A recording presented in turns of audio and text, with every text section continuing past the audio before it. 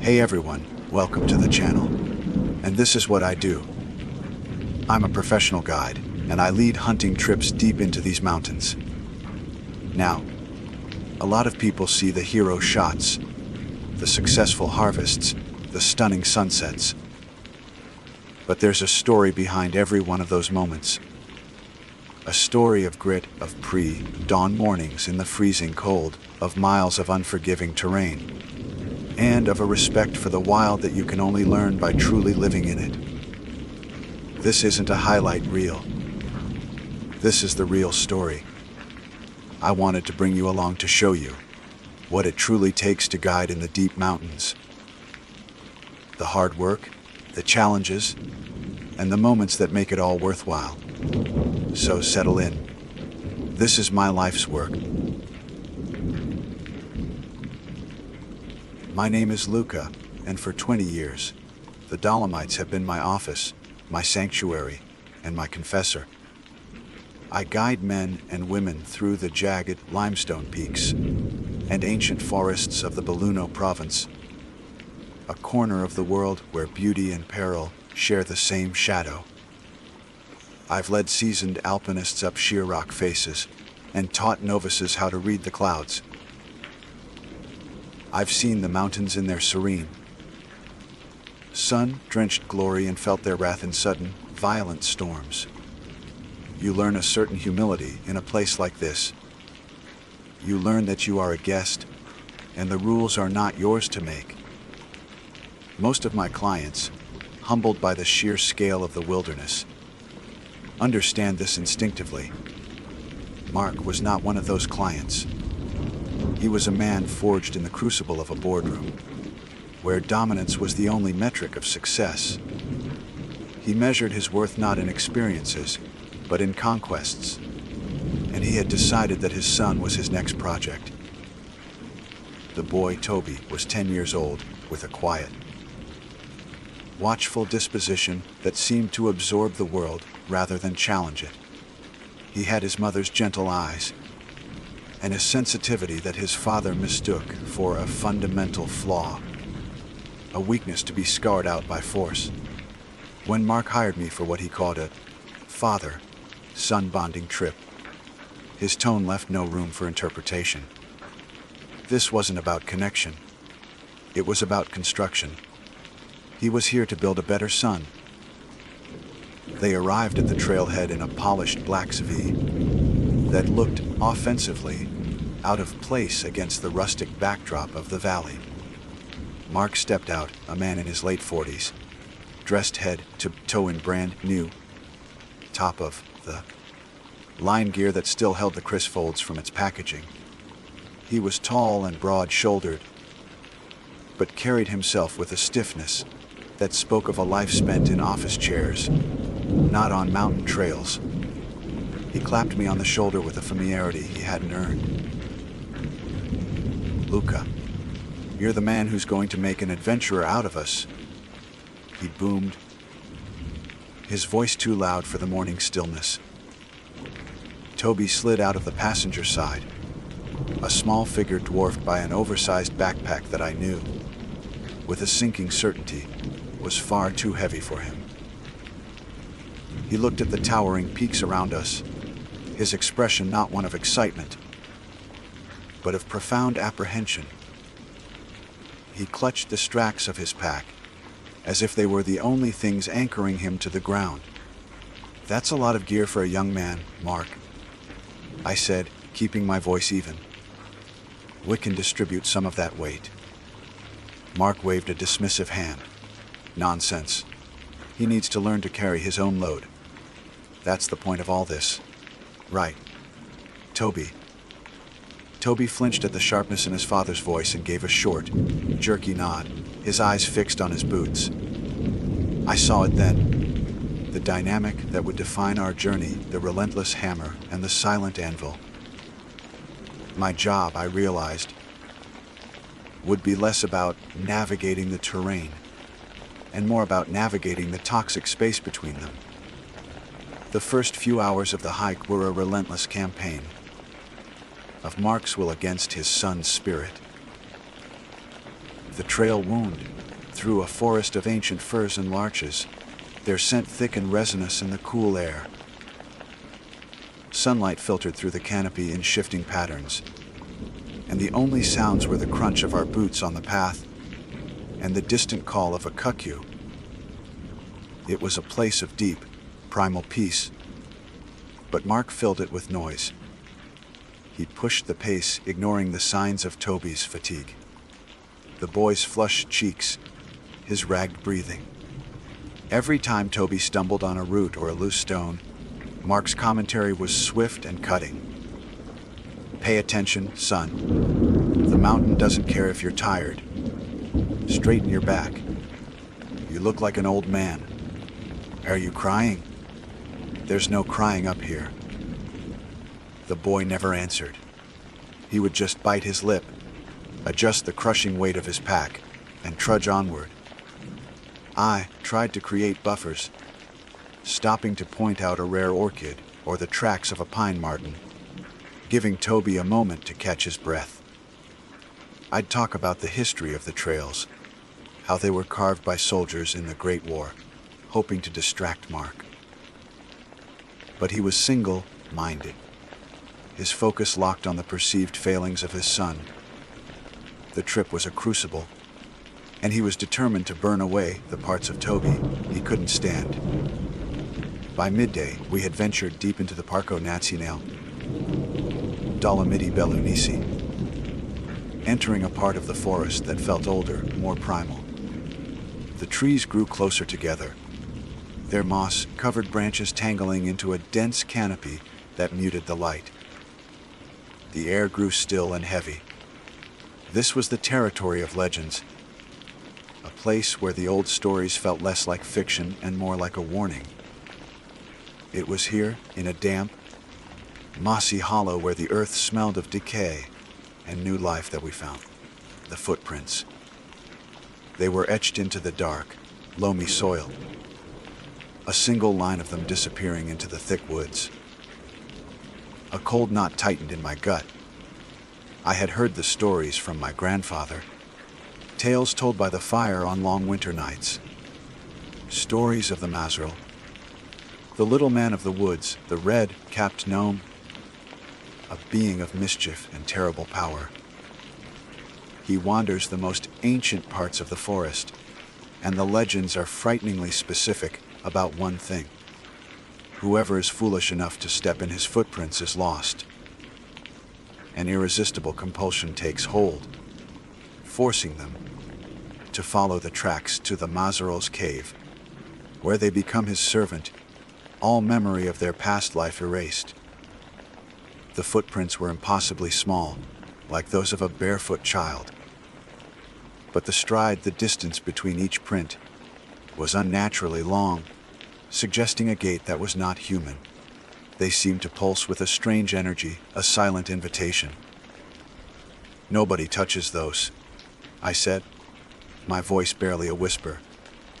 "Nobody steps on the tracks. We turn back and find another way." Mark let out a short, derisive snort. "You can't be serious, Luca. It's an animal. A marten, maybe a fox."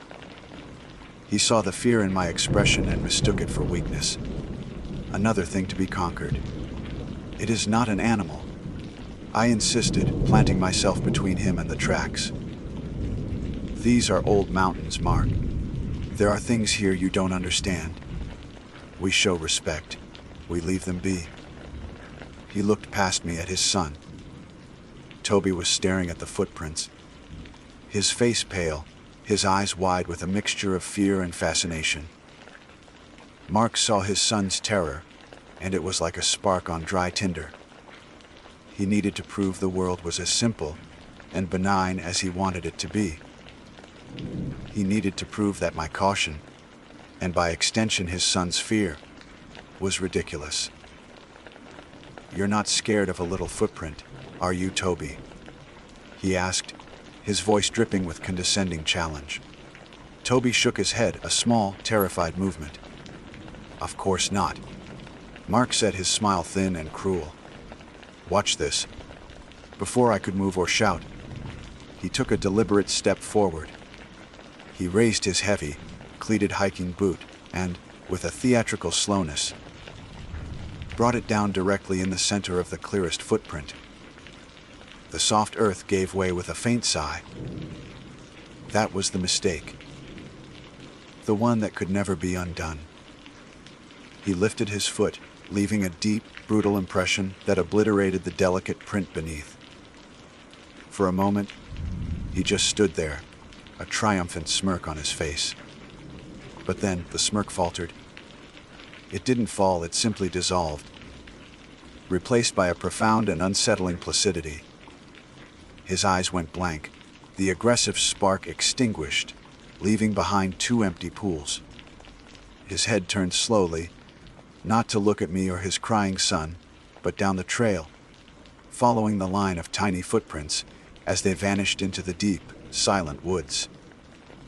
The invisible line had been cast, and it had found its mark.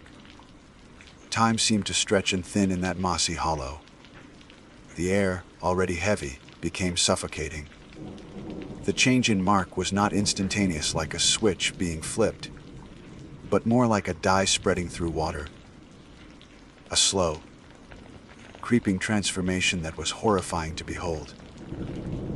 The aggressive, domineering energy that had radiated from him all morning simply evaporated, leaving a vacuum. In its place was a profound and unnerving calm, the kind you see in the eyes of an animal that has accepted its fate. His face, which moments before had been a mask of condescending pride, was now utterly blank, as smooth and unreadable as a stone. "Mark," I said, my voice tight. It came out sounding weak, a foolish question against a certainty that was rapidly taking root in my soul. He didn't respond. His gaze was fixed on the path ahead, where the line of tiny footprints wove a path between the ancient trees. It wasn't a look of interest or curiosity. It was a look of recognition, as if he were seeing a road he was always meant to travel. "I have to go," he said. The words were his, but the voice was not. It was flat, devoid of inflection, emotion, or any trace of the man who had boomed my name at the trailhead. It was the voice of a machine stating its function.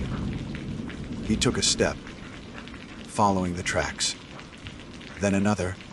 His movements were fluid, graceful even, a stark contrast to the stiff, awkward gait he'd had before. He was no longer a man forcing his way through the wilderness. He was a part of it, moving in perfect, terrible harmony with the path laid out for him. "No!" The shout tore from my throat. Toby let out a choked sob, a sound of pure terror. "Mark, Stop! look at your son." I lunged forward, grabbing his arm. It was like seizing a statue carved from iron. The man who had struggled to carry his own day pack now possessed a strength that was utterly inhuman. He didn't struggle or fight back. He simply continued to walk, and my grip was broken by his forward momentum, as if I were a child. He shook me off without a glance, his eyes never wavering from the trail. He was being reeled in by an invisible line, and the fisherman was patient, powerful, and ancient. "Dad! Daddy, wait!" Toby's voice was a high, desperate wail that shattered the forest stillness. He ran forward, stumbling, his small hands reaching for the father, who was now a complete stranger. "Daddy, don't leave me." Mark did not turn. He did not slow. He did not acknowledge his son's existence in any way. It was as if a door had been closed inside him, shutting out everything he had once been. A father, a husband, a man from the city. All that was left was the compulsion, the steady, rhythmic walk into the woods. The horror of it was absolute. This wasn't a monster chasing us. It was a man being unmade before our eyes, erased piece by piece with every step he took. My mind raced, scrambling for a rational explanation, for anything to cling to other than the terrifying truth of the legend. A seizure. a sudden psychotic break. But my heart knew better. My grandfather's voice echoed in my memory, low and serious by the fireside. He does not steal you, the Mazaril. He makes you want to be stolen. I had a choice, and it was brutal in its simplicity. I was the guide. My duty was to my clients. But who was my client now? The automaton walking calmly to his doom, or the terrified, weeping child left in his wake? I could run after Mark, try to tackle him, to physically drag him back. But I had already felt his strength. I knew, with a chilling certainty, that if I followed him, if I fought him on that enchanted path, I would be lost as well. The forest would swallow us both, and Toby would be left alone. A far worse fate than the one he was facing now. Or I could save the boy. I could accept that Mark was gone and get his son back to the world of men, of safety, of explanations I had no idea how to give. It was the easiest and hardest decision of my life. Toby, I said, my voice cracking. I knelt in front of him, grabbing his small, trembling shoulders. His face was a mess of tears and dirt, his eyes wide with a terror so profound it threatened to swallow him whole. Toby, listen to me. We can't help him. We have to go. No! My dad! He screamed, trying to pull away, his gaze still fixed on the receding figure of his father. He's not your dad anymore, I said, the words tasting like ash in my mouth. I pulled him close, forcing him to look at me. I will get you home, I promise, but we have to leave. I didn't wait for an answer. I took his hand, my grip firm, and pulled him back the way we came. He fought me for a moment, his small body rigid with grief and resistance. But the fight went out of him quickly, replaced by shuddering sobs. He stumbled along beside me, his eyes still trying to look back over his shoulder. For a long time, the only sound was Toby's weeping and the steady, metronomic crunch of Mark's boots on the forest floor behind us. Crunch, crunch, crunch. It was a sound that drilled into my skull. It wasn't fading as quickly as it should have. It felt like it was keeping pace, a constant, horrifying reminder of what was happening just out of sight. It was the sound of a man walking away from everything he had ever known, and he was doing it without complaint, without hesitation. I didn't dare look back. I focused on the trail ahead, on the familiar blaze marks on the trees, on the feel of Toby's small, cold hand in mine. Every instinct screamed at me to run, but I forced myself to walk at a steady pace, not wanting to terrify the boy further. The forest we had walked through that morning, a place of serene beauty, now felt menacing. Every shadow seemed to lengthen, every rustle of leaves sounded like a footstep. The trees themselves seemed to be watching us, ancient, silent witnesses to a tragedy they had seen play out countless times before. We walked for what felt like an eternity, the sound of Mark's footsteps a persistent ghost at our backs. Then, abruptly, it stopped. The silence that rushed in to fill the void was immense and terrifying. It was a silence that was not empty, but full of implication, full of loss. I stopped, my heart hammering against my ribs. I held my breath, listening, praying to hear it again, to hear anything other than the blood pounding in my ears and Toby's quiet whimpers. Nothing. Slowly, against my better judgment, I turned. I looked back down the trail we had just climbed. It was empty. The path wound down into the deep green shadows of the primal forest. Silent and still. There was no sign of movement, no sign that anyone had ever been there. Mark was gone. He had been consumed by the mountain. Another story to be whispered by the fire. Another servant for the Mazaril. The silence that followed the cessation of Mark's footsteps was not peaceful. It was a hungry, predatory silence that pressed in on us from all sides. The forest, which had been a place of neutral, ancient life, now felt like a tomb. Every tree was a headstone, every shadow a waiting grave. For a moment, I was paralyzed, caught between the primal fear that urged me to flee and the profound sense of loss that threatened to buckle my knees. Mark was gone. Not dead in a way the world would understand, but erased, absorbed by a power that had no place in the modern age. I looked down at Toby. He had stopped crying. His small body was rigid, and he stared down the empty trail with eyes that were no longer those of a child. They were old, haunted eyes filled with a knowledge no 10-year-old should possess. He had seen the veil between worlds torn aside. He had watched his father, the flawed but solid center of his universe, simply walk through it and disappear. The shock had cauterized his grief, leaving a numb, hollowed-out stillness. "Come on, son," I whispered, my voice hoarse. "We have to keep moving."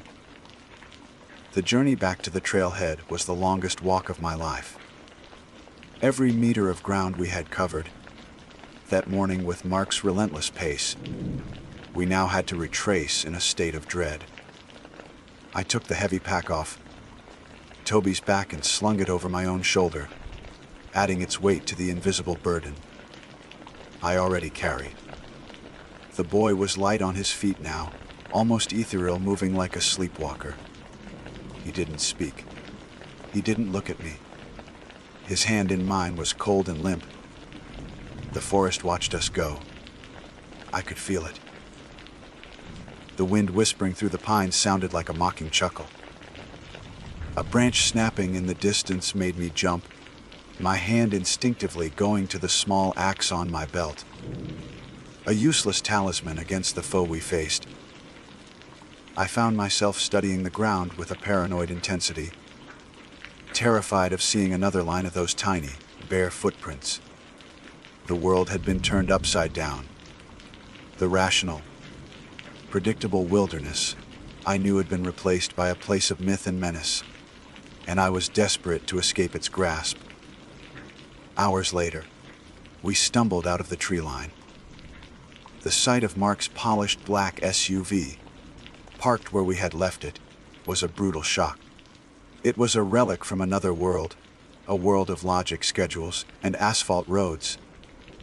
It didn't belong here, and neither, I felt, did we. We were contaminated by the forest, carrying a secret that was too big and too terrible for the ordinary world to contain. Toby stopped and stared at the car. His face, which had been a blank mask of shock, finally crumpled. A single, dry sob escaped his lips, then another. He didn't cry loudly. It was a quiet, hopeless sound of a heart breaking. He had been holding on, surviving. But the sight of that empty driver's seat, of the object that should have carried him and his father home, was the final confirmation. His father was not coming back.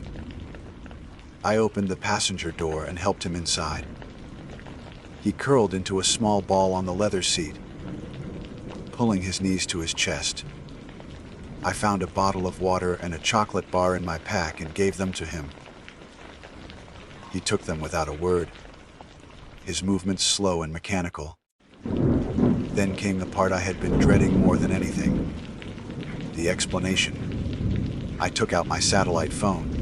My hands were shaking so badly I could barely dial. "Who do you call?" "The police. Mountain rescue." "What do you say?" "Hello, Carabinieri. I've lost a client. He followed a gnome into the woods. They would think I was insane, or worse, that I was covering for something criminal. A fall, an argument that ended in tragedy. The story was unbelievable, and in its absence, suspicion would breed like maggots. My grandfather's words came back to me, not the ones about the Maseral, but his more practical advice about the mountains. "People get lost," he used to say. "The mountains are big, the weather changes. It happens." It was a lie, of course. A terrible, necessary lie. I called the carabinieri. I kept my voice steady, reporting that Mark had become disoriented and wandered off the trail. I said we had become separated. I said I had searched for as long as I could before bringing his son back to safety. Every word felt like a betrayal, both to the truth and to Mark himself. I was sanitizing his fate, reducing a terrifying, supernatural event to a mundane accident. The next few hours were a blur of flashing blue lights, stern-faced officers, and the organized chaos of a search and rescue operation. They questioned me for hours. My story was thin, and I knew it. Why didn't I stay with him? Why did I leave the area? My answers were weak. I had to get the boy to safety. I thought he would turn back. They looked at me with cold, professional suspicion. I was the guide who had lost his client. The only witness was a traumatized child. They questioned Toby, gently at first. A kind female officer knelt by the car and spoke to him in soft tones. He just shook his head, whispering, "The footprints." He stepped in the footprints. They wrote it down as the ramblings of a terrified, confused child. The search went on for days. Helicopters beat the air, and teams of men with dogs combed the forest. They found nothing. No broken branches, no torn clothing. No sign of a struggle. It was as if Mark had simply vanished from the face of the earth. The official report concluded he was missing, presumed to have died from exposure after getting lost. The case was closed. I drove Toby to the airport to meet his mother. Telling her was the hardest thing I have ever done. I repeated the same hollow story, and she looked at me with eyes full of a pain so vast, it seemed to suck all the air from the room. She knew I wasn't telling her everything, but in her grief, she didn't have the strength to push. I never guided in that part of the park again. For years, the memory of Mark's blank face and steady walk into the woods haunted my dreams. I would wake up in a cold sweat, the sound of his phantom footsteps echoing in my ears. I still guide, but something has changed. When I look at the majestic, sunlit peaks of the Dolomites, I no longer see just beauty. I see the shadows they cast. I see the ancient, secret places where the old rules still apply, where disbelief is a fatal sin. Sometimes, when I'm leading a new group, a father will clap me on the shoulder, full of bravado, and point to his son, saying, "We're going to make a man out of him on this trip." And when I hear those words, a chill runs down my spine. I look at the boy, at his wide, trusting eyes, and I see Toby. And I remember Mark, the man who measured his worth by the toughness of his son. A man who was consumed by the mountain because he refused to believe in its power. He is another story now, another whisper in the long, dark memory of the forest, another servant for the Mazerel. My name is Klaus Richter, and for the better part of 3 decades, I have made my living in the quiet solitude of Germany's high places. I am a mountain guide, a trade that sounds more romantic than it is. It is less about conquering peaks, and more about understanding them, knowing their moods, the treachery of their paths, and the secrets they keep buried under rock and ice. My domain is the Harz Mountains, but my reputation extends to the surrounding ranges, including the strange, brooding hills of the Kiffe-User. I've led geologists, botanists, thrill seekers, and soul searchers into the wilderness. I've seen things that defy easy explanation, lights in the sky where no aircraft should be, whispers on the wind that sound like forgotten words, the unnerving sensation of being watched by unseen eyes. I have always found a rational explanation, a trick of the light, the wind playing through a rock formation, the paranoia of isolation. I am a practical man after all. Or I was. The job offer that began this nightmare arrived, not as a phone call from a familiar colleague, but as a sterile, corporate email.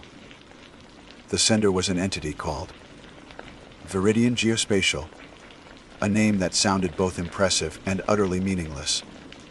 The proposal was unusual and the compensation, frankly, astronomical. They required an experienced guide to lead a small team of geological surveyors into the deepest part of the KIF user range for a period of 1 week. Their objective was to conduct a subsurface stability analysis for a proposed high-speed transport tunnel. The email was concise, professional, and devoid of any warmth. It spoke of seismic charges, ground-penetrating radar, and core sampling. It was a language of violation, of dissecting the mountain to see if it was fit for purpose. My initial unease was quickly overridden by the number on the contract. It was enough to pay off my mortgage and liftably for a year. Against my better judgment, I accepted. A week later, I met the team in the small town of Kelbra, which rests uneasily in the mountain's shadow. The lead engineer was a man named Kurt Steiner. He was exactly as I had pictured him from his emails, tall, thin, with a face that seemed permanently etched with impatience. He wore expensive, brand new outdoor gear that hadn't yet been scuffed by actual use. His handshake was brief and firm, a transaction rather than a greeting.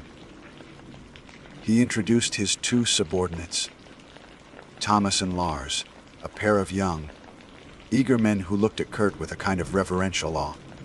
They were disciples of his pragmatic, no-nonsense worldview. "Mr. Richter," Kurt began, his tone leaving no room for pleasantries. "My team and I are here to do a job. We have the finest equipment, a clear objective, and a tight schedule. Your role is simple. Get us to the designated survey site. Ensure our camp is secure from mundane threats, like weather and wildlife. And get us out again in 7 days. We will handle the science.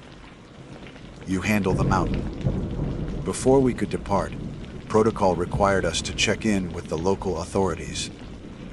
The BU Urgermeister, a man named Herr Schmidt, was old, his face a roadmap of wrinkles, his office smelling of old paper and pipe tobacco.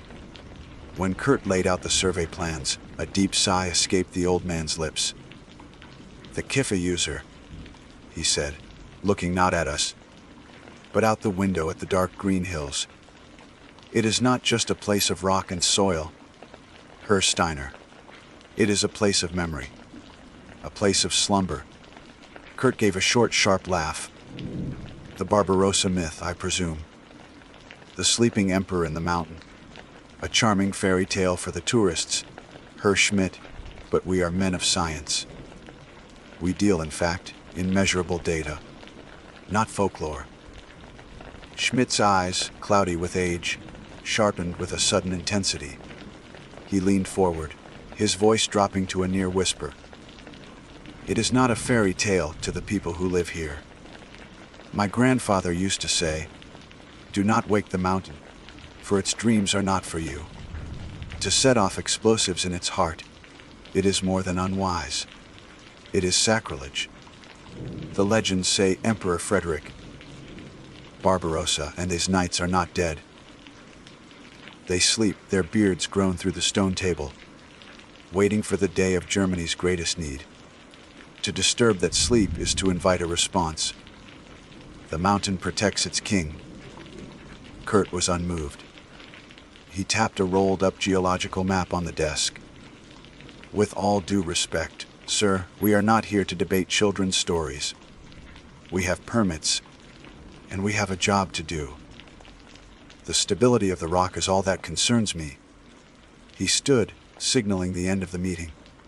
As we left, Herr Schmidt called out one last time. "The Guardians do not take kindly to trespassers. Remember that." The warning did nothing but deepen Kurt's cynical amusement. But I felt a cold knot tighten in my stomach. I had heard these stories all my life, but never from a man of authority, spoken with such solemn, desperate conviction. The villagers we passed in the streets seemed to sense our purpose. Their gazes were cold, their doors closing quietly as we passed. At the small guest house where the team had stayed, the owner, a stout woman named Helga, crossed herself as she saw me loading their equipment into my Land Rover. "You are a local man, Klaus," she said, her voice low. "You know the tales are more than wind. Why do you lead these fools into a place where they are not welcome?" "A job is a job, Helga," I replied, the words feeling hollow even to me. "Some jobs are not worth the price," she whispered, before turning and disappearing back into the guest house. The journey into the mountains was silent and oppressive. The further we drove, the more the modern world seemed to peel away. The paved road became a dirt track, then a barely there trail overgrown with weeds. Ancient gnarled trees formed a dense canopy overhead, plunging the path into a perpetual twilight. The air grew still and heavy, and the only sounds were the crunch of our tires on gravel and the strained whine of the engine. Our destination was a long, abandoned quarry, a deep scar carved into the mountain's flank, hidden from any main path. It was a place of old wounds, the rock faces sheer and gray. Here, Kurt declared, was the perfect spot. It offered direct access to the deep rock strata they needed to test. As his team began to set up their camp, the intrusion felt violent. The sharp, metallic clang of tent poles, the clinical hum of a portable generator, the stark, white glare of their floodlights. It all felt like a desecration of the profound, ancient silence. They erected a small city of nylon and aluminum in the heart of the quarry, a bubble of sterile modernity in a world that felt timeless. Lars and Thomas moved with practiced efficiency, deploying arrays of sensors and unspooling kilometers of cable.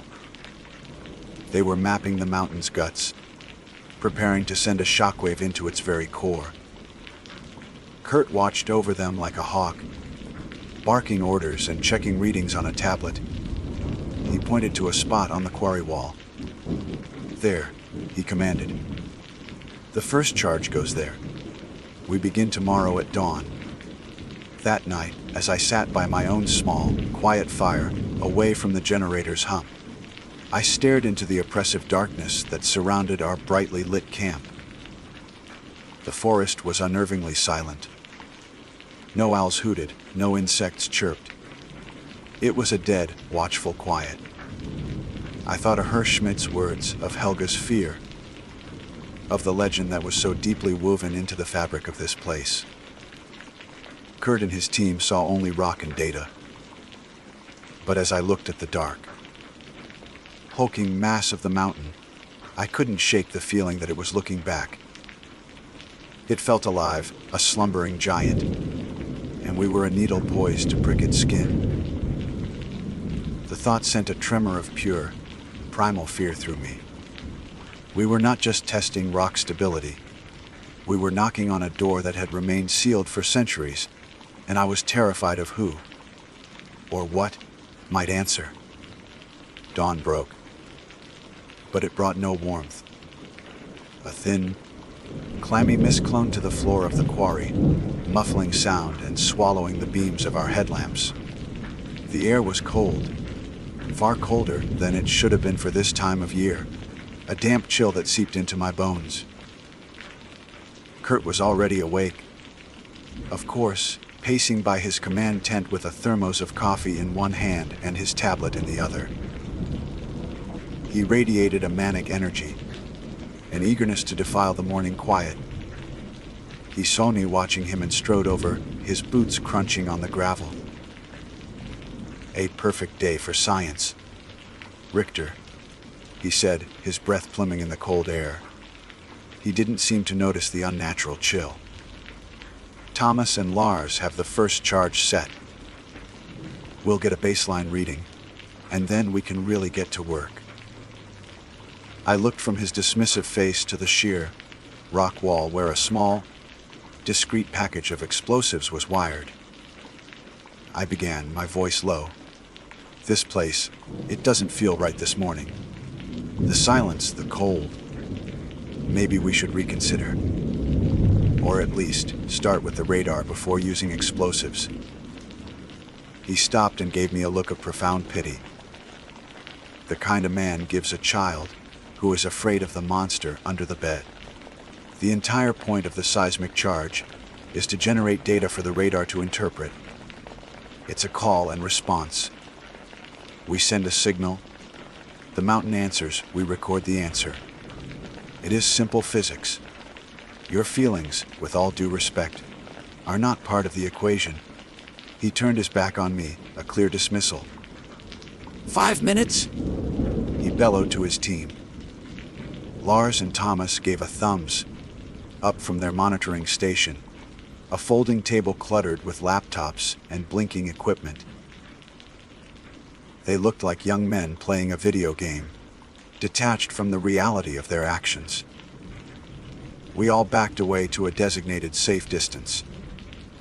Kurt held a small detonator, his face alight with anticipation. He counted down from 5, his voice sharp and clinical in the dead air. 3, 2, 1, fire. The explosion was not the sharp crack I had expected. It was a dull, wet thump. A pathetic sound that was instantly swallowed by the oppressive silence. For a moment, nothing happened. Kurt frowned, perhaps thinking the charge had been a dug, and then the echo came back. It was not an echo. An echo is a reflection, a simple, fading repetition of a sound. This was a response. From the depths of the rock beneath our feet, a low, groaning rumble began. A sound so deep it was felt more than heard. It was the sound of a giant stirring in its sleep, a resonant, guttural vibration that traveled up through the soles of my boots and into my chest.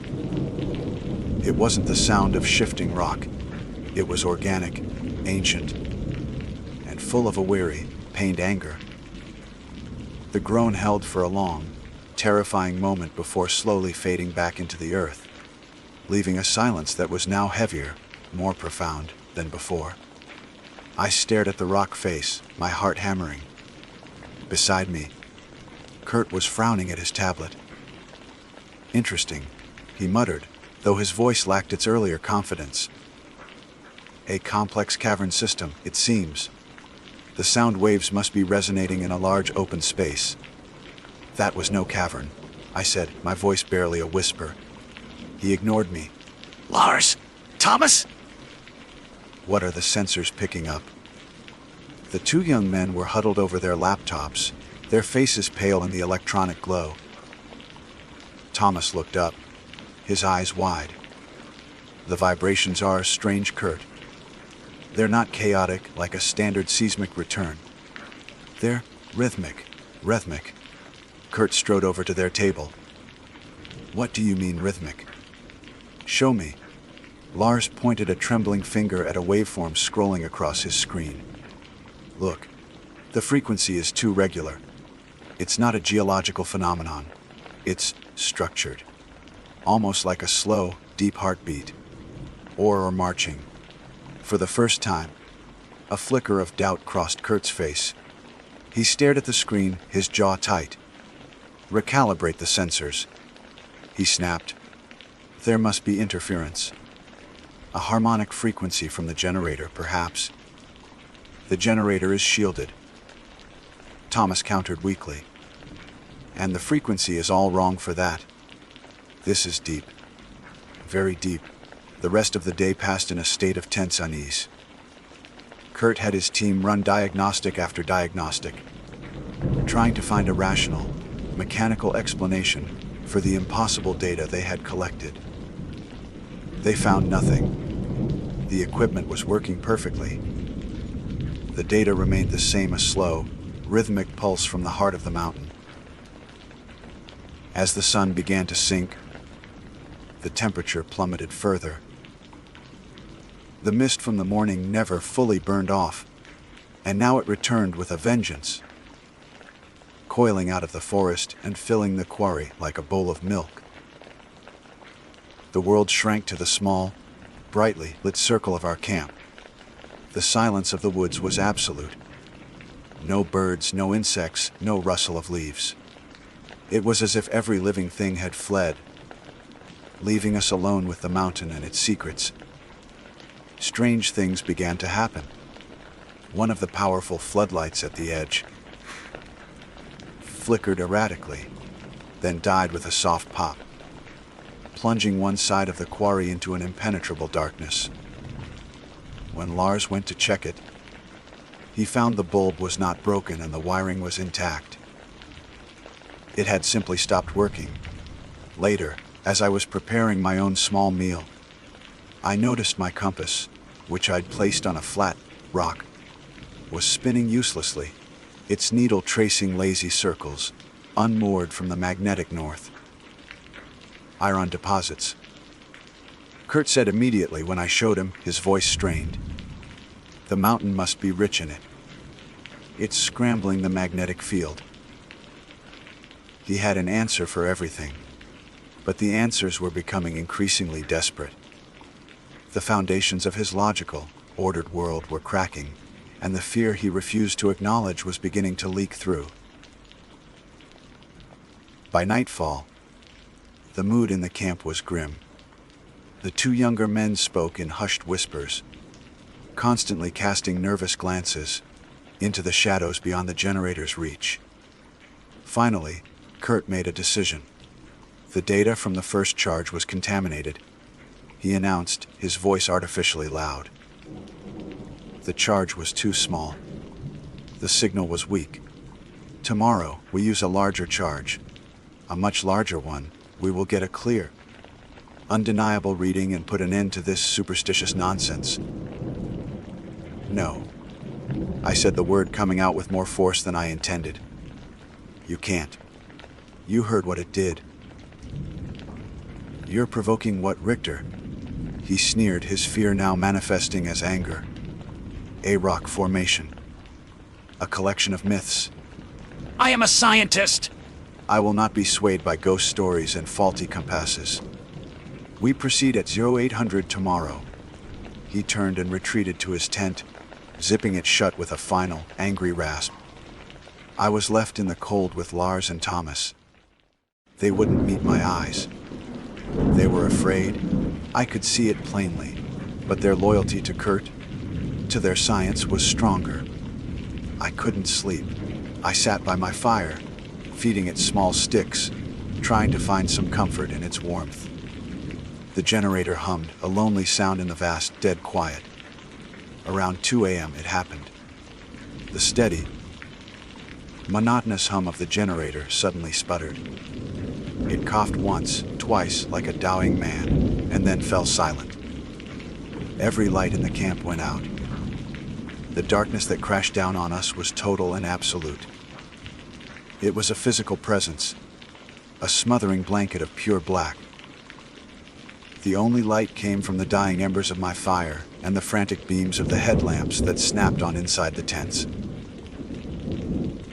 Kurt emerged, swearing loudly.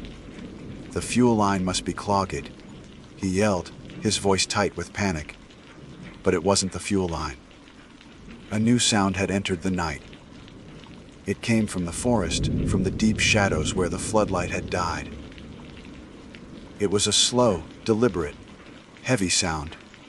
Crunch, scrape. Crunch, it was the sound of metal on stone, and it was getting closer. The beams of our headlamps sliced wildly through the oppressive dark, frantic and useless. Panic had seized the camp. Kurt was yelling. A string of curses directed at the dead generator. His voice thin and reedy against the encroaching silence. Lars and Thomas were fumbling with a backup battery pack, their hands shaking too much to connect the terminals. My own breath was trapped in my lungs, my heart a frantic drum against my ribs. The sound was closer now, a slow, rhythmic, inevitable cadence.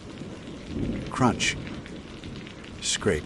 Crunch. It was the sound of immense weight, of armored feet shut in iron grinding against the stone floor of the quarry. Then, they emerged from the churning mist. The first figure stepped out of the darkness and into the weak, scattered light of our headlamps. My mind simply refused to process what my eyes were seeing. It was a man, or the shape of one, encased from head to toe in plate armor. But it was no museum piece. It was ancient, pitted, and scarred with the rust of centuries. A thick layer of grime, and what looked like moss clung to the joints. A great helm, featureless save for a narrow slit for the eyes, concealed its face entirely. A palpable cold radiated from it, a cold that had nothing to do with the night air. It was the chill of the grave, of deep, sunless places. It carried a massive, two-handed sword in one gauntleted hand, the tip scraping lightly against the ground, creating that horrifying sound. Before anyone could scream, another appeared beside it, and another. They moved with a slow, ponderous grace that was utterly terrifying. They were not ghosts, they were solid, real, their immense weight crushing the loose gravel underfoot. They were Barbarossa's knights, the guardians of the mountain, awakened from their timeless slumber by our sacrilege. They fanned out, forming a silent, implacable circle that blocked the only exit from the quarry. They didn't brandish their weapons. They simply stood there, watching us from the black voids of their visors. The sight broke Kurt. The pragmatic man of science, the cynic who had laughed at fairy tales, finally came face to face with a reality that his equations could not explain. A choked, guttural sound escaped his throat. No. He whispered, shaking his head. No, it's not possible. A hoax, and must be a hoax. He raised his headlamp, its beam dancing across the rusted plate of the nearest night. Who are you? What is this? He screamed, his voice cracking with hysteria. The night did not answer. It simply took a step forward. That single, deliberate step shattered the paralysis that held us. Thomas screamed, a high, thin wail of pure terror, and scrambled backward, tripping over a crate of equipment. Lars was frozen in place, his face a mask of disbelief, tears streaming down his cheeks. My own instincts, honed by years in the wilderness, screamed at me to run, to hide, to disappear. As Kurt and his team were transfixed by the horror before them, I dove sideways, rolling behind a large pile of excavated rock and soil near the quarry wall. I flattened myself into a shallow ditch, pressing my face into the cold, damp earth, my heart hammering so hard I was sure they would hear it. From my hiding place, I witnessed the silent, efficient horror that followed. There was no battle. There were no screams for mercy, no sounds of struggle. The knights moved with the unhurried purpose of a natural disaster. Two of them advanced on Kurt. He tried to back away, but his legs tangled and he fell. He looked up at the towering, silent figures, his scientific arrogance replaced by the primal terror of a cornered animal. He didn't even have time to beg. A gauntleted hand, impossibly strong, clamped onto the front of his jacket and lifted him from the ground as if he weighed nothing. Kurt's body went limp, paralyzed by fear. They turned and began to carry him back toward darkness from which they had come. Next, they went for Lars. The young man was still standing by the equipment table, weeping silently. A knight approached him, and Lars simply collapsed, fainting dead away. The knight stooped, slung the unconscious man over its shoulder in a fireman's carry, and followed the others. Thomas, who had been scrambling away, was the last. He saw them coming for him and tried to crawl faster, his fingers digging into the loose rock. A knight simply stood over him, waited for a moment, and then reached down. They weren't killing them. The horrifying truth crashed down on me with the force of a physical blow. The legends didn't speak of the knights slaughtering trespassers. They guarded the king. They maintained the eternal watch. I remembered Herr Schmidt's words. The mountain protects its king. They weren't killing them.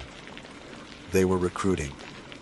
They were dragging these men deep into the mountain's heart, to join Barbarossa's sleeping army, to stand vigil with them until the day of Germany's greatest need. Their fate was not a quick death, but an eternity of slumber, their beards growing through the stone alongside their emperor. I lay in that ditch for what felt like an eternity, my body trembling uncontrollably. The sounds of their heavy, scraping footsteps faded as they retreated into the forest, taking their captives with them. And then silence, a silence more complete and terrifying than any I had ever known. The mist swirled in the empty camp. The abandoned headlamps cast long, lonely shadows. The laptops on the monitoring table still glowed, their screens displaying the impossible, rhythmic pulse from the mountain's core. Slowly, cautiously, I raised my head. The quarry was empty. The knights were gone. Kurt, Lars, and Thomas were gone. All that remained was their state of the art equipment, a testament to a science that had proven utterly useless against a truth far older and more powerful. I was alone, the only witness to a myth that had clawed its way into reality. I don't remember making a conscious decision to move. My body acted on its own, driven by a survival instinct so profound it bypassed thought. I crawled from my hiding place, staying low, my eyes scanning the darkness. I didn't dare retrieve any of my gear. I abandoned my tent, my pack, everything. I just needed to get away. I scrambled out of the quarry, not daring to look back, and plunged into the blackness of the forest. I ran. I ran blindly, stumbling over roots, crashing through undergrowth. My lungs burning, heedless of the branches that whipped and tore at my face and clothes. I ran until the sun began to rise, its weak gray light filtering through the dense canopy. Only then did I collapse, exhausted and sobbing, at the base of an ancient oak tree. I eventually found my way back to the town of Kelbra. I looked like a madman, my clothes torn, my face scratched and bleeding. I didn't tell anyone what I saw. Who would believe me? They would say I had gone mad in the mountains. They would say I had invented the story to cover up some terrible accident that had claimed the lives of the survey team. I simply took my Land Rover and drove, not stopping until the Kiffy user hills were nothing but a dark smudge in my rearview mirror. Viridian Geospatial listed their employees as missing, presumed dead after a tragic accident. A search party was sent. They found the abandoned camp. They found the equipment, the tents, the vehicles. But they found no bodies, no signs of a struggle, no explanation. The official report cited a possible landslide, though there was no evidence of one. The incident was filed away, an unsolved mystery. But I know the truth. I know that deep within that mountain, Kurt Steiner and his team are not dead. They stand in silent, armored ranks, their sleep 1,000 years deep, their modern watches and scientific minds, surrendered to an ancient, unbelievable duty. They are guardians now. And sometimes, in the dead of night, when the wind is just right, I think I can hear it. A deep, groaning rumble from the earth. A sound like a giant stirring in its sleep. My name is Cole. For the last 15 years, I've made my living in the shadow of the Superstition Mountains. I'm not a prospector or a treasure hunter, I'm a guide. I take people in, and more importantly, I bring them out. My clients are usually hunters, looking for desert bygone sheep, or serious hikers wanting to test themselves against one of the most unforgiving landscapes in Arizona. I know the trails that are on the maps, and the ones that aren't. I know where to find water when the springs look bone dry, and how to read the sky for the sudden, violent storms that can turn canyons into death traps. I've built a reputation on being reliable, cautious, and respectful of the land. Because I know the mountains don't care if you live or die. They are a force of nature, ancient and indifferent. And if you don't respect that, you become another statistic, another name on a long list of the missing. I've also heard all the stories. Every guide out here has. The tales of the lost Dutchman's mine are woven into the fabric of this place, as much a part of the landscape as the saguaro cacti and the jagged peaks. They're ghost stories told around campfires, cautionary tales about greed and obsession. I've seen the wide-eyed believers before. Men who show up with cheap metal detectors and maps they downloaded from conspiracy websites. I usually turn them away. My job is to guide people through the wilderness, not lead them on a fool's errand that will likely get them killed. I've always maintained a professional distance from the legend. I don't believe in curses or thunder gods, but I do believe in heat stroke, dehydration, venomous snakes, and the simple, deadly reality of getting lost. The mountains have enough real dangers without needing to invent supernatural ones.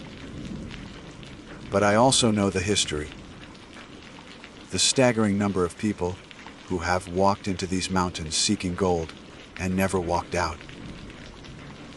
There's a weight to this place, a palpable sense of history soaked in blood and desperation. You can feel it when the sun goes down and the temperature drops, when the only sound is the wind whistling through the rock formations that look like ancient, crumbling ruins. It's a feeling that makes the hair on your arms stand up, a primal warning that you are a guest here, and an unwelcome one at that. Then, Dallas walked into my life. He didn't find me at my small office in Apache Junction. He found me at a local diner where I was having breakfast, which should have been the first red flag. He approached my table with a nervous energy, a man practically vibrating with excitement. He was in his late 40s, with a soft, round face that was already sunburnt, and a body that clearly hadn't seen much physical hardship. He was dressed in brand new, top-of-the-line hiking gear, the kind of expensive apparel that screams, novice. In his hand, he clutched a rolled-up tube of paper, like it was a holy scripture. "You're Cole, the guide?" he asked, his voice a little too loud for the quiet diner. I nodded, taking a slow sip of my coffee. "I am. Can I help you?" "You can," he said, pulling up a chair without being invited. He leaned across the table, his eyes wide with a feverish light. "I've done it. I've solved it. The whole thing. The Peralta stones, the clues, the landmarks. I know where it is. I didn't have to ask what was. I'd had this conversation a dozen times before. Sir, if you're talking about the Dutchman's mine, I'm not the guide for you. I don't do treasure hunts. He just smiled, a broad, confident grin that didn't reach his eyes. Oh, this isn't a hunt. It's a recovery mission. I have the exact location. He unrolled the tube on the table, revealing a map. It was a composite, pieced together from old Spanish charts, topographical surveys, and what looked like screenshots from Google Earth, all covered in his own frantic-looking, handwritten notes and symbols. It was the work of an obsessive, a man who had spent countless sleepless nights staring at a screen, convincing himself he saw patterns where there were none.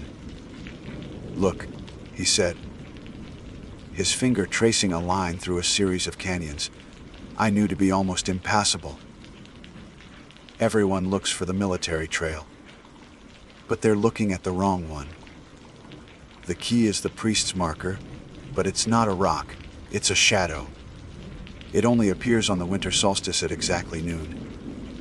I've cross-referenced everything. Satellite imagery, geological surveys, even the Apache legends. He said the word legends with a dismissive wave of his hand, as if they were just another data point to be factored into his equation. That was the second red flag. The people who last in these mountains, the ones who survive, are the ones who listen to the legends. Not because they believe a thunder god will strike them down, but because the stories are warnings, passed down through generations, about real dangers. Hidden cliffs, flash floods, and places the earth itself is unstable. I tried to let him down easy. That's a fascinating theory, I said, starting to fold my napkin. But the area you're pointing to is some of the most rugged terrain in the range. It's not a place for a casual hike. It's dangerous. Dallas wasn't listening. He leaned in even closer, his voice dropping to a conspiratorial whisper. I'm not asking you to believe. I'm hiring you to get me there, and to help me carry the gold out. He paused for dramatic effect. I'll pay you your standard fee, of course, plus 10% of whatever we recover. And believe me, we're not talking about a few nuggets. We're talking about a fortune. Enough to never work another day in your life. And that's where he got me. 10%. The number echoed in the quiet space of my mind. I'm not a poor man, but I'm not rich either. Guiding is hard work, and my body isn't getting any younger. I have a daughter in college, a mortgage, the usual list of financial pressures that keep a man up at night. For a moment, the professional, cautious guide in my head went silent, drowned out by the seductive whisper of what that kind of money could mean. My greed, a sleeping dog I thought I had trained, stirred and lifted its head. I looked at Dallas, at his soft hands and his knave. Burning conviction. I knew it was a mistake. A deep, gut-level instinct, the same one that had kept me alive in the mountains for years, was screaming at me to walk away. But his enthusiasm was a virus, and the potential payout was the cure for all my worldly problems. His greed had found an echo in my own. I'm in charge, I said, my voice sounding foreign to my own ears. Total authority on supplies, route, and when we turned back, no arguments. His face split into a triumphant grin. Absolutely. You're the expert. My mistake was taking the job. But his mistake was thinking I was the only expert he had to worry about. The mountain is an expert, too. It's an expert in breaking down the arrogant, in punishing the greedy, and in taking everything from those who come to steal its secrets. And we were about to walk right into its classroom. We set out from the Peralta trailhead at dawn. The air was already thick with a heat that no business being there so early in the morning. It felt less like the gentle warmth of a rising sun and more like the residual heat from a furnace that had been burning all night. Dallas was practically bouncing on the balls of his feet, his new backpack stuffed to bursting with gear I'd told him he didn't need. He'd insisted on bringing a special geological hammer, a set of sifting pans, and a dozen other items that spoke of his unshakable certainty. To him, this wasn't an expedition, it was a victory lap. He chattered endlessly about what he would do with the money, the cars he would buy, the people he would prove wrong. I let him talk, focusing on my own rhythm, the familiar crunch of my boots on the gravelly trail.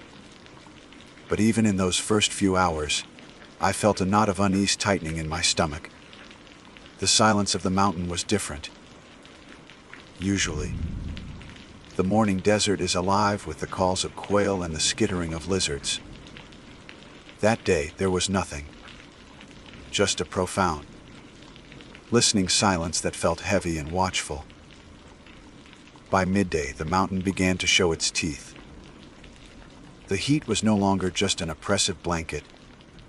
It was a physical force, a malevolent presence that beat down on us, reflecting off the rocks with a blinding intensity. The air shimmered, making the landscape warp and twist in the distance.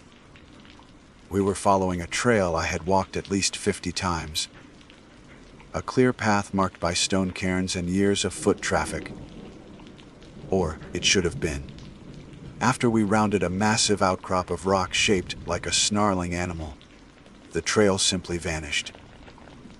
One moment it was there, a distinct line in the dirt, and the next it was gone, replaced by an unbroken expanse of thorny scrub and treacherous, loose rock. I stopped, turning a full circle, my internal compass spinning uselessly. It made no sense. A trail doesn't just disappear. Dallas, wiping sweat from his brow with the back of a hand that was already blistering, consulted his map. "It's fine," he panted, a little of his morning enthusiasm dimmed. "My map shows a fork here anyway. The main trail is a decoy. We need to head into that wash." He pointed to a deep, sandy ravine to our left. My instincts screamed at me not to enter it. Washes are flash flood zones, and the sky, while clear, had a strange, bruised color at the horizon. But we had no trail to follow, and Dallas's conviction was like a magnetic north. Against my better judgment, I agreed. It felt less like a choice and more like being herded. The second day, the mountain's hostility became undeniable.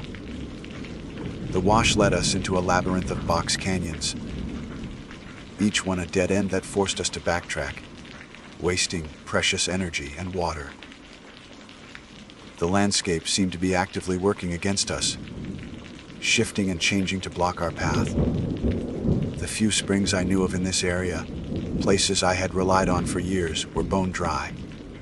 Not just dry, but filled with a fine, black dust that looked like ash, as if the water had been burned out of the earth itself.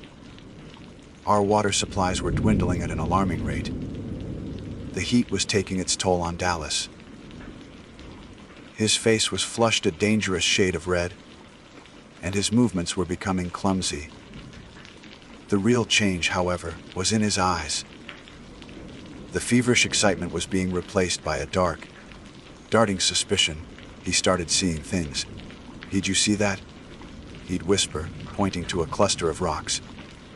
"Up there. Looked like a man watching us." I'd look and see nothing but rock and shadow. But he was insistent. "They're here. The Guardians.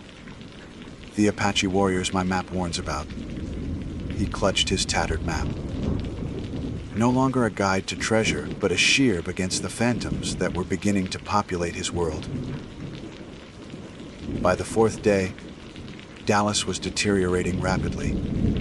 He barely slept, sitting up by the low fire, his headlamp beam cutting restlessly through the darkness as he scanned the canyon walls.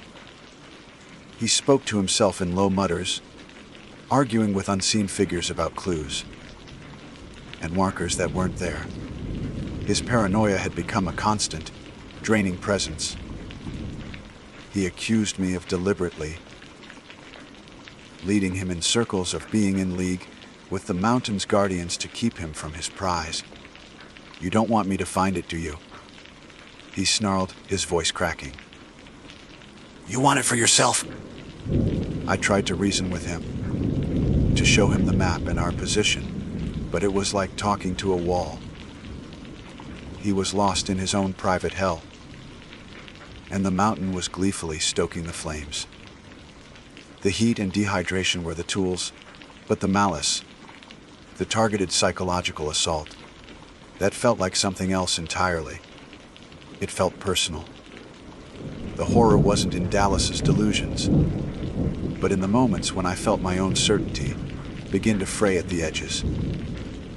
During the long, silent afternoons, I would catch movement out of the corner of my eye, a fleeting shadow that vanished when I turned my head. At night, the wind whistling through the canyons would sometimes coalesce into what sounded unnervingly like a whisper.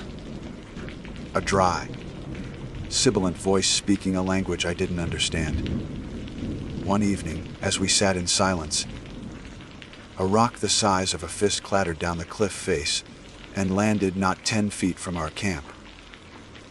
There was no one up there, no animal that could have dislodged it. It was a simple, impossible event that had no rational explanation. I felt a cold dread that had nothing to do with the temperature. The pragmatic, experienced guide in me was running out of answers. I was in the heart of a place that didn't follow the rules of the world I knew. On the morning of the 5th day, I made my decision. Dallas was a wreck, his lips cracked and bleeding, his eyes hollow and wild. He was a danger to himself and to me. The gold wasn't worth dying for. "That's it, Dallas," I said, my voice firm. "We're turning back." Now, he just stared at me, a strange, lucid calm settling over his features. He slowly raised a trembling hand and pointed past me, towards a narrow fissure in a rock face I hadn't noticed before, almost completely hidden by a thicket of catclaw acacia. "You can go back if you want to," he said, his voice eerily steady. "But I've found it. It's right there." The serpent's mouth. My blood ran cold. The name wasn't on any official map, but it was a landmark from the darkest of the Apache legends, an alleged entrance to the underworld. I looked from the dark fissure back to Dallas's face, and the greed I had felt in the diner, the greed I thought had been burned out of me by the sun and the fear, stirred once more. We were so close. Just a few more steps. My own exhaustion and thirst, addled mind, betrayed me. I took a step forward towards the fissure, and the mountain let out a silent, triumphant laugh. Against every instinct that had kept me alive for 15 years, I followed him. The decision wasn't made with my brain. It was made by the raw, desperate craving of a man pushed to his absolute limit. My throat was a desert, my muscles screamed with fatigue, and the ghost of a 10% fortune was a siren song I could no longer resist. We pushed through the thorny catclaw acacia, the branches tearing at our clothes and skin like desperate, grasping fingers. The entrance to the fissure, the serpent's mouth, was no more than 3 feet high. It wasn't a welcoming opening, but a jagged wound in the rock face. Exhaling a breath of air that was shockingly cold and smelled of damp earth and something else, something metallic and ancient like old blood. The oppressive heat of the canyon seemed to stop at its edge, refusing to enter. Dallas didn't hesitate. He dropped to his hands and knees and scrambled inside, his geological hammer clanking against the rock. For a moment, I remained outside, caught between two worlds. Behind me was the brutal, sun-blasted reality of the canyon. Before me was a darkness that promised both untold riches and unspeakable truths. My own greed, the very thing I had despised in Dallas, gave me the final push. I took a deep breath of hot, familiar air and plunged into the cold. The cave was small, nothing more than a cramped chamber that extended perhaps 20 feet back, before ending in a solid wall of rock. It wasn't a mine in any traditional sense. There were no tool marks on the walls, no signs of excavation. It felt like a natural pocket, a secret hollow within the mountain's heart. The air inside was still and heavy, and the silence was absolute, so profound that I could hear the frantic pounding of my own heart. Dallas was already at the back of the chamber, his headlamp beam dancing wildly across the rock. "It's here," he breathed, his voice trembling with a mixture of awe and disbelief. "It's all here." And then my light found what it was fixed upon. It wasn't a vein of gold running through quartz. It was something far stranger. Embedded in the back wall, as if they had grown there like crystalline fruit, were nuggets of pure, raw gold. They ranged in size from a pebble to a man's clenched fist. They glittered in the beams of our headlamps with a wet, greasy sheen. A light that seemed to be absorbed as much as it was reflected. It was a treasure beyond any prospector's wildest dream. A sight so impossible it felt like a hallucination.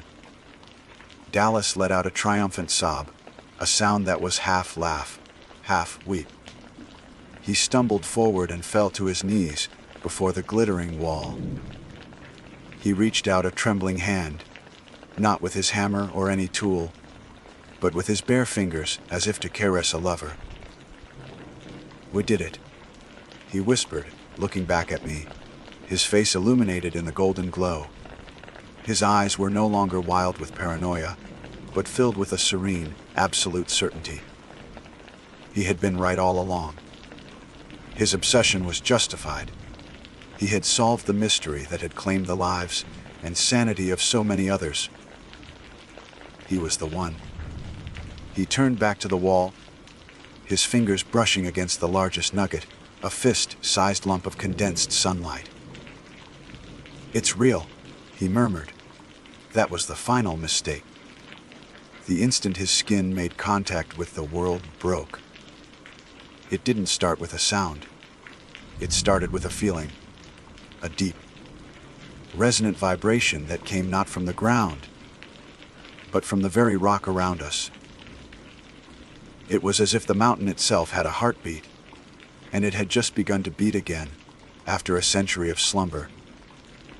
Then came the sound. A low, guttural rumble that echoed from the sky. Even though I knew with terrifying certainty that there wasn't a cloud to be seen. The ground beneath my knees shook violently, not with the rolling motion of an earthquake, but with a sharp, angry tremor. Dust rained down from the ceiling of the small cave. Dallas, still on his knees, looked up, his face a mask of confusion. The triumphant light in his eyes was replaced by a dawning, primal terror. The rumbling intensified, the sound of 1,000 grinding stones. I scrambled backwards on my hands and knees, crab, walking towards the entrance, towards the light, towards the air. "Dallas, we have to go." "Now," I screamed, my voice barely audible over the growing cacophony. But he was frozen, mesmerized by the horror unfolding before him. The rocks above the fissure, the very lintel of the serpent's mouth, began to crack. A web of black lines spread across the stone, and then, with a deafening groan, it gave way.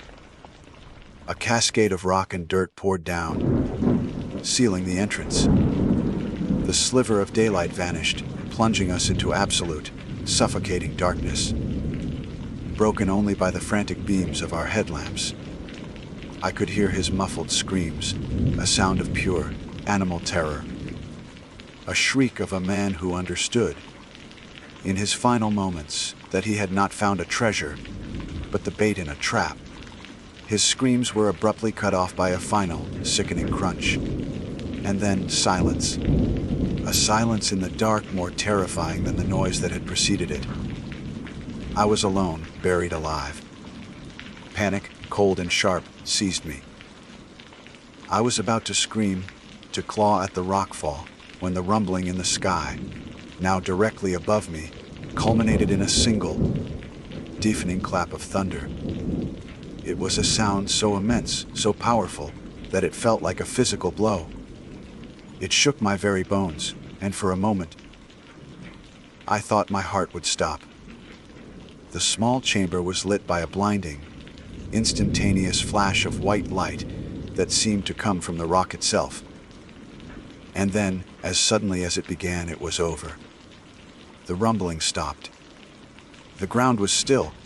The silence returned, but it was different now. It was an empty, satiated silence. The thunder god had claimed another soul. Another greedy fool who thought he could steal from a place that does not give, but only takes. I don't know how long I stayed there in the dark, minutes or hours. Finally, driven by the basic instinct to survive, I crawled to the rockfall and began to push. To my astonishment, some of the rocks moved. A small shaft of light appeared. Hope, or something like it, surged through me. I dug with a desperate strength, my fingers raw and bleeding, until I had cleared an opening just large enough to squeeze through. I emerged, blinking, into the late afternoon sun. The sky was a perfect, cloudless blue. The air was calm. The oppressive heat had broken. I stood there, covered in dust and the grime of a tomb, and looked back at the collapsed fissure. There was no sign that a cave had ever been there. It was just another rock face in a canyon full of them. The mountain had sealed its scar. The journey out was a dream. The trail that had vanished was now clear and easy to follow, as if it had been waiting for me all along. After an hour, I came across a small spring I knew should be dry. A trickle of clear, cold water flowed from it. I drank, and it was the sweetest water I had ever tasted. The mountain was no longer my enemy. Its malevolence was gone. Its anger sated. It had gotten what it wanted. It was letting me go. I walked out of the Superstition Mountains 3 days later, a ghost of a man. I told the authorities that Dallas had fallen, a tragic hiking accident. They believed me. What else could I say? That he was swallowed by a mountain? That a forgotten god had struck him down for touching forbidden gold? I kept my 10%. Not of the gold, but of the bargain. Dallas paid the full price. I was allowed to leave with my life, but I left my soul in that dark, silent cave. I no longer guide. I can't. Sometimes, on quiet nights, when a storm rolls in from the east, I can still hear the thunder. And I know the mountain is still there, patient and watchful, waiting for the next greedy fool to come looking for a treasure that can only be paid for with a life. My name is Andrai, and for 20 years, the mountains have been my office, my sanctuary, and my confessor. I'm not a thrill seeker, nor am I an athlete who views the peaks as a challenge to be overcome. I am a guide. My purpose is to lead others through the wild, unforgiving beauty of the Romanian Carpathians, and more importantly, to bring them back safely. I've led geologists searching for rare minerals, botanists cataloging alpine flowers, and hunters tracking the elusive Carpathian stag. I understand the language of the mountains. The whisper of the wind through the pines, the subtle shift in the clouds that foretells a storm, the silence that means a predator is near. The mountains demand respect, a currency of patience and humility. They do not suffer fools, and they are ruthlessly indifferent to the ambitions of men. This is a lesson some learn the hard way. Last autumn, I was contracted by a group that embodied everything the mountains despise. They were a team of elite trail runners, led by a man named Radu Inescu. Radu was a minor celebrity in the world of extreme sports, a man whose chiseled jaw and intense, competitive gaze graced the covers of fitness magazines. He saw the natural world not as a living, breathing entity, but as a course to be conquered, a series of obstacles to be surmounted on his relentless path to a finish line. His philosophy was one of domination. His body was a machine, and the wilderness was his gymnasium. He and his team, 2 other men, Ein and Mahai, and a woman, Elena, had hired me for a formidable task to help them scout and map a new ultramarathon route. This wasn't to be just any race. It was designed to be one of the most grueling endurance events in the world. 100-mile punishing loop through the remote and treacherous sections of the Carpathians. They were arrogant, sculpted by relentless training, and perpetually in a hurry. Their conversations were a flurry of technical jargon, heart rates, elevation gains, split times, and caloric intake. They moved through the landscape with a jarring urgency, their brightly colored synthetic clothing a stark, almost offensive, contrast to the deep greens and ancient grays of the rock and forest. From the beginning, our philosophies clashed. I would pause to point out the track of a lynx in the soft earth or the distant call of a golden eagle, and they would tap their GPS watches impatiently, their minds already miles ahead on the trail. They saw my reverence for the wilderness as a quaint, inefficient sentimentality. To them, the mountains were a set of data points, a problem to be solved with logistics and physical prowess. Radu, in particular, treated my counsel with a thinly veiled condescension. He was the client, the visionary, the champion. I was merely the local help, a human compass hired to facilitate his grand design. We were 5 days into the 10-day expedition, and we were falling dangerously behind schedule. A series of early autumn squalls had turned the high-altitude trails into slick, muddy trenches, slowing our progress to a crawl. The team's mood, already strained by the forced deceleration, was growing fouler by the hour. A much larger storm system was now visible to the west, a bruised, purple mass of clouds that was swallowing the horizon.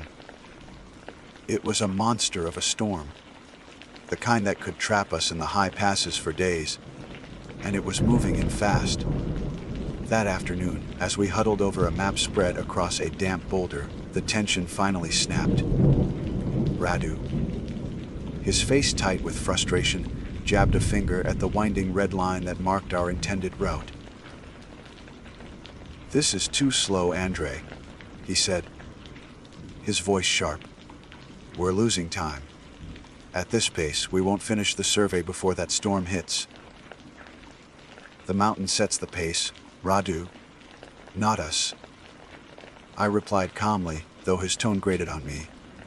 "We push too hard in these conditions, and someone gets hurt. A twisted ankle up here is not a minor inconvenience." He scoffed, a dismissive sound that echoed slightly in the heavy air. "We are not tourists. We know how to manage risk."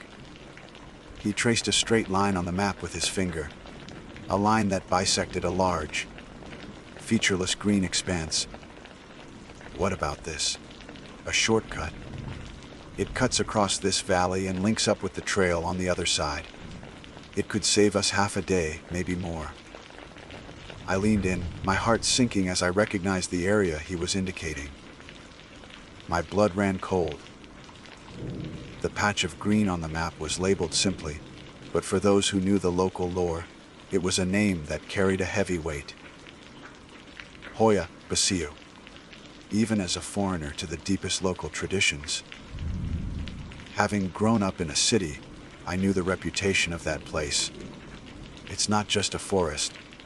It's a wound in the landscape, a place spoken of in hushed tones around evening fires. The stories are ancient and persistent.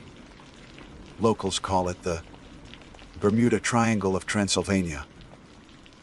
They say it's a place where the veil between worlds is thin, a hub of high strangeness that defies rational explanation. For decades, it has been infamous for UFO sightings. Strange lights that dance between the trees and the apparitions of ghostly figures that flicker at the edge of your vision. But worse than the ghosts were the other stories. Tales of severe, unexplained temporal anomalies. Shepherds who wandered in for an hour and emerged days later with no memory of the lost time. Hikers who vanished without a trace. Their abandoned tents found years later, untouched. The most disturbing legend was that of the clearing at its heart. A perfect, barren circle where nothing has grown for centuries. A place the old stories called a portal. I straightened up, shaking my head firmly. No, absolutely not. Radu's eyes narrowed. No, I'm paying you for your expertise in navigation, not for your opinion on local folklore. This is part of my expertise. I insisted, my voice low and urgent. I looked at the others. Ion and Mahai were looking at Radu, their expressions mirroring his impatience. Elena, however, seemed hesitant. She was watching me, a flicker of uncertainty in her eyes. That forest is not a normal place. People get lost in there. Not just lost from the trail, but lost from time. The compasses don't work. Electronics fail. It's a place you do not enter. Ever. There is no shortcut through the Hoya Baciu. Radu let out a short, humorless laugh. Lost from time. Are you serious? We're talking about a forest, not a fairy tale. I need a guide, not a village mystic. I am telling you as your guide, the man responsible for your safety, that we will go around. I said, my voice as hard as the rock beneath the map. We will take the long way. We will deal with the storm if we have to, but we will not go through there. For a long moment, he just stared at me, his jaw working. The air crackled with a hostility that felt more threatening than the approaching storm. He was the client. He held the power. My contract, my payment, my professional reputation, all were on the line. But some lines you do not cross. He turned to his team. We are going through. It's a few kilometers of woods. We'll be on the other side in an hour. He began stuffing his gear into his pack with sharp, angry movements. Ein and Mahai followed his lead without question. I looked at Elena. Don't do this, I pleaded quietly. Listen to me. She avoided my gaze, her features tightening with a mixture of anxiety and loyalty to her team leader. Radu knows what he's doing, she mumbled, though she didn't sound convinced. That was the mistake. The fatal, irreversible pivot point on which all our lives would turn. Radu was the client, and he was adamant. My protests were dismissed as the superstitious ramblings of a peasant. Against every instinct, against every fiber of my being that screamed in silent warning, I packed my map. If they were going, I had to go with them. It was my job, my duty. I could not let them go alone. And so, with the sky darkening above and a sickness coiling in my gut, I led them off the established trail and toward the silent, waiting edge of the Hoya, Basiu Forest. The moment we stepped under the canopy of the Hoya, Basiu, the world changed. It wasn't a gradual transition. It was as if we had walked through an invisible doorway into another realm. The air, which had been crisp with the promise of the coming storm, suddenly became thick, heavy, and stagnant like the air in a sealed tomb. It pressed in on us, filling our lungs with a cloying weight. The sounds of the outer world, the sighing of the wind in the distant peaks, the chirping of a hardy finch, the rustle of our own movements, were instantly extinguished. A profound and unnatural silence descended, a silence so absolute it felt like a physical presence. It wasn't the peaceful quiet of a deep forest. It was an active, listening silence. The kind that makes the hairs on your arms stand up and your heart hammer against your ribs. The trees themselves were grotesque, unlike the proud, straight firs and beeches of the surrounding Carpathians. These were twisted into agonizing shapes, their trunks bent and spiraled as if they had grown in a state of perpetual torment. Their branches clawed at the sky, forming a dense, interlocking ceiling that choked the light, casting the forest floor into a perpetual, gloomy twilight. There were no signs of life, no bird calls, no scurrying of squirrels, not even the drone of an insect. The rich, loamy smell of the forest floor was replaced by a sterile, metallic scent, like ozone after a lightning strike. I pulled out my compass, a reliable Silva model that had been my trusted companion for 2 decades. The needle, instead of pointing north, was spinning lazily in a circle, utterly useless. I tapped it against my palm, a futile gesture.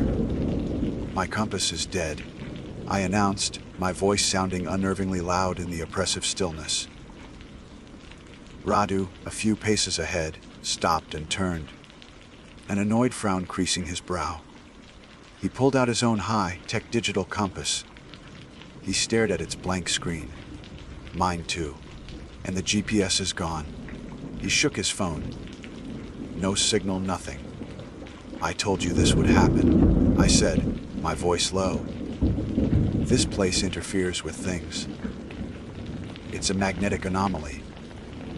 Radu snapped, his arrogance a shield against the creeping unease. "Probably a large iron deposit underground. It's a scientific phenomenon, not a curse. We don't need a compass. We just need to keep heading west. The sun is that way." He pointed vaguely through the gnarled trees, but the canopy was so thick that the direction of the sun was impossible to determine. As we pushed deeper, the wrongness of the place began to work on us in more insidious ways. A wave of collective nausea washed over our group, a queasy, disorienting feeling that settled deep in the gut. It was accompanied by a spike of raw, irrational anxiety. It wasn't the logical fear of being lost. It was a primal dread, a sense that we were being watched by something unseen and malevolent. The effect on the team was palpable. Ayn and Mihai, Radu's loyal lieutenants, grew sullen and irritable, snapping at each other over trivial things like the placement of a footstep or the rustle of a backpack. Elena, who had seemed merely hesitant before, was now pale and withdrawn. She kept casting frightened glances into the deep shadows between the trees, her hand never far from the small cross she wore around her neck. Only Radu seemed immune, or perhaps he simply refused to acknowledge it. His frustration at the forest's defiance manifested as a kind of aggressive energy. He pushed the pace relentlessly, crashing through the undergrowth as if he could physically beat the woods into submission. His every movement was an act of war, against the suffocating silence and the disorienting landscape. He was a man whose entire life was built on control. And here, for the first time, he was in a place that refused to be controlled. It was making him reckless. We walked for what felt like hours, though it was impossible to be sure. Time itself seemed to have become distorted, stretching and compressing in unpredictable ways. The twilight under the trees never changed, creating a sense of endless, monotonous limbo. My own senses, usually so attuned to the rhythms of the wild, were in chaos. I felt utterly lost, a feeling I hadn't experienced since I was a child. My role as a guide had been stripped from me. I was as blind as the others, a prisoner of Radu's stubborn pride. It was Radu who found it. He broke through a final, dense thicket of twisted thorns and stopped dead, so abruptly that Mihai, following close behind, stumbled into him. I pushed forward to see what had halted our frantic pace. And then I saw it, and the cold dread in my stomach solidified into a knot of pure ice. We were standing at the edge of a clearing. It was a perfect circle, about 100 feet across. The geometry of it was jarringly, unnaturally precise, as if drawn by a giant compass. Within the perimeter of that circle, the ground was completely bare. Not a single tree, not a shrub, not a blade of grass grew on the pale, packed earth. It was a sterile, dead wound in the heart of the already sick forest. Outside the circle's edge, the twisted trees grew in a dense, unbroken wall, their branches seeming to recoil from the empty space. The silence here was different. It was deeper, heavier, a void that seemed to absorb all thought and sound. We all stood there, frozen, staring at the impossible sight. "What is this?" Elena whispered, her voice trembling. "It's the clearing," I said, my own voice barely a croak. I had only heard the stories, but I knew it instantly. The legends call it a portal. They say nothing has grown here for 500 years. Radu stared at it, his runner's mind analyzing, calculating. The soil must be contaminated. A chemical spill, or a natural mineral deposit that's toxic to plant life. He took a step forward, his scientific explanation sounding hollow and desperate in the face of such perfect, eerie desolation.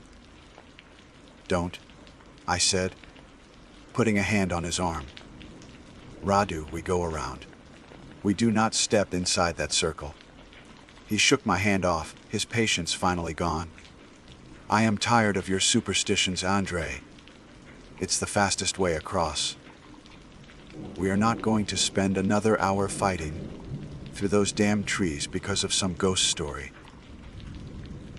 He looked at his team, his authority reasserting itself. "We'll cross here. It will take 2 minutes." He didn't wait for an argument. With his jaw set in a line of defiance, Radu strode forward and stepped over the invisible boundary into the clearing.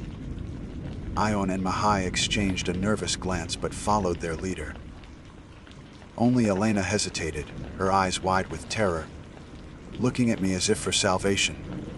But what could I do? I couldn't leave them. My duty, that cursed, binding duty, forced me to follow. The moment my boot touched the barren ground, a strange sensation shot through me. The air pressure changed, and a low, subsonic hum vibrated through the soles of my feet, a feeling more than a sound. A wave of intense vertigo washed over me, and for a second, the world seemed to tilt on its axis.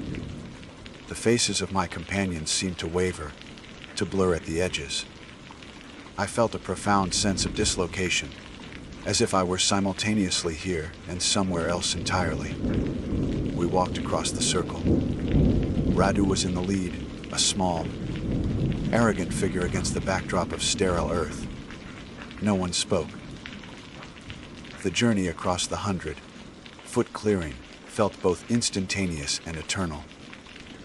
I focused on putting one foot in front of the other, fighting the rising panic in my chest.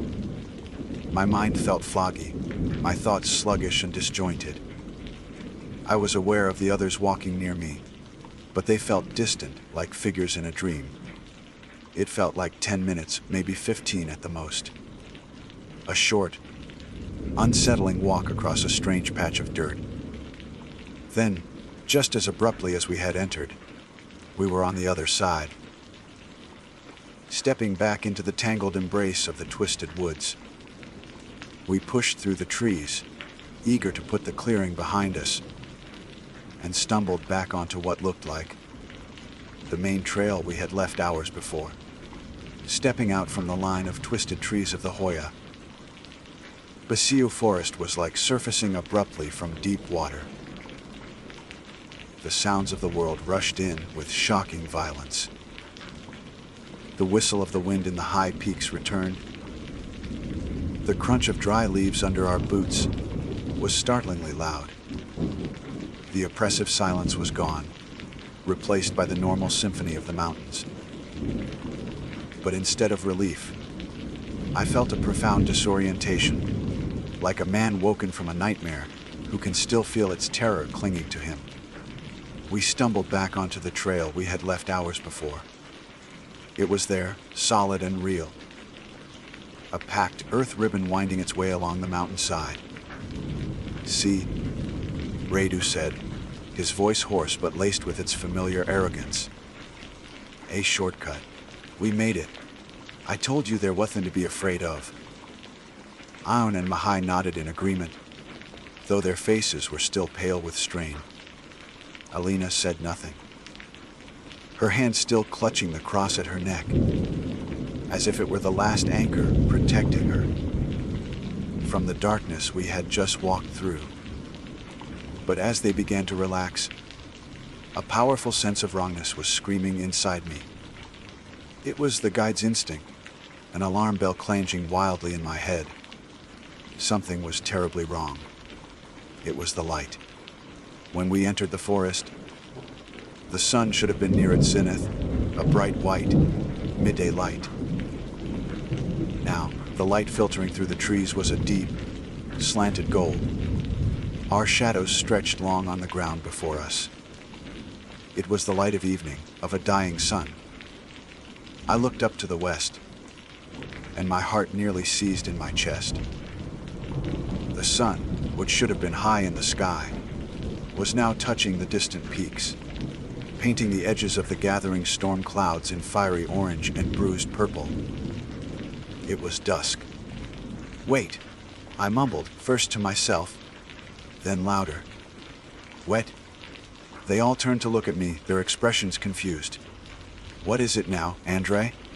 Radu asked, exasperated. "Don't tell me you're going to start with the folk tales again." "The sun," I said, pointing a trembling hand to the west. "Look at the sun. It should be high in the sky. It's evening." They followed my gaze, and a new silence fell. But this time it was not the unnatural silence of the forest. It was a silence born of utter, disbelieving confusion.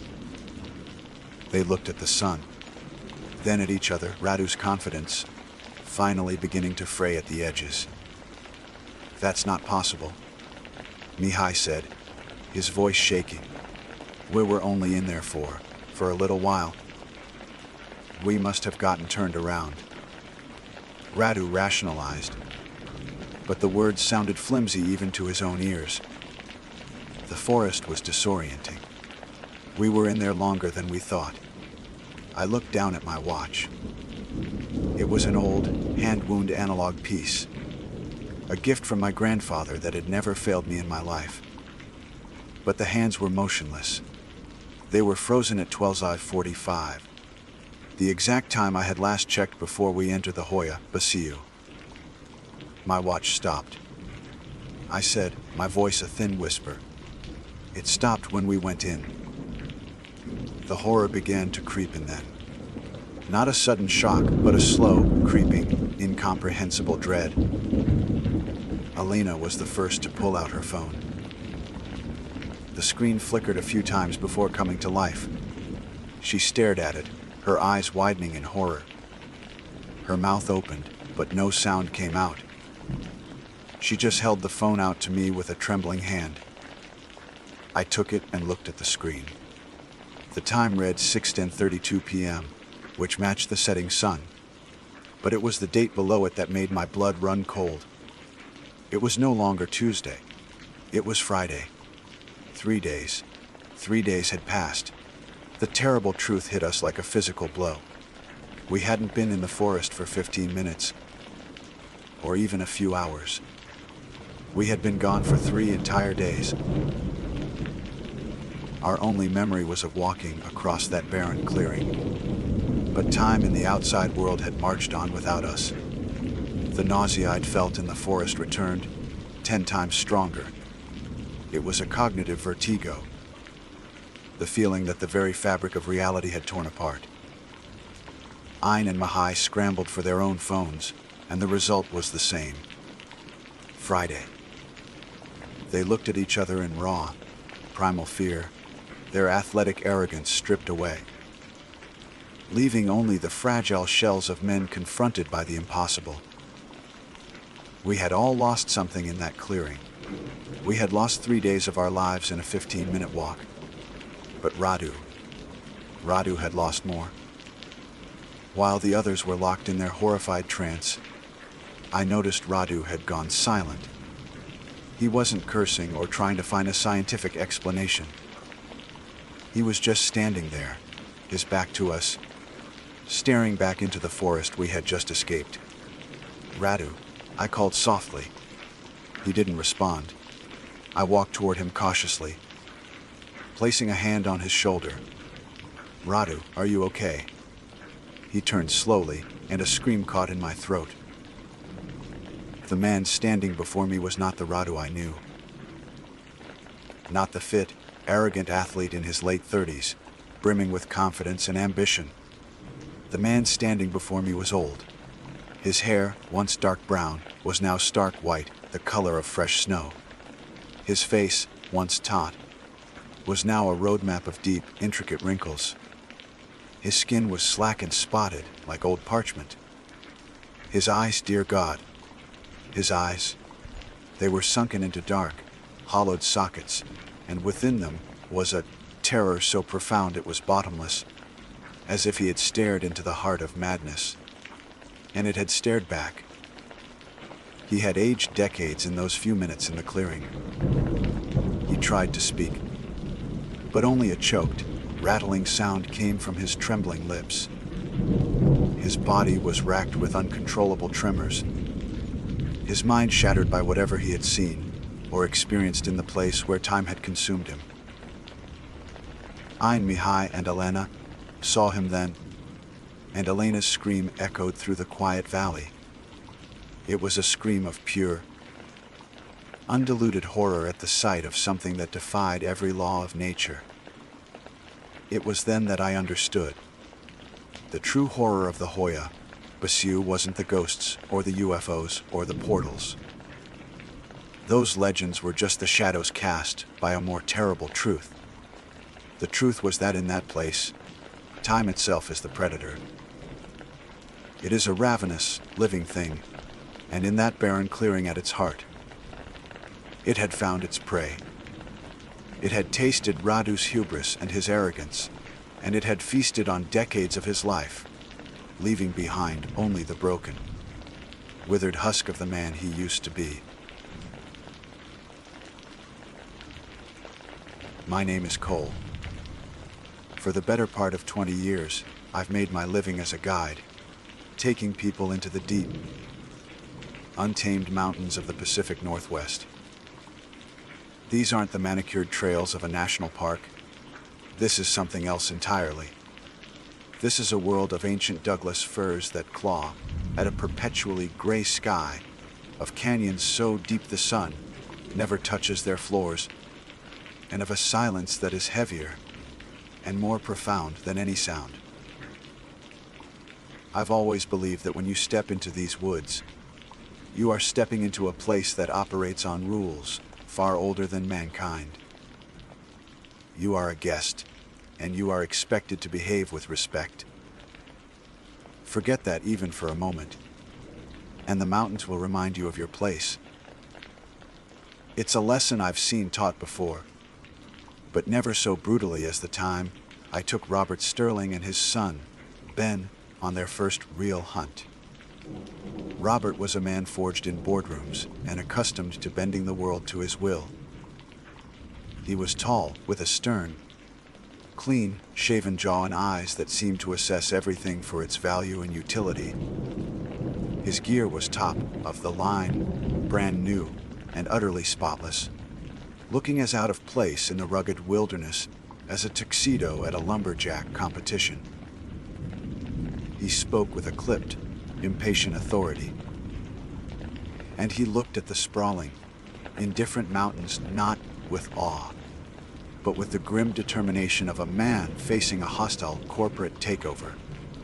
He was here to conquer, to extract a trophy, and to move on. Ben was a different story altogether. He was a good kid, maybe 19 or 20, with a quiet demeanor and his father's features, softened by a layer of youthful uncertainty. He was drowning in the shadow of his father. Every action he took was followed by a quick, hopeful glance at Robert, a silent plea for a nod of approval that rarely came. His rifle, a magnificent 30-06 with a polished walnut stock, was clearly a gift from his father, but he held it with the awkwardness of a borrowed tool. It wasn't an extension of his will.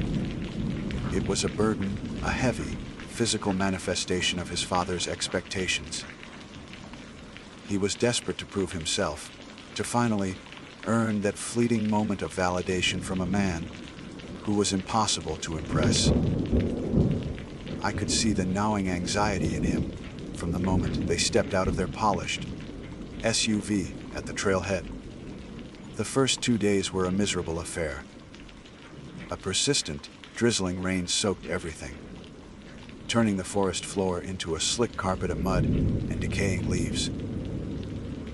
The air was thick with the smell of damp earth and wet cedar, and a dense fog clung to the trees, reducing our visibility and swallowing sound. It was the kind of weather that seeps into your bones and dampens your spirit. Robert's impatience grew with every fruitless hour. He chafed at the slow pace, at the need for silence and observation. "Shouldn't we be seeing something by now, Cole?" he'd demand, his voice a harsh intrusion into the forest quiet. "I'm not paying you for a walking tour. The animals are smart, Robert." I'd reply calmly, scanning the dense undergrowth. "They bed down in this weather.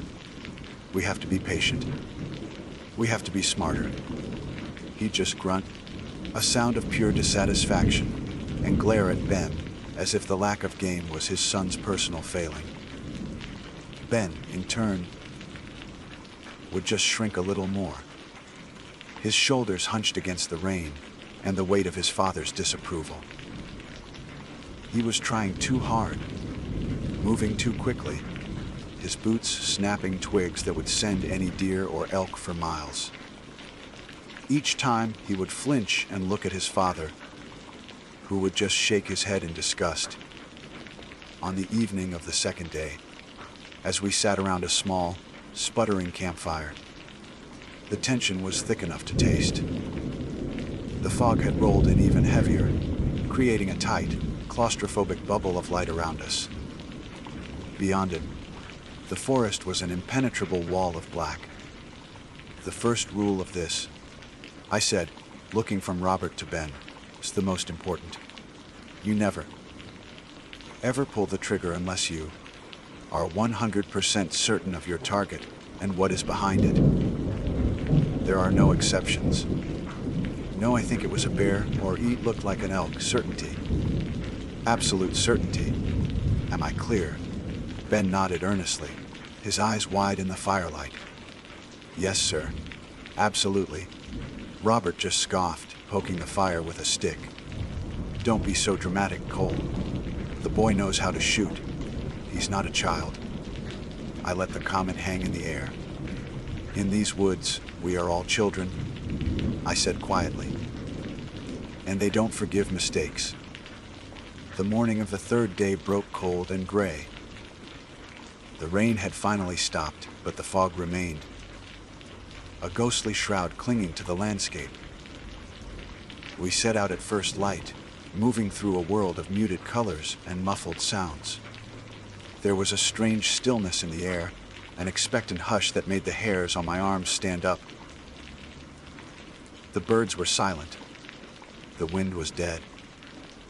The forest seemed to be holding its breath. We were moving along the edge of a ridge, overlooking a shallow, timber-filled basin about 80 yards across. I was in the lead, my eyes scanning for any sign of movement, any shape that didn't belong. And then I saw it. A large, dark shape moved between two massive fir trees. It was big, impossibly so, with a powerful, rolling gait. It was broad, shouldered, and thick, a mass of dark muscle and shadow in the low, gray light. A black bear, I thought, and a big one at that. A prime target. I stopped, raising a hand to halt the others. Beside me, I heard Ben draw a sharp, quiet breath. I saw him raise his rifle, his knuckles white as he gripped the stock. His hands were shaking, a fine tremor born of adrenaline, fear, and a desperate, burning eagerness. "Wait," I whispered, my voice barely a breath. "Hold your fire. Let it clear the trees. We need to be 100% certain." But my words were drowned out by Robert's. He gave his son a sharp, impatient nudge in the ribs. "Well, what are you waiting for? Go on, son. Take the shot." It was all the push Ben needed. The command from his father overrode the caution from his guide. The desperation to prove himself finally won out over the rules. He sighted down the barrel, the rifle wavered for a second, and then he fired. The crack of the rifle was deafening in the morning stillness. A violent explosion that ripped through the fog and echoed off the distant peaks. I saw the dark shape flinch violently, a clear sign of a solid hit. For a split second, there was a sense of triumph, the culmination of a long and difficult hunt. But the sound that tore through the forest in response was not the guttural roar of an enraged bear or the bellow of a wounded elk. It was a scream. It was a deep, guttural, shockingly human, like scream of pure, unadulterated agony and surprise. It was a sound of such profound, intelligent pain that it bypassed the ears and punched straight into the soul. It was the sound of a murder, a cold, heavy dread, colder than any mountain rain, washed over me. The forest, which had been holding its breath, now felt like it was watching us with a million unseen eyes.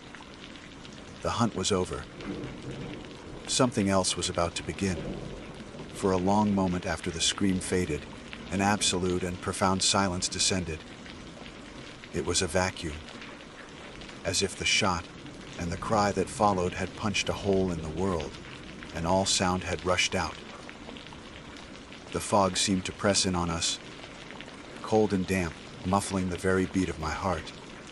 My own blood ran cold, a frozen slurry in my veins. That was not an animal sound.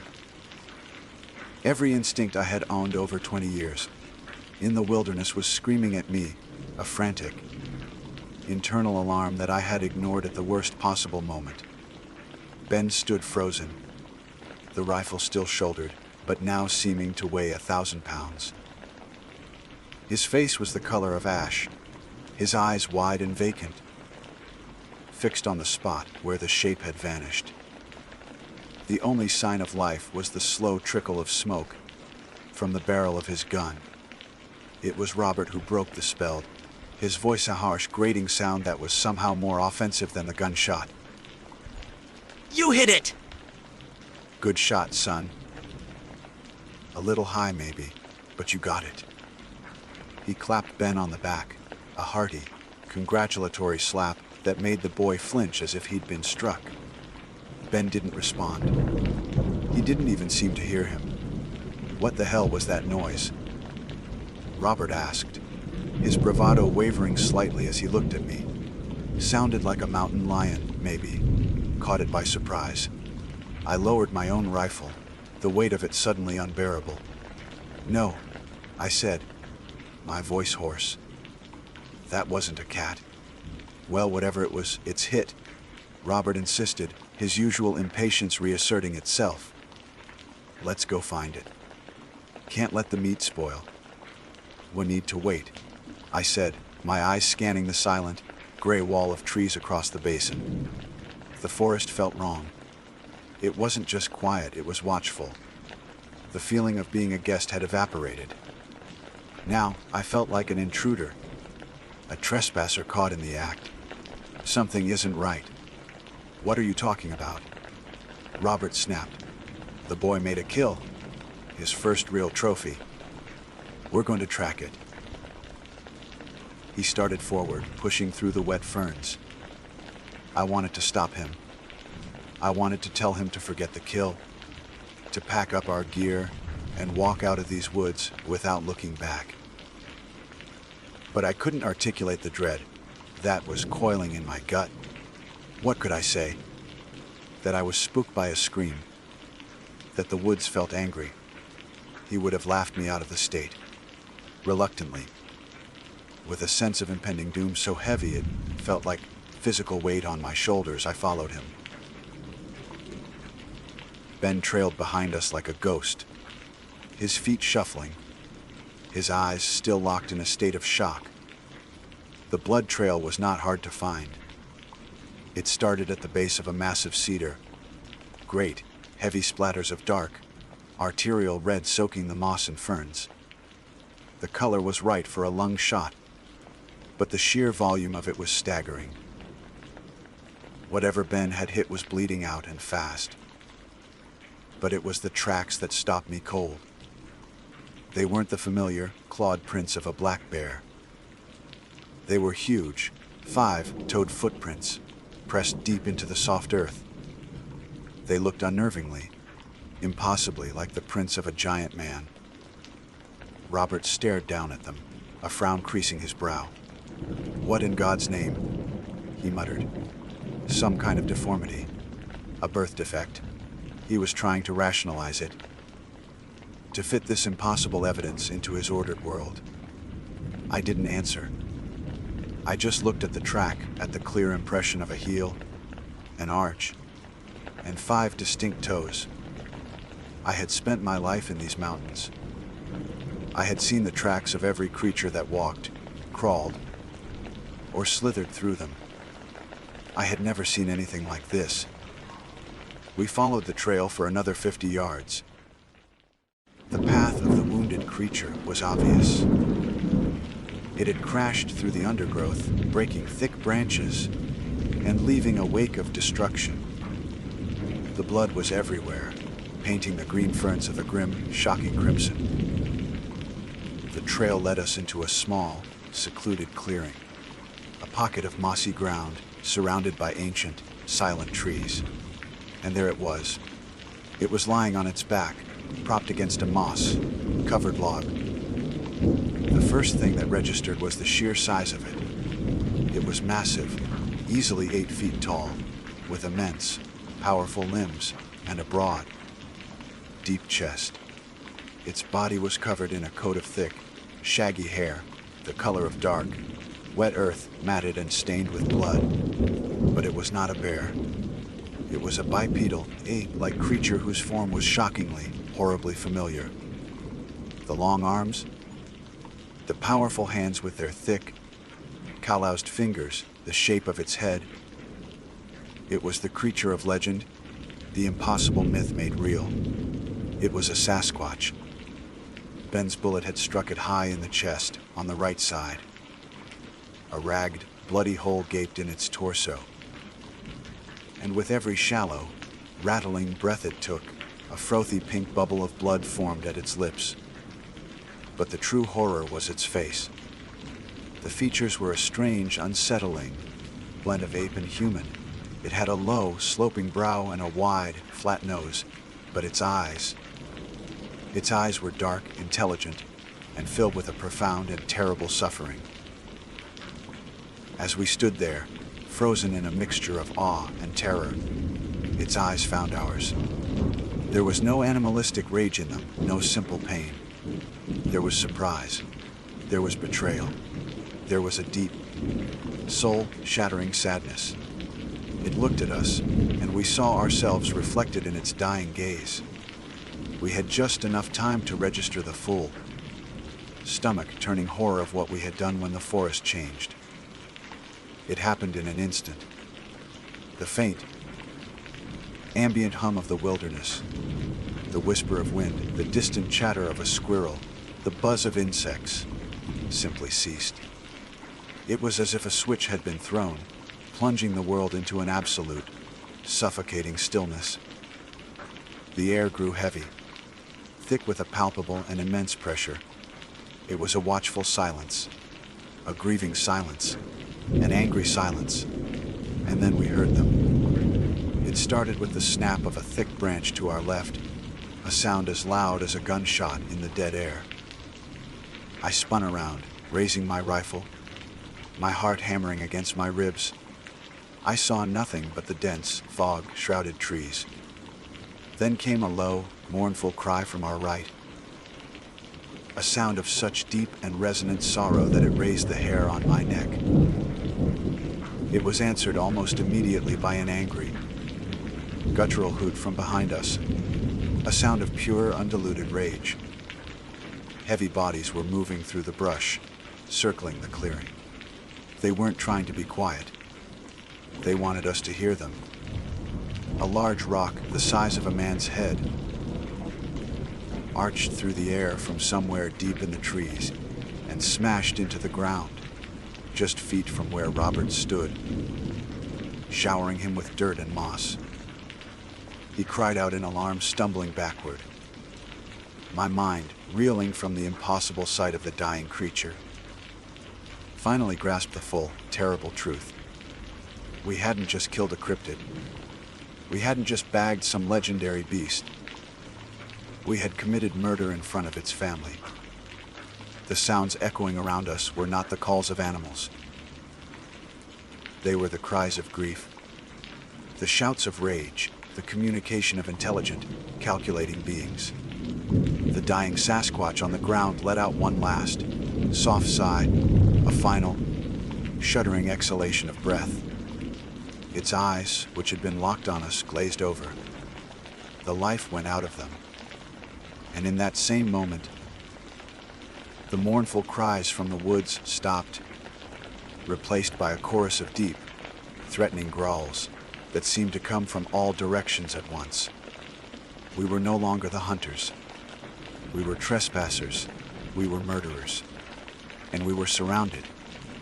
The cold dread I had felt earlier was gone, replaced by the hot, sharp certainty of mortal terror. We were the prey now, and the hunt had just begun. The chorus of growls that rose from the tree line was not the sound of simple beasts. It was a wave of pure, coordinated malice, a deep, resonant vibration that I felt in the fillings of my teeth and the marrow of my bones. The air, already thick with fog, became charged with a suffocating, electric menace. We were standing in the center of a circle, and the circle was closing. Get back to back, I yelled, my voice cracking. The command was pure instinct, a desperate attempt to impose some form of order on the spiraling chaos. Rifles up. Don't fire unless you see a clear target. Robert, his face a mask of disbelief and terror, scrambled to my side. His expensive rifle shook in his hands, the barrel describing wild, useless arcs. What are they? He stammered, his eyes dotted frantically into the gray void between the trees. What are they? It doesn't matter what they are. I snarled, trying to keep my own panic from consuming me. What matters is they're here, and they're angry. Get with us. Now. But Ben didn't move. He stood a few feet away, staring at the massive, still form on the ground. His rifle had slipped from his grasp, falling silently onto the moss. His face was a blank slate, his eyes unfocused. The scream had broken something inside him, and the sight of his kill had shattered the rest. He was gone, lost in a catatonic ocean of guilt and horror. The siege lasted for 2 days, but it felt like an eternity. They were intelligent. That was the most terrifying part. They didn't rush us in a blind, furious wave. A simple, brutish attack would have been a mercy. This was something else. This was a punishment drawn out and meticulously crafted to break not just our bodies, but our minds. They were hunting us not with simple malice, but with a cold, calculated, and deeply personal fury. The first phase of their assault was psychological. They used the forest as their instrument. A sudden, deafening crack as a tree-sized log was snapped in half just out of sight. The sound of immense, heavy bodies running parallel to the clearing, always hidden by the fog, their footsteps shaking the very ground beneath our feet. And the rocks, they began to rain down on our small camp. Not constantly, but at random, unpredictable intervals.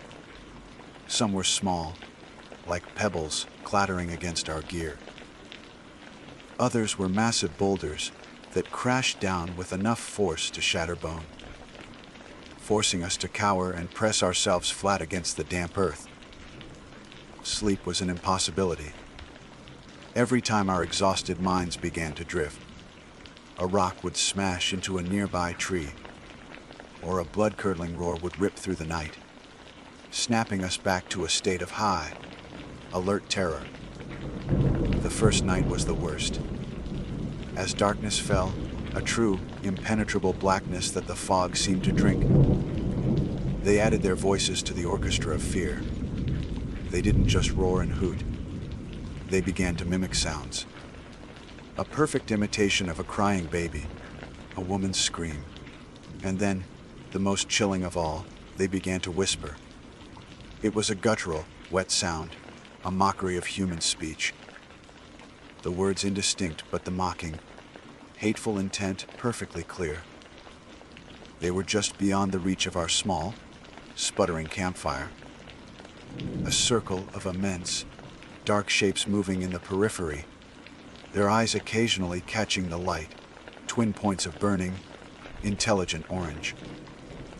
By the dawn of the second day, we were broken shells of men. Robert's arrogance had been stripped away, layer by layer, leaving behind a raw, primal fear. He wept openly, muttering to himself, his eyes wide and bloodshot. He had tried to rationalize it, to bargain with a universe that had suddenly revealed its terrifying, impossible depths, but there was no room for logic here. Ben remained a statue. He hadn't eaten, drunk, or spoken a single word. He just sat, his back against a log, his vacant eyes fixed on the body of the Sasquatch. Sometime during the night, one of the creatures had crept into the clearing, a feat of impossible stealth for something so large, and had gently folded the dead one's arms across its chest, a gesture of such profound and tender grief that was more terrifying than any display of rage. They were not monsters. They were people, and we were the monsters. The end began in the late afternoon of the second day. The psychological torment stopped. The rocks ceased falling. The roars and whispers died away. A new, more terrifying silence descended. It was the silence of a predator that has finished playing with its food. Robert couldn't take it. The silence was worse than the noise. It was the sound of a final decision having been made. "I can't do this anymore," he whispered, his voice thin and reedy. I'm making a run for it. They can't catch all of us. Robert, no. I screamed, grabbing for his arm. Stay here! It's what they want! But he was beyond reason. With a wild cry, he scrambled to his feet and bolted, running blindly for the tree line. He didn't get 10 feet. A shape, darker than the fog, impossibly fast, erupted from the trees. It was a giant, a creature of nightmare, all muscle and matted hair. It didn't make a sound. It simply raised a massive arm and swatted Robert out of the air like he was an insect. There was a sickening crunch of breaking bone, and Robert fell in a heap. Before I could even raise my rifle, the creature was on him, grabbing him by the ankle and dragging him, screaming and thrashing, back into the impenetrable darkness of the forest. His screams were cut off abruptly, a final, gurgling cry that was swallowed by the indifferent trees. And then there were two.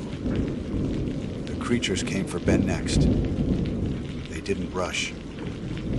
3 of them emerged from the fog, stepping into the clearing with a slow, deliberate, almost solemn pace. They were huge, each one a tower of power and grief. They ignored me completely, their dark, sorrowful eyes fixed on the catatonic boy.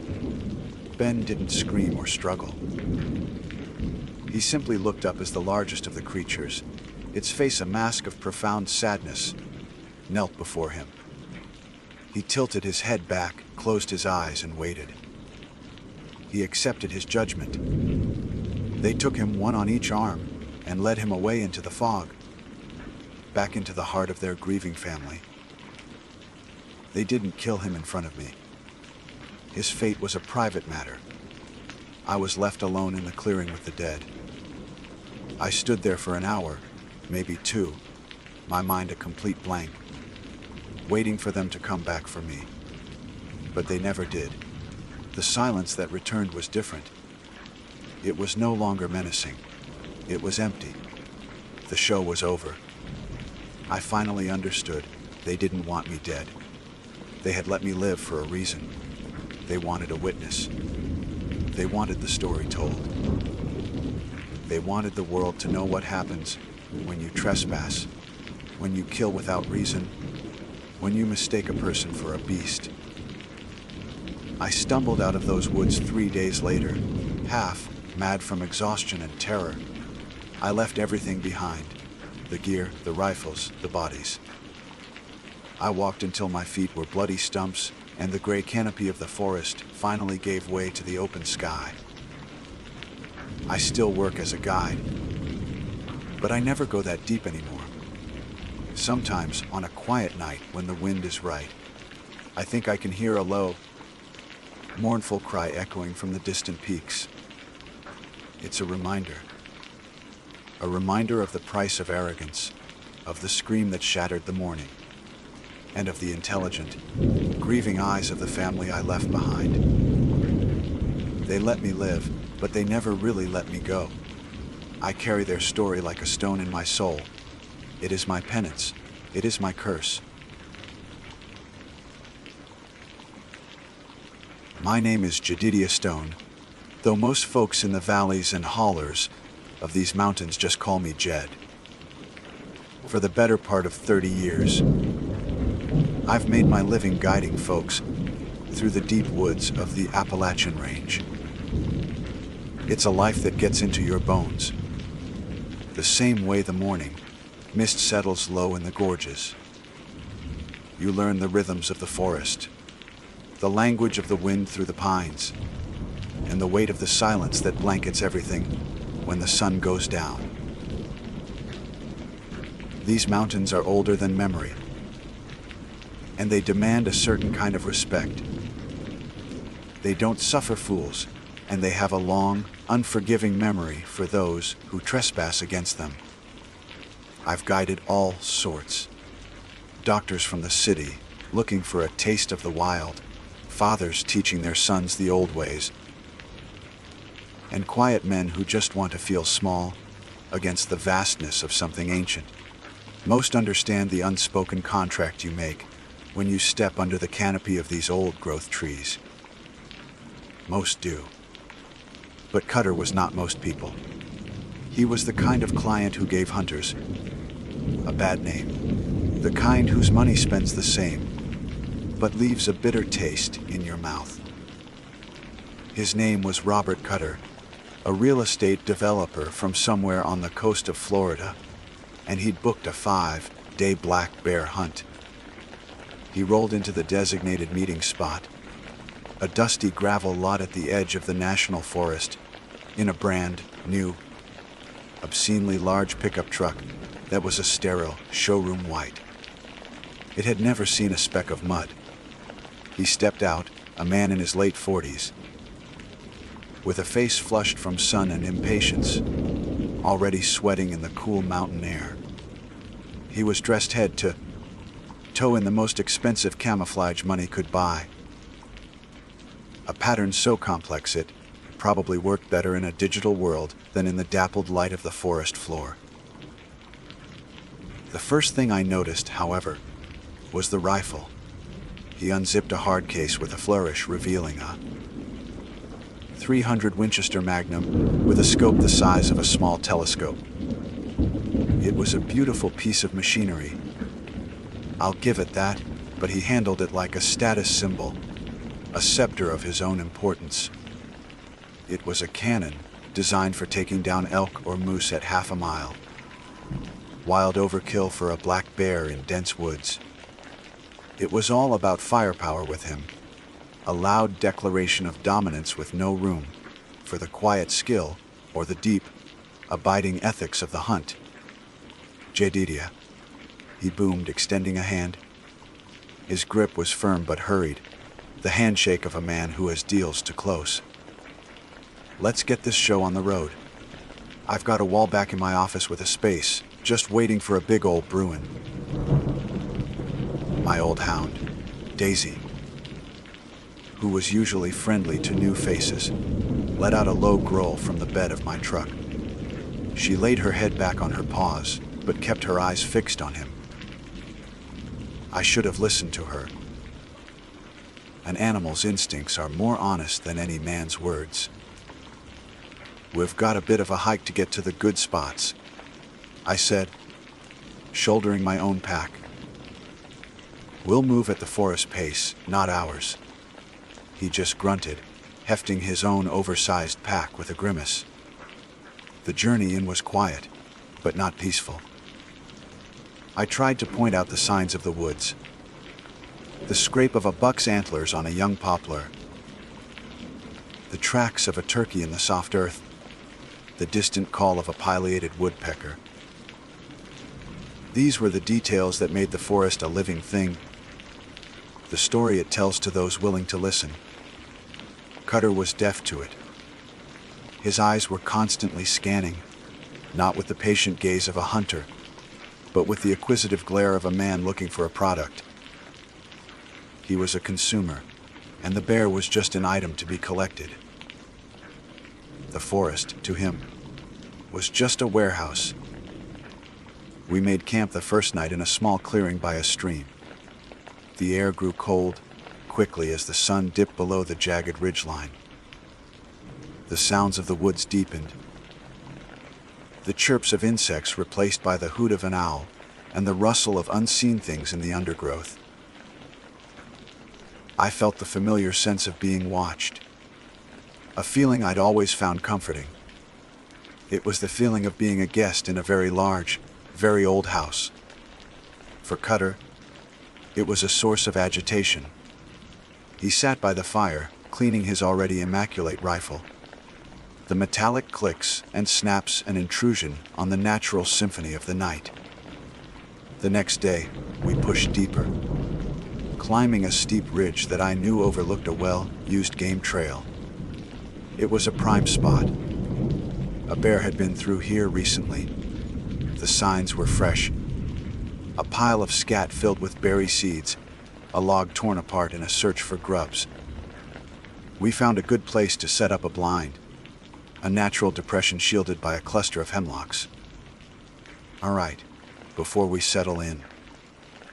I want to check the zero on this thing, Cutter announced, patting his rifle. Might have gotten knocked around on the way up. It was a reasonable request, but his tone grated. I scanned the area. 100 yards away, a thick bank of red earth, left behind by an uprooted tree, formed a perfect, safe backstop. Nothing but solid ground behind it for another 100 feet. Right over there, I said, pointing. Aim for the center of that clay bank. It's solid. Cutter looked where I was pointing, then his eyes drifted across the hollow. Opposite us, a steep hillside was choked with a nearly impenetrable thicket of rhododendron, their waxy green leaves forming a solid wall. It was a beautiful, wild sight, but my blood ran cold when I saw him eyeing it. "Now that'll do," he said, gesturing with his rifle barrel toward the thicket. "No," I said, my voice firmer than I'd intended. "Absolutely not. You never, ever fire unless you are 100% certain of what's behind your target. That's rule number 1. He laughed, a short, dismissive bark. "Relax, old-timer. What's going to be back there? It's a mountain." He was already raising the rifle to his shoulder, settling the stock against his cheek. The world seemed to narrow around him, his impatience a palpable force. "Cutter, don't," I warned, a knot of pure dread tightening in my stomach. He ignored me. The explosion of the 300 Win Mag was obscene in the quiet of the woods, a violent tearing of the peace. It echoed off the surrounding ridges, a sound of pure violation. The bullet ripped through the rhododendron leaves, a green spray erupting from the hillside. We heard it strike something on the other side, but the sound was wrong. It wasn't the wet, heavy thwack of a bullet burying itself in dirt, nor the solid thud of it hitting wood. It was a sharp, resonant crack. It was a sound like a femur snapping, like a piece of ancient, sun-baked pottery being struck by a hammer and shattering into 1,000 pieces. It was a sound that didn't belong here, a sound of breaking that felt older and more significant than just stone. The echo died, and a profound silence fell over the hollow. The birds went quiet. The wind ceased. It felt as if the entire forest was holding its breath, listening. My heart sank into my boots. That was the mistake. The one you don't come back from. A cold dread, slick and oily, washed over me. "We have to go see what you hit," I said, my voice barely a whisper. "Probably just a rock," Cutter scoffed, already ejecting the spent cartridge, the brass casing glinting as it fell to the forest floor. But even he looked unsettled, his bravado faltering in the face of that terrible, unnatural quiet. He had just shouted his arrogance into the heart of something ancient, and I had a terrible feeling that it had hurt him. Getting across the hollow felt like wading through thick molasses. The air, which moments before had been cool and crisp, now felt heavy and stagnant, clinging to my skin like a damp shroud. Every step I took seemed unnaturally loud in the profound silence that had fallen. The rustle of my own canvas pants, the snap of a twig under my boot, each sound was an offense against the dead quiet. Cutter followed behind me, his earlier bravado having evaporated completely, replaced by a sullen, nervous energy. He kept his rifle held tight across his chest, as if expecting an ambush, his eyes darting into the shadows that seemed to have deepened and stretched since he pulled the trigger. The forest was no longer a neutral space. It was an audience, and it was not pleased. Pushing through the rhododendron thicket was like breaking into a tomb. The leaves were thick and leathery, and we had to force our way through. the branches scraping at our clothes and skin. The air inside the thicket was even more still, and smelled of damp earth and something else. Something vaguely metallic and mineral, like old blood or rust. It was darker here, the sunlight struggling to pierce the dense canopy of leaves. And then we saw it. Hidden in a small, natural alcove, almost completely swallowed by moss and creeping vines, was what was left of a small, crude stone effigy. It had been carved from a single piece of dark, veined soapstone, and it wasn't much bigger than a child's torso. It was humanoid, but only just. The proportions were wrong, with a large, blocky head and short, stubby limbs. The face was simple. 2 deep, set holes for eyes and a grim, straight line for a mouth. It wasn't Cherokee, I knew that much. Their carvings had a certain life to them. This was older, cruder, belonging to a people whose name had long been erased by time. It felt like a boundary marker, a silent sentinel left to guard a place that was not meant for men like us. Or what was left of it. Cutter's bullet had struck it dead center. The top half of the effigy was gone, shattered into dozens of sharp, edged fragments that lay scattered on the mossy ground. A spiderweb of cracks radiated from the point of impact, fracturing the stone that remained. The 2 hollow eyes were gone, blown to dust. The bullet, a jacketed piece of lead and copper, was embedded in the rock face, behind where the effigy had stood, flattened and deformed by the impact. The sight of it made my stomach clench. We hadn't just broken a rock. We had blinded something. We had desecrated a sacred ward, a lock on a door I never even knew existed. See, just a damn rock, Cutter muttered, but his voice was thin, lacking any conviction. He wouldn't look directly at the shattered pieces, his gaze skittering away, as if the sight of them burned him. He nudged a fragment with the toe of his expensive boot. "Don't touch it," I snapped, my voice sharp. "We'll leave." Now, I didn't have to tell him twice. We backed out of the thicket. The grasping rhododendron branches feeling like skeletal fingers trying to hold us back. The walk back to our blind was even worse than the walk over. The feeling of being watched had intensified 100-fold. It was no longer a passive presence. It was active, malevolent. I felt 1,000 unseen eyes on my back. The wind began to pick up, but it wasn't a clean mountain breeze. It was a low, mournful sigh that seemed to whisper through the trees, carrying words in a language I couldn't understand, but whose meaning I felt in my marrow. It spoke of anger. It spoke of a debt. We abandoned the idea of hunting.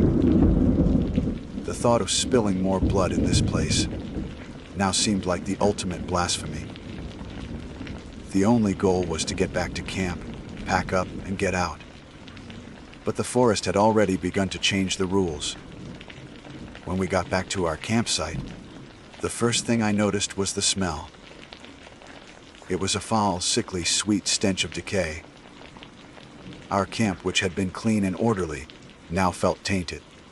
I went to our food packs, which we had hung high in a tree to keep them safe from bears and scavengers. The freeze-dried meals, still sealed in their thick foil pouches, had spoiled. I tore one open, and a putrid gray mush slopped out, smelling like death. It was impossible.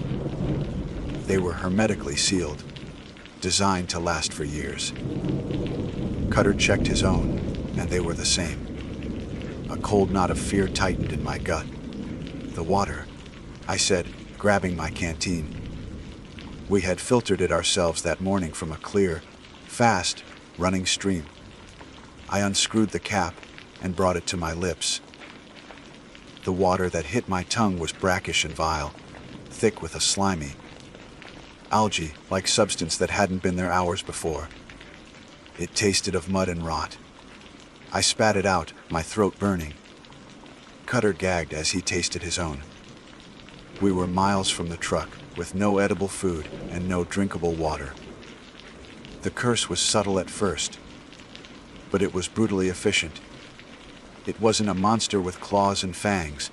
It was the land itself, turning its own bounty into poison. That night, sleep was impossible. The fire seemed to give off less heat, its light shrinking into a small, besieged circle against a tide of pressing darkness. The familiar sounds of the night were gone. There were no crickets, no owls, no rustling of small animals. There was only the sound of the wind, which now seemed to be circling our camp, whispering its hateful, ancient secrets. And there was another sound, a faint, rhythmic scraping.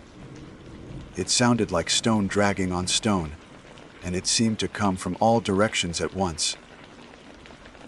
Cutter sat with his back against a log, his .300 Magnum across his lap, his face pale in the firelight. The arrogant developer from Florida was gone. In his place was a terrified man, stripped of his wealth and his bluster. Finally understanding that there were forces in the world that his money could not bully and his firepower could not intimidate. The next morning, we awoke to a gray, oppressive dawn. The air was thick with a mist that didn't feel natural.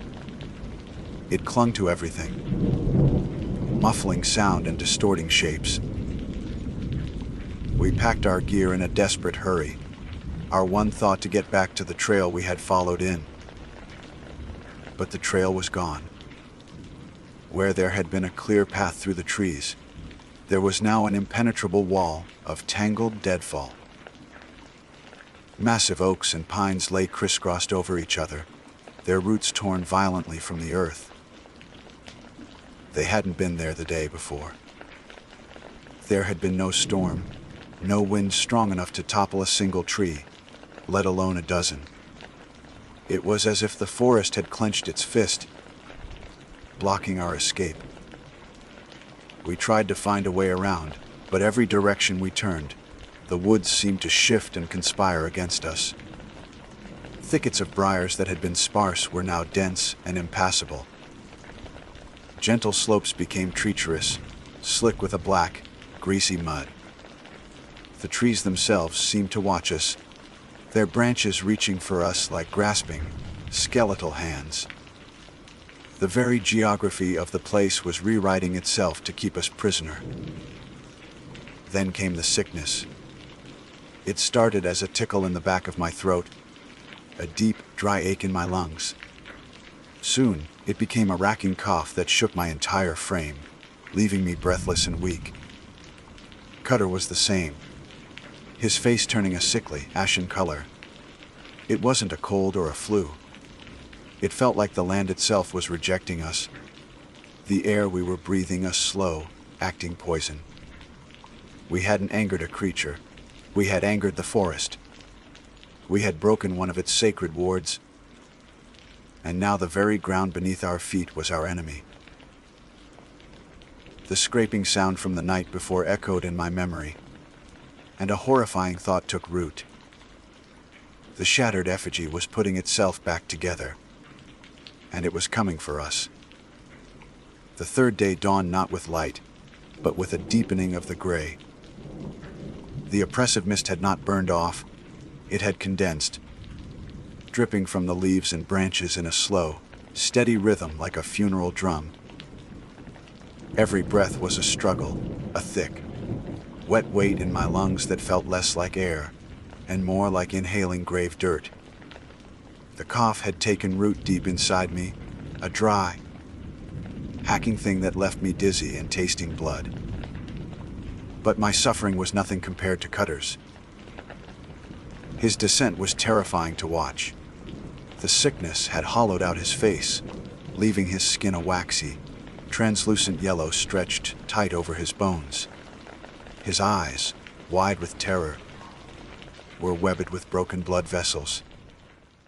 He had started talking to himself, muttering about stock prices and property lines. his mind trying to retreat to a world where he was in control, a world that no longer existed. He clutched his rifle, that useless totem of his former power, but his hands shook so badly he couldn't have aimed it if he tried. The forest had stripped him bare, and all that was left was a terrified, dying animal. The scraping sound had returned, but it was no longer distant or directionless. It was close, and it was following us. As we stumbled through the disorienting woods, trying to find any landmark, any sign of a way out, the sound would echo behind us. A slow, deliberate scrape of stone on rock and earth. It was the sound of something heavy and implacable, something dragging itself along with tireless patience. We never saw it, not clearly. But I would catch glimpses in the periphery of my vision. A flicker of movement between the trees. A shape that was too dark, too solid against the gray mist. A shape that was blocky and crudely humanoid. "It's watching us," Cutter rasped, his voice a wet gurgle. He would spin around, raising his rifle with trembling arms, pointing it at the shifting shadows. I see it! Right there? But there was nothing there but the trees which seemed to lean in, their branches like a cage. His paranoia grew with every passing hour. He began to see the effigy's face in the patterns of the bark, in the shapes of the moss, covered rocks. He claimed it was whispering his name, promising him things, telling him secrets about the deals he had lost. The curse wasn't just killing him. It was dismantling him, body and soul. By midday, we were both so weak we could barely walk. Thirst was a living fire in our throats. I tried chewing on a piece of birch bark, but it was bitter and dry, offering no relief. My own thoughts were becoming muddy, the edges of my consciousness fraying. The forest was a labyrinth, a living, breathing entity that actively hated us. We were a poison it was trying to expel, and it was squeezing us to death. We collapsed at the base of a massive, ancient oak.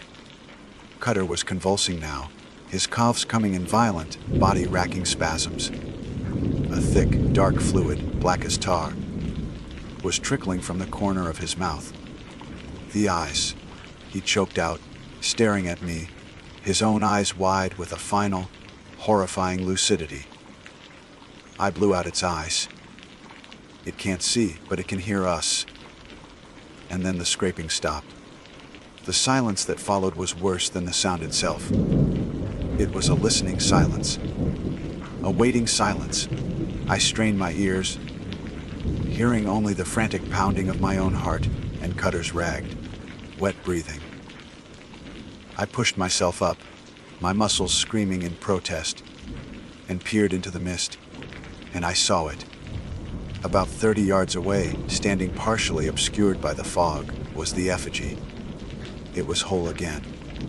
The shattered pieces had reformed, the cracks sealed with something that looked like dark, dried sap. But it was wrong. It was taller now. The proportions more stretched, more predatory.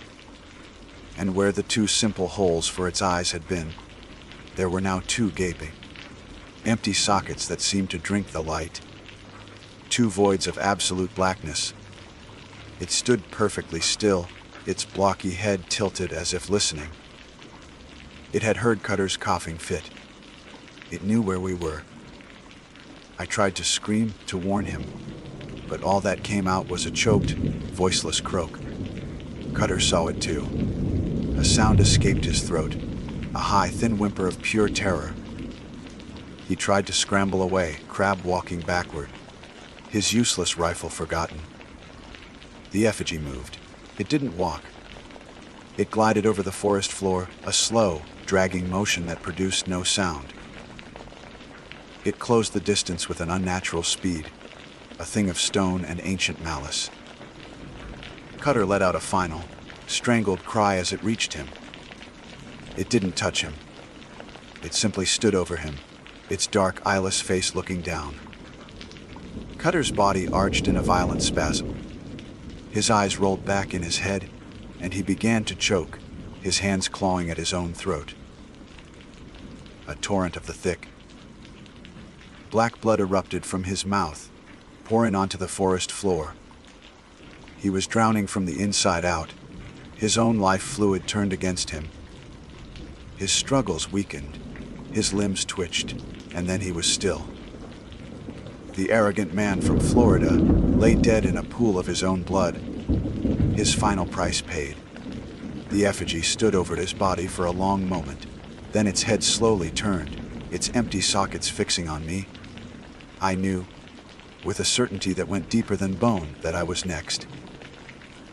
That knowledge broke through the sickness and the exhaustion. A primal, desperate need for survival surged through me. I didn't run. I crawled. I clawed my way over roots and rocks, through thorns and mud, away from that silent, watching thing. I didn't look back. I could feel its presence behind me, a cold spot in the air. But the scraping sound did not resume. It was letting me go. Or it was making me earn it. I don't know how long I crawled. Hours bled into a meaningless smear of pain and fear. My world shrank to the few feet of ground in front of me. My fingernails were torn and bloody. My clothes were in tatters. The sickness raged inside me, a fire in my lungs, but the fear of that stone figure was stronger. Sometime late in the afternoon, the trees began to thin. I could see a change in the light ahead. Hope, a feeling I thought had died with Cutter, flickered faintly. I broke through the last line of trees and tumbled down a short, muddy embankment onto the hard, packed gravel of a logging road. The sight of it, a simple, man-made scar on the landscape, was the most beautiful thing I had ever seen. I lay there, half conscious, my body a wreck, and wept. I barely remember the loggers finding me. I remember a face peering down, a shouted voice, the feeling of being lifted. I woke up in a hospital, tubes in my arms and a mask over my face.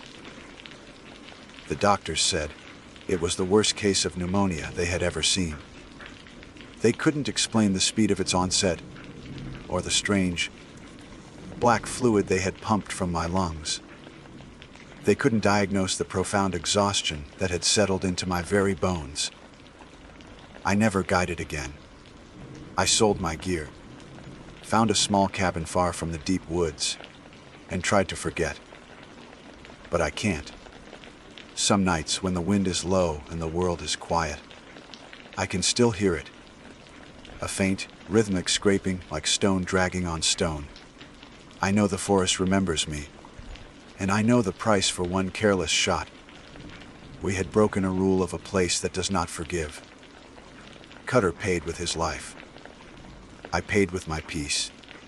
I survived, but I never truly escaped the mountain. My name is Ben Carter, and for the better part of 15 years, I've made my living guiding hunting trips deep into the Rocky Mountains. It's a solitary profession, one that demands a unique blend of respect and vigilance. You have to respect the raw, untamed power of the wilderness, but you must remain vigilant against the 1,000 ways it can kill you. Most of those ways are mundane. A sudden blizzard, a misplaced step on a loose rock, dehydration, or an encounter with a territorial bear. I've dealt with all of them. But there are other dangers in these mountains, older and stranger things that don't appear in any survival manual. Things you only learn about through hushed whispers, in remote taverns or from the wide, haunted eyes of a seasoned tracker who has seen something he can't explain. I've always been a practical man, grounded in the realities of tracking, wind patterns, and ballistics.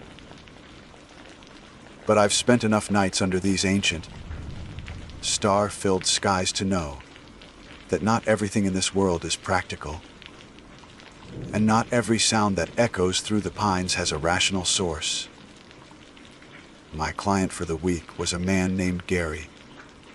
He was the embodiment of a specific type of hunter I've come to dread. The seasoned veteran who believes his 30 years of experience have made him infallible. Gary was in his late 50s, with a face weathered by sun and wind, and a belly that strained against the buttons of his expensive camouflage jacket.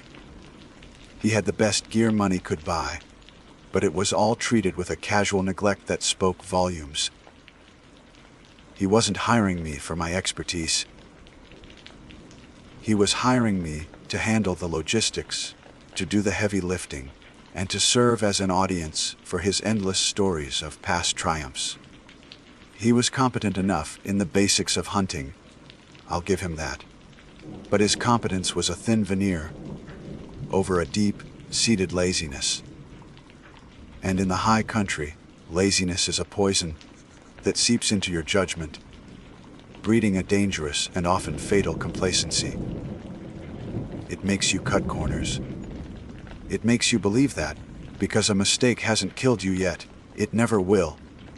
We were hunting mule deer in the sprawling wilderness near Bailey, Colorado. It's a rugged, beautiful country of towering ponderosa pines, steep canyons, and meadows that can feel both serene and unnervingly exposed. The air is thin and crisp, carrying sounds for miles. Yet the dense forests can swallow a man whole, making him vanish just a few hundred feet from a trail. It's a place that feels ancient, and you get the sense that you are merely a temporary guest in a world that operates on a much longer, slower timescale. Gary was a proponent of hunting from a tree stand, a method that requires patience and, above all, a meticulous attention to safety. As we reached the spot I'd scouted, promising game trail winding through a stand of particularly massive ponderosas, he began to unpack his equipment.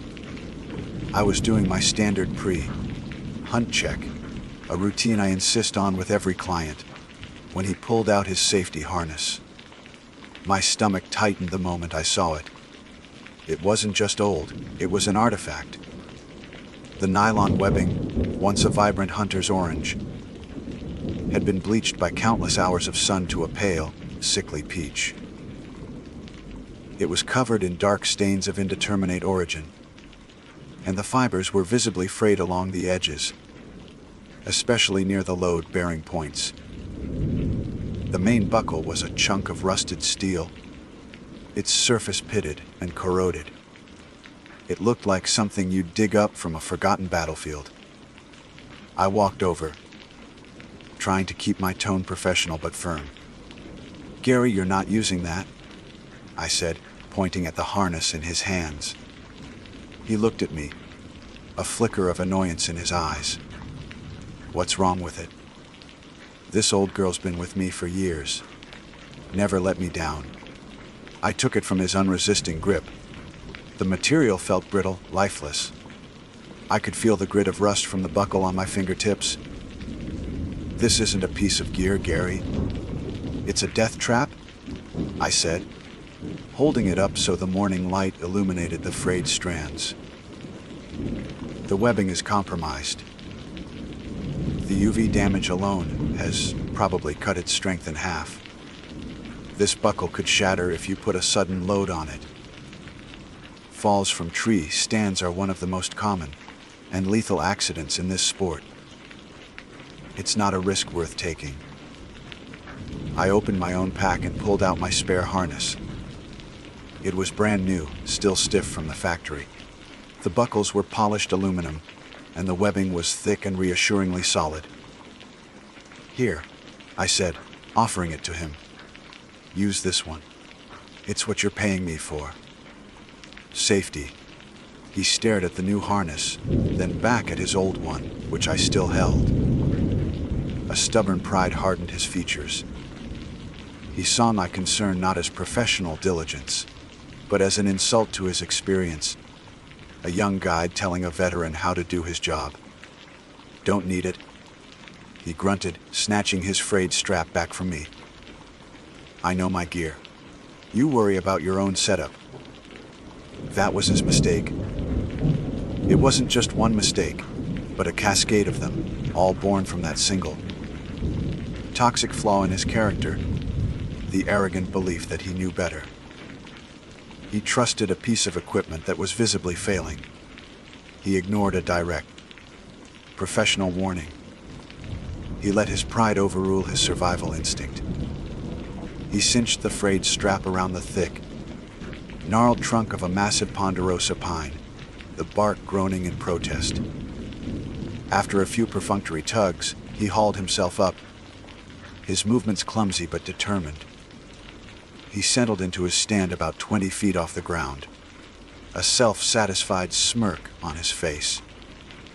There was nothing more I could do without physically dragging him down, and I knew that would only escalate the situation. With a deep sense of foreboding, I left him to his perch.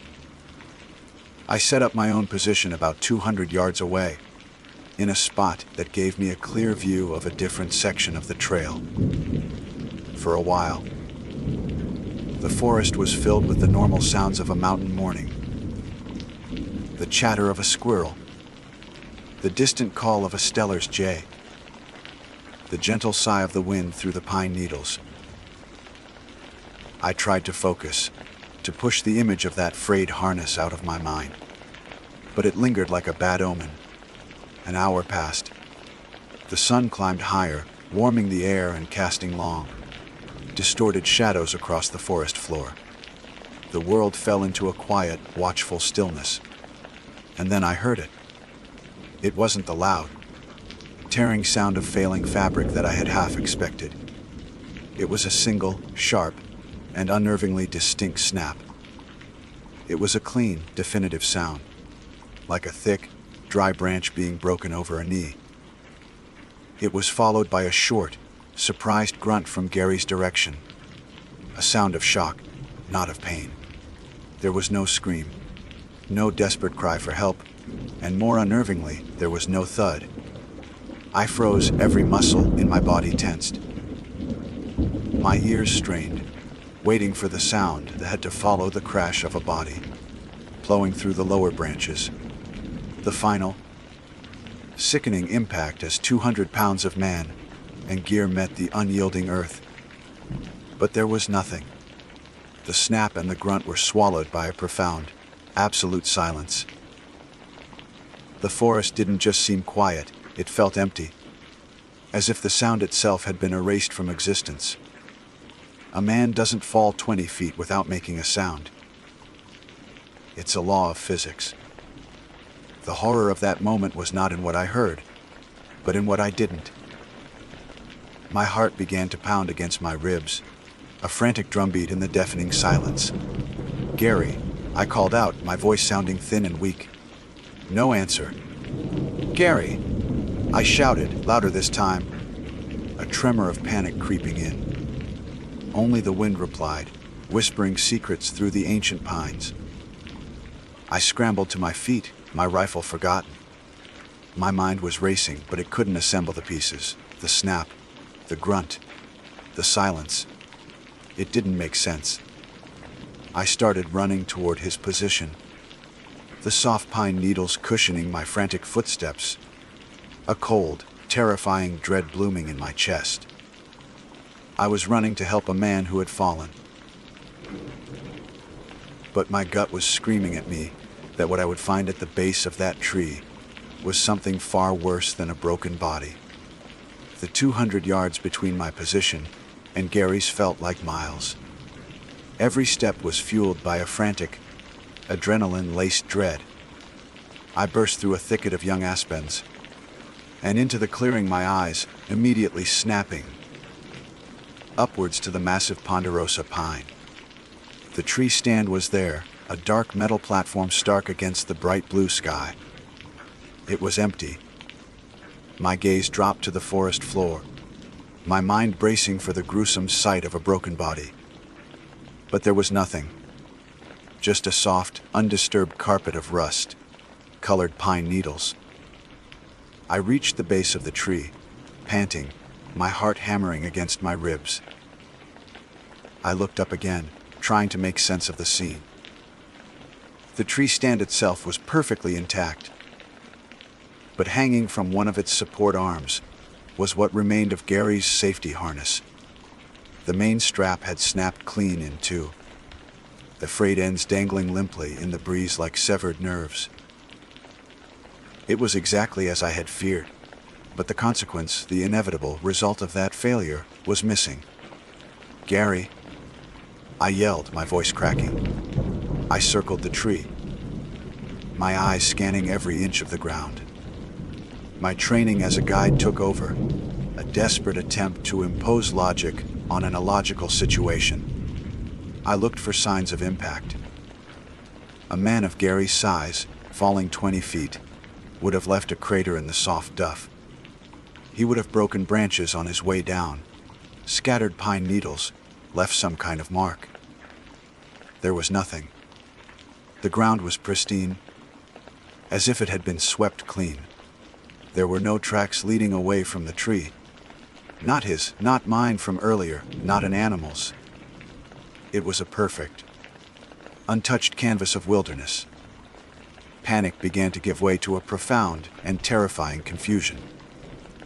It was as if he had simply evaporated in mid-air. The horror of it wasn't in blood or broken bones. It was in its sheer, baffling impossibility. A man doesn't just fall and disappear. My mind replayed the sounds over and over, the sharp snap of the strap, the short, surprised grunt. There was no terror in that sound, no pain. It was a sound of pure instantaneous shock. And then nothing. The silence that followed wasn't just an absence of noise, it was a presence. It felt heavy, ancient, and absolute. I began a systematic search, moving in ever widening circles from the base of the pine. I pushed through dense undergrowth, my eyes scanning for a scrap of camouflage cloth, a glint of metal from his rifle, a drop of blood. I called his name until my throat was raw, the sound swallowed by the immense, indifferent forest. With each fruitless circle, the cold knot of dread in my stomach tightened. The rational explanations in my head were dying one by one. A predator couldn't have dragged him away this quickly, this silently, without leaving a trace. He couldn't have survived the fall and crawled away, without leaving a trail a child could follow. The sun began its slow descent, painting the sky in hues of orange and purple. The long shadows of the pines stretched across the forest floor like grasping fingers, and the familiar woods began to feel alien and menacing. Every rustle of leaves, every snap of a twig under my own boots, sent a jolt of fear through me. I felt watched.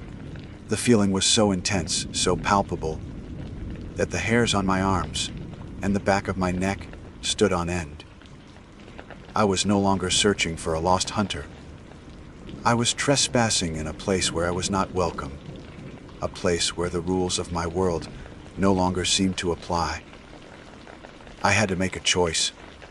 Staying in the woods after dark with no sign of Gary was suicide. My duty was to report him missing, to bring back a search party.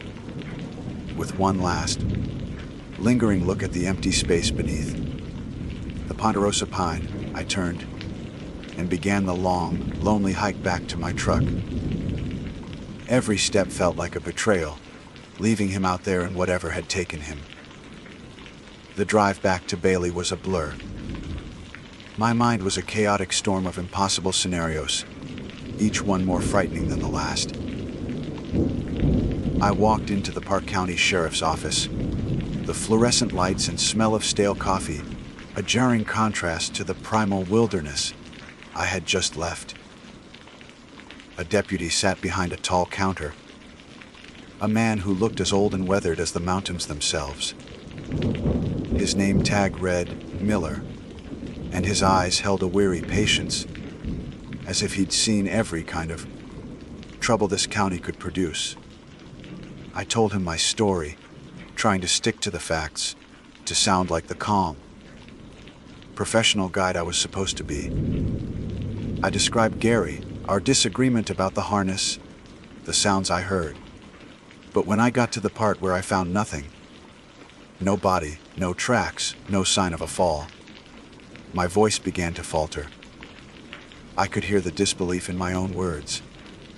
I sounded like I was losing my mind. Miller listened without interruption, his gaze never leaving my face. He didn't seem surprised or skeptical. When I finished, the office was silent for a long moment. He leaned back in his chair, the old leather groaning in protest.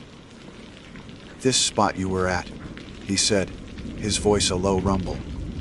"Was it in the Lost Creek Wilderness area, up past the old Kenosha Pass Trail?" "Yes," I said, surprised. "Near a stand of unusually large ponderosas." Miller nodded slowly, a look of grim understanding dawning on his face. "I was afraid of that."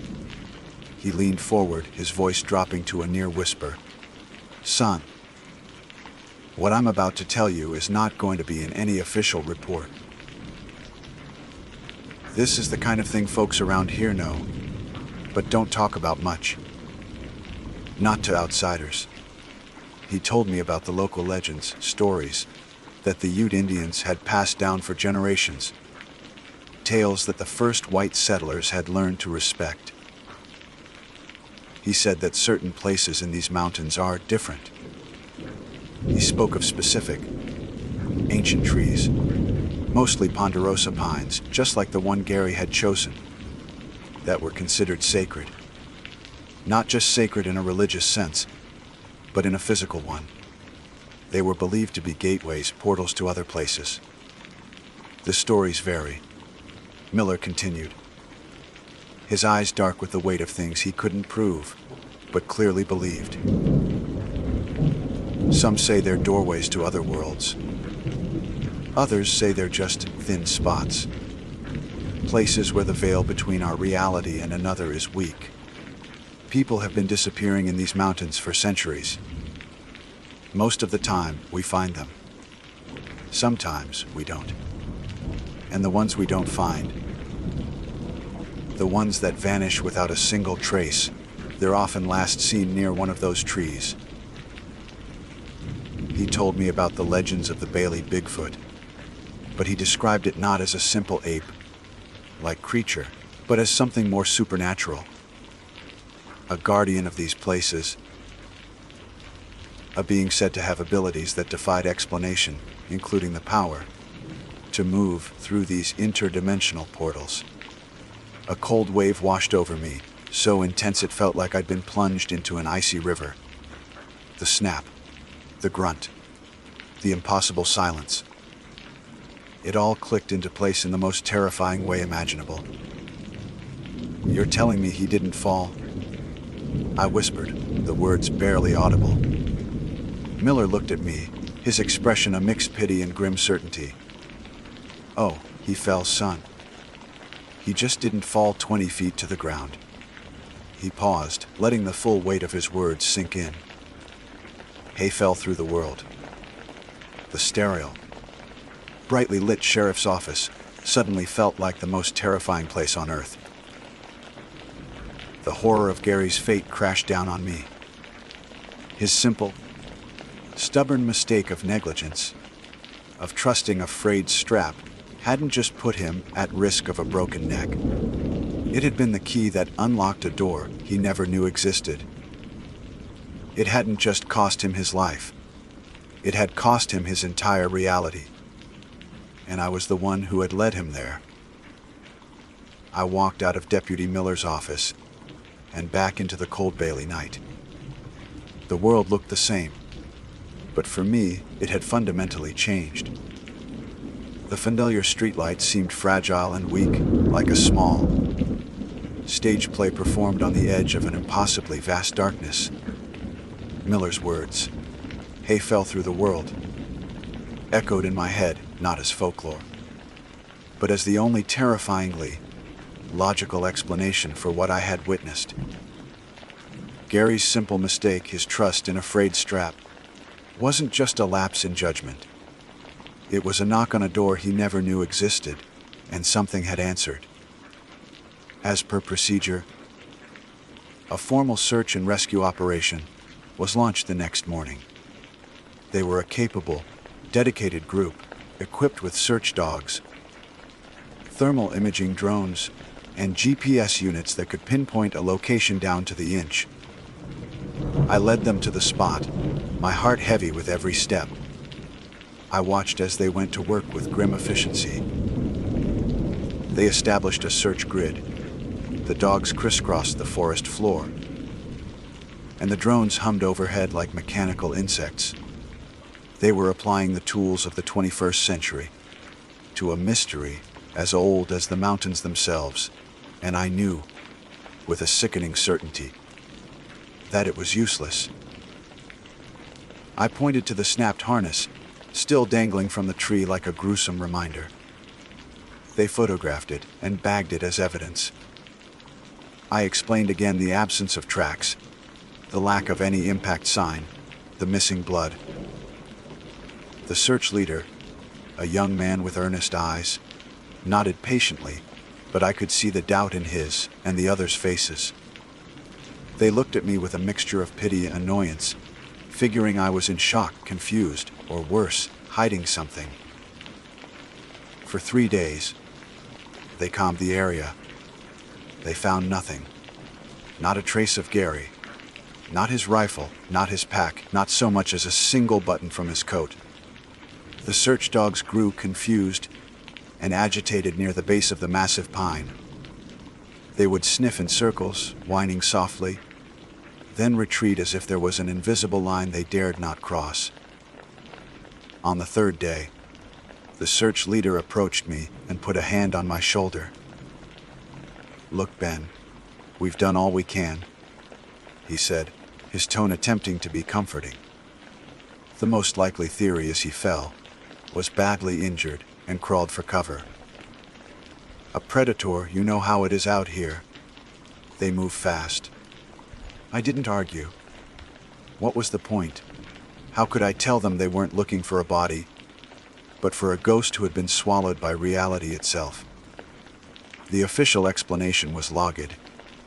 Gary Stone missing, presumed deceased from a hunting accident, his body scavenged by wildlife. The case was closed.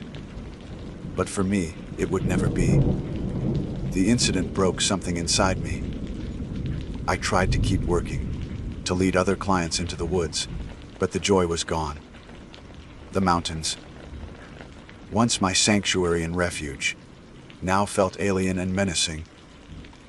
Every time I looked at a large pine, I couldn't help but wonder if it was one of them. Every whisper of the wind through the branches sounded like a mocking laugh from an unseen world.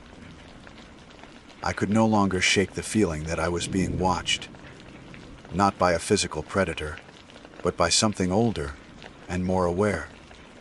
I had seen the horror that lay just beneath the surface of the world, and I could not unsee it. 6 months later, I sold my guiding business. I couldn't be responsible for another person's life in a place where I knew the rules of reality could shift without warning.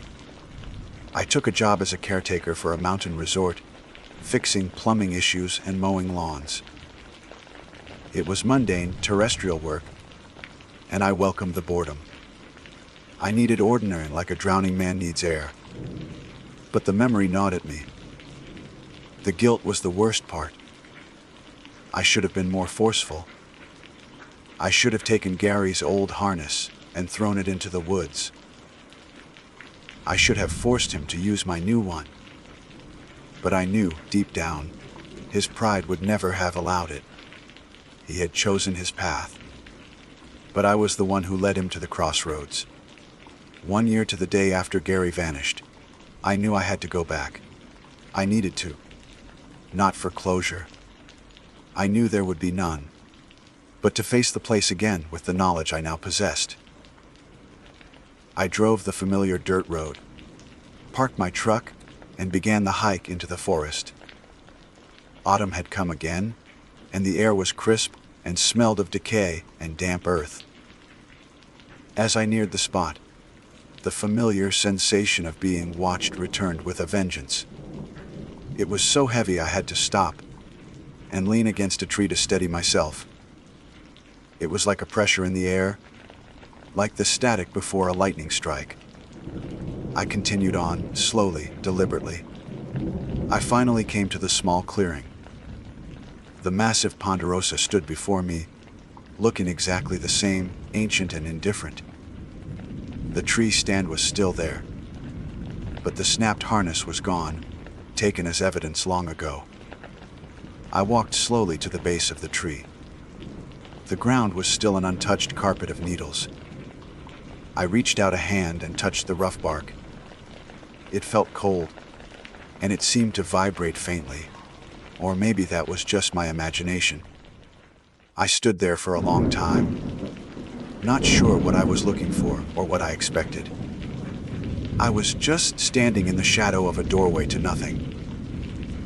As I was about to turn away, a glint of something caught my eye. There, at the base of the tree, half hidden beneath the fallen needles, was a small metallic object reflecting the afternoon sun. I knelt and carefully brushed the needles away. My heart stopped. It was the buckle from Gary's safety harness, the rusted piece of metal I had warned him about. But it wasn't just the buckle. It was warped and partially melted, as if subjected to an immense heat or an unimaginable pressure. And most chillingly, something was fused to it. A thin, gray fiber that looked like a spider's web, but felt like steel wire to the touch. It was not of this world. I shot to my feet, letting the buckle fall from my numb fingers. It hadn't been there when the search party came through. I knew that for a fact. They would not have missed it. This was new. This was something that had been sent back, or perhaps had fallen out. It was proof. A horrifying souvenir from Gary's trip to with no maps. I didn't run, but I walked away, quickly and deliberately, without looking back. I have never returned to those mountains. Sometimes at night, when the wind is high, I think I can hear a faint sound carried on it. A sound like a human voice, stretched and distorted over a vast distance in time. A scream that took a year to reach my ears. I don't know what happened to Gary, what kind of world he fell into, or if he's even still alive in some form. But I know this: the world we live in is just one lit room in a vast, ancient and dark house. There are other doors and other hallways. And sometimes, if you're not careful, if you trust the wrong thing, you can trip and fall right into the next room. And in that room, no one can hear you scream. My name is Cole, and for 15 years, my world has been the deep, unforgiving wilderness of the Appalachian Mountains. I'm the person people call when the standard trails aren't enough, when they want to push their limits in places that don't appear on most maps. I guide hunting trips, extended survival expeditions, and occasionally specialized training for folks who understand that nature is not a park to be visited, but a force to be respected. My background is in Army search and rescue, a life where discipline wasn't just a virtue. It was the thin line between a successful mission and a body recovery. I left that world, but its lessons are etched into me. In the mountains, protocol is everything. You follow the rules, you check your gear, you respect the weather, and you never, ever let your emotions override your training. That's how you come home alive. So when Sarah contacted me, I was intrigued. Her email was direct and professional. She wasn't looking for a scenic tour. She was a volunteer with a highly regarded search and rescue unit out of Virginia, and she wanted a private, intensive training exercise. She wanted to be pushed to hone her navigation and survival skills in a section of the mountains known for its brutal terrain and disorienting geography. I knew the area she was referring to. A labyrinth of steep hollows and dense, old-growth forest that swallowed sound and played tricks on the light. It was a place I respected, and one I rarely took clients to. But Sarah wasn't a typical client. When we met, she was exactly as I'd pictured. She stood with a quiet confidence, her gear meticulously organized, her eyes sharp and intelligent. She was tough. You could see it in the lean muscle of her arms and the steady, economic way she moved. But there was something else there, something deeper. In our initial briefing, as we went over maps and emergency procedures, she spoke about her SAR work. Her voice was filled with a fierce, almost painful empathy. She didn't talk about the thrill of the find. She talked about the look of relief on a lost hiker's face, the gratitude in a family's eyes. She was driven by a profound, unshakable need to help, to bring the lost back from the brink. It was a noble, powerful impulse. I recognized it as a strength in her world, but out here in the deep woods, I knew it could be a dangerous liability. Empathy is a human trait. The mountains don't have it. The first day was a grueling test, and she met every challenge. We navigated by compass and terrain association, ignoring the trails that had long since been reclaimed by the forest. She was skilled, reading the landscape with an expert eye, her movements efficient and sure. We spoke little, communicating with the easy short hand of two people who were comfortable in the wild. The forest itself seemed to hold its breath around us. This deep in, the usual chatter of squirrels and birds was muted, replaced by a profound, watchful silence. The air was heavy, thick with the scent of damp earth and decaying leaves. Ancient, moss-covered trees formed a dense canopy that the sun struggled to pierce, casting the forest floor in a perpetual twilight. It was the kind of place that makes you feel small, an intruder in a world that was ancient before your species was even a thought. We made camp that evening by a clear, fast-running creek. As we ate, I told her some of the local stories, the kind the old-timers tell. Tales of the Cherokee Sul, Kaluthu, eyed giant who ruled the game in the high peaks, and of strange lights seen flickering in the deepest parts of the woods. I mentioned the old rule, the one passed down through generations. If you hear something calling your name in the woods, know you didn't.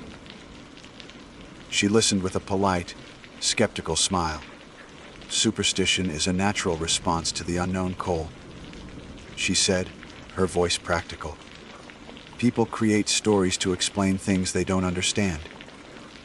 A strange echo, a predator's mimicry, an overactive imagination in a stressful environment. Maybe, I conceded, not wanting to argue.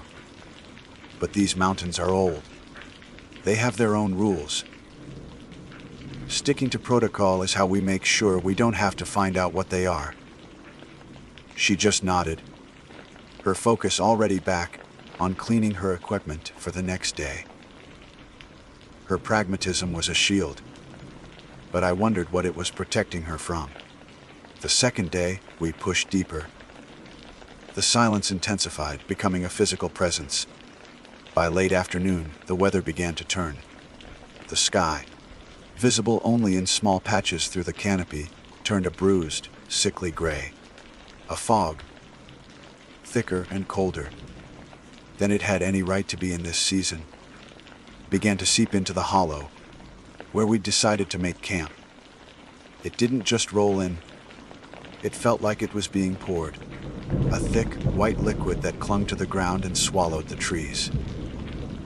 Within minutes, our visibility was reduced to less than 20 feet. The world shrank to a small, claustrophobic circle of damp ground and ghostly, silent trunks. The fog deadened every sound, including our own. My voice felt flat and useless against the oppressive white wall. We worked quickly and quietly, setting up our tents, our movements precise and automatic. Routine is a comfort in situations like this. It gives you an anchor in a world that has become untethered. The temperature plummeted. I was just pulling on an extra layer when the sound reached us. It was faint at first, almost imperceptible, a high, thin note that could have been the wind in the branches. But there was no wind. The fog was as still as a tomb. Then it came again, clearer this time. It was the sound of a child crying.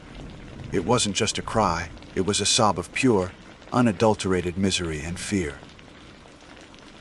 It was a desperate, heartbreaking sound that cut through the fog and the cold, straight into the most primal part of your brain. It was the sound of a small, helpless thing, lost and alone in the terrible, silent dark. Every fiber of my being, every ounce of my training, screamed at me, "Stay put. You don't move in the dark. You don't move in fog. You don't chase sounds. You make camp, you secure your position, and you wait for morning. Moving now is how you get lost. It's how rescuers become victims." It was SAR Protocol 101. I looked at Sarah. Her head was cocked, her face a mask of intense concentration. The pragmatist was gone. The skeptic had vanished. All that was left was the empath, the rescuer. The sound was a siren's call, tailored specifically for her. "Cole," she whispered, her voice tight with an almost unbearable urgency. "Did you hear that?" "I heard it," I said, my own voice low and firm. "We're staying here, Sarah. We can't navigate in this. We'll be lost in 5 minutes." "There's a child out there," she said, ignoring me completely. She was already on her feet, her eyes scanning the impenetrable wall of white in the direction of the cry. The sound came again, a desperate, pleading wail that seemed to twist something in her gut. A child. Alone. It could be anything. I argued, trying to keep my voice level. Authoritative. An animal. A bird. The fog plays tricks with sound. "That is not a bird," she shot back, her gaze locking onto mine. The conflict was raging in her eyes, her training warring with her soul. "We have to go. We have to." Before I could say another word, before I could physically stop her, she grabbed her pack and a flashlight. She didn't even hesitate. She simply turned and ran, a ghostly figure swallowed by the fog in an instant. My mind raced. I could stay. I could follow my own protocol, secure the camp, and start a search for her at first light. It was the smart play, the disciplined play. But I couldn't do it. I couldn't let her go alone. My own fatal error wasn't abandoning my training, but choosing to back her play, to try and protect her from her own noble, suicidal compassion. Cursing under my breath, I grabbed my own pack and plunged into the white abyss after her, chasing a sound that my gut told me was not a child, but a lure. Plunging into the fog after Sarah was like diving into a cold, blind ocean. The world I knew, the familiar forest of rock and root and tree, vanished. It was replaced by a swirling, featureless gray that muffled sound and stole all sense of direction. The beam from my headlamp was a pathetic, truncated cone of light that seemed to be absorbed by the mist just a few feet from my face. Sarah was only a phantom ahead of me, her own light a frantic, bobbing willow, the wisp that I struggled to keep in sight. "Sarah, wait up!" I yelled, my voice sounding strangely dead, swallowed by the oppressive dampness. "Stay with me." If she heard me, she gave no sign. She was running with a desperate, reckless abandon, fueled by the image of a lost child. The crying continued, a ghostly, beckoning thread of sound that pulled her ever deeper into the maze. It was always just ahead, a tormenting promise. We'd scramble up a steep, muddy incline, clawing at roots to keep from sliding back, and the sound would be waiting for us at the crest, just out of reach. We'd stumble down into a gully filled with slick, moss-covered rocks, and the sobbing would echo from the opposite bank, luring us across. The forest itself became a physical enemy. Unseen branches whipped at our faces, leaving stinging red lines. Gnarled roots, hidden by the fog and a thick carpet of wet leaves, grabbed at our ankles, threatening to send us sprawling with every step. The ground was a treacherous illusion, dropping away into unseen dips or rising into sudden, shin-bruising obstacles. My training screamed at me to stop, to take a reading, to try and get a sense of our location, but there was nothing to read.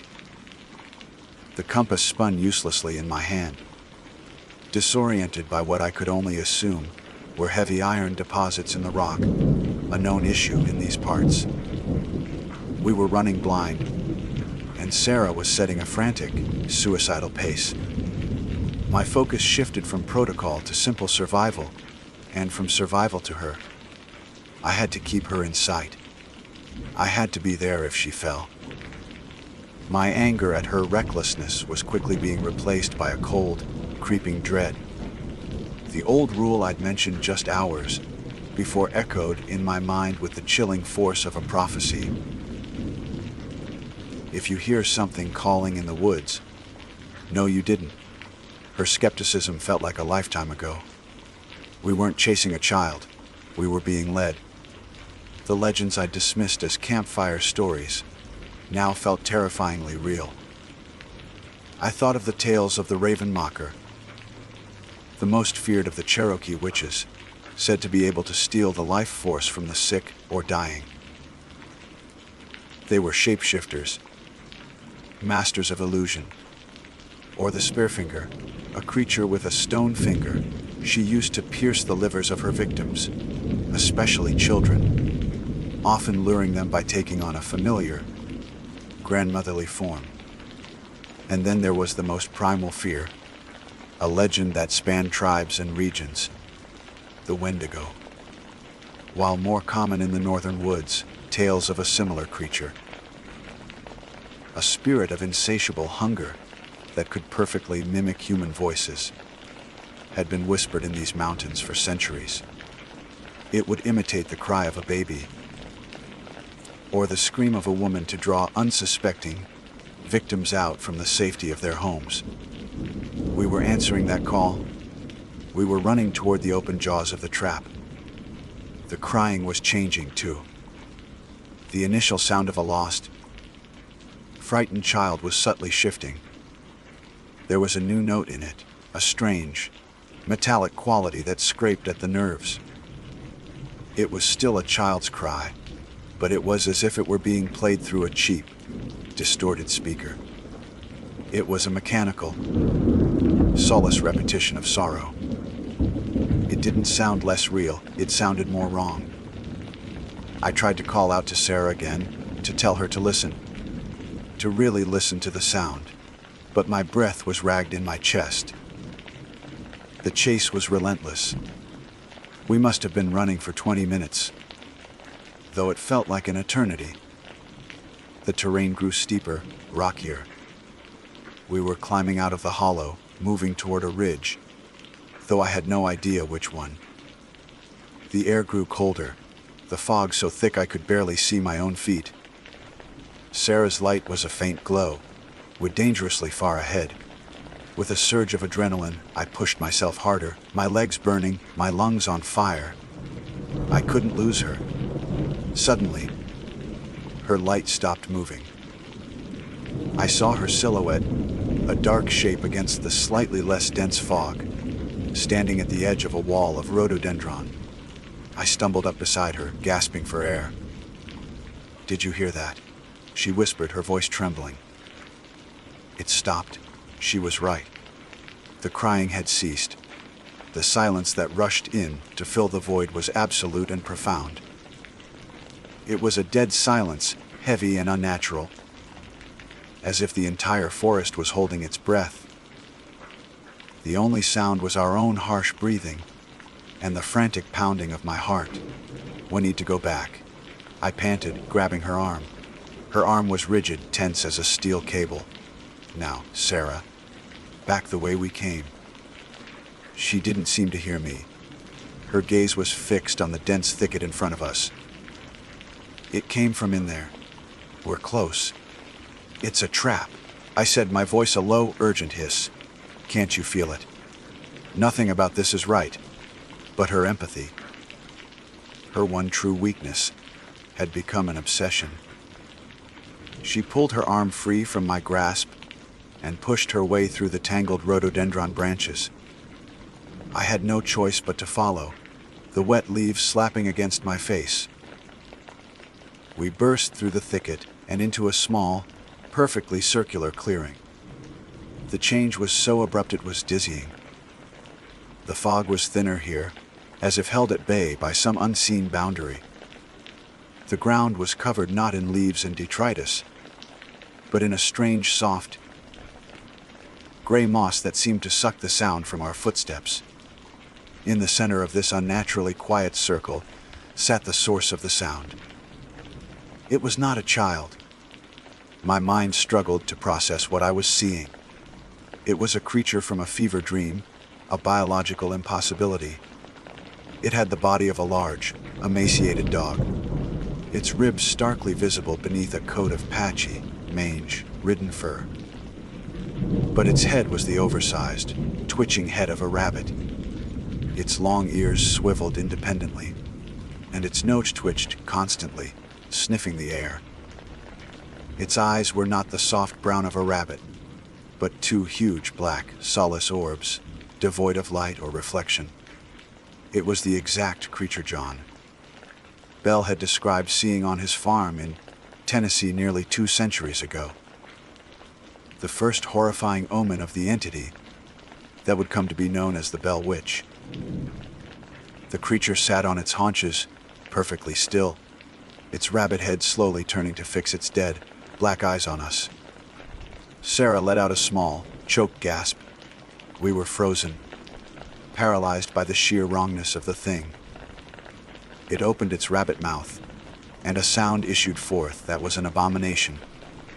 A piercing, high-pitched screech that was part feedback, part animal shriek, and part the grinding of metal on bone. It was a sound of pure agony and malice that vibrated deep in my teeth. But as the screech echoed in the dead air, a horrifying realization dawned on me. The creature wasn't the monster. It was the bait. As we stood there, transfixed in horror, a new shape began to resolve itself from the ancient, gnarled trees at the far edge of the clearing. It detached itself from the shadows, a sliver of deeper darkness against the gloom. It was huge, impossibly tall, easily 7 feet, with a slender, unnervingly man-like frame. It moved with a slow, liquid grace that belied its size.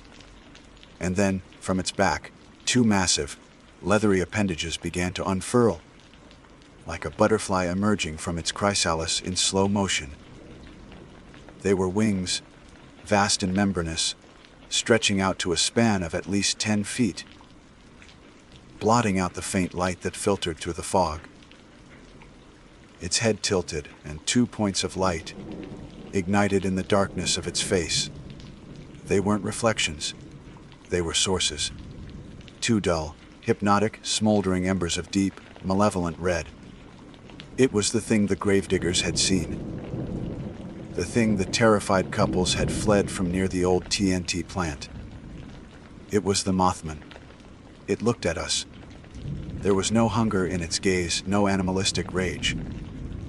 There was something far worse, a cold, ancient, and profound curiosity.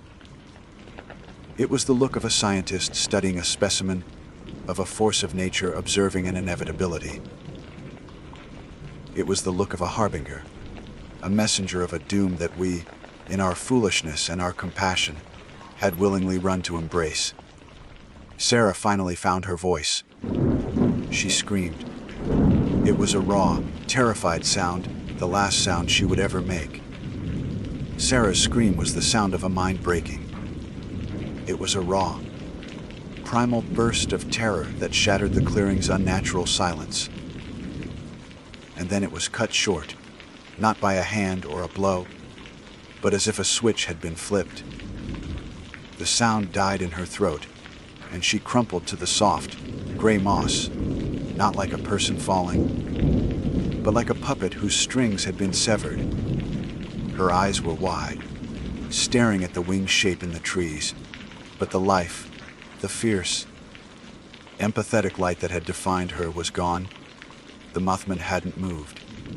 It hadn't lunged or attacked. It had simply watched. And in its watching, it had undone her. The two smoldering red eyes were fixed on her, and I felt a pressure in my own mind, a cold, invasive weight that felt like pure, distilled dread. It wasn't just looking at us, it was seeing into us, peeling back the layers of training and experience to the terrified, fragile core beneath. It was a harbinger of doom, and the doom it brought was not a physical death, but the absolute certainty of it. My paralysis broke. The years of training, the ingrained discipline I had so foolishly set aside, roared back to life, repurposed for a single, desperate goal: survival. My mind bypassed thought and went straight to action. I didn't scream. I didn't try to fight the 7-foot, tall winged nightmare. I didn't check on Sarah, because I knew, with a certainty that chilled me to the bone, that there was nothing left to check on. I turned and ran. My flight was a blind, animal panic. I crashed back through the rhododendron thicket, the branches tearing at my clothes and skin, and plunged headlong into the dense, waiting fog. Behind me, the rabbit-headed creature let out another of its soul, scraping screeches, a sound of triumphant malice that spurred me onward. I didn't look back. I couldn't. The image of those two red eyes was burned onto the inside of my eyelids. The forest was a nightmare labyrinth. I ran without direction, fueled by pure adrenaline, my headlamp beam cutting a useless, frantic path through the swirling gray. Every shadow was the winged man. Every rustle of leaves was the twitching of the rabbit, dog. I could feel its presence behind me, a cold spot in the fog, a silent, patient pursuit. I didn't hear footsteps, but I heard something worse: the occasional, impossibly loud thump of massive wings beating the air. A sound that seemed to come from everywhere at once. I risked a glance over my shoulder, and my heart seized. For a split second, the fog thinned, and I saw it. It was airborne, effortlessly gliding between the ancient trees, its huge wingspan somehow navigating the dense woods without a sound. Its red eyes were locked on me, a pair of malevolent stars in the gloom. It wasn't chasing me to catch me. It was hurting me. I veered wildly, changing direction, trying to throw it off. I scrambled down a ravine, sliding the last 10 feet on loose rock and mud, landing hard at the bottom. My ankle twisted under me, and a sharp, white-hot pain shot up my leg.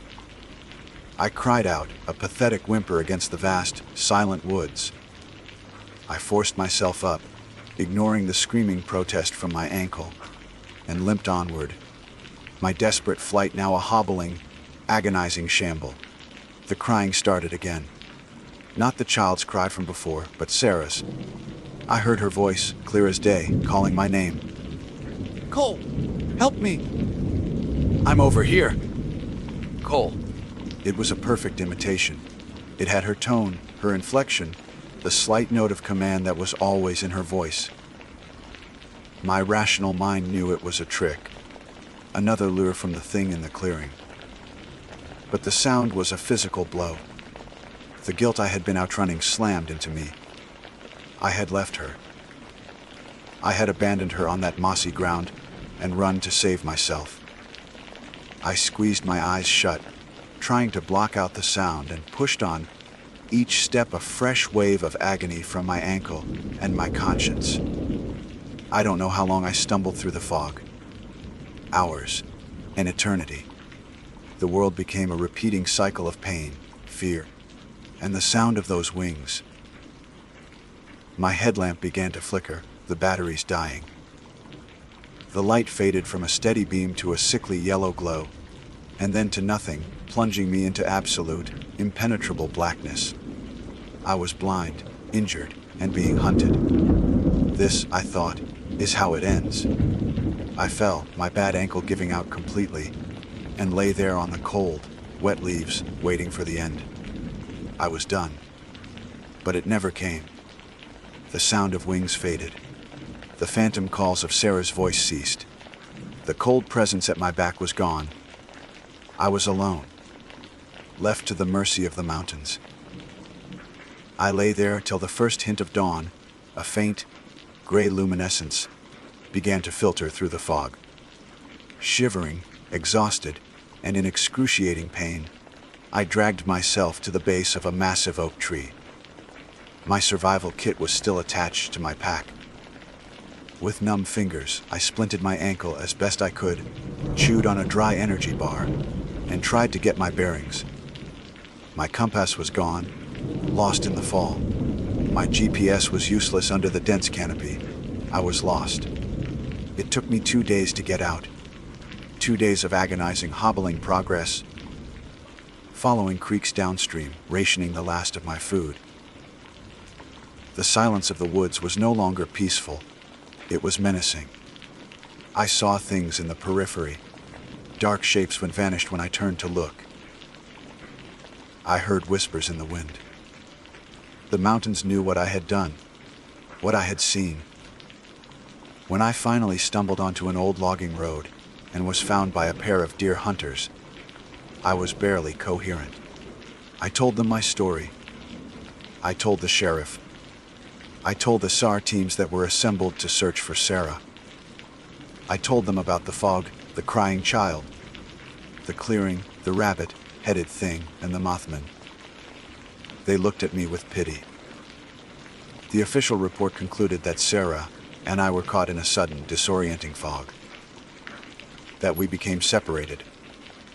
That I must have fallen, sustained a head injury, and become delirious. That Sarah, tragically, likely succumbed to the elements. They searched for weeks, but they never found the clearing. They never found a body. They never found a single trace of her.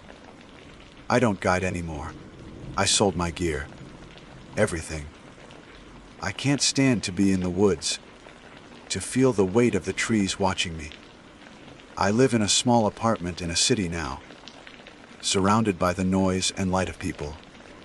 But I don't think I'll ever feel safe again. Sometimes, at night, I see 2 red points of light reflecting in my window, and I know it's watching. Sarah was the best of us, driven by a powerful, empathetic need to help. That empathy was her undoing. My mistake was following her, choosing to back her play instead of enforcing the discipline that had kept me alive for years. I survived, but I left my soul back in that clearing, on that soft, gray moss. The old-timers were right. The mountains have their own rules. We heard something calling in the woods, and we answered. And we paid the price. My name is Megan Carter. For the better part of 15 years, the wilderness has been my sanctuary and my proving ground. I'm not a weekend warrior who buys the latest gear for a comfortable stroll through a national park. I am a purist, a long-distance hiker who finds a unique sense of clarity in the grueling rhythm of walking, the ache in my muscles, and the vast, profound silence of the woods. I've trekked through the jagged peaks of the Rockies, navigated the dense, humid rainforests of the Pacific Northwest, and felt the ancient pulse of the desert under my boots. In that time, I've collected stories the way others collect souvenirs. I've encountered a mother grizzly with her cubs on a narrow Alaskan pass, my heart hammering a rhythm that seemed to shake the very ground. I've been caught in a freak electrical storm above the tree line in Colorado, the air buzzing with a terrifying energy as lightning split the sky. I once shared a trail for days with a man who, I discovered on our last evening together, had packed nothing but several pounds of raw potatoes and a bag of onions for a week-long expedition, convinced it was the ultimate survival food. Through all of it, I maintained a reputation, both to myself and to the few hiking partners I've tolerated over the years, as the unflappable one. Panic is a luxury you cannot afford when you are miles from civilization. It's a weight, heavier than any pack, that can drag you down into a spiral of poor decisions. My mind has always been my most trusted tool, sharp, logical, and stubbornly resistant to fear. I could identify edible plants, read a topographical map as if it were a novel, predict weather patterns from the subtle shifts in the wind, and splint a broken bone with nothing more than 2 sturdy branches and a roll of duct tape. I believed, with a certainty that bordered on arrogance, that there was no situation the wilderness could present that my experience and rationality couldn't overcome. That unwavering confidence, that core belief in a logical, explainable world, shattered into a million pieces at a place called Quarry Gap. The shelter is something of a legend among Appalachian trail hikers, particularly those traversing the long, rocky spine of Pennsylvania. It's known not for being haunted or eerie, but for the exact opposite. It's almost absurdly charming. Through hikers who are accustomed to rough, 3-sided lean, 'tis often scarred with graffiti and smelling faintly of mice, speak of Quarry Gap in hushed, reverent tones. They talk about the meticulously maintained flower, boxes that overflow with colorful impatiens and petunias, a shocking splash of domesticity in the untamed woods. They mention the small, handcrafted porch swing, perfect for easing weary muscles while watching the sunset. It's cared for by a local trail club, with a devotion that goes beyond mere maintenance. It's a labor of love. I'd planned my mileage specifically to end my day there, after a grueling 20-mile hike over what Pennsylvania hikers grimly call Rocksylvania, a seemingly endless jumble of sharp, ankle-twisting rocks that covers the trail. The promise of Quarry Gap felt like a siren's call. The day had been beautiful, with a clear, cobalt blue sky and a gentle breeze that rustled the leaves of the oak and maple trees, creating a dappled sunlight effect on the forest floor. I felt strong, alive, and utterly at peace. When I finally walked into the clearing where the shelter stood, I was greeted by a scene of profound tranquility. It was even more idyllic than the stories suggested. The stone and timber structure looked to have been plucked from a fairy tale. And best of all, it was completely empty.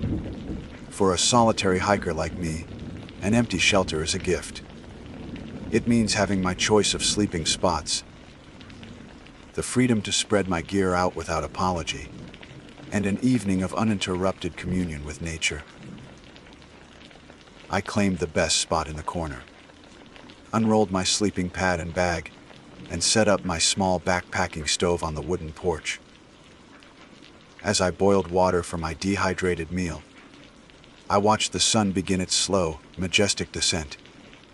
The sky bled into a spectacular canvas of orange, pink, and deep purple, the colors spilling over the rolling tree-covered hills of the Appalachians. The air grew cooler, carrying the rich, loamy scent of the earth. This was it. This was the reason I hiked. It was a moment of pure, unadulterated perfection. As the last sliver of light vanished behind the ridge, plunging the forest into a deep, velvety darkness, I heard it. At first, it was so faint I thought I'd imagined it. Perhaps a phantom sound created by the ringing in my ears after a day of silence. It was the sound of children laughing. It was distant, light, and carefree. My logical mind immediately supplied an explanation other hikers. It was likely a family with kids who had set up a tent campsite further down the trail, their voices carrying on the still evening air. It was not unusual. I dismissed it and turned my attention back to my meal, the steam warming my face in the cooling air. But the sound didn't fade, as you'd expect a stray voice to do. It didn't get closer either. It simply continued. It was a loop. A short, distinct clip of 2, maybe 3, children giggling. It repeated itself over and over, without variation. The same pitch, the same joyous little shrieks, the same cadence, every 10 to 15 seconds. It was a perfect, seamless repetition that was utterly unnatural. My fork froze halfway to my mouth. I strained my ears, tilting my head, trying to pinpoint a direction, a source. But it was impossible. The sound seemed to be coming from everywhere, and nowhere at once, a disembodied echo that had no origin. Then, another sound joined the first, weaving itself into the auditory loop. Thump, thump, thump, thump, thump. The steady, rhythmic beat of a rubber ball bouncing on hard, packed earth. Like the laughter, it never wavered. The tempo was exact, the sound identical with each bounce. The combination was deeply unsettling. The laughter and the bouncing ball together created a ghostly soundscape of a phantom playtime, endlessly repeating in the deep, dark woods. My heart began to beat a little faster. The calm, rational part of my brain was frantically searching for an answer. An echo. Some bizarre acoustic phenomenon created by the valley's geography. I'd experienced strange echoes before, but nothing like this. An echo degrades, it warps, it fades. This was pristine, mechanical, and unchanging. A recording, perhaps, some elaborate prank. But who would hike miles into the wilderness, to a remote shelter, just to play a recording of children laughing all night? The idea was more absurd than the sound itself. I stood up, my meal forgotten, grabbing my headlamp. I strapped it on and switched it to its brightest setting. The powerful beam cut a sharp, white tunnel through the oppressive darkness, illuminating the dense wall of trees that surrounded the clearing. "Hello," I called out, my voice sounding small and thin in the vast emptiness. "Is anyone out there?" The only answer was the incessant, looping sound of giggles and the steady thump, thump, thump of the unseen ball. It didn't pause. It didn't react. It was as if I hadn't spoken at all. I walked to the edge of the clearing, sweeping my light back and forth across the underbrush. I saw nothing. No glowing eyes of an animal, no flicker of a distant campfire, no silhouette of a person. There was only the dark, silent woods and the impossible. Maddening sounds that seemed to be imprinted on the very air I was breathing. The unflappable hiker, the woman who could face down a grizzly bear, was afraid. A cold, primal fear, the kind I hadn't felt since I was a child afraid of the monster under my bed, began to creep up my spine. I was alone, miles from any road, in a place where the rules of the world I knew no longer seemed to apply. The night was just beginning. Retreating from the edge of the clearing felt like a surrender. I backed away slowly, my headlamp beam still cutting a nervous swath through the trees, as if turning my back on the woods would invite something to rush into the space I'd vacated. I stumbled back onto the shelter's wooden porch, my boots making loud, clumsy sounds that were immediately swallowed by the relentless loop of phantom playtime. Laughter, bounce, bounce, bounce. Laughter, bounce, bounce, bounce. My heart hammered against my ribs, a frantic, trapped bird. I forced myself to sit, my back pressed hard against the cold, solid wall of the shelter. It was the only thing that felt real in a world that had suddenly become unmoored from logic. My training, my 15 years of ingrained discipline, screamed at me to take control. Analyze the situation, Megan, form a hypothesis. Test it. My mind, desperate for purchase, began to cycle through the possibilities again, more frantically this time. Wind. No wind could carry sound so perfectly, so repetitively, without a single distortion. Animals. There are birds that mimic sounds, like the mockingbird or the lyrebird, but none that could replicate human laughter with such fidelity, and certainly not the rhythmic bouncing of a ball. And no nocturnal animal would make the same sound on a perfect 15-second loop for hours. The prankster theory still felt the most plausible, however improbable. A powerful, hidden speaker system. It would have to be incredibly sophisticated to project sound that seemed to have no single point of origin. And for what purpose? To scare off the occasional hiker. It was an elaborate, pointless, and malicious act. I decided to treat it as a human threat. That was a scenario I could understand, a problem I could solve. I methodically packed away my cooking gear, my hands performing the familiar tasks on autopilot. Every item was stowed in its proper place in my pack. I zipped everything up, leaving only my sleeping bag and pad out. I took out my knife, a modest blade, but sharp and reliable, and placed it beside me. I swept my headlamp beam across the clearing one more time, then switched it off, plunging myself into the disorienting darkness. My theory was that if it was a prank, the perpetrators might reveal themselves if they thought I was asleep. I would wait. I would listen. I would be ready. I slid into my sleeping bag, pulling it up to my chin, but the thin nylon offered no real comfort. Lying down, with my ear closer to the wooden floor, the sound seemed to gain a new dimension. The thump, thump, thump of the ball now felt like. It was vibrating up through the very structure of the shelter, a deep, resonant pulse I could feel in my bones. The laughter, stripped of any visual context, became something monstrous. The joy in it had been hollowed out by the endless repetition, leaving behind a mechanical, soulless shell. It wasn't the sound of happiness anymore.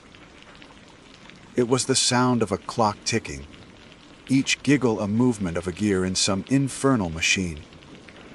Hours passed, or maybe it was minutes. Time had lost its meaning, measured only by the looping horror. Laughter, bounce, bounce, bounce. My eyes were wide open, staring in the impenetrable blackness of the shelter's interior. Every creak of the wood, every rustle of a leaf outside, sent a fresh jolt of adrenaline through my system. My logical mind was losing the battle. The sheer, unrelenting persistence of the sounds was what truly broke me. A prankster would get tired. A speaker system would eventually have a glitch. a skip in the recording. But this was perfect. It was eternal. My carefully constructed fortress of rationality began to crumble, brick by brick. What if it wasn't a prank? What if the stories hikers tell around campfires, the ones I'd always dismissed as foolish superstition, held a kernel of truth? The idea of ghosts had always been an absurdity to me, a comforting fantasy for people who couldn't accept the finality of death. But huddled in that shelter, I was confronted with something my science couldn't explain. The fear shifted from something external, a person, an animal, to something internal. I was afraid of the sound itself, but I was more afraid of what it represented. A world that operated on rules I didn't know and couldn't comprehend. A new thought, more terrifying than any ghost, began to form in my mind. These weren't spirits. A spirit implies consciousness, an awareness, a will. A ghost haunts a place for a reason, for revenge, for love, out of sadness. There was no intelligence behind these sounds. There was no emotion left in them. They weren't trying to communicate. They weren't even aware of my presence. They were just an echo, a psychic stain.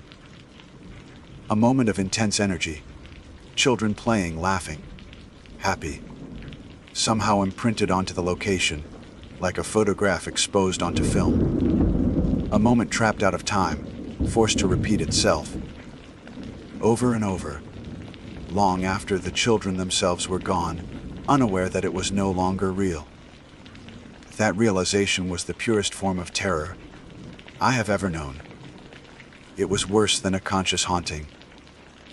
It was the discovery that a piece of life, a moment of joy, could be broken off from its source and twisted into a tool of mindless, perpetual torment. It was proof that the universe I believed in, a place of cause and effect, of beginnings and endings, was a lie. Here, in this empty wood, a moment could become a prison. The laughter wasn't for me. The bouncing ball wasn't for me. They were for no one. They were a scar on the fabric of reality, a glitch in the system, looping for all eternity. I squeezed my eyes shut, but the sounds were inside my head now. Thump, thump, thump. It was the sound of my own heart.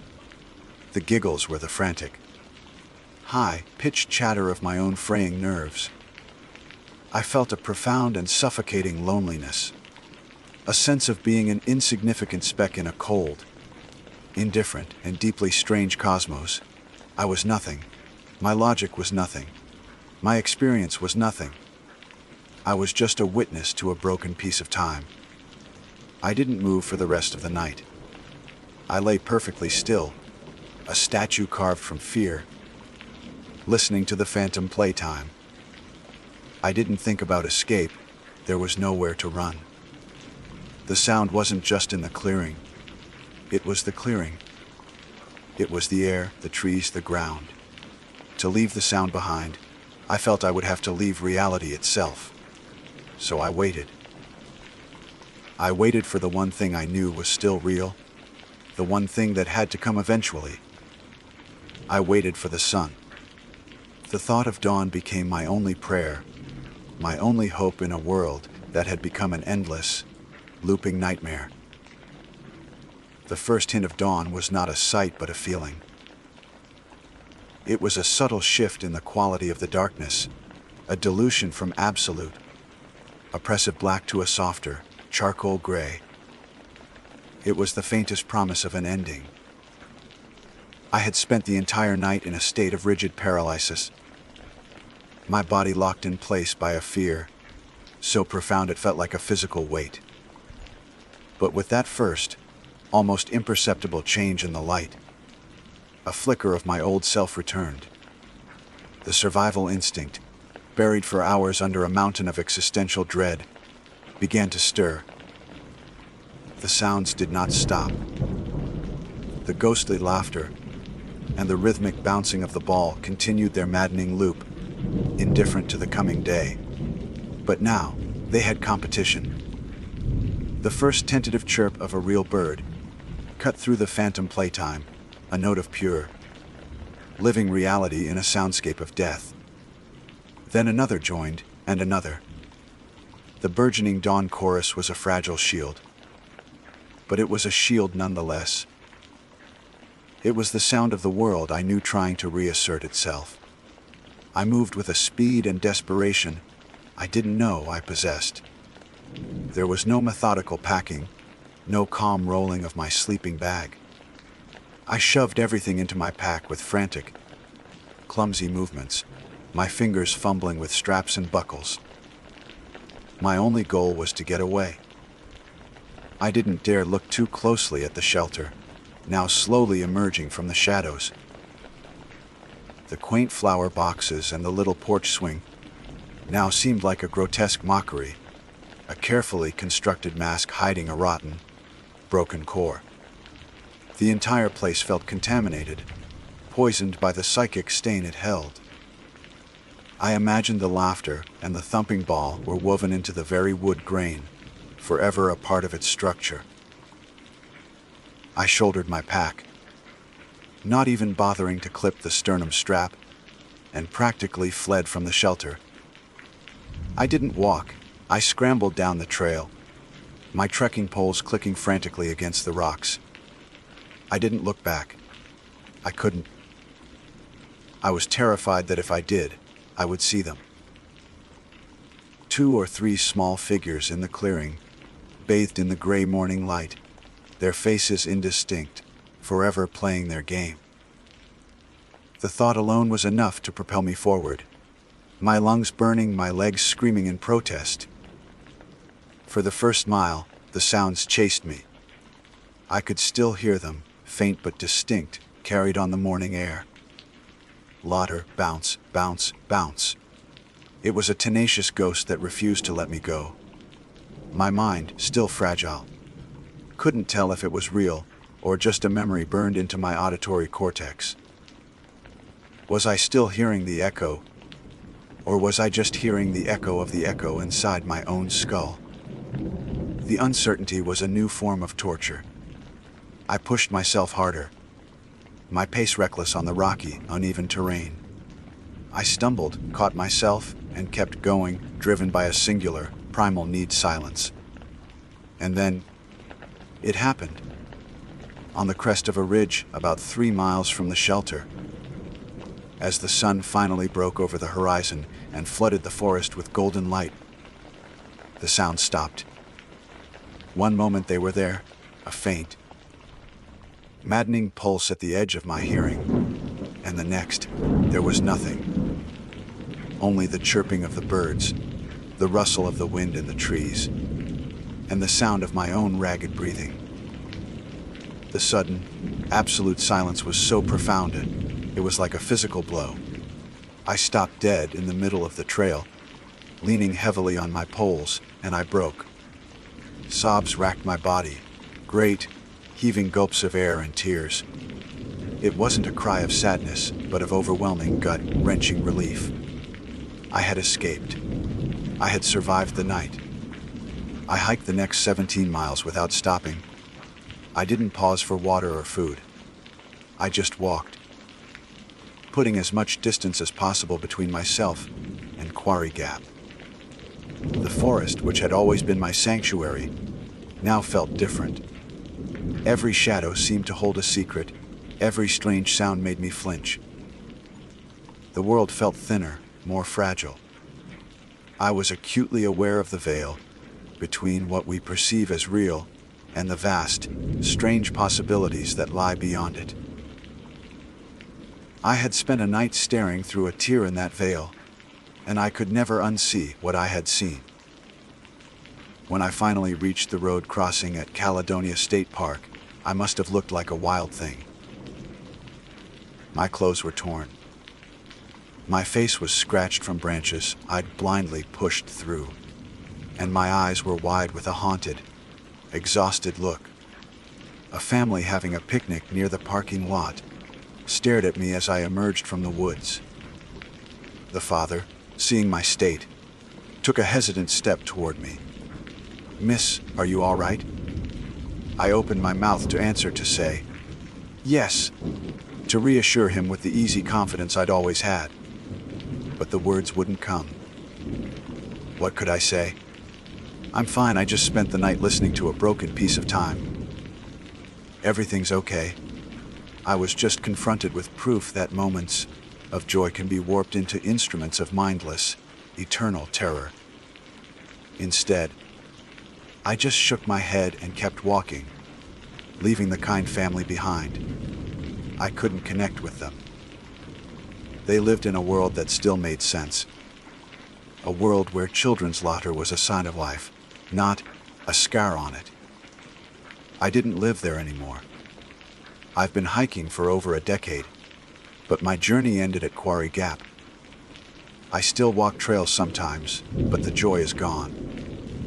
The peace I once found in the solitude of the wilderness has been replaced by a quiet, constant vigilance. I am no longer the unflappable one. I am the one who looks over her shoulder, the one who listens too closely to the silence. I am the one who knows that the world is not as solid as it seems. There are cracks, there are glitches in the system. There are places where the past is not dead and buried. Sometimes it's not even past. It's just stuck on repeat, waiting for someone to listen. And that, I realized, was the most terrifying thing of all. To be confronted with proof that a moment of happiness could be warped into an instrument of pure, mindless terror, looping for all eternity in an empty wood. I packed up before dawn and hiked 20 miles without stopping. The sound of that ghostly laughter chasing me the entire way. It's a chase that has never truly ended. My name is Arthur Pendleton, and until recently, I was a senior data analyst for a multinational logistics firm. It's a title that sounds far more important than the reality. The kingdom I ruled was one of infinite cells and unforgiving formulas, a digital landscape where human lives were reduced to shipping codes and efficiency metrics. My days were a slow motion drowning in the sterile, blue, white glow of dual monitors, the relentless hum of servers a constant soundtrack to my eroding sanity. Deadlines were not suggestions. They were predators, and they were always circling. The pressure was immense, a physical weight that settled in my shoulders and manifested as a permanent, dull ache behind my eyes. I'd find myself staring at spreadsheets until the numbers blurred into a meaningless tapestry, my own reflection a pale, haunted ghost on the dark screen. The decision to escape wasn't a single, dramatic epiphany. It was a gradual surrender. It came in the quiet moments sitting in traffic, the brake lights of the car ahead pulsing like a migraine, microwaving another joyless packaged meal, realizing I hadn't had a genuine, unforced conversation in over a week. I needed a reset, a hard reboot of my entire operating system. The phrase, digital detox, something I'd scoffed at when I saw it on corporate wellness blogs, began to sound less like a trendy buzzword and more like a lifeline. I craved an antidote to the artificiality of my life, and the most potent one I could imagine was the raw, untamed wilderness. A solo hike on a remote, late autumn stretch of the Appalachian Trail became my obsession. On paper, it was perfect. The maps were a comfort, their clean lines and clear elevations a stark contrast to the chaotic data streams I navigated daily. I researched obsessively, spending evenings that were once dedicated to market projections on reviews of lightweight tents and water purification systems.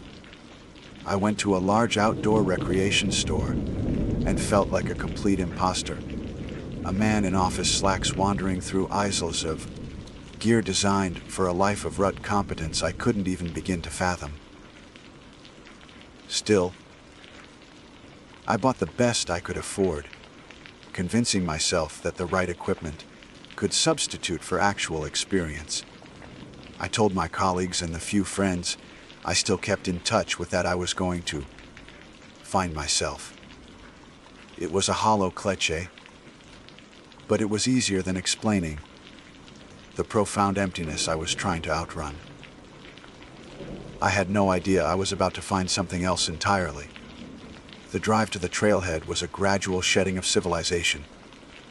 The 6-lane highways bled into 2-lane country roads, flanked by sleepy towns and skeletal trees.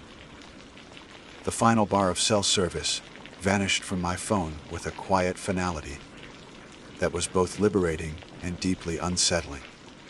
When I finally parked my sensible sedan at the designated gravel lot, the silence that greeted me was absolute. It wasn't just quiet. It was a physical presence, a heavy blanket that smothered all familiar sound.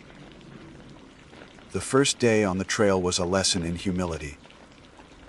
I had imagined a meditative stroll, a peaceful communion with nature. The reality was a grueling, uphill battle against my own physical inadequacy.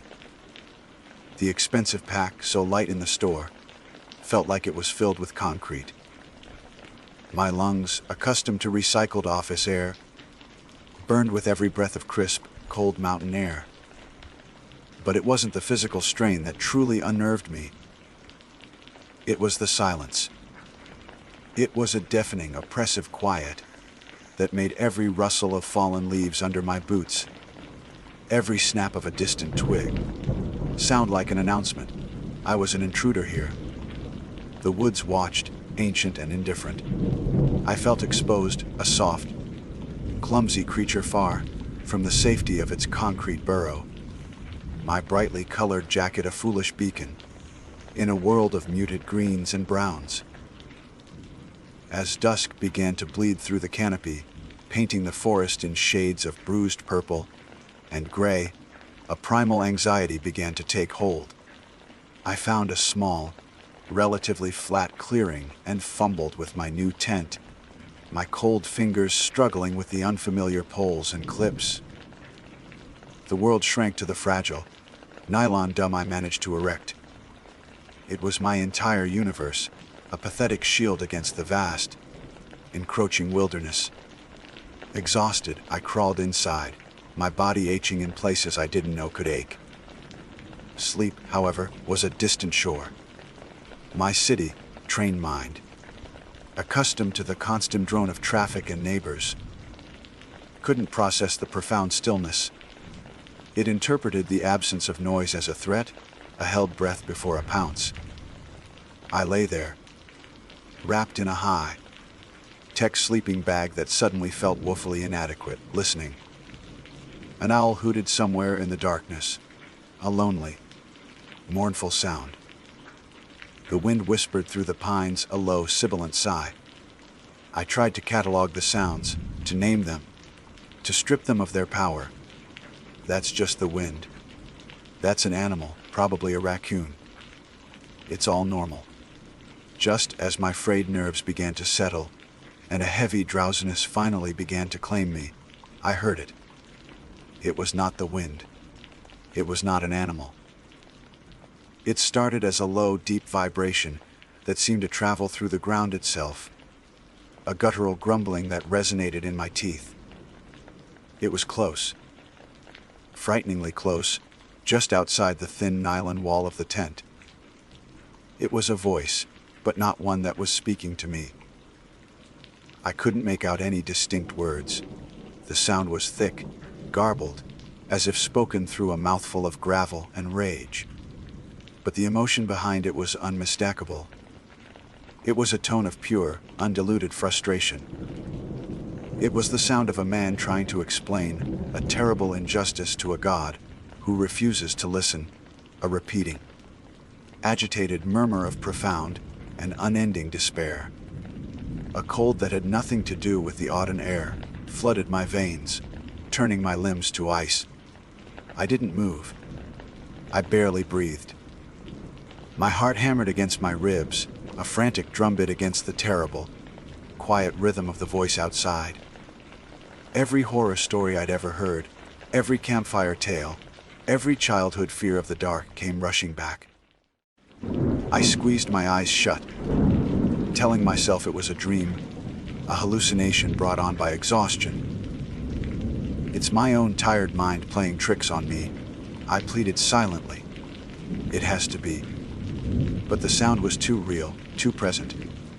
It continued for what felt like an eternity, a low, miserable complaint against the uncaring night. Then, as abruptly as it began, it stopped. The silence that returned was worse. It was heavier, filled with the ghost of that sound. I lay there, rigid with terror, every muscle tensed. I waited for the sound of a footstep, the scrape of a claw against the tent, the shadow of a figure falling across the thin fabric. Nothing came. I remained awake for the rest of the night, a lone, terrified sentry, staring into the impenetrable darkness until the first, blessed, gray light of dawn promised that I had, somehow, survived. The sun rose, but it brought no warmth, no comfort. It merely replaced the impenetrable black with a flat, unforgiving gray light that revealed a world drained of color. My body was a knot of tension, every muscle screaming from a night spent coiled in fear. The thought of packing up my meager camp and hiking back to the car was overwhelming. It was the only sane thing to do. Turn back, drive until I found a brightly lit gas station, and never, ever speak of what I had heard. But a stubborn, foolish pride, mixed with a healthy dose of denial, took root. I had told everyone I was doing this. I had spent a small fortune on the gear that now surrounded me like the artifacts of a failed expedition. To quit after one night, to return with my tail between my legs because of a sound in the dark, I would be a laughingstock. So, I lied to myself. It was a bear, I reasoned, its grunts distorted by the fabric of the tent. Or perhaps another hiker, camped nearby, having a nightmare. My mind, desperate for a rational explanation, clung to these flimsy possibilities like a drowning man to a piece of driftwood. I forced myself to make coffee, my hands shaking so badly that I spilled half the grounds. The hot liquid did little to chase away the profound chill that had settled deep in my bones. I broke down my camp with a frantic, clumsy energy, constantly scanning the silent trees around me, my ears straining for any sound beyond my own ragged breathing. Every shadow seemed to stretch and twist into unnatural shapes. The wind, which had been a mere whisper the night before, now seemed to carry the echo of that terrible, frustrated voice. The second day's hike was a different kind of torture. The physical ache was still there, but it was background noise now, drowned out by the constant, high-pitched hum of anxiety in my skull. I was no longer an observer in the wilderness. I was prey. The forest was no longer indifferent. It was actively hostile, a labyrinth designed to confuse and terrify me. I saw faces in the gnarled bark of ancient oaks and menacing figures in the tangled undergrowth. I jumped at the sudden flight of a startled grouse, my heart leaping into my throat. I walked for hours, pushing myself harder than I thought possible, driven by a desperate need to put as much distance as possible between myself and the sight of my terror. I didn't consult my map. I just followed the trail marker blazes, a man on autopilot, his mind a whirlwind of fear and self-recrimination. By late afternoon, I was utterly spent, physically and emotionally. I knew I couldn't go on. The sun was beginning its descent, and the thought of being caught in the open after dark was unbearable. I found another clearing, this one wider and more exposed than the last. My logic was that more open space meant fewer places for things to hide. I needed to see what was coming.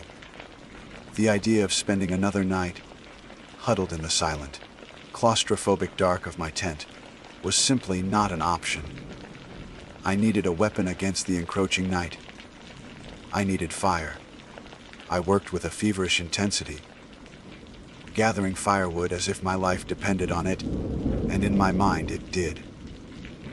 I collected every dry branch and fallen log I could find, creating a ridiculously large pile, a pyre fit for a king.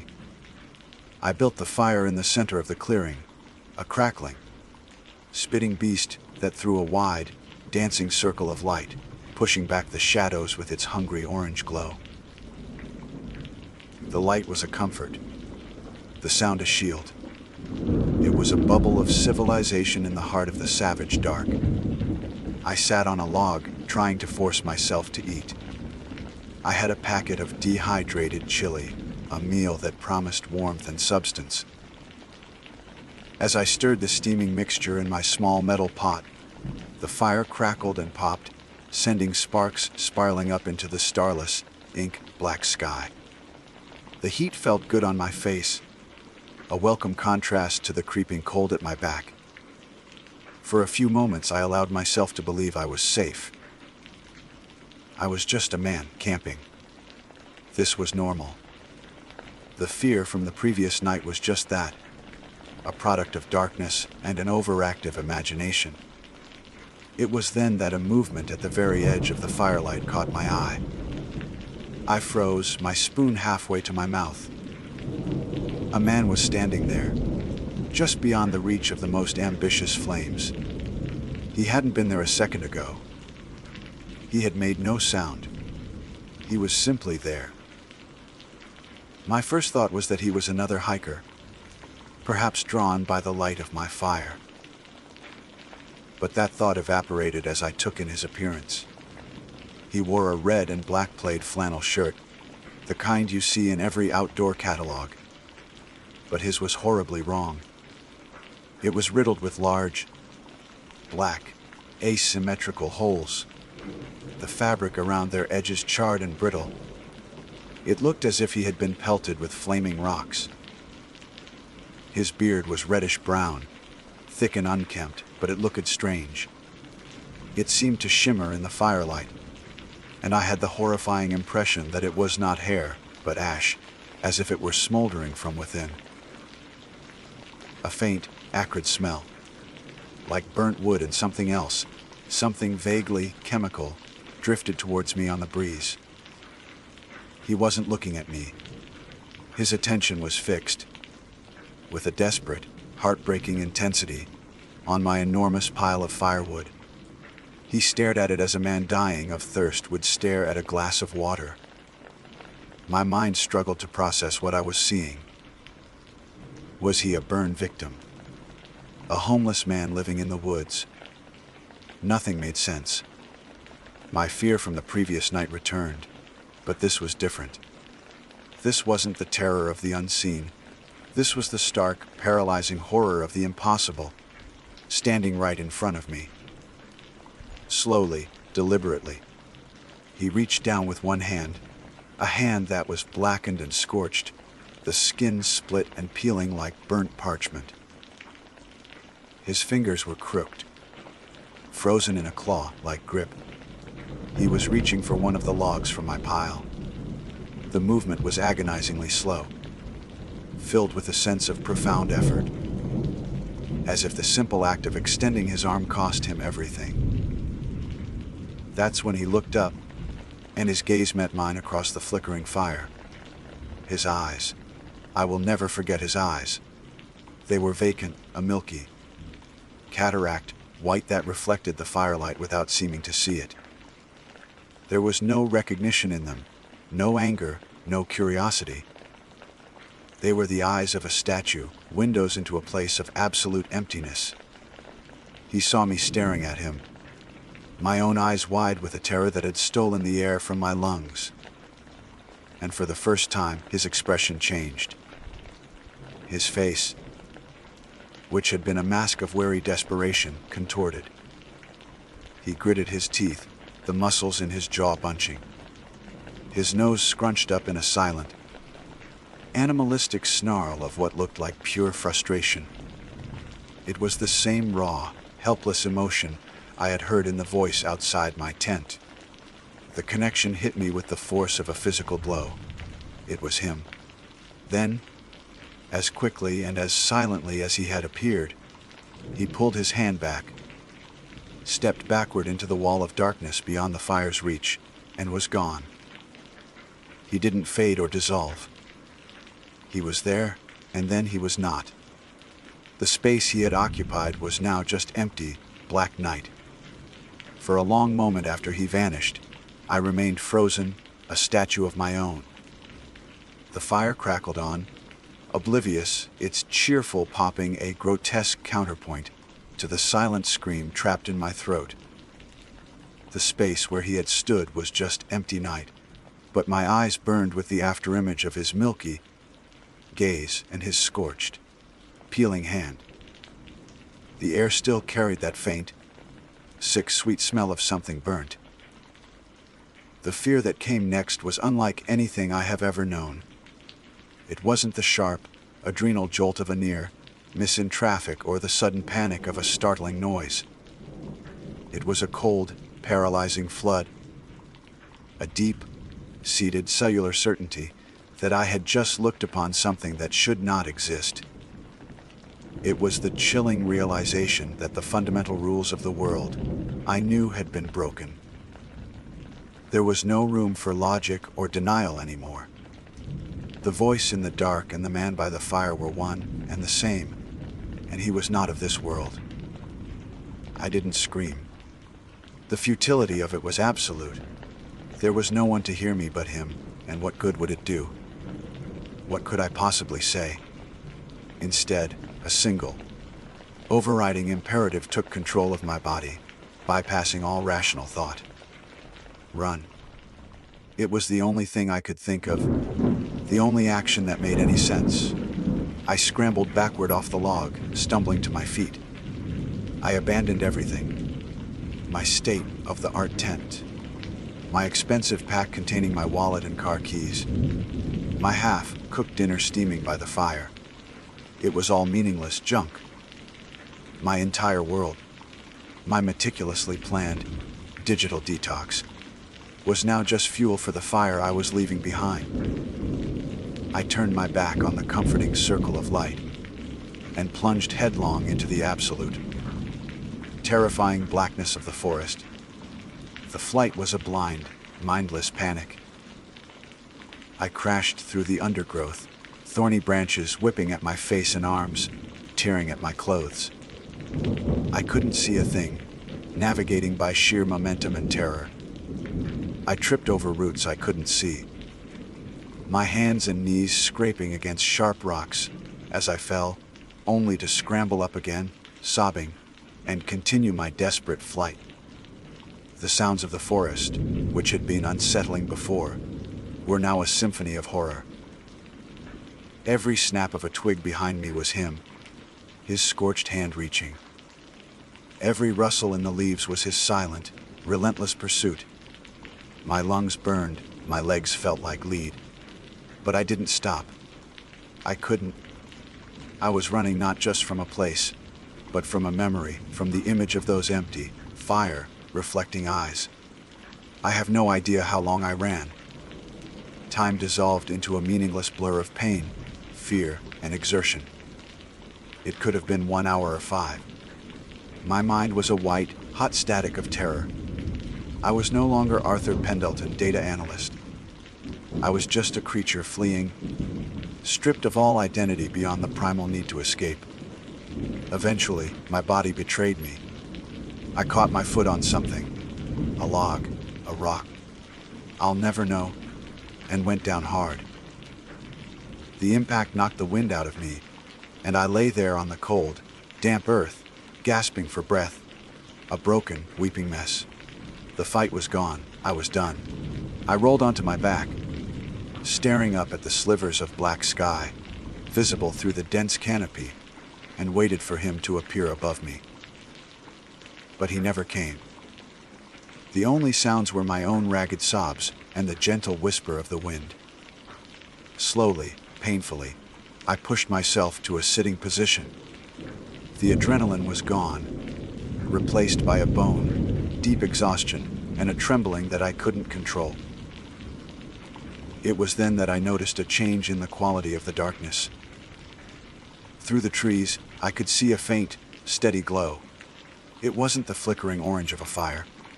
It was a clean white light, and below it, a pulsing blue and red. Hope, an emotion I thought I had lost forever, surged through me. I staggered to my feet and stumbled towards the light, my movements clumsy and uncoordinated. I broke through a final line of trees, and my feet hit loose gravel. I was on a road. In the near distance, I saw the source of the lights. It was a sheriff's car, its emergency lights painting the surrounding trees in strobing flashes of color. It was parked beside the skeletal, charred remains of a house. The structure was a black skeleton against the night sky. Only the defiant brick chimney and a lone, slightly melted mailbox at the edge of the drive stood intact. The air here was thick with the smell of wet ash and burnt plastic. A man in a sheriff's uniform stood by his car, holding a thermos, his silhouette stark against the flashing lights. He saw me stumble out of the woods, and his posture immediately straightened. He was a weary-looking man in his late 50s, with deep lines etched around kind, tired eyes. He took one look at my scratched, tear-streaked face and disheveled state, and his expression softened with professional concern. He didn't bombard me with questions. He simply opened his passenger door, retrieved a thick wool blanket, and wrapped it around my shoulders. He then poured a cup of steaming coffee from his thermos and handed it to me. My hands shook so violently that he had to help me guide it to my lips. The hot, sweet liquid was the best thing I had ever tasted. "What in the world are you doing out here, son?" he asked, his voice low and calm. I should have told him. I should have babbled the whole insane story about the voice and the burnt man in the fire. But how could I?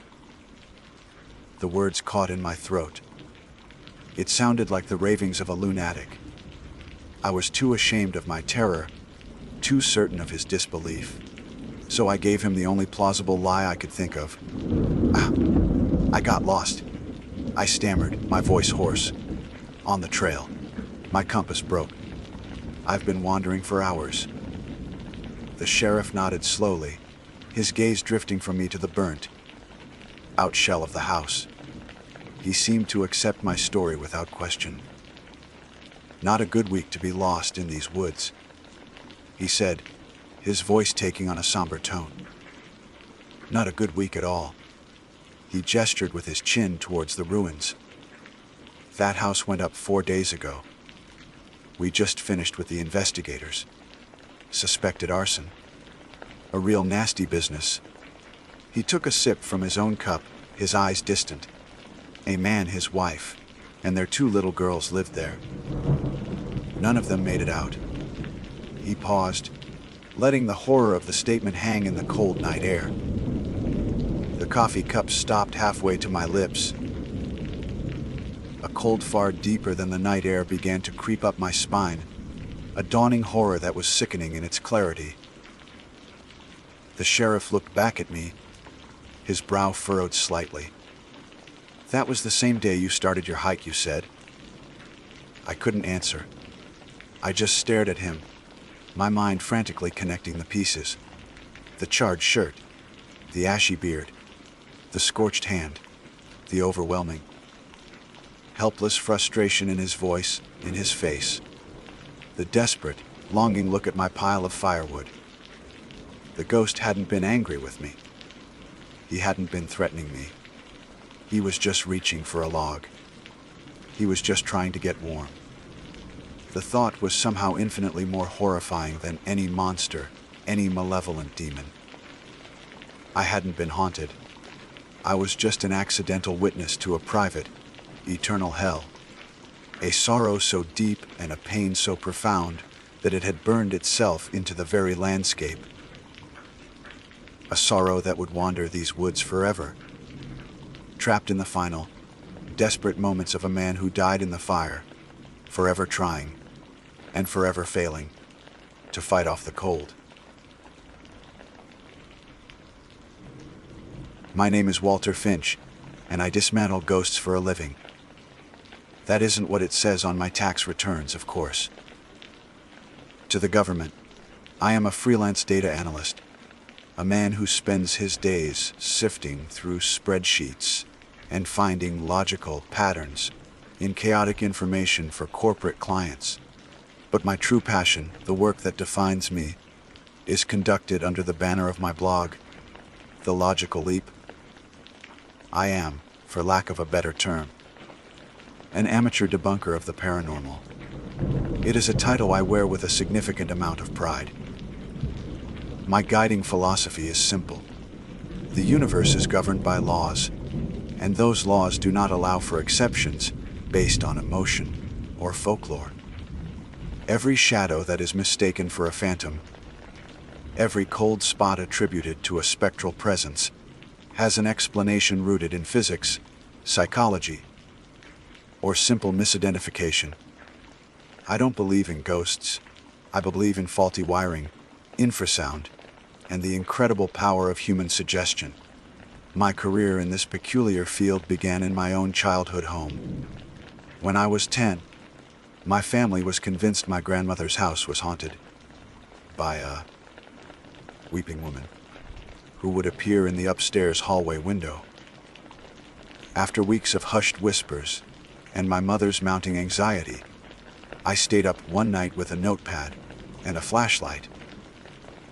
I discovered that ghost was nothing more than the distorted reflection of headlights from a newly installed traffic light at the bottom of our street, its light refracting through the old, warped glass of the window pane. Weeping was the sound of wind whistling through a cracked window seal. Exposing the truth brought a calm, rational peace to our house that felt far more profound than any exorcism could have. I have been chasing that feeling of logical resolution ever since. Over the years, my reputation has grown in certain niche corners of the internet. I was the one who proved the infamous Freakwood Howler was simply the distress call of a vixen fox, amplified by the unique acoustics of a nearby cave system. I demonstrated that the phantom ship of Cape Fear was a complex optical illusion known as a fata morgana, a superior mirage created by a specific temperature inversion over the water. UFOs are usually swamp gas or high-altitude weather balloons. Ghostly photos are always dust motes, lens flare, or an outright hoax. I have never, in 15 years of dedicated investigation, encountered a phenomenon that could not be thoroughly and completely explained by science and reason. This unwavering record of success is what brought me to the Blue Ridge Mountains of North Carolina, to a remote, windswept precipice called Wiseman's View. My target was one of the great, enduring legends of American folklore, the Brown Mountain Lights. The local legends are as colorful as they are contradictory, a sure sign of a myth that has evolved over time to suit the teller. The most popular tale, rooted in Cherokee lore, speaks of a great battle fought on the mountain centuries ago. The lights, they say, are the spectral lanterns of Cherokee women, forever searching the slopes for the spirits of their husbands and sons slain in the conflict. Another version, born from the Civil War, claims they are the lights of Confederate soldiers, lost in the unforgiving wilderness and eternally searching for their way back to camp.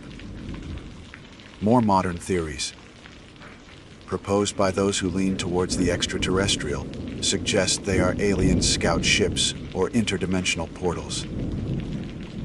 I had read every account, every scientific paper, and every piece of folklore. The United States Geological Survey had studied them and offered explanations ranging from train lights to simple misidentification of aircraft. I favored a more direct hypothesis that the lights were the headlamps of cars traveling along a distant, unseen highway on the other side of the valley, their light distorted and bent by the atmospheric conditions unique to the region. I was so confident I had already mentally drafted the first paragraph of my blog post, a triumphant expose that would finally put this century-old ghost story to rest. The drive itself was a gradual shedding of the modern world. The multi-lane highways gave way to two-lane state roads, which in turn narrowed into winding asphalt ribbons that clung precariously to the mountainsides. The air grew cooler, cleaner, scented with pine and damp earth. When I finally parked my truck and hiked the last quarter-mile to the overlook, the sheer scale of the place was breathtaking. I stood on a stone ledge, a natural balcony jutting out from the mountainside, looking out over a vast, dark green sea of trees that filled the Linville Gorge. Across this immense chasm rose Brown Mountain, a sleeping giant, its slopes thick with a primeval forest that seemed to swallow the very light of the afternoon sun. The isolation was absolute. There were no other cars, no other people. The only sounds were the sighing of the wind through the pines and the distant cry of a hawk circling overhead. It was a place of profound, almost intimidating, natural beauty. But I wasn't here as a tourist. I was here as a scientist, an exterminator of falsehoods.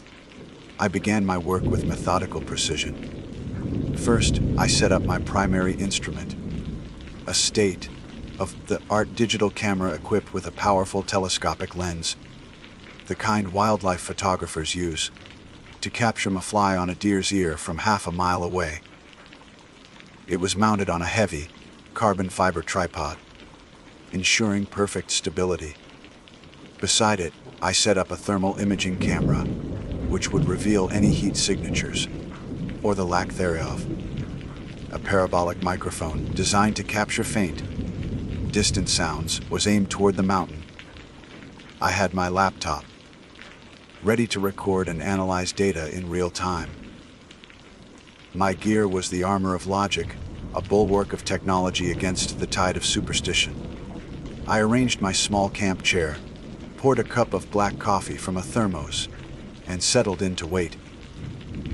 The sun began its slow descent, painting the western sky in brilliant strokes of orange, pink, and purple. The shadows in the gorge below deepened, coalescing into an ocean of impenetrable black. The air grew colder, and I zipped up my jacket. The warmth of the coffee, a small comfort against the encroaching chill. I felt a familiar thrill of anticipation, the excitement of the hunt. I was in my element, one man, and his reason against a mountain of myth. I scanned the horizon, my eyes tracing the dark, silent ridge of Brown Mountain. I was ready for the gotcha moment. I was ready to capture definitive proof of car headlights, or perhaps a few mischievous campers with high-powered flashlights, and add another ghost to my collection of debunked legends. As the last vestiges of twilight faded from the sky, leaving only the cold, distant light of the stars, it happened. A single point of light appeared. It wasn't on the road where I expected it. It was higher up, hovering just above the distant peaks. It glowed with a soft, yellowish hue like a candle flame. Then another appeared beside it, and another. They pulsed gently, a soft, rhythmic beat like a slow heartbeat. They swirled around each other in a silent, ethereal dance, One would flare up, burning with a sudden, intense brightness, before vanishing completely, only to be replaced by another that would appear in a different location. They were exactly as the legends had described, silent, dancing orbs of light. A wide grin spread across my face. This was it. The performance had begun. I leaned forward, my eye pressed to the viewfinder of my camera, my finger steady on the focus ring. It was time to unmask the ghosts. My grin was a rictus of intellectual arrogance. My eye pressed firmly against the rubber cup of the viewfinder. The hunt was on. Through the lens, the distant points of light swam into focus, their soft edges hardening into defined shapes.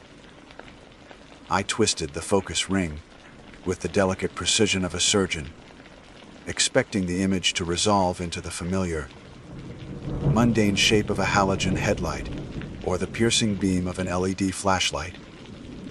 My mind was already cataloging the data, preparing the logical takedown. Atmospheric lensing. I murmured to myself, the words a comforting mantra of reason, coupled with temperature inversion. The first anomaly was the color. The light wasn't the clean, sterile white of a modern bulb. It was a warm, flickering, organic yellow, the color of firelight. It wavered and danced, not like a distant car bouncing on a rough road, but like a flame shivering in a gentle breeze. Interesting. Perhaps a group of pranksters, I reasoned. Some local kids who knew the legends and got their kicks scaring tourists by lighting tiki torches on the mountainside. A plausible, if slightly elaborate, explanation. I zoomed in further, the powerful lens collapsing the miles of empty space between me and the lights. I was going to find the zipper on the monster suit. I always did. That was when the scene resolved into horrifying, paradigm-shattering clarity. They weren't orbs. They weren't tiki torches. They were lanterns. Old-fashioned oil lanterns with glass chimneys and thin metal frames. The kind I had only seen in museums and antique shops. The light source was a visible, flickering flame within each one. My breath hitched in my throat. This was unexpected. The level of dedication for a prank was astonishing. But my mind, ever the loyal servant of logic, still scrambled for a foothold. A historical reenactment society, perhaps. A local club with a flair for the dramatic. It was a stretch, but it was still within the realm of the possible. Then I saw the hands that held them. My own hand, the one steadying the camera, began to tremble.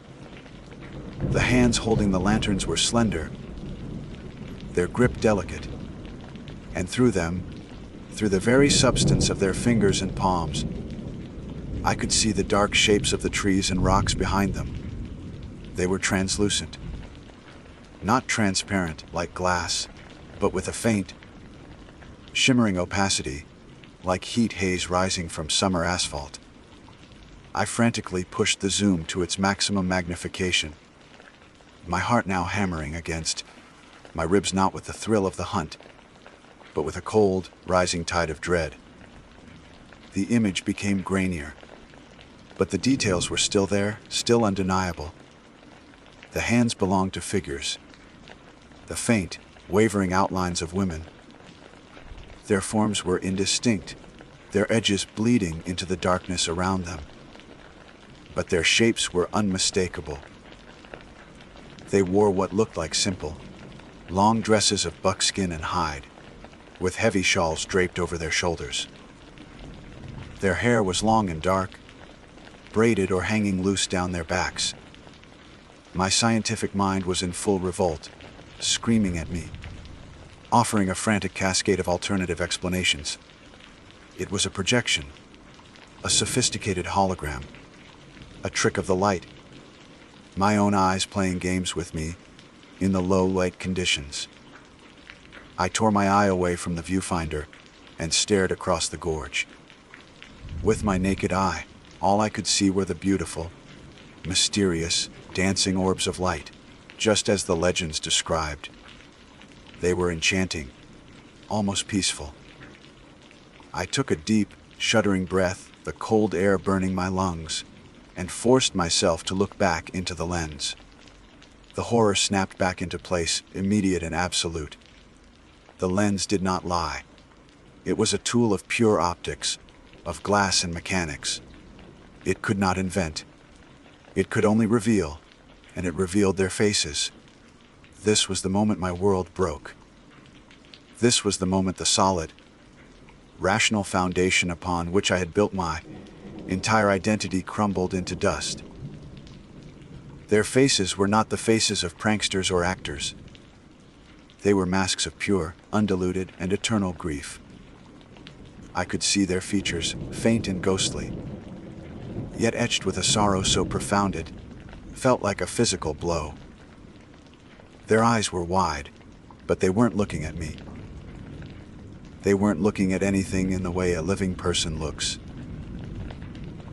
Their spectral gaze was turned downward, constantly scanning the forest floor, sweeping back and forth, back and forth. Their mouths were set in lines of heartbreaking despair. There was no performance here. There was no awareness of an audience. There was only the task. I finally understood. They weren't dancing. They were searching. The graceful, swirling patterns the lights made from a distance were a lie. Up close, through the unforgiving eye of my camera, their movements were a torturous, methodical grid search. One would move slowly to the left, her lantern held high, her head bent as she peered into the darkness below. Another would move to the right, her path crossing the first, her entire being focused on the patch of ground, illuminated by her ghostly flame. They moved with a purpose that had been worn down by centuries of failure into a hopeless, mindless ritual. They were ghosts, yes, but not in the way the stories imagined. They weren't spooky apparitions meant to frighten. They were prisoners, trapped in a loop of loss, condemned to repeat a single, heartbreaking task for all eternity. The Cherokee legend was true. These were the mothers, the wives, the sisters, and they were still looking for their dead. A wave of nausea washed over me. I slowly, shakily, lowered the camera. My hands were trembling so violently I could barely control them. The air, which had been merely chilly, now felt impossibly, unnaturally cold. A deep, penetrating cold that had nothing to do with the mountain air, and everything to do with the profound wrongness of what I was seeing. I fumbled for my thermal imager, my fingers clumsy and numb. I powered it on and pointed it toward the mountain. The screen remained a uniform, dark blue, the color of cold, empty space. The trees, the rocks, the very ground itself had a faint residual heat from the day's sun. But where the lights were, where the women were, there was nothing. Not even a flicker of warmth. They were colder than the air around them. They were pockets of absolute zero in the fabric of the world. My parabolic microphone, my tool for catching the slightest sound, registered only the whisper of the wind. There were no footsteps on dry leaves, no rustle of clothing, no sighs of exertion. There was only the profound, crushing silence at the gorge, a silence that now felt heavy, occupied, and deeply, deeply sad. I had come here as a skeptic, a conqueror armed with technology and reason to dismantle a myth. But the myth was real. My technology had not debunked it. It had only magnified the horror and the heartbreak of it. I was an intruder, a peeping Tom who had stumbled upon a scene of the most private, sacred grief imaginable. These spirits weren't performing for me. They were oblivious to me, to the modern world, to everything but their unending, hopeless task. The weight of their centuries, old loss pressed down on me, a physical pressure in the thin mountain air. I didn't debunk a legend that night. I confirmed a heartbreak, and in doing so, I had broken my own mind. The silence that followed the horrifying realization was heavier than any scream. I stood there, on the cold precipice, a frozen statue of dawning horror. All my equipment, the camera, the thermal imager, the microphone, was now just meaningless junk. They were tools of a world with rules and logic, a world that had just been shattered before my eyes, reduced to a distant memory. I tried to swallow, but my throat was as dry as sandpaper. The first thought that clawed its way through my scrambled brain was, pack up. It was a simple, concrete command, an anchor in the swirling chaos of my imploding reality. But my body refused to obey. My once steady hands trembled so violently, I couldn't work the latches on the tripod. My fingers were numb and clumsy, as if they belonged to someone else. The cold I felt was no longer the mountain air. It was a chill that had seeped into my marrow. The cold of impossible knowledge. I tore my eyes from my useless gear and looked back across the gorge. They were still there, a moving tableau of sorrow. The small circles of light from their lanterns painted the dark forest floor. Each one a self-contained world of unending despair. I watched them with a new kind of horror. No longer the simple shock of witnessing the impossible, but a crushing weight of guilt. I was an intruder, a trespasser on private grief. I had used my technology to spy on their agony, to turn their tragedy into data for my analysis. And then, the worst thing happened. One of the translucent figures stopped. Her slow, methodical search came to an abrupt halt. The lantern in her hand ceased its gentle swing, its flickering light growing still. The silence of the gorge seemed to deepen, as if the mountain itself were holding its breath. I watched, my heart pounding in my chest. The figure stood motionless for a long moment, as if listening to something I couldn't hear. Then, slowly, tortuously, her head began to turn. It was not a human movement. It was stiff, jerky, as if the joints had not been used for centuries. Her head turned away from the forest floor she had eternally scanned, and swiveled directly toward me, across the vast, empty chasm that separated us. Her face, previously a blank mask of sorrow, now changed. Her vacant eyes seemed to lock onto mine. The light from her lantern, which had been pointing down, now aimed straight at me, a beam from a nightmare lighthouse. The miles of distance that had felt like a buffer of safety were suddenly meaningless. I felt pinned, transfixed by a gaze that saw through the dark, through time, through the very veil between the living and the dead. Time stopped. I couldn't breathe. I couldn't move. I was an insect caught in the gaze of an ancient predator. And then she began to move. Not the slow searching from before, but a movement with purpose. She stepped from the tree line, toward the edge of her side of the cliff, toward me. Her form flowed with an eerie, liquid grace over brush and rock, as if physical obstacles meant nothing to her. Her lantern swung at her side, its light casting wild, frantic arcs. That's what broke the spell. The thought that it was coming for me, that it could come for me, sent a primal surge of adrenaline through my system. I was no longer Walter Finch, data analyst. I was a cornered animal fighting for my life. I abandoned everything. The thought of the equipment's value never crossed my mind. The multi-$1,000 camera, the carbon fiber tripod, the laptop. All of it was left behind as if it were trash. I turned and ran. I fled blindly down the narrow path that led back to my truck. Branches whipped at my face and arms, but I felt no pain. I tripped on a root, crashing hard onto my knees, but I scrambled back up and kept running. The only sounds were my own ragged gasps and the frantic drumming of blood in my ears, but I could feel her eyes on my back. I could feel the cold pursuing me. When I reached the truck, I yanked the door open and threw myself inside. My hands were shaking so badly, I dropped the keys on the floor. I scrabbled for them frantically in the dark, my fingers closing around the cold metal. I jammed the key into the ignition. The engine roared to life, a deafening sound in the night silence.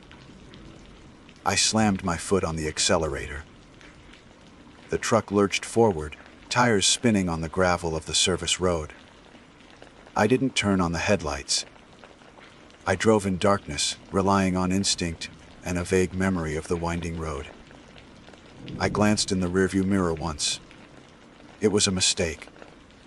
In the blackness behind me, a single yellow light was floating. It wasn't on the mountain anymore. It was on the road, following me. It moved with impossible speed and silence, relentlessly closing the distance. I screamed, a raw, hoarse sound of pure terror. I floored the accelerator, the truck fishtailing dangerously, but I didn't care. I had to get away. I drove on, a madman tearing through the dark forest, my heart hammering as if it would burst from my chest. Finally, I hit the paved road and flicked on my headlights. The bright beams illuminated the asphalt, a small comfort of normalcy. I looked in the mirror again. The light was gone. I drove for hours without stopping, until the first gray light of dawn began to bleed across the horizon. I found myself at a dingy gas station in a small town whose name I didn't register. I pulled over and just sat there, my hands still clenched around the steering wheel, my knuckles white. I looked at my reflection in the rearview mirror. The man staring back was not someone I knew. His eyes were wide with a terror that hadn't faded. The lines of panic etched around his eyes and mouth. I had gone there to debunk a legend. Instead, the legend had debunked me. I hadn't just confirmed a heartbreak, I had become a part of it. The cold I felt on that mountain came with me. It has taken root in my soul. I know I will never forget the face that turned to look at me across the abyss. I will never forget the lantern light that chased me through the dark. My world of reason and logic is gone, and in its ruins, only one terrifying truth remains: ghosts are real, and now, one of them knows my name. My name is Alexander Coleman, though most people who knew me simply called me Alex. I mention knew in the past tense because the man who walked into the Blackwood National Forest is not the one who is recounting this tale. I was, by trade, a freelance graphic designer, but my soul's true calling was wildlife photography. It was a passion born from a childhood spent exploring the modest woods behind my suburban home. A passion that grew into an obsession with capturing the raw, untamed spirit of nature. I found a unique sense of peace in the profound silence of the wilderness. A silence that was not empty, but filled with the subtle language of the earth. The rustle of leaves, the distant call of a bird, the gentle murmur of a stream. It was a symphony that quieted the noise of city life, and for a time, the noise within my own head. I considered myself an experienced outdoorsman. I had hiked portions of the Appalachian Trail, camped in the Rockies, and spent countless weekends in various state parks. I was meticulous in my preparation, my gear always top of the line and well maintained. I understood the risks: dehydration, injuries, getting lost, encounters with bears or mountain lions. These were tangible dangers, things you could prepare for, things that followed the rules of nature. I respected these rules, and in return, the wilderness had always respected me. It had been a fair, if unforgiving, partner in my quest for solitude and beauty. That was my mistake. I believed the wilderness was a partner. I was wrong. It is a kingdom, and on that fateful trip, I learned that some kingdoms have rules that are not found in any survival guide. Rules that are ancient, dark, and absolute. My destination was a remote section of the Blackwood National Forest, a sprawling expanse of old-growth timber in the Pacific Northwest that was notoriously difficult to access. Its reputation was one of pristine, untouched beauty, a place where one could truly be alone. There were, of course, local whispers, ghost stories, tales of disappearances, and warnings about staying out after dark. I'd heard similar folklore about nearly every major national park. They were campfire stories, cautionary tales for tourists, the romantic ramblings of a community steeped in tradition. I dismissed them with the casual arrogance of a man who believed he knew the woods better than the locals who lived on its edge. I saw the forest as a collection of trees, rivers, and animals. They saw it as a living entity with a memory and a malevolent will. I now know which perspective was the correct one. The journey began as all my best trips did. A long drive down winding roads, the last vestiges of civilization, cell service radio stations, other cars, fading away until it was just me, my truck, and the endless sea of green. I parked at the poorly marked trailhead, a simple wooden post with the faded words, Blackwood Trail, barely visible. The air was immediately different here. It was heavy, thick with the scent of damp earth, pine, and something else. Something vaguely metallic and cloying that I couldn't quite place. I shouldered my 60-pound pack, took a deep breath of that strange air, and stepped under the canopy of the trees. The transition was immediate. The bright afternoon sun was choked out by the dense ceiling of leaves and branches, casting the forest floor in a perpetual twilight. The hike was arduous. The trail was overgrown, a faint suggestion of a path rather than a clear route. I spent several hours pushing through ferns, climbing over moss-covered fallen giants, and navigating by compass and map. The silence was the first thing that truly began to feel off. It wasn't the peaceful, living silence I cherished. It was a hollow, watchful silence. The birds were gone. The chattering of squirrels was absent.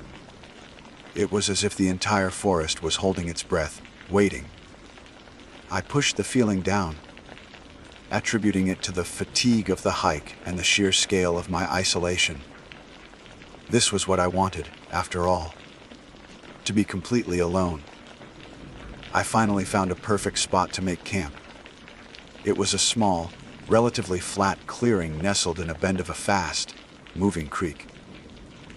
The sound of the water was a comfort, a constant, natural noise that broke the oppressive silence. I went through my rituals with practiced efficiency. The tent was up in minutes, my sleeping bag and pad unrolled inside.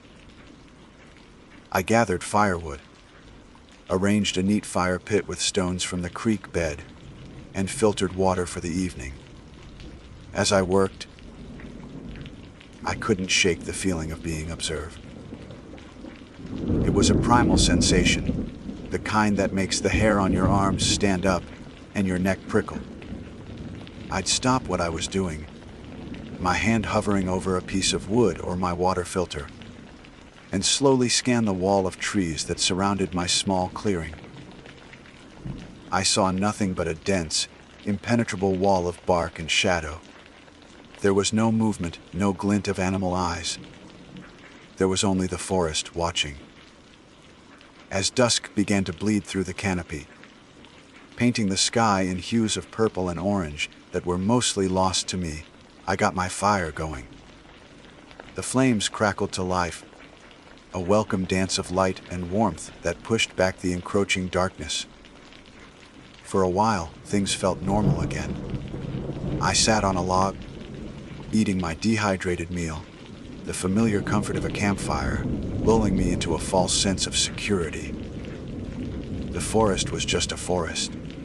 The silence was just silence. My mind was playing tricks on me. But then the sun set completely, and the true darkness of an old-growth forest descended. It was a physical presence, a blackness so absolute that it seemed to swallow the light from my fire, just a few feet from the pit. My world shrank to a tiny bubble of orange and flickering shadows, and the silence returned, deeper this time, amplified by the absence of light.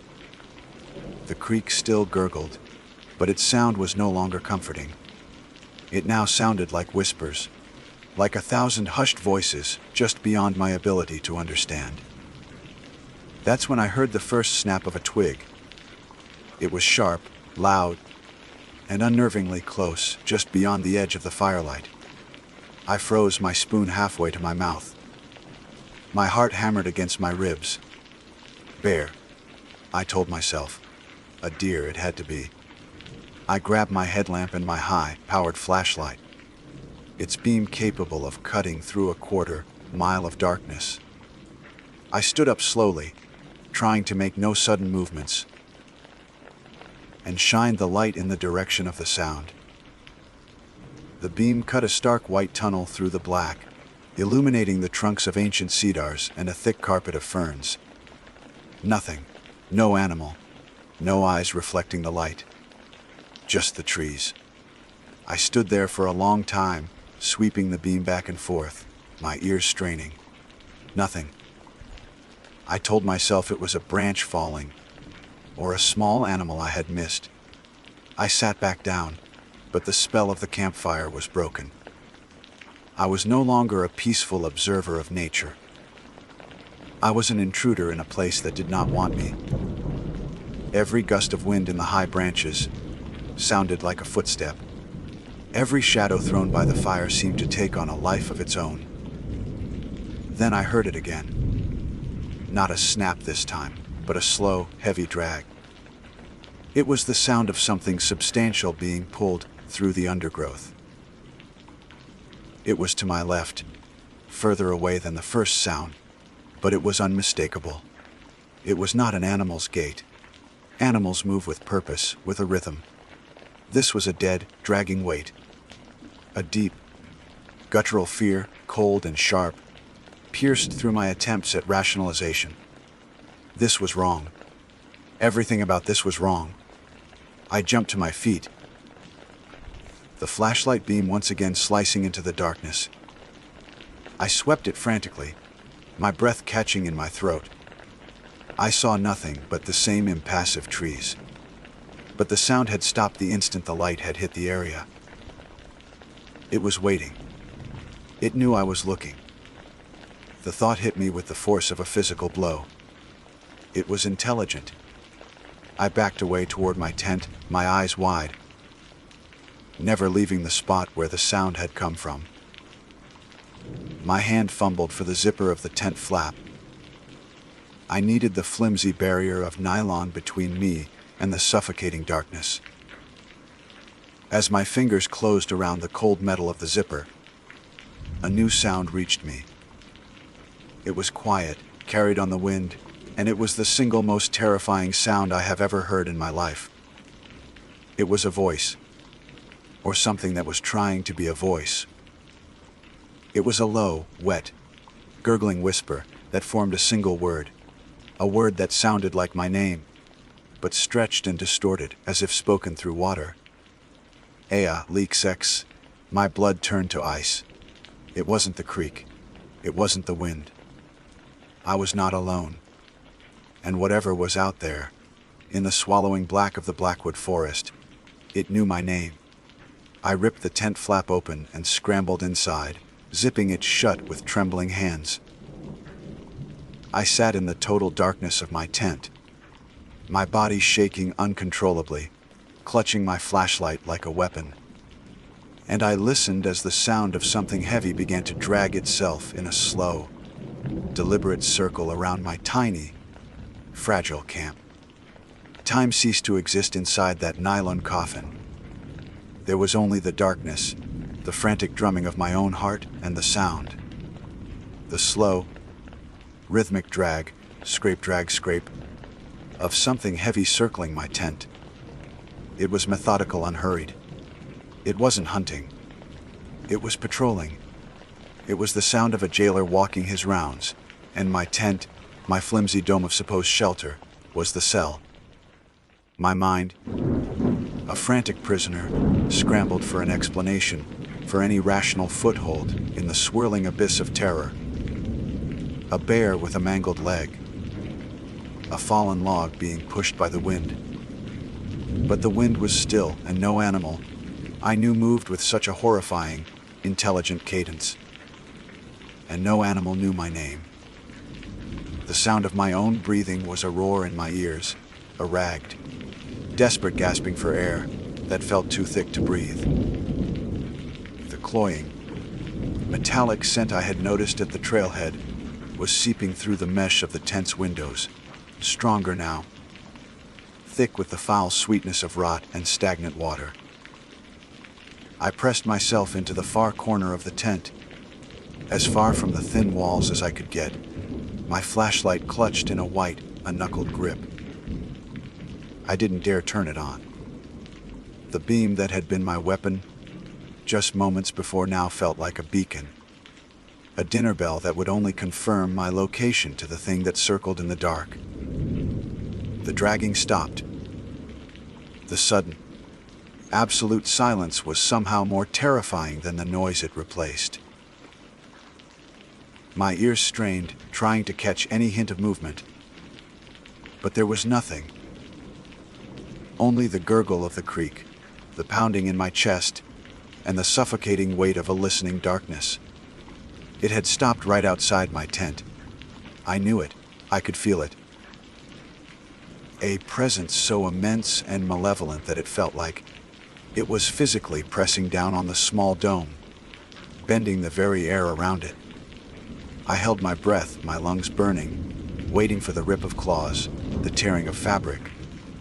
Instead, there was a soft, wet thump against the side of the tent, right beside my head. I flinched so violently I hit my head on the tent pole behind me. A strangled yelp escaped my throat. It was a sound of pure animal fear.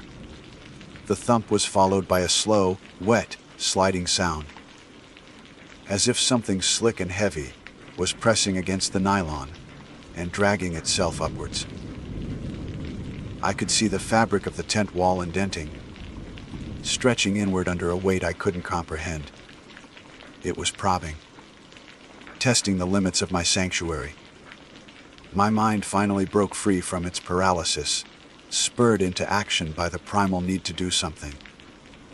My pack was beside me. Inside was my hunting knife, a flare gun, my bear spray. Weapons. Tools of a man who fought against the tangible threats of the wilderness.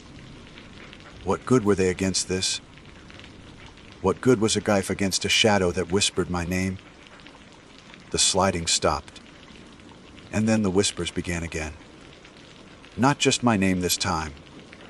It was a horrifying mimicry, a collage of sounds from the forest.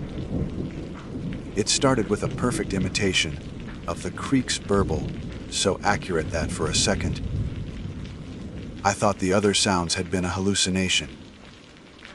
Then it shifted, the gurgling sound morphing into the chirping of a bird, a sound I hadn't heard since I first entered the woods.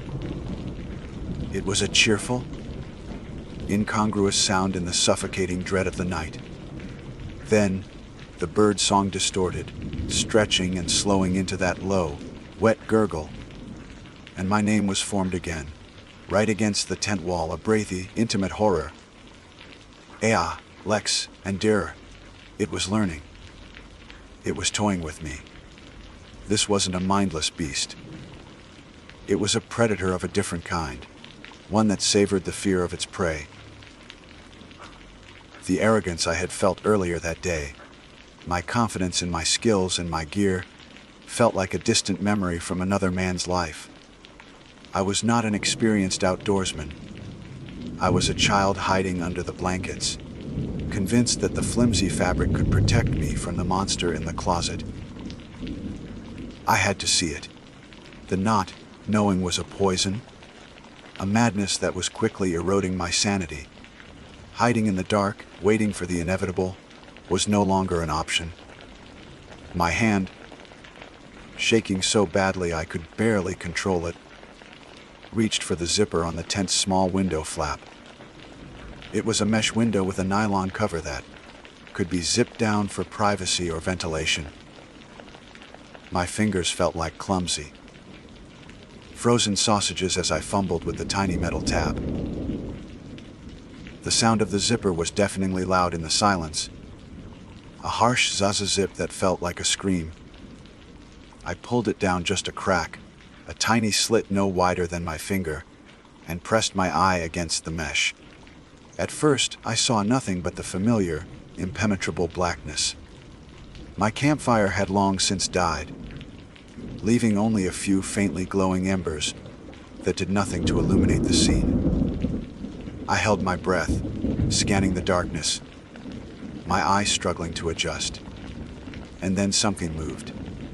It was not a solid shape. It was a distortion in the darkness, a patch of night that was blacker than the rest. It was tall, impossibly so, its form vaguely humanoid but stretched and wrong, like a reflection in a warped mirror. It seemed to be made of the forest itself, of shadow, of wet leaves, of twisted branches and damp earth, all clinging to a frame that moved with a fluid, unnatural grace.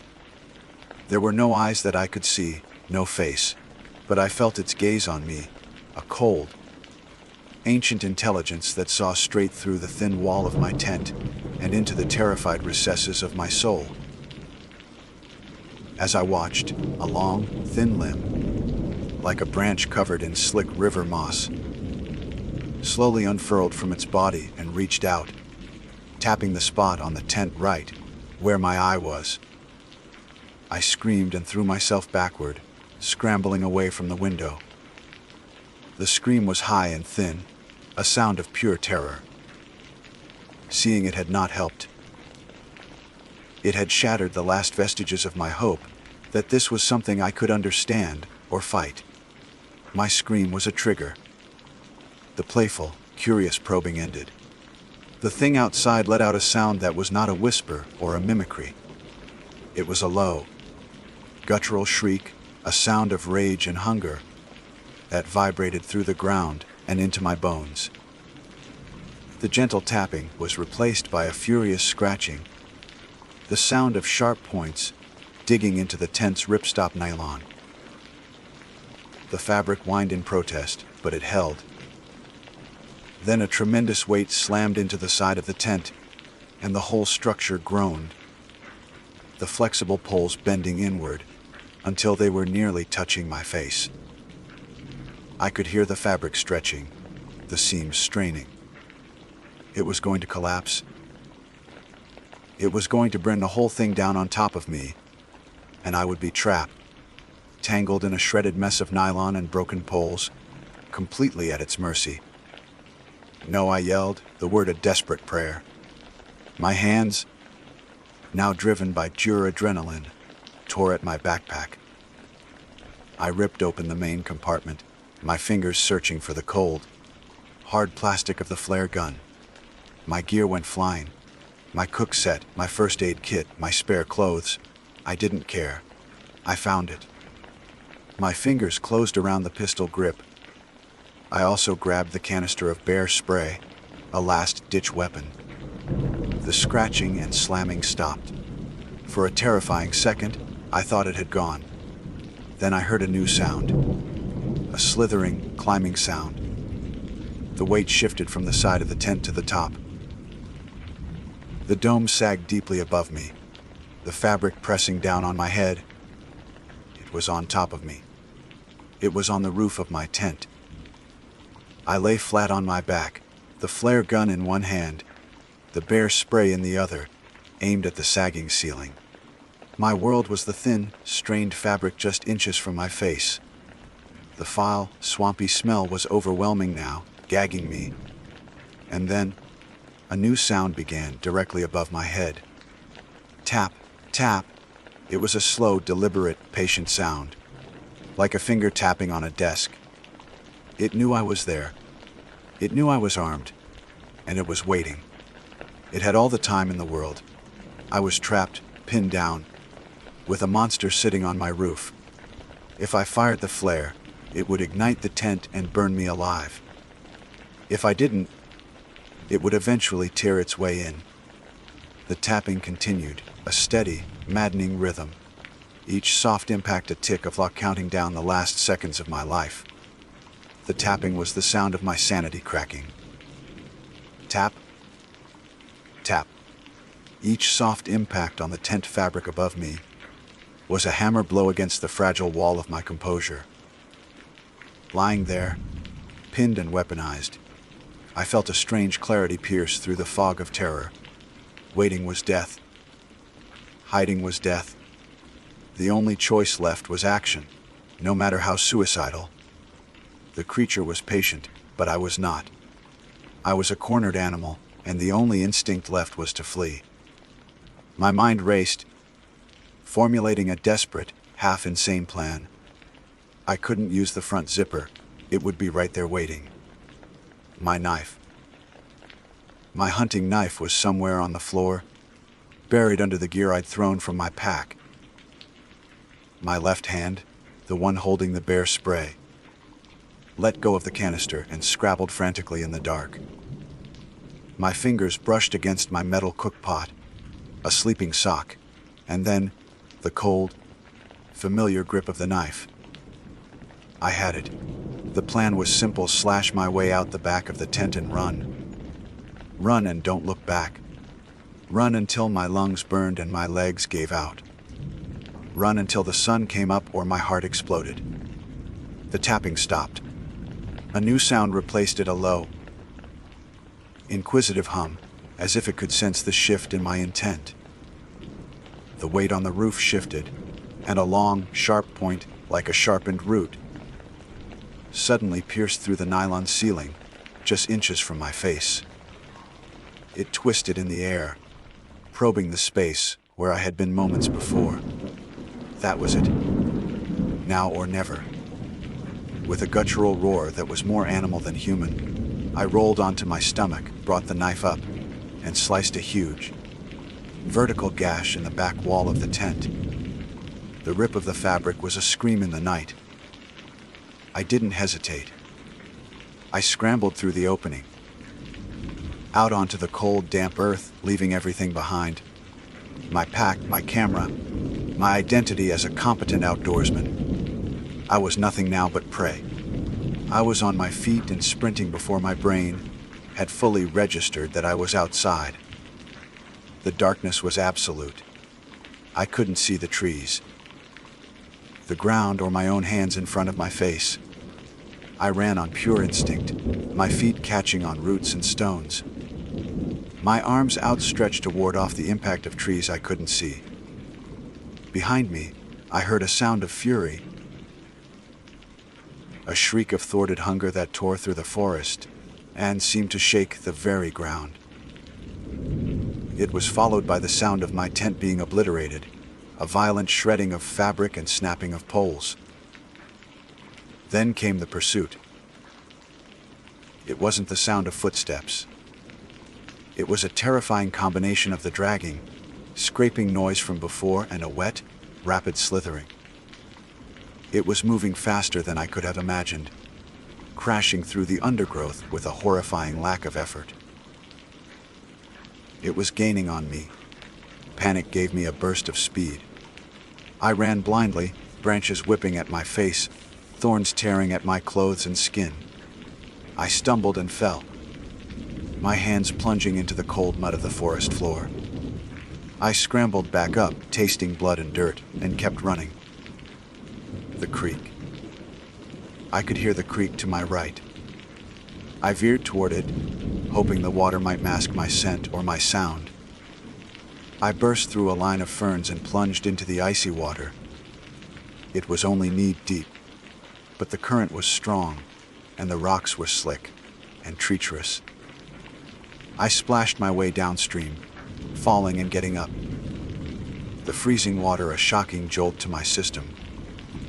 The sounds of pursuit seemed to falter for a moment, and a sliver of hope, fragile and insane, pierced my terror.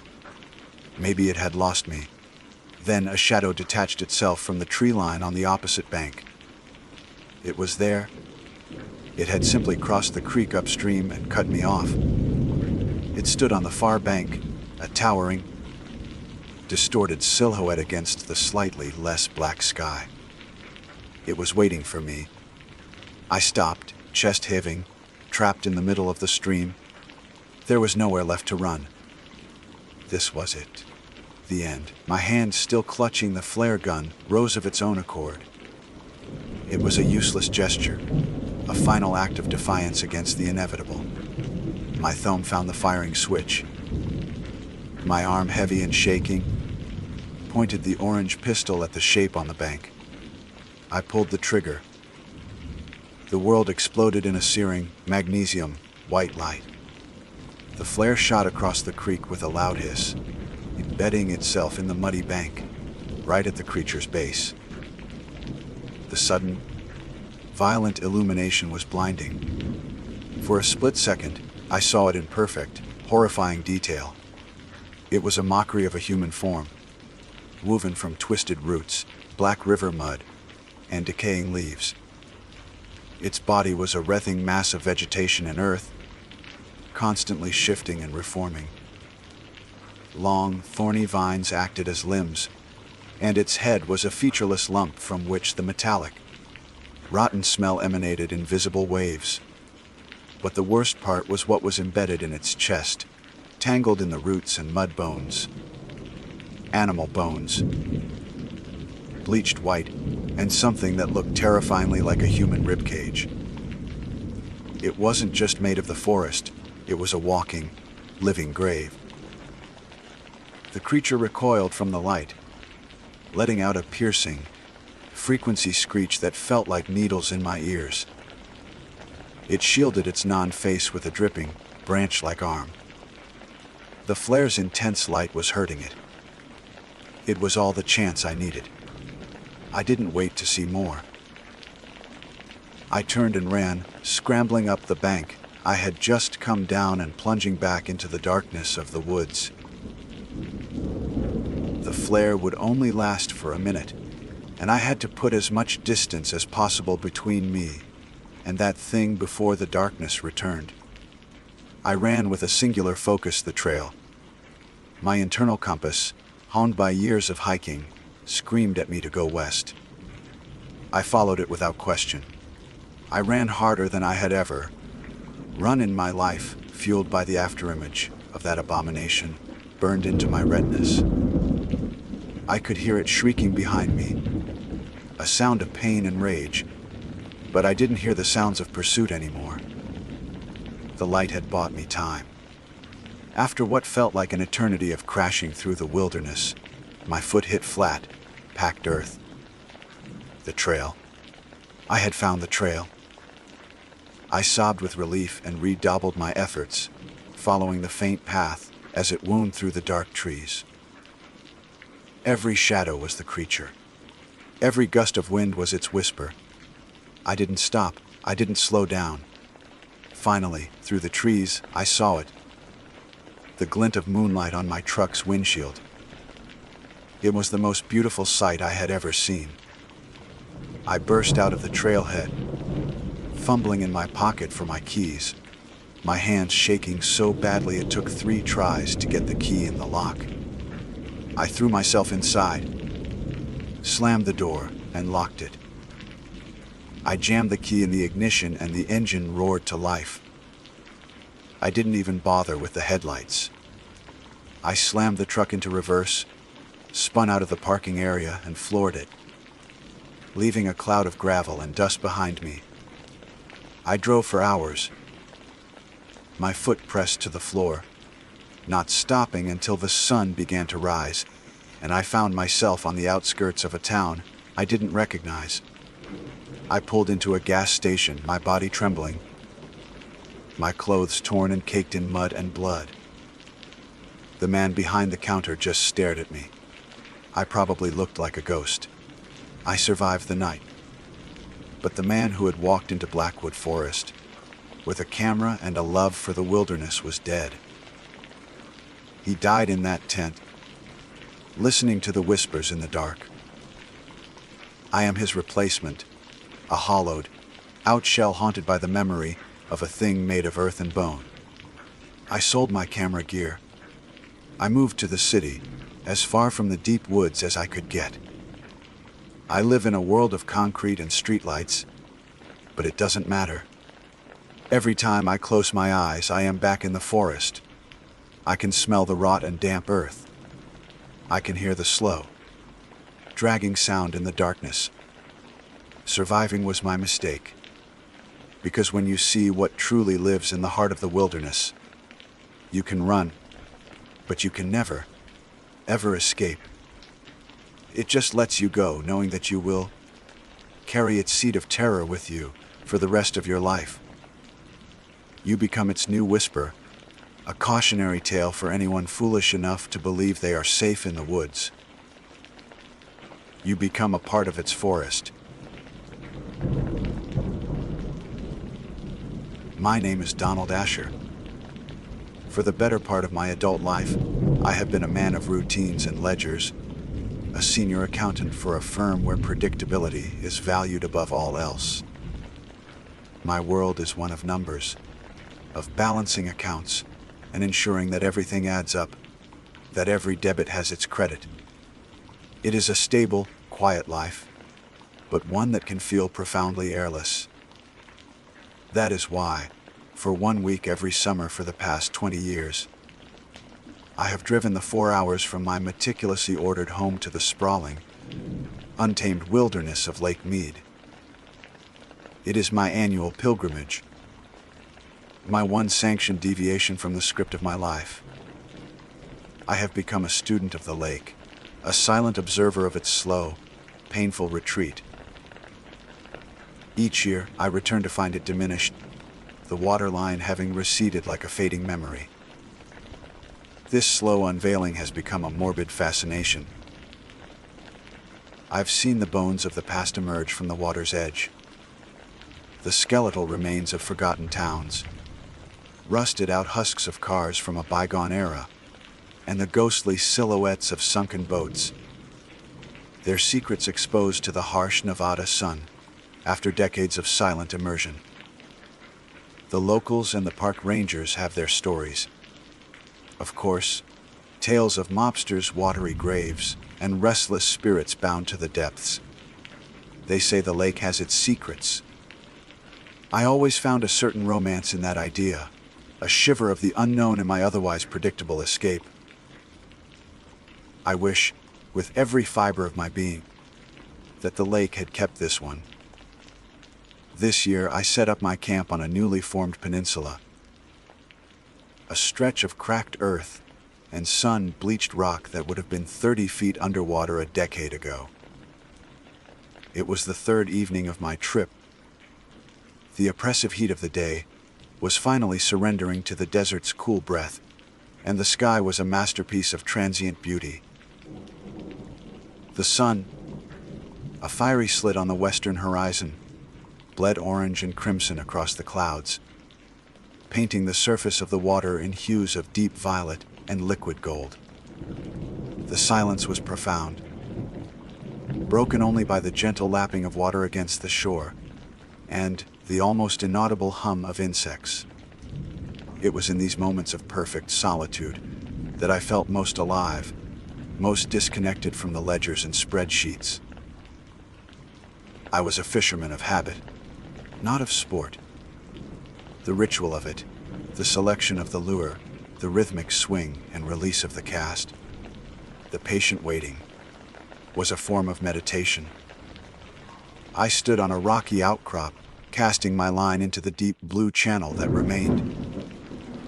The water was dark and promised depth, a stark contrast to the pale, thirsty land around it. I watched my lure arc through the twilight air and disappear with a soft plink. I began the slow retrieve, the familiar tension of the line a comforting presence in my hand. That's when I saw it. About 50 yards out, something was bobbing in the water. My first thought, conditioned by years of seeing debris on the lake, was that it was a piece of driftwood, perhaps a large log dislodged from some hidden cove. But as I watched, a feeling of deep unease began to curdle in my stomach. It had the wrong shape, an unsettlingly symmetrical form that wood rarely possesses. More than that, it had the wrong buoyancy. It didn't just float. It seemed to possess a certain weight, a submerged gravity that caused it to dip and rise with a sluggish, ponderous rhythm. It was the shape of a man floating face down. My blood ran cold. The fishing rod suddenly felt alien and heavy in my hand. My heart, which moments before had been beating in a slow, contented rhythm, began to hammer against my ribs like a trapped bird. I dropped the rod. It clattered against the rocks, the sound unnaturally loud in the immense quiet. "Hey!" I yelled, my voice cracking with adrenaline. "Hey! Are you okay?" My words flew across the water, echoing off the distant messes and returning to me as a distorted, lonely cry. There was no response. The figure continued its slow, inexorable drift, carried by a current so gentle it was almost imperceptible. But it was bringing him closer. My mind splintered into a dozen frantic thoughts. I had to call for help. I fumbled for my phone in my pocket, my fingers clumsy and shaking. No signal, of course. I was miles from the nearest ranger station, in a newly accessible area they likely didn't patrol regularly. The sun had all but vanished now, leaving the world in a deep, purple twilight that would soon surrender to darkness. No one would be coming. It was up to me. Could I reach him? He was closer now, perhaps 30 yards away. The water was notoriously cold, even in summer. I was a decent swimmer, but the thought of pulling a dead weight, a waterlogged body, back to shore filled me with a primal dread. Still, what if he wasn't dead? What if he was just unconscious? I couldn't stand here and do nothing.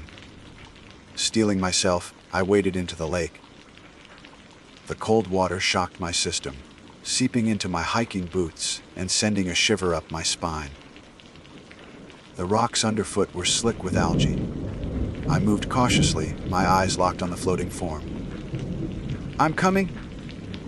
I shouted, hoping for any sign of life, a twitch, a groan, anything. The figure gave no reply. It just drifted closer, carried on the silent tide. 20 feet. I could see the dark, matted hair, the pale fabric of a shirt plastered to a broad back. The scene was one of grim, silent tragedy. I braced myself for the grim task ahead, for the sight I would have to witness, the burden I would have to carry. And then, as he drifted to within 15 feet of where I stood, the water swirling around my thighs, the impossible happened.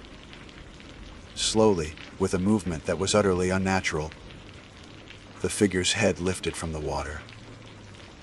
It wasn't the muscular action of a living person, but a grotesque, fluid pivot, as if it were a marionette being pulled upright by an unseen string. The water streamed from its lank, dark hair, cascading down a face the color of wet cement. The skin was bloated and pruned, wrinkled, etched with the fine silt of the lakebed, a testament to years, not hours, of immersion. But it was the eyes that shattered my sanity. They were wide, staring, and filmed over with a milky, opaque cataract like clouded marbles. Yet they were not blind. They were fixed on me. They saw me, in the dying light of the desert. This thing that had been a man, this relic of the deep, floated upright in the water and stared directly at me. Its mouth, a black, cavernous hole in its gray, waterlogged face, fell open. I flinched, bracing myself for a scream, a guttural moan. Some horrifying sound to break the silence. But what came out was infinitely worse. There was no sound, only a gurgling torrent of silty, brown water pouring from its throat.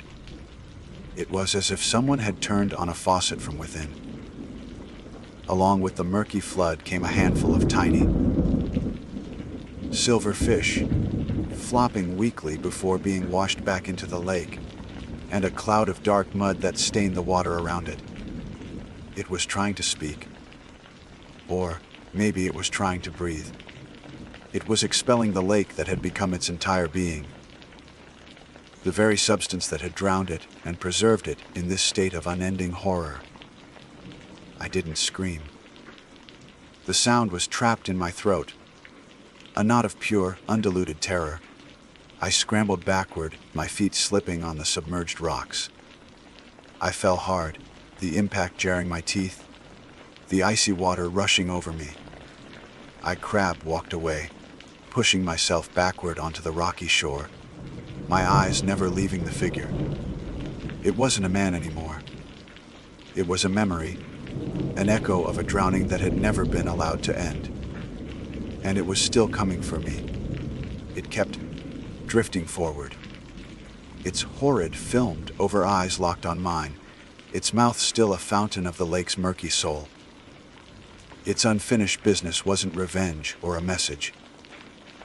It was something far more elemental and terrifying, the simple, impossible desire to take a single breath with inhaling the entire weight of Lake Mead. He was coming toward the dry land he could never, ever reach, and I was the only thing standing on it. I didn't leave everything behind. I abandoned a part of myself on that rocky shore. The man who ran from the water's edge was not Donald Asher, accountant, a creature of logic and habit. He was a primal animal, stripped of all reason, propelled by a single, overwhelming imperative escape. My legs pumped, my lungs burned, and my mind was a white, hot static of terror. I ran without looking back, but the image was seared onto the inside of my eyelids, the gray, bloated face, the milky, seeing eyes, and a ceaseless, silent cascade of silty water from that black hole mouth. The sound of my own ragged breathing and the crunch of my boots on the dry, gravelly earth were the only things I could hear. I had willed the sound of the water away, blocked it out with a wall of pure panic. I fled from the newly exposed shoreline, scrambling up the embankment toward the higher ground where I had parked my car. The desert, which only an hour ago had been a place of serene beauty, had transformed into a hostile, alien landscape. Every twisted Joshua tree became a lurking figure, every skittering lizard a monstrous omen. The twilight had deepened into an inky, moonless dark, and the world was reduced to shadows and the frantic beam of my headlamp, which I hadn't even realized was still strapped to my forehead. It bobbed and jerked with my panicked strides, illuminating fleeting, distorted shapes in the periphery. My camp was a ghost town I sprinted through without a second glance. The tent, my neatly arranged cooking supplies, the folding chair where I had sat just hours before watching the sunset. They were artifacts from another lifetime, a life that had ended the moment that thing lifted its head from the water. My only goal was the familiar, solid shape of my SUV, a dark silhouette against the star-dusted sky. It was my sanctuary, my metal shell, my link back to the world of asphalt roads, balance sheets, and sanity. My hands shook so violently that it took 3 attempts to get the key into the lock. The electronic chirp as the doors unlocked was the most beautiful sound I had ever heard. I threw myself inside, slamming the heavy door shut and mashing the lock button. The solid thud of the locks engaging was a momentary comfort. I was sealed in. Safe. I pressed my back against the leather seat, chest heaving, trying to draw a breath that didn't feel like I was inhaling needles. For a long moment, I just sat there in the suffocating silence of the car, the only sound the frantic drumming of my own heart. I squeezed my eyes shut, trying to force the image of the drowned man from my mind. It had to be a hallucination. Dehydration. The isolation. My accountant's mind, desperately, sought a logical explanation, a box to put the horror in so it could be filed away and forgotten. A waking nightmare. That's all it was. I fumbled to put the key in the ignition, my hands still trembling. The engine turned over with a reassuring roar. The headlights sliced through the darkness, illuminating the path back to the main park road. Escape was real. It was possible. I shifted into drive, my foot hovering over the accelerator. Before I could press down, I glanced in the rearview mirror. It was a reflex, a driver's habit. My heart stopped. He was there. He was standing on the shoreline. I had just fled, a pale, upright figure at the edge of the water, perhaps 100 yards away. He wasn't moving. He was just standing there, a ghostly sentinel against the dark water. Even at this distance, I felt his gaze. Those clouded, milky eyes were fixed on me. He was watching me. A choked sob escaped my lips. It wasn't a hallucination. He was real, and he knew where I was. I stomped on the accelerator. The SUV lurched forward, tires spinning in the loose dirt before finding purchase. I didn't care about the path. I just drove, crashing through scrub brush and over rocks, aiming for the faint outline of the dirt road. The car bounced and shuddered, the suspension groaning in protest. I kept my eyes locked forward, refusing to look in the mirror again. I didn't want to see if he was following. I didn't want to know. The interior of the car, my sealed sanctuary, began to feel different. The air grew heavy, thick with a dampness that had no place in the arid desert night. A chill, far colder than the dropping nighttime temperature, seeped into the cabin. I cranked up the heat, but the cold wasn't external. It was a deep, penetrating cold that felt like it was emanating from the very fabric of the seats, from the floor mats, from the air blowing out of the vents. Then came the smell. It started faintly, a whiff of wet earth and stagnant water like a damp basement. But it grew stronger, more potent, filling the small space with the unmistakable stench of lapid decay and something else, something vaguely metallic and rotten. It was the smell of the water that had poured from his mouth. My eyes darted around the cabin. The windows were beginning to fog up, not on the outside from the cold, but on the inside. A thin film of condensation was spreading across the glass, obscuring my view of the already dark road. I frantically wiped at the windshield with my sleeve, but the moisture smeared, leaving greasy streaks. My foot was still pressed hard on the accelerator when the radio crackled to life. I hadn't touched it. It was off. But now, a low static hissed from the speakers. It wasn't the sound of a lost station. It was a wet, rhythmic sound. A gurgle. The sound of water being forced through a narrow space. It was the sound of his breathing. Panic, raw and absolute, seized me. I was no longer driving away from the horror. I had brought it with me, It was in the car. It was in the air, in the cold, in the smell, in the sound. I looked down, and I screamed.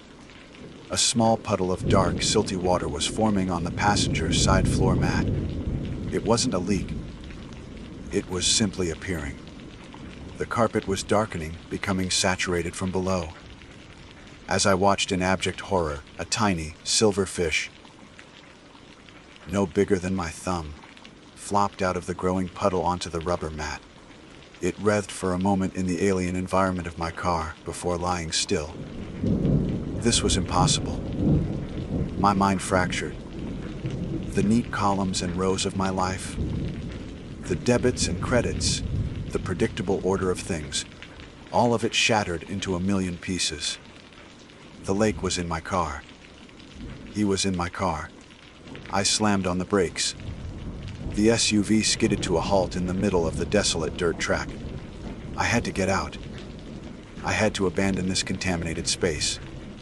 My hand reached for the door handle, but I froze. Get out into what? The pitch black desert. With him out there. The gurgling from the radio grew louder, closer. It sounded as if it was coming from right behind me now. The cold intensified, and I could feel the dampness on the back of my neck. I didn't dare turn around. I sat there, paralyzed, trapped between two impossible choices: stay in this haunted, water-logged tomb, or flee into the waiting darkness that he now commanded. The fog on the inside of the passenger window thickened. Slowly, with agonizing deliberation, a shape began to form in the condensation. It was the vague outline of a hand, the fingers long and thin, pressing against the glass from the inside. He had never taken a step. He hadn't needed to. He hadn't followed me. He had come with me. The water that defined his existence, the prison that was his body, was not bound by the shore. He was an echo that could reverberate anywhere. And right now, he was resonating in the seat next to me. The handprint in the condensation was not an invitation. It was a declaration. It declared that locks were meaningless, that steel and glass were no sanctuary, and that the boundaries between my world and its had dissolved. The primal animal that had run from the shore took control again. I didn't think. I reacted.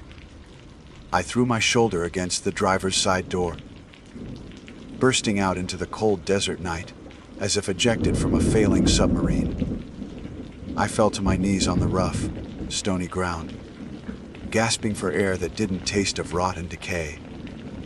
I scrambled to my feet and ran. This time, there was no destination, no sanctuary of a car to aim for. There was only way. I abandoned the SUV, with its headlights still cutting a use suave through the darkness, its radio gurgling a lullaby of the drowned. I ran into the pitch, black wilderness, guided only by the frantic, bouncing beam of my headlamp. The desert at night is a place of profound silence, but my world was filled with sound. The gurgling whisper that had come from the radio was no longer localized. It was everywhere. It was in the rustle of the wind through, in the creosote bushes, in the crunch of my own footsteps, in the frantic pulse throbbing in my ears. It was the sound of a man perpetually drowning, and it was the soundtrack to my flight. My lungs burned, and a stitch of fire flared in my side, but I didn't dare slow down. Every shadow was him. Every rock was the curve of his bloated back. I kept glancing over my shoulder, expecting to see that pale, upright figure gliding silently over the desert floor. But there was nothing. There was only the oppressive, empty darkness. The absence of a pursuer was somehow more terrifying than seeing one. It meant he didn't need to follow. It meant he was already with me. A new sensation began to creep over me. A dampness. It started in my socks, a clammy, cold feeling that I initially dismissed as sweat. but it was too cold, too pervasive. It felt like I had stepped in a puddle. Yet the ground beneath my feet was bone, dry dust and rock. The feeling spread, a creeping tide of cold moisture climbing up my pant legs, soaking the denim, clinging to my skin. I looked down, my headlamp beam illuminating my legs. My jeans were dark, saturated with water. A few drops of silty liquid dripped from the cuffs onto the parched earth, disappearing instantly into the dust. I cried out, a thin, hopeless whimper. The lake was clinging to me, dressing me in its own liquid shroud. The smell of the deep, stagnant water intensified, rising from my own clothes. I was becoming the source. Panic gave way to a desperate, calculated thought: the main road. If I could just reach the main park road, I could flag someone down. I could find another person, another human being to tether me to reality. I stopped for a moment, turning in a slow circle, my breath coming in ragged sobs. I scanned the horizon, looking for the faint orange glow of sodium lamps, or the distant sweep of headlights. There, to the east, a faint, almost imperceptible line of lighter sky against the dark silhouette of the mountains. The road. It had to be miles away, but it was a direction. It was hope. I set off again, a shambling, waterlogged wreck running toward a distant promise of light. The gurgling sound was louder now, and I finally realized its true source. It was coming from inside my own chest. With every ragged breath I took, a faint, wet, rattling sound echoed in my lungs. I wasn't just wearing the lake, I was inhaling it. The terror shifted, becoming something more intimate, more invasive. It was no longer about an external monster. The horror was the realization that he wanted something from me, something specific. He wasn't trying to harm me, not in the conventional sense. He was trying to use me. That first, impossible breath he had tried to take at the water's edge, he was still trying to take it. My throat felt tight and constricted. I tried to swallow, but my mouth was unnaturally dry, as if all the moisture in my body was being drawn downward into my water-logged clothes. A desperate thirst seized me, a burning craving for a single drop of clean, fresh water. It was a thirst so profound it felt ancient, a thirst that had lasted for decades at the bottom of a lake. It wasn't my thirst. It was his.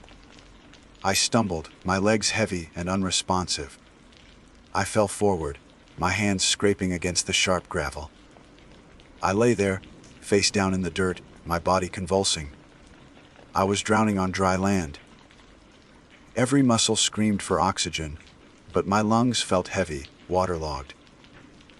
I could feel the pressure building, the desperate, biological need to expel the fluid that was filling me. I opened my mouth, and a trickle of gritty, cold water spilled out onto the sand. It was mixed with a fine, dark silt. I understood then, in a moment of perfect, soul-shattering clarity. He didn't want to get to the dry land. He wanted the dry land to come to him. He wanted a body that could walk away from the shore. A pair of lungs that could finally, after all these years, take a breath of dry air. That final, horrifying realization gave me a last surge of adrenaline.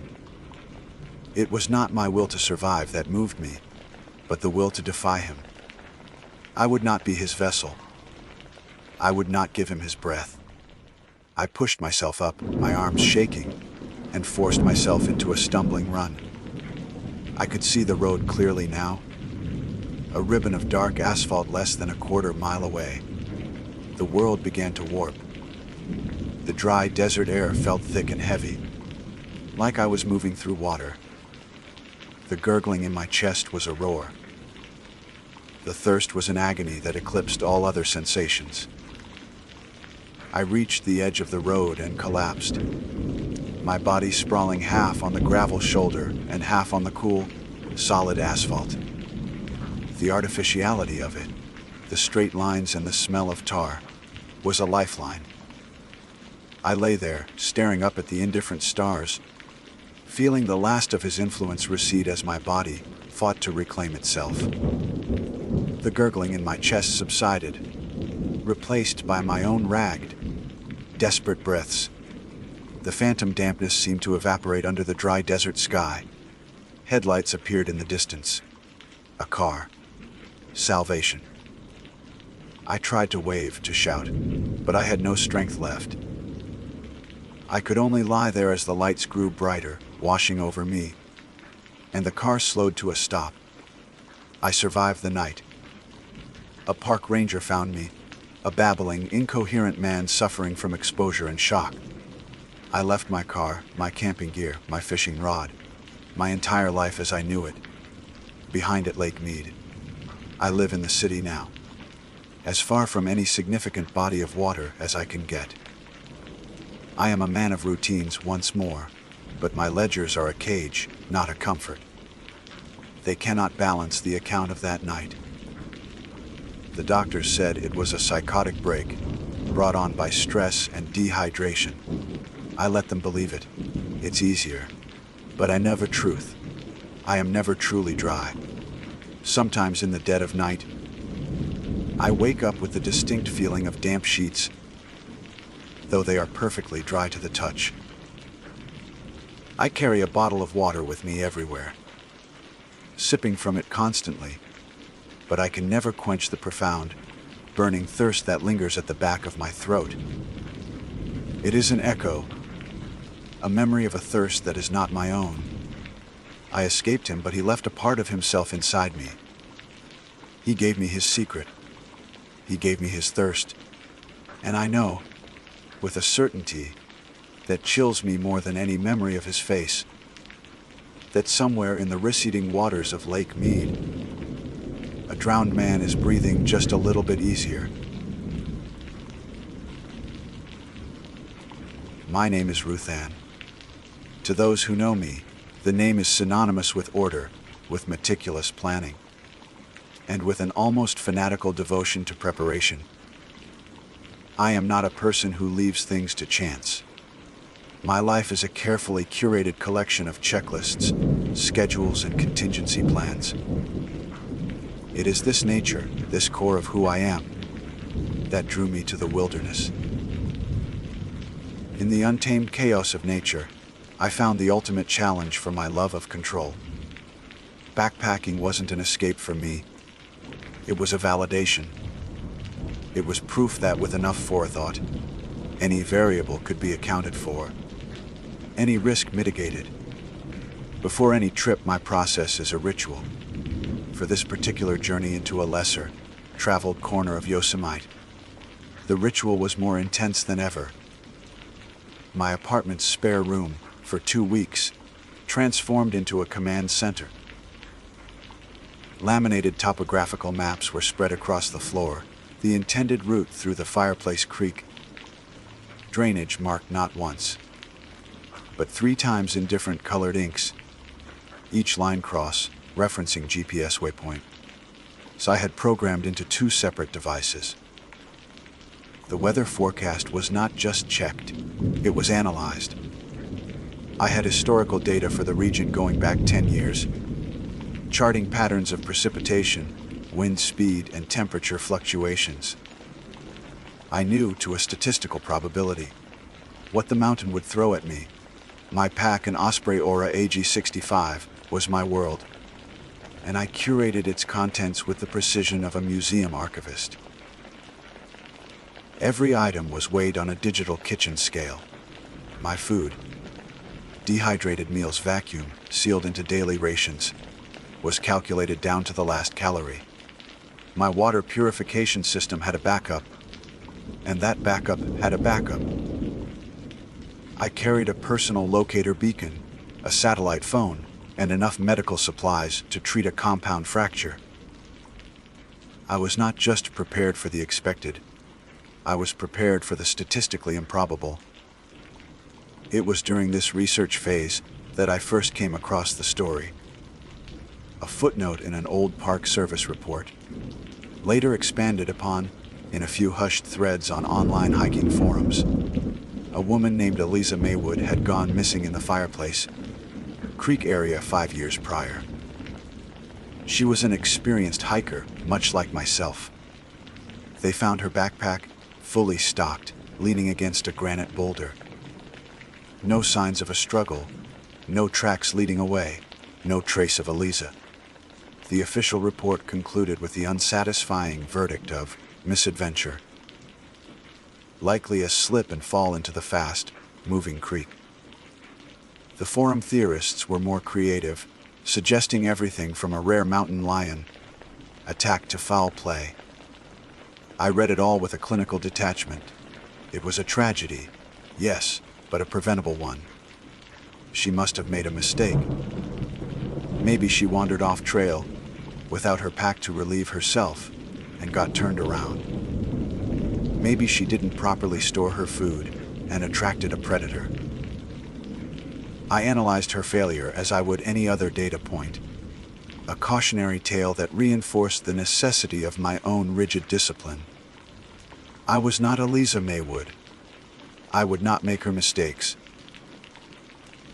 The thought that the wilderness itself could be the antagonist, that the landscape could have agency, was a notion too fanciful for my rational mind to entertain.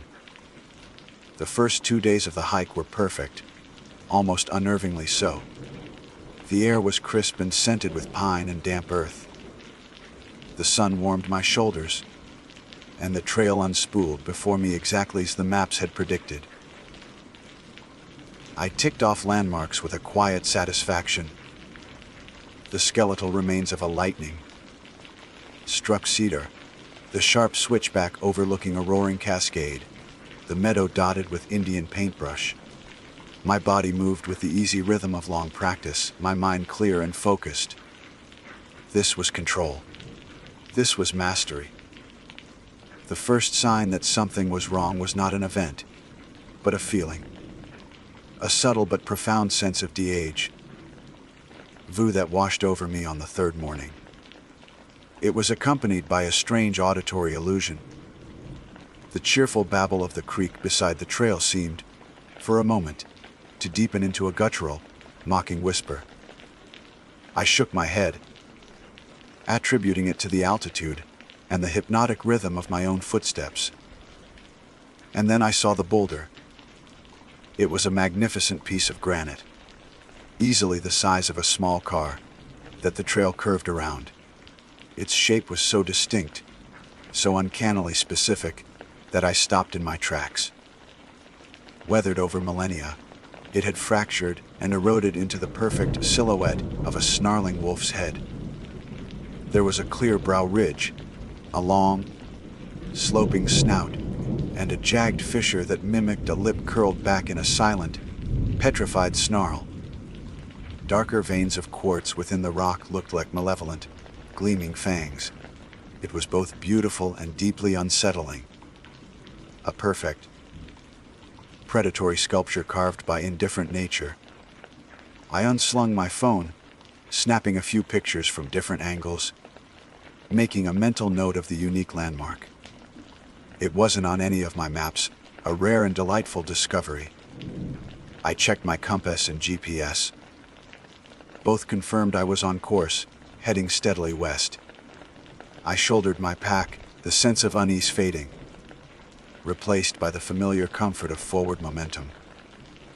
I hiked for another hour, the terrain rising and falling, the path twisting through dense stands of fir and aspen. The sun climbed higher, casting dappled shadows on the forest floor. I ate a handful of almonds, drank from my water bladder, and felt the burn in my calves. All the normal, grounding sensations of a long-distance hike. And then I saw it again. My mind refused to process it at first. It had to be a similar rock formation, a geological coincidence. But my steps slowed, and a cold knot of dread tightened in my stomach. It wasn't similar. It was identical. The same brow ridge, the same sloping snout, the same jagged, snarling lip. I could see the exact chip of stone missing from the ear that I had noted earlier. The pattern of lichen clinging to its surface was an exact match to the photograph still on my phone's screen. That was impossible. My first reaction was not fear, but analytical fury. I had not, under any circumstances, walked in a circle. The trail was a clear, single track. My compass needle held steady. My GPS showed a straight, linear path of travel from my last waypoint. I had been hiking west for a solid hour at a steady pace. To be back here was a violation of physics, a betrayal of the logical world I inhabited. I walked up to the boulder, my hand trembling slightly as I touched its cold, rough surface. It was real, solid, unquestionably the same object. I forced myself into a calm, systematic diagnostic. I rebooted the GPS. I recalibrated the compass. I laid out my paper map, smoothing it on the ground and trying to find any possible loop in the trail I might have missed, any switchback so severe it could have turned me around without my noticing. There was none. The map was a straight line. The GPS track was a straight line. My own senses, my own infallible internal clock, told me I had been walking in a straight line. Yet, here I stood, back at the foot of the Wolf Head boulder. The whispers I'd heard earlier no longer seemed like an illusion. They felt like they were coming from the rock itself, a silent, stony laughter at my expense. The cold, sharp panic that I had read about in accident reports, the kind that makes people run blindly into the woods, began to prickle at the edges of my carefully constructed composure. This wasn't a mistake. This wasn't fatigue. This was wrong. The world was breaking, and I was standing at the fracture point. Panic is an acid. It dissolves reason, burns through discipline, and leaves behind only the raw, twitching nerve of survival instinct. I had read about it, studied it in the context of wilderness survival, but I had never truly felt it until that moment. It was a physical sensation, a cold fizzing in my blood, a tightening in my chest that made each breath a conscious effort. But I was Ruthann. I was the master of my own systems. I would not succumb. My first command to myself was to stop, to breathe, to analyze. I fought back the rising tide of hysteria with the only dam I had, the scientific method. This was an anomaly, a problem to be solved. I would formulate a hypothesis, conduct an experiment, and gather data. Hypothesis. There is a localized, non-Euclidean spatial distortion centered on this boulder, causing a recursive loop in my perceived linear path. It was a ridiculous science fiction concept, but it was the only hypothesis that fit the facts without resorting to the supernatural, a concept my mind refused to entertain. Experiment, I would attempt to break the loop by brute force and meticulous observation. I decided to backtrack, to walk east along the trail I had just come down. But this time, I would leave a marker. Not just on my GPS, but a physical, undeniable breadcrumb. I unstrapped one of my bright, red trekindus from my pack and jammed it firmly into the soft earth at the base of the snarling Wolf Head boulder. It stood there, a vibrant, man-made slash of color against the muted tones of the forest. I took a photo of it. I noted the time, 11:42 a.m. I would walk east for exactly 1 hour. No more, no less. I would not look at my GPS. I would not consult my compass. I would rely only on the sun, now almost directly overhead, and the clear, unambiguous direction of the trail beneath my feet. I would walk back the way I came. The first 15 minutes were a battle against my own senses. Every rustle of leaves sounded like a footstep behind me. The familiar trees I had passed earlier now seemed subtly different. A branch angled more sharply, a patch of moss where there was none before. The very air felt thick, heavy with a silent, watchful pressure. It felt like the landscape itself was aware of my experiment, that it was subtly rearranging itself around me, a cosmic shell game played with mountains and pines. I dismissed it as paranoia, a symptom of the stress I was under. I focused on my breathing, on the steady rhythm of my boots on the dirt path. One foot in front of the other, east, away from the boulder. After what felt like an eternity, my watch alarm chirped. 1 hour. I had covered approximately 3 miles. I should have been far from the boulder, back in the familiar territory of my morning's hike. I stopped, my heart hammering against my ribs. The trail ahead looked normal. The trail behind looked normal. For a moment, a wave of relief so powerful, it made me dizzy washed over me. It had been a fluke, a bizarre one-time glitch. I had broken free. Slowly, I turned around to begin the hike west again, back towards my intended destination. I walked with a renewed sense of purpose, the panic receding, replaced by the familiar hum of confidence. I walked for 2 hours. 2 solid hours of steady, westward hiking. I passed new landmarks, a creek crossing I didn't recognize, a grove of aspens whose leaves trembled with a silvery light.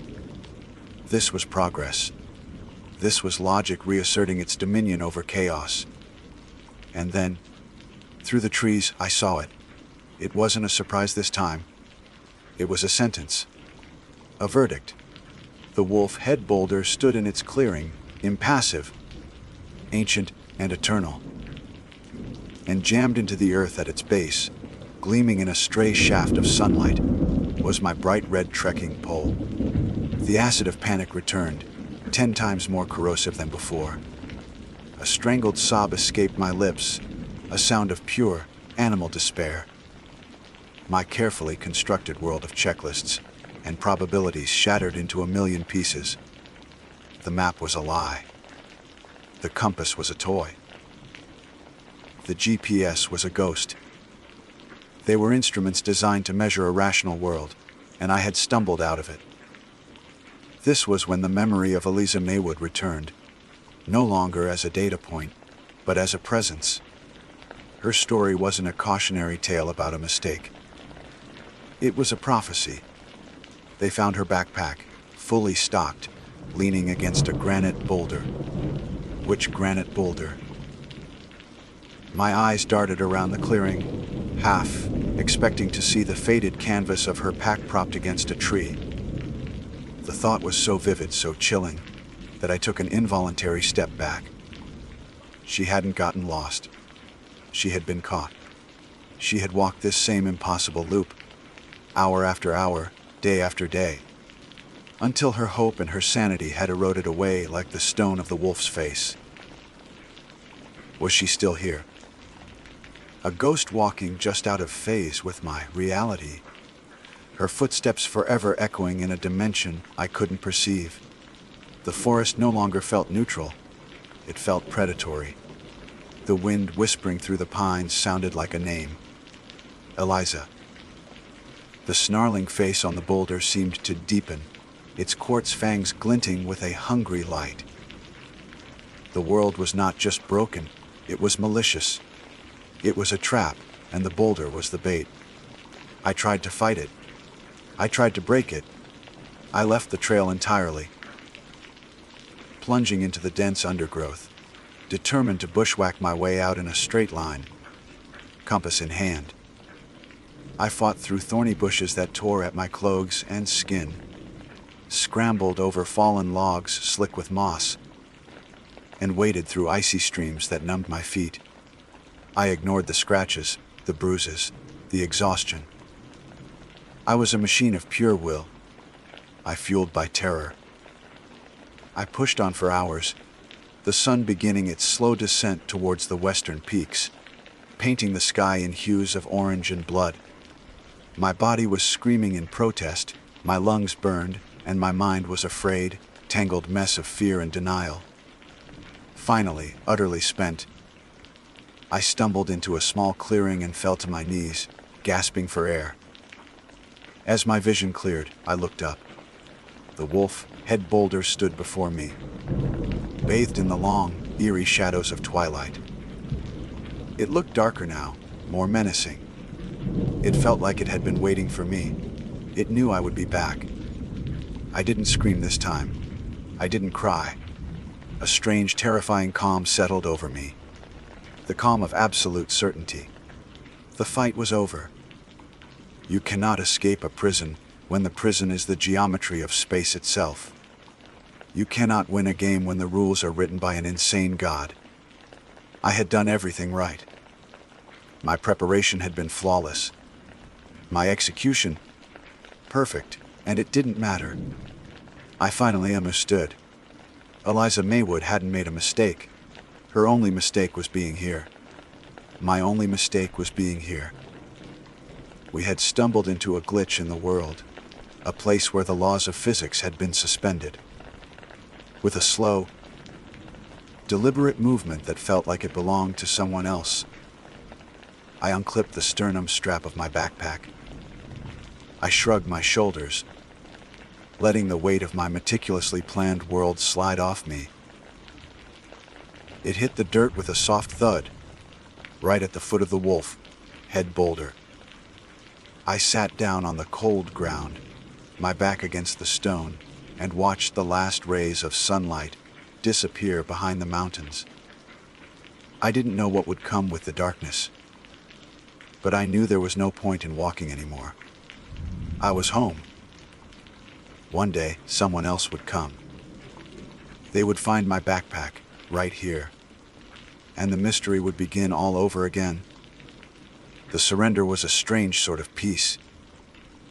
As the last sliver of sun bled out behind the jagged peaks, the world didn't fall into darkness. It was consumed by it.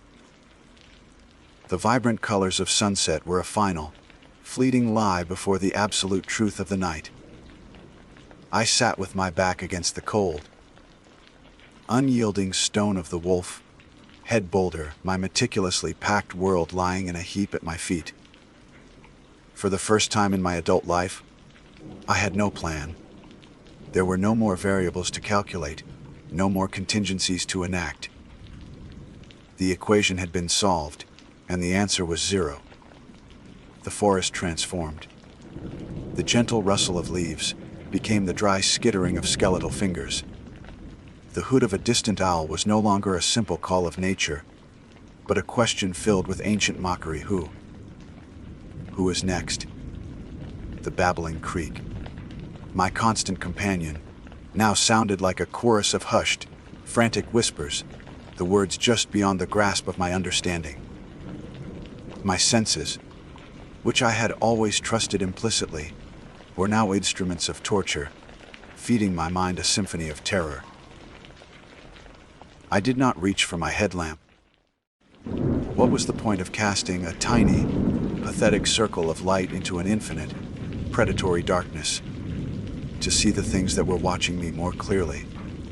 No, I would sit in the dark. I would meet it on its own terms. My body, however, had other ideas. Despite the cold seeping to me from the granite, a primal, evolutionary fear began to override my newfound nihilism. Every snap of a twig sent a jolt of adrenaline through my veins. My eyes, wide and useless, strained to pierce the gloom, inventing shapes in the deeper shadows. Tall, slender figures standing between the trees, always at the edge of my vision. That's when I heard it clearly for the first time.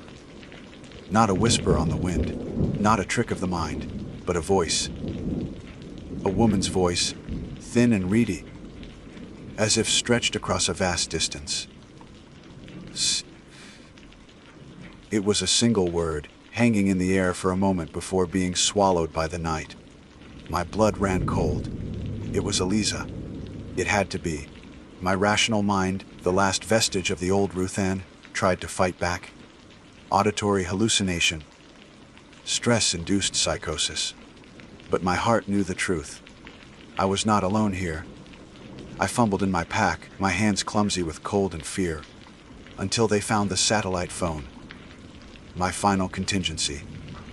My one link to the world of reason and rescue. I flipped it open, the small screen glowing with a weak greenish light. My hands trembled as I powered it on. The boot-up sequence, usually so quick, seemed to take an eternity. Finally, the home screen appeared. I held my breath. No signal. I tried again. And again, I held it up high, pointing it in different directions. A desperate, futile ritual to appease some unseen god of telecommunications. Nothing. It was as if the sky above me was a solid lead vault. The anomaly wasn't just spatial, it was total. It was a bubble of wrongness, impenetrable from the outside, inescapable from within. A laugh, dry and cracked, escaped my throat. Of course it wouldn't work. The trap was perfect. I let the phone fall from my hand. The last thread was cut. Now, there was only the waiting. The waiting and the listening. Cold. The voice whispered again, closer this time. So cold. Eliza. I whispered back, my own voice a stranger's croak. There was no reply, only the feeling of a profound, bottomless sorrow settling over the clearing. It was her sorrow, her despair, imprinted on this place, echoing through time. She hadn't just died here. She was still here, and not just her. As the hours crawled by, I began to feel other presences, faint and distinct, like ripples in the air. A man who smelled of pipe tobacco and fear. A child, crying silently for its mother. How many souls had this place collected? How many hikers like me had followed their maps and their compasses straight into this cage? We were a silent congregation of the lost, our final moments replaying for eternity around this malevolent stone altar. The wolf head boulder was the anchor. I could feel it now. It was not merely rock. There was a deep, resonant hum that vibrated through my spine, a thrum of ancient, sleeping power. It fed on our confusion, on our terror, on our hope. It drank our stories and left only echoes. The snarling face was not a coincidence of erosion. It was a portrait, carved from the inside by the entity that lived within. Sometime before dawn, when the cold had sunk so deep into my bones that I could no longer feel my own limbs, the final piece of my old self fell away. The realization came not as a flash of insight, but as a slow, creeping certainty. I was not waiting to die. Death would be a release, an escape. And there is no escape. I was waiting to begin. My perception of time began to fray. Was I the woman who had just arrived today? Or had I been sitting here for 1,000 years? The memory of my apartment, my maps, my life before this place felt like a story I had read about someone else. The name Ruthann felt foreign on my tongue. A faint gray light began to filter through the trees. Morning was coming.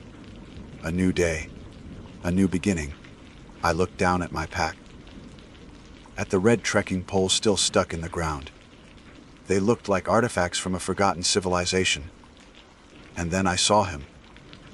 A young man, striding confidently down the trail.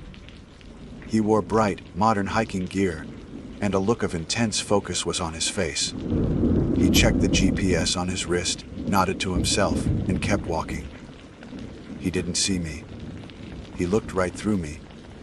He passed the boulder, and I felt the familiar, sickening lurch of the world resetting. I knew, with a certainty that defied all reason, that in an hour, he would pass this way again, and again, and again. I opened my mouth to scream, to warn him. But the only sound that came out was a thin, reedy whisper carried on the morning breeze. Stuck. He flinched, looking around with a puzzled expression. Before shaking his head and pushing on, he couldn't see me. He couldn't hear me properly. Not yet, but he would. In time, he would learn the new rules. He would join the chorus. I am Ruth Ann. I am Eliza. I am the man with the pipe and the crying child. We are the guardians of this place. We are the mystery. We are the whispers on the wind, the feeling of being watched, the sudden, inexplicable dread. We are the first and last warning. And we are always, always waiting for the next person to find our backpacks, right here, and for the mystery to begin all over again. My name is Jacob. If I close my eyes, I can still see my younger brother Ben, not as the fading memory that haunts my waking hours, but as he was. 17, all sharp angles and restless energy, with a grin that could disarm a bomb. There are only 3 years between us, but in the grand, unforgiving timeline of life, those 3 years might as well have been a century. I was the steady one, the planner, the one who looked both ways before crossing the street. Ben was the one who sprinted into traffic, trusting the world to swerve for him. And for 17 years, it always had. We were inseparable, two halves of a whole, orbiting our small world in a tight, unbreakable pattern forged in the fires of a shared, often lonely, childhood. Our decision to go camping in the desert backcountry of the Navajo Nation was Ben's idea, of course. He'd found a dog-eared map in a box of our grandfather's old things, a web of faint topographical lines spread across a region marked only by names that sounded like whispers from another time. Canyon de Chelly, the Chuska Mountains, Valley of the Gods. For Ben, the map was a call to adventure. For me, it was a connection to the man who had been the bedrock of our youth. Our grandfather, a Navajo man with a face as weathered and kind as the land he loved, had filled our childhood with stories. He spoke of the Dine, our people, and of the land itself as a living, breathing entity. He told us it was a place of deep and powerful spirit, a place where the veil between worlds was thin. He taught us to read the signs in the sky, to find water where there seemed to be none, and to walk with respect. But with his stories of beauty and magic, there were also warnings, delivered in a voice that lost its usual warmth and became low and grave. This land is ancient, he'd told us, his dark eyes looking not at us, but through us into a distance I couldn't comprehend. It remembers everything. You show it respect, it will protect you. But if you are foolish, if you are arrogant, it will swallow you whole. He gave us rules, simple and absolute. Take nothing but pictures, leave nothing but footprints. Never disturb the rock formations or the ancient dwellings. And the most important rule, the one he made us repeat back to him until the words were branded into our minds. Never, ever whistle at night. We'd asked why, of course. Ben, ever the challenger, had pressed him. What happens, Grandpa? Does it call the coyotes? Grandfather's face had hardened. Worse, he'd murmured. Whistling at night is an invitation. You are telling the things that walk in the dark where to find you. You are mocking them, and they do not like to be mocked. We were young then. We were city boys raised on concrete and logic. To us, it was just superstition, a piece of folklore and ancient as the arrowheads he kept in a velvet, lined box. A ghost story to keep children in line. We promised we would heed his warnings, but in the arrogant way of youth, we believed we were above such things. We believed the modern world, with its GPS and its gore, text jackets, had rendered the old magic obsolete. It was our first and most fatal mistake. The first day of our trip was everything we had hoped for. The desert was a masterpiece of raw, brutal beauty. Towering messes of red rock clotted a sky so vast and blue it hurt to look at. The air was thin and clean, smelling of dust and sun, baked stone, and the sharp, herbal scent of sagebrush. We felt like the last two people on Earth, pioneers in an untouched world. We hiked for miles, our laughter echoing off canyon walls that had stood silent for millennia. That night, we made a small, respectful fire, cooked our food, and watched as the universe revealed itself. In a spray of stars so thick and bright it felt like you could reach up and scoop them from the sky. We were careful. We were quiet. We remembered our grandfather's words, and for a time, we felt the deep, powerful spirit he had spoken of. It felt like peace. The argument started on the second day, as most arguments do, over something utterly trivial. It was a culmination of small frictions that had been building since we left. I thought Ben was being reckless, taking unnecessary risks by scrambling up loose rock faces. He thought I was being overbearing, treating him like a child instead of a partner on this expedition. The catalyst was a fuel canister for our small stove. I was sure I had asked him to pack the spare.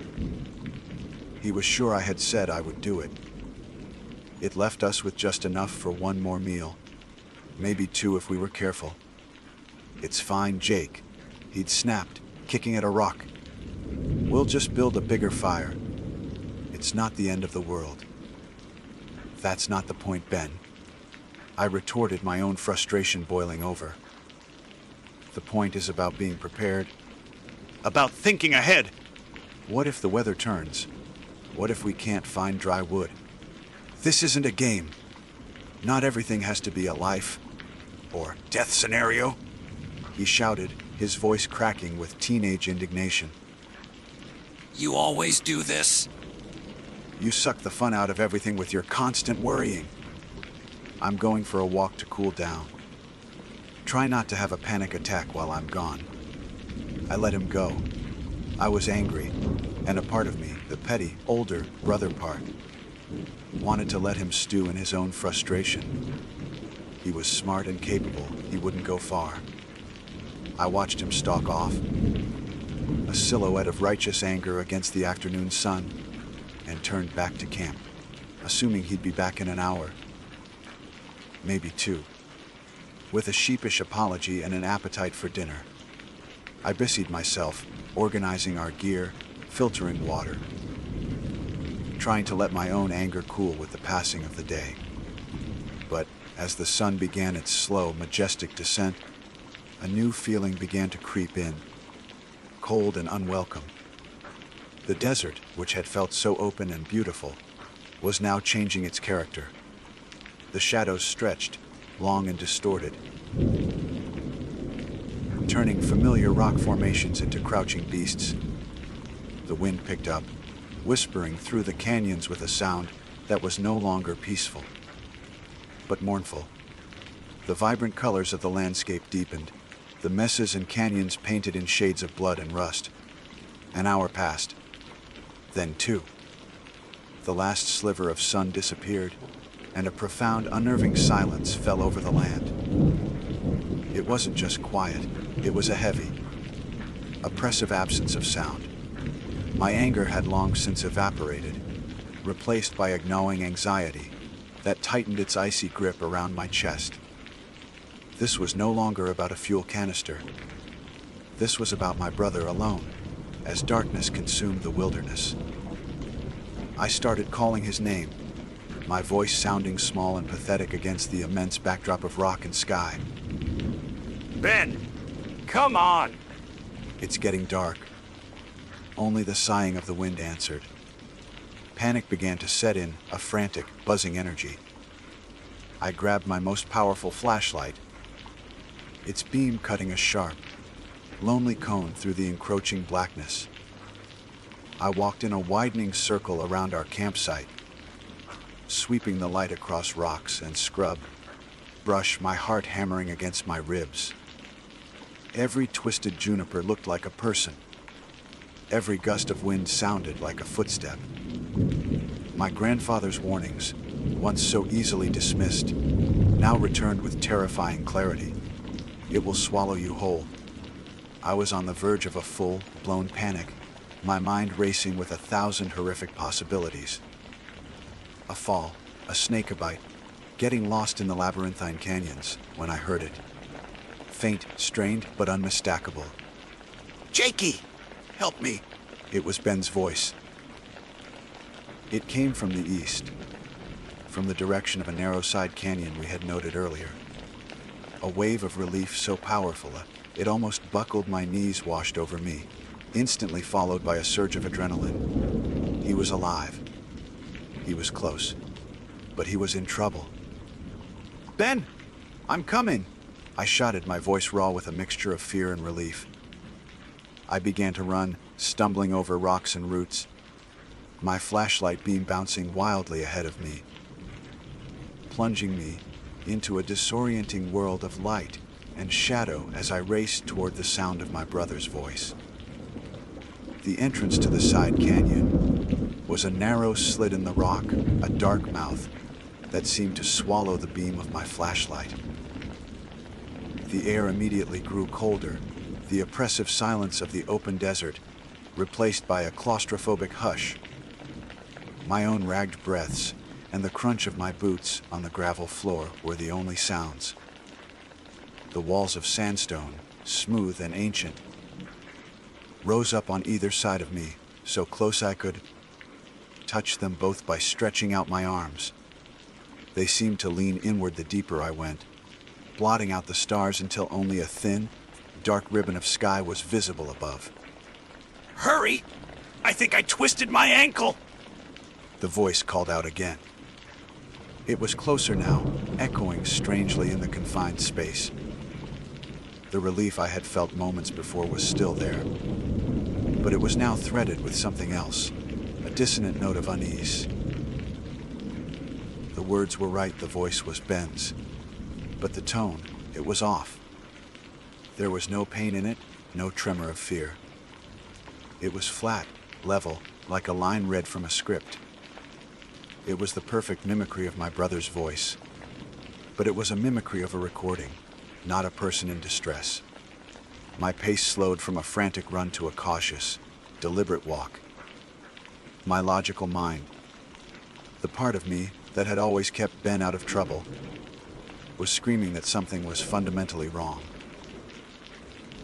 People who twist an ankle, who are alone in the dark in a hostile wilderness, sound desperate. They sound terrified. They don't sound like they're calmly reciting a fact. "Where are you? Talk to me," I yelled, my voice tight. I needed to hear more. I needed to hear the fear, the impatience, the spark of life that was so intrinsically Ben. "In here?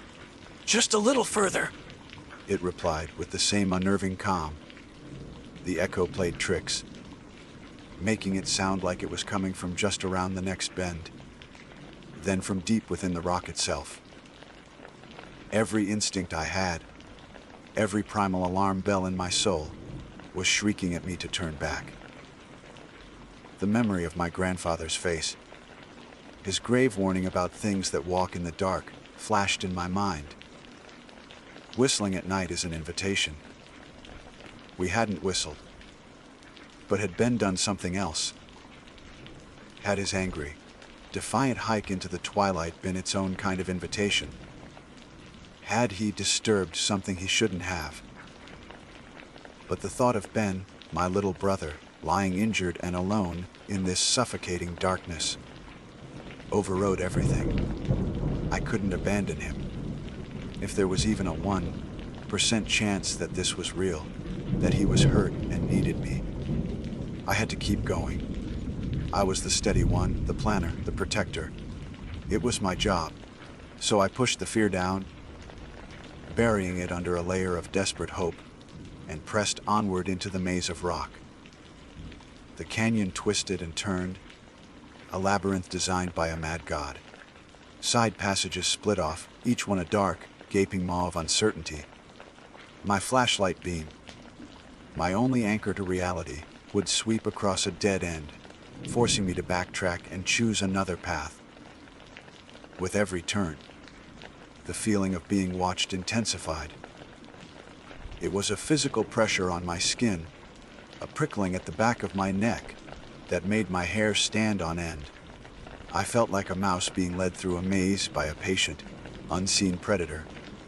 Almost there, Jake, the voice encouraged, always seeming to come from the one passage I was most hesitant to enter. It was using my name now. That detail, which should have been reassuring, was the most terrifying thing of all. It felt calculated. It felt like a lure, perfectly baited with the one thing in the world I would never, could never ignore.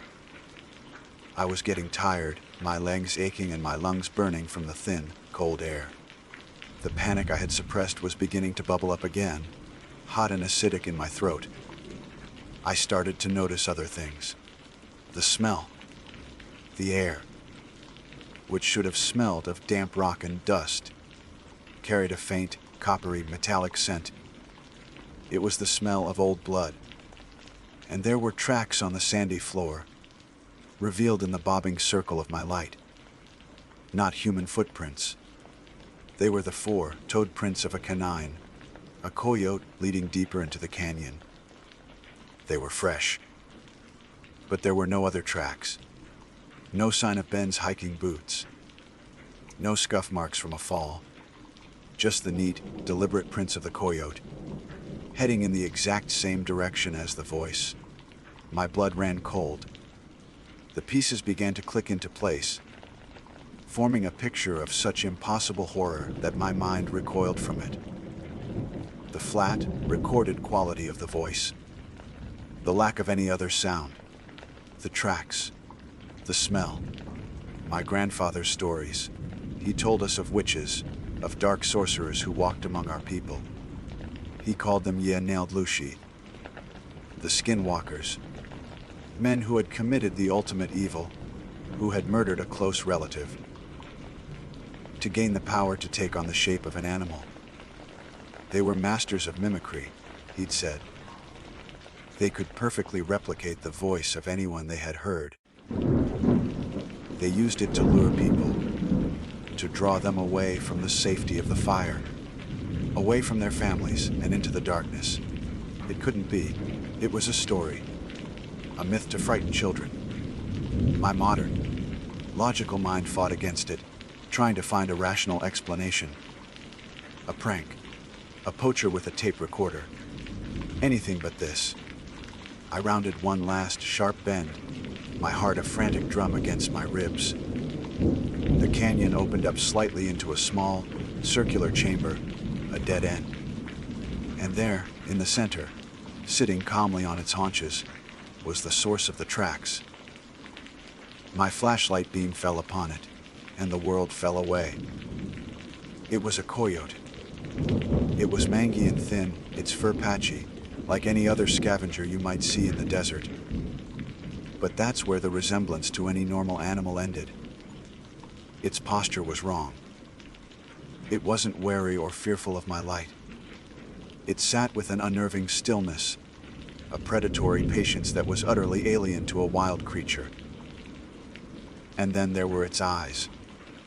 My light caught them, but they didn't shine back with the green or yellow reflective glow of an animal. They were dark, deep, and intelligent. They were unmistakably, horrifyingly human. It watched me, its head tilted in a gesture of mild curiosity. It didn't move. It didn't flinch. It just sat there, in the center of the dead-end canyon, having led me perfectly into its trap. The silence stretched for an eternity. The only sound was the frantic, terrified hammering of my own heart. I was paralyzed, my feet rooted to the spot, my mind refusing to process what my eyes were seeing. Then it tilted its head to the other side. A dry, rasping sound came from its throat, and from that animal maw, in my brother's exact, hollow, recorded voice, it spoke. What took you so long? For a single, frozen moment that stretched into an eternity, my brain simply refused to function. It was a system crash, a blue screen of death for the soul. The sight of that mangy coyote, the sound of my brother's voice coming from its throat, the dark, intelligent, human eyes boring into mine. It was a confluence of impossibilities that reality itself could not contain.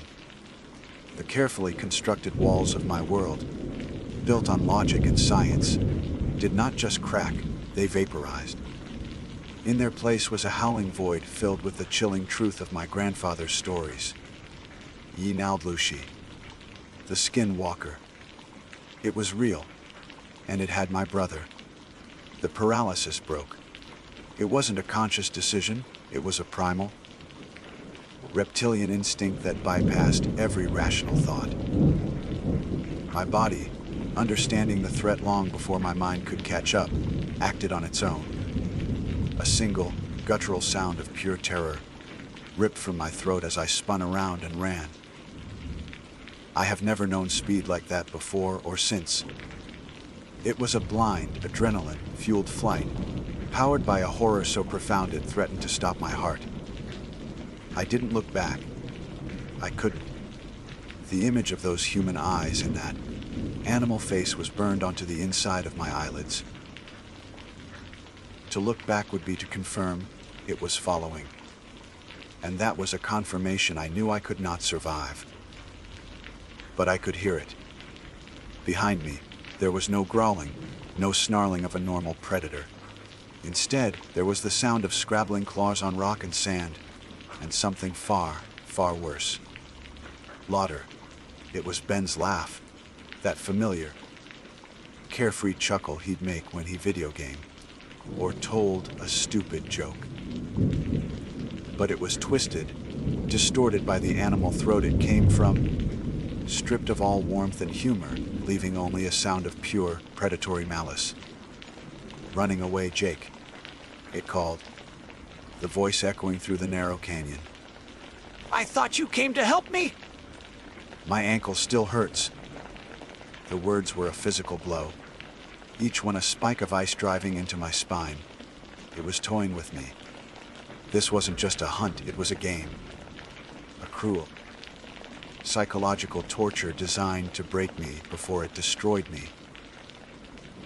I scrambled through the twisting passages of the canyon, my flashlight beam a frantic, bouncing blur that offered no real illumination, only fleeting, terrifying glimpses of the rock walls that hemmed me in. My lungs were on fire. My legs screamed in protest. But the sound of that laugh, that horrible, defiled echo of my brother, kept me moving. I burst out of the canyon's narrow mouth and back into the open desert, gasping for air. For a split second, the sight of the vast, star-dusted sky brought a wave of relief. But it was fleeting. Out here, there was nowhere to hide. I was exposed, a single, terrified creature in an immense, hostile landscape. I didn't dare stop. I ran past our campsite, a ghost of a place that now seemed to belong to another lifetime. The tent, a cheerful dome of blue, looked like a tombstone. The dying embers of our fire were like the last fading sparks of hope. I didn't know where I was going. I was just running. Away. My only goal was to put as much distance as possible between myself and that thing. The desert at night is a different world. Every rock, every twisted juniper tree became a crouching monster in the periphery of my vision. The wind whispered through the sagebrush, and every sigh and rustle was the sound of it closing in. I kept running, fueled by nothing but terror, until my legs finally gave out. I collapsed behind a large boulder, my body trembling uncontrollably, my breath coming in ragged, painful sobs. I huddled in the darkness, straining my ears, expecting to hear the scrabble of claws or that terrible, familiar voice at any moment. But there was only silence. A profound, heavy silence that was almost as terrifying as the chase itself. Had I lost it? Or was it simply watching me, waiting, enjoying my terror from a distance? The rest of the night was the purest form of agony I have ever experienced. I did not sleep. I barely breathed. I just waited for the dawn, praying to a God I wasn't sure I believed in anymore, while my grandfather's warnings played on a loop in my shattered mind. It will swallow you whole. When the first, faint hint of gray appeared on the eastern horizon, it was like witnessing a miracle. The darkness, which had been so absolute and suffocating, began to recede. The monstrous shapes resolved back into rocks and trees. The sun rose, flooding the canyons with golden light, and the oppressive evil of the night seemed to retreat with the shadows. I had survived. I was alive. But the relief was hollow, because Ben was not with me. The journey back to civilization was a blur. I walked for hours, a zombie moving through a world that no longer made sense. When I finally stumbled onto a paved road and flagged down a car, the driver, a kind-faced tourist, took one look at my wild eyes, my scratched face, and my torn clothes, and immediately called for help. The search parties were organized. Rangers and volunteers scoured the backcountry for days. They found our campsite, our gear untouched. They followed my tracks from the camp to the canyon and back out again. They found the tracks of a coyote. They found nothing else. No sign of a struggle, no blood. No Ben. I told them my story. I told the tribal police, the park rangers, the solemn-faced therapist they brought in. I told them about the voice, the chase, the coyote with the human eyes. They listened patiently, their faces a mixture of pity and professional concern. They used words like trauma, stress, induced hallucination, and survivor's guilt. They suggested that in my panic after my brother went missing, my mind, steeped in our grandfather's folklore, had created a monster to cope with the unbearable reality that Ben had simply gotten lost or had a fatal accident. They didn't believe me. How could they? I barely believed it myself. I never saw Ben again. He was officially listed as missing, presumed deceased, another tragic statistic of the unforgiving wilderness.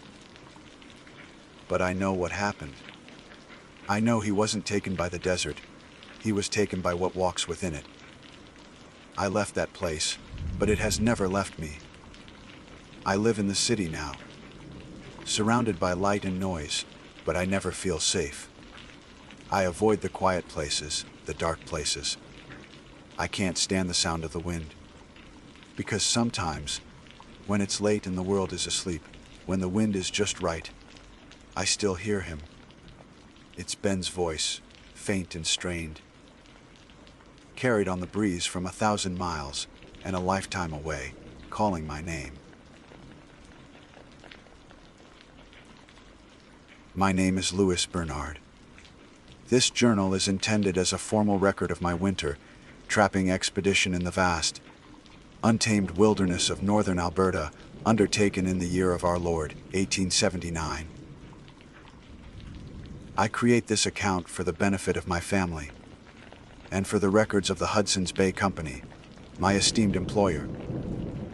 Should the unforgiving nature of this land claim me, before the spring thaw permits my return, I am a man of considerable experience in the wild, a devout believer in God's providence, and I entered this endeavor with a heart full of hope for a profitable season.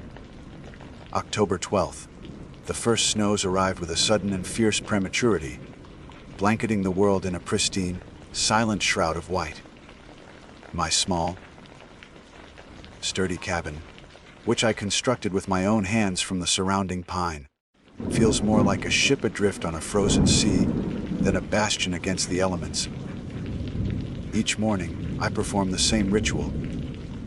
I rise before the sun, stoke the embers in the hearth, and consume a meager breakfast of hardtack and coffee before venturing out into the biting cold. The trap lines, a web of steel and hope I meticulously laid out weeks ago, remain stubbornly, unnervingly empty. The snares are unsprung, the bear traps unclamped. It is as if the forest has collectively held its breath, and all its creatures have vanished into the ether. The silence is the most unsettling part. It is not the peaceful quiet of a summer's evening, or the reverent hush of a cathedral. This is a profound and heavy emptiness, a void of sound that presses in from all sides. It muffles thought, magnifies the frantic beating of my own heart, and makes the creak of a floorboard under my boot sound like a rifle shot. During the day, the crunch of my snowshoes is the only percussion in this vast, white wilderness. At night, the only sounds are the howl of the wind as it claws at the cabin walls and the frantic, desperate prayers I whisper into the darkness. I am a man accustomed to solitude, who has often found solace in it. But this is a different beast entirely. This is an isolation so complete it feels like a physical weight upon my soul. November 3rd weeks have bled into one another. The calendar I scratch into the cabin wall seems a foolish, civilized notion in a place that time has forgotten. The game remains absent. My daily treks along the trap lines have become exercises in futility, each empty trap a small monument to my failing enterprise. Today, I consumed the last of the salted pork. The final, greasy morsel felt like a sacrament and a death sentence all at once. Now, there is only a dwindling supply of flour and beans. The hunger is no longer a simple discomfort. It has become a separate entity, a living thing coiled in the pit of my stomach. It is a cold, hard knot of want that gnaws at me day and night. It dictates my every thought, my every action. I find myself staring at the bark of trees, wondering if it holds any sustenance. I have boiled leather from my spare boots into a foul, gelatinous broth that did little more than turn my stomach. The hunger is a patient predator, and I am its cornered prey. My dreams have become my only escape and my greatest torment. Each night, I am seated at a grand banquet. The table groans under the weight of roasted turkeys, glistening hams, loaves of fresh bread, and pies bursting with fruit. I can smell the rich aromas, feel the warmth of the food, the weight of the silverware in my hands. But just as I raise the first bite to my lips, the illusion shatters. I awaken with a gasp, the phantom taste of ash and bile coating my tongue. The gnawing emptiness in my belly more profound than ever. The silence in the cabin that follows is thick with my despair. November 21st, I am beginning to doubt my own senses. The hunger, I fear, is starting to rot my mind as surely as it is consuming my body. Today, I saw something. Or I believe I did. I had ventured further than usual, chasing a desperate hope that a change of terrain might yield a rabbit, a squirrel, anything. The snow was falling thick and fast, reducing the world to a swirling vortex of gray and white. It was in a grove of skeletal birch trees that I saw it. At first, I mistook it for a dead tree, a lightning-scarred trunk left standing against the odds. But then it moved. It was tall, impossibly so, and unnaturally thin. Its limbs were long and spindly, moving with a jerky, disjointed grace that was utterly wrong. It was not walking. but rather unfolding itself from the landscape. Its skin, if it could be called that, was the color of old blue, veined ice, seeming to absorb the bleak light of the afternoon. I could see no face, no features, only a vague impression of a head that seemed to turn slowly, deliberately, in my direction. A chill washed over me that had nothing to do with the wind or the snow. It was a cold that sank into my bones, a primal fear that bypassed all reason. We stood there, frozen in a silent tableau, for a time that could have been seconds or an eternity. I felt assessed, weighed and measured by a gaze I could not see, but felt with every fiber of my being. Then, as silently as it appeared, it receded. It did not run or walk away. It simply seemed to melt back into the swirling snow and the forest, becoming one with the white landscape until it was gone. I stumbled back to the cabin, my heart a frantic drum against my ribs. I have bolted the door and piled furniture against it. I tell myself it was a trick of the light, a phantom born of starvation and solitude, a hunger madness. It is the only explanation that allows me to hold onto the fraying edges of my sanity. But as I sit here, huddled by the feeble fire, I cannot shake the feeling that it was real.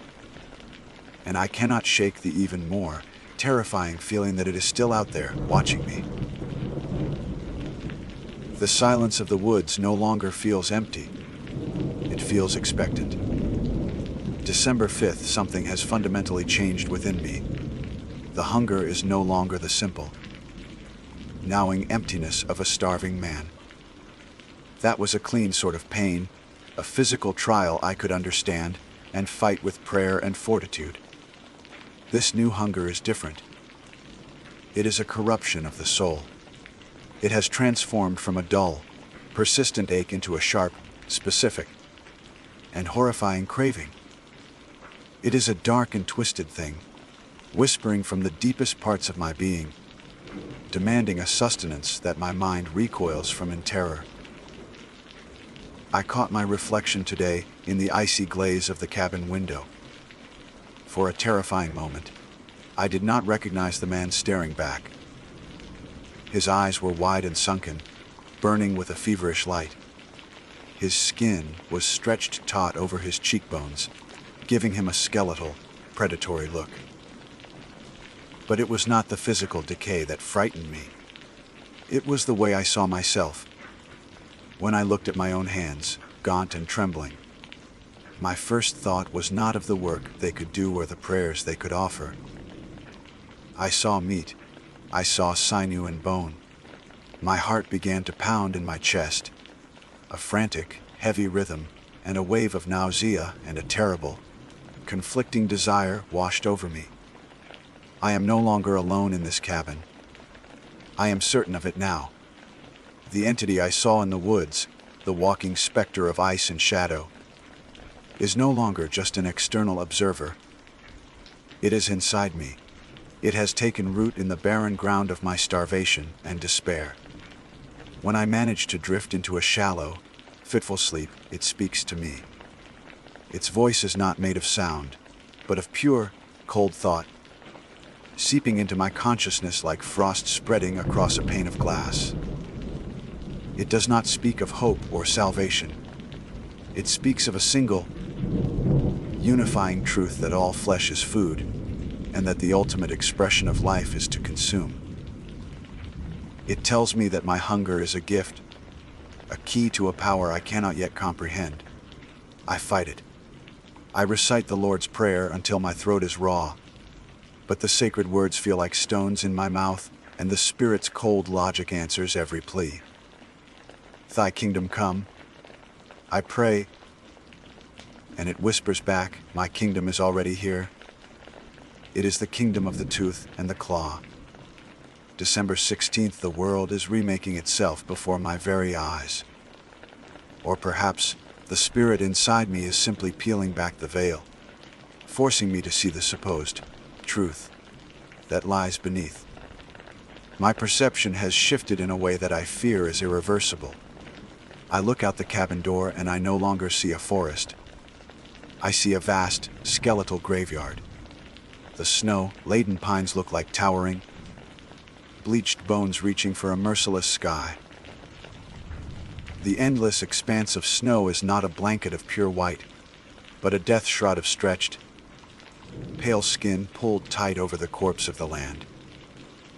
The wind as it moans through the eaves of the cabin is not merely wind, it is the final, rattling breath of a dying world. My humanity is a flickering candle in a gale. I saw a rabbit today, the first living creature I have seen in what feels like an eternity. For a fleeting moment, a flicker of the old Lewis, the trapper, felt a surge of hope. Food, survival. But the feeling was instantly consumed by a far more powerful, far more monstrous vision. As the small creature froze, its nose twitching, its dark eyes wide with fear, I did not see a rabbit. The image twisted, warped by the malevolent lens of the thing inside me. I saw a small, terrified child, bundled in white furs, its heart beating a frantic tattoo of terror. A wave of revulsion and a simultaneous, sickening surge of predatory lust crashed over me. I cried out, a strangled, inhuman sound, and the creature bolted, vanishing into the white. I collapsed into the snow, weeping and shaking, horrified not by the vision, but by the part of me that had welcomed it. The part of me that had felt the saliva pool in my mouth. The spirit inside me grows stronger with each passing day. It feeds on my fear and my despair. It is a parasite of the soul. I have heard tales from the Cree and the Ojibwe, stories I once dismissed as pagan superstition, of a spirit born of starvation and cannibalism in the frozen north. A spirit of eternal hunger, the Wendigo. The name comes to me unbidden, a word of ice and dread whispered on the wind. This is not my hunger. This is not my madness. It is the Wendigo's. To believe otherwise is to accept that I, Louis Bernard, a man of God, am becoming a monster. This separation is the last shield I have for my sanity. December 20th today, I found proof that I am not entirely alone in this white hell. On a desperate, aimless trek for firewood, I stumbled upon a set of tracks in a sheltered hollow. They were not the tracks of a deer or a wolf. They were the distinct, unmistakable prints of moccasins. 3 sets. One large, clearly a man's. One smaller, and one smaller still. The tracks of a child. They were fresh. Perhaps a day old. The man who wrote the first entry in this journal, would have wept with relief. He would have seen the tracks as a sign of salvation, of community, of an end to this waking nightmare. He would have followed them, calling out, praying for rescue. But I am not that man anymore. As I stared at those prints in the snow, no tears of relief came. My heart did not leap with hope. Instead, a terrifying, electrifying energy surged through my emaciated frame. The Wendigo within me stirred, its presence rising like a tide of black water. My mouth began to water uncontrollably. My limbs trembled with a new and terrible purpose. The whispers became a roar in my mind, a singular, deafening command. Hagar, find Cow saw me. I took a step, then another, my snowshoes falling into the tracks of the man. My head was filled with the scent of wood smoke, of living bodies, of warm blood. I could almost taste it. I followed the trail for 100 yards, my breath coming in ragged, shallow gasps. My mind lost in a red haze of pure, predatory instinct. It was only the sight of my own crucifix, swinging from my neck and catching a glint of the pale sun, that broke the spell. The silver flashed, and for a moment, the fog in my mind cleared. The face of my wife Marie, her gentle smile, flashed in my memory. What was I doing? I turned and fled. I ran from those tracks, as if the devil himself were at my heels, stumbling and falling through the deep snow, not stopping until the walls of my cabin were once again around me. I have barred the door and wedged my cot against it, but I know the barrier is not to keep anything out. It is to keep me in. The last vestiges of Louis Bernard are now a prisoner, locked in a desperate battle with the warden that has claimed his body. I am terrified, not of the cold, or the silence, or the creature in the woods. I am terrified of the creature that I am becoming, and I am terrified of what I will do when the last of my strength to fight it is gone. December 24th. The storm arrived just before dusk, a blizzard of biblical proportions that descended upon the world with a furious, white rage. The wind shrieks like a banshee, tearing at the cabin, and the snow falls so thickly that the world beyond my window has ceased to exist. It was in the moments before the storm swallowed the last of the light that they appeared, emerging from the swirling gray like ghosts. The family whose tracks I had fled from days ago. They are here. There was a hesitant knock on my door, a sound almost lost in the gale. For a long moment, I did nothing. I stood frozen in the center of the room, my heart a block of ice in my chest. The part of me that is still Louis Bernard screamed in silent, desperate prayer. Go away. Please, God, make them go away.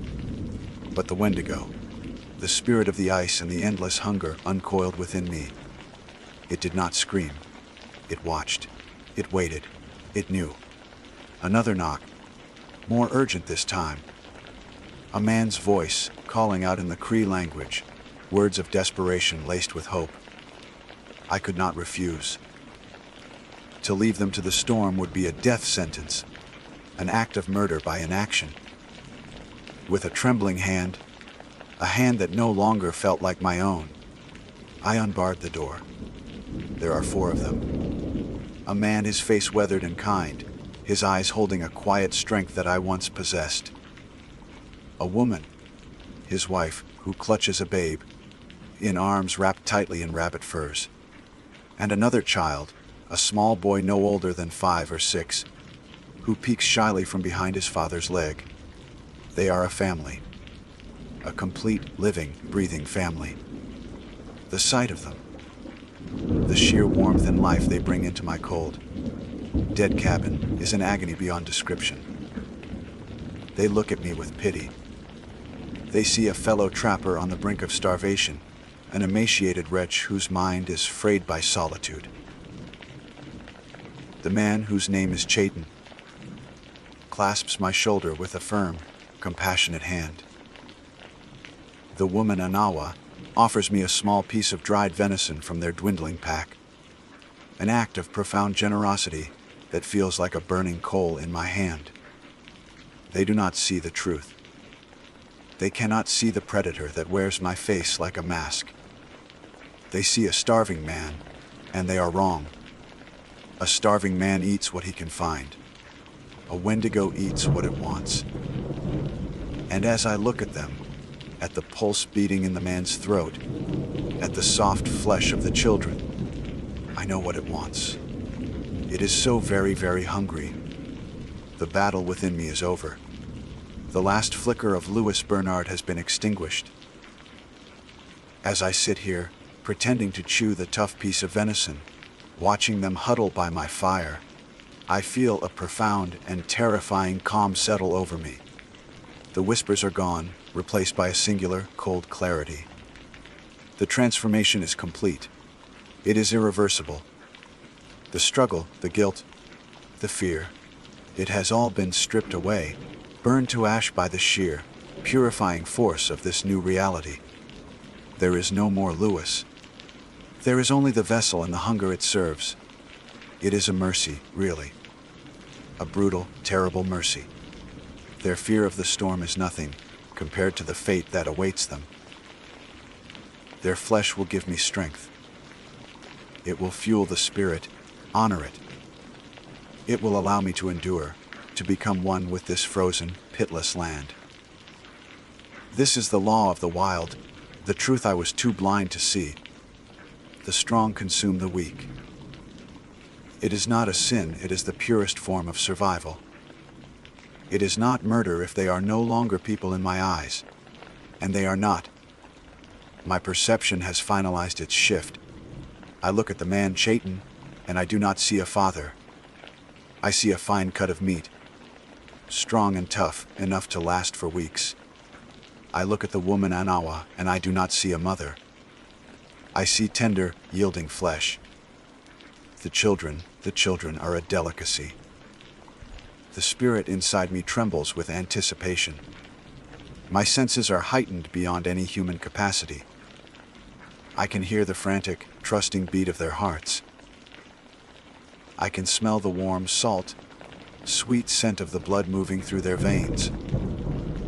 The firelight dances in their eyes, and I see only the reflection of a feast to come. They are settling down for the night, trusting in the shelter I have provided.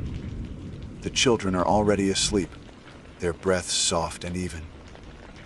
The man and woman speak in low, hushed tones, their bodies close together for warmth. They believe they are safe. They believe the monster is the storm outside. They do not understand that the storm is already inside with them. I will wait until the fire burns low. I will wait until their sleep is at its deepest. The axe is by the door. It is sharp, it will be quick. This journal is the last act of the man I once was. A final, faded footprint in the snow.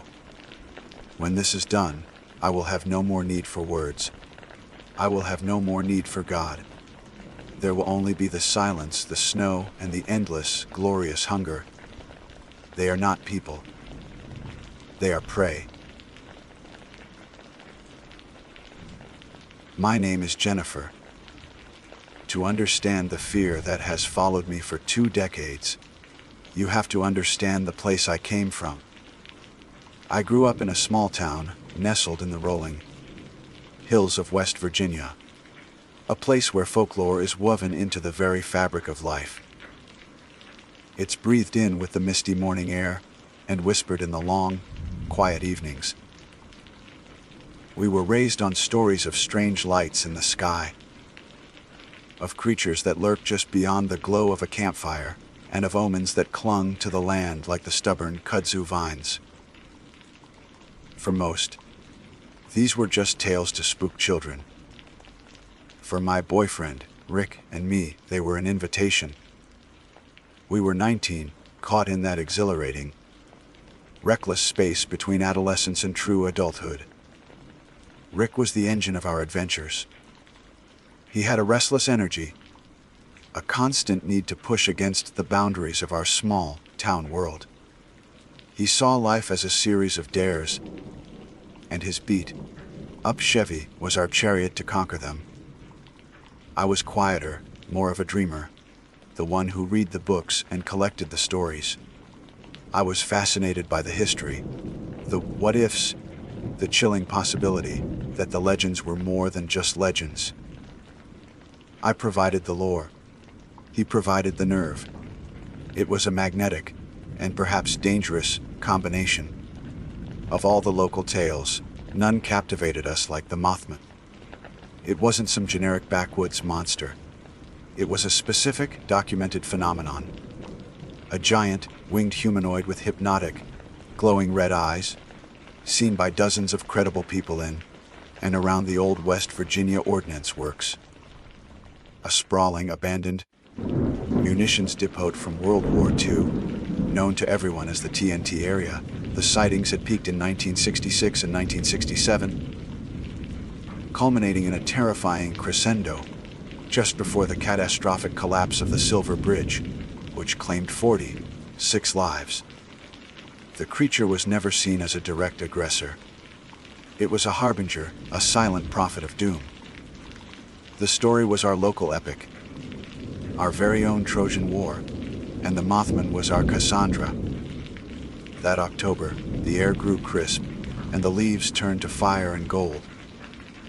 The nights came earlier, bringing with them a deeper, more profound darkness.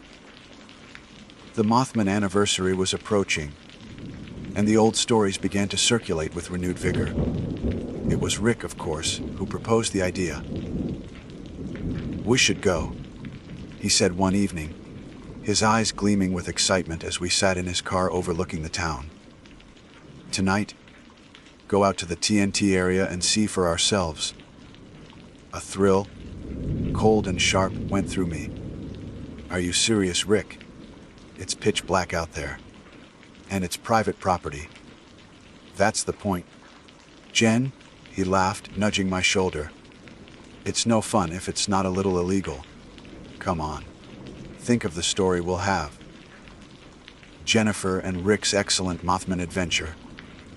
He had a way of making the most reckless ideas sound like pure, logical fun. He saw my hesitation, the flicker of genuine fear in my eyes, and softened his tone. "We'll just drive through. We won't even get out of the car if you don't want to. I just want to see those old bunkers, feel the vibe of the place." I knew I should have said no. A sensible voice in the back of my mind screamed that we were meddling with things we didn't understand. But I was 19, and the pull of the unknown, the desire to share in Rick's fearless world, was stronger than my caution. The thought of seeing that legendary, forbidden place under the cloak of darkness was undeniably seductive. "Okay," I finally whispered, the word feeling like a seal on our fate.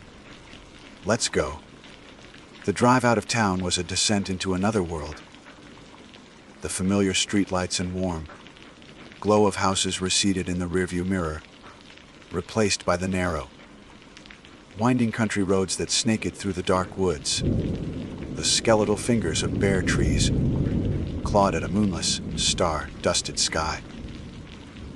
Rick was in his element, humming along to the rock station on the radio, one hand casually on the steering wheel. But as we turned off the main highway onto the unmarked access road leading into the TNT area, even he grew quiet.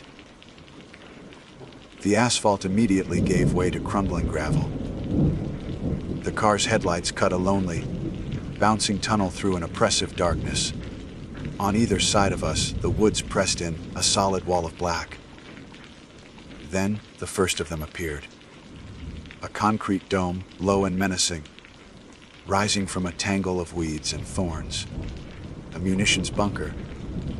It looked like a tomb, a silent, forgotten relic of a forgotten war.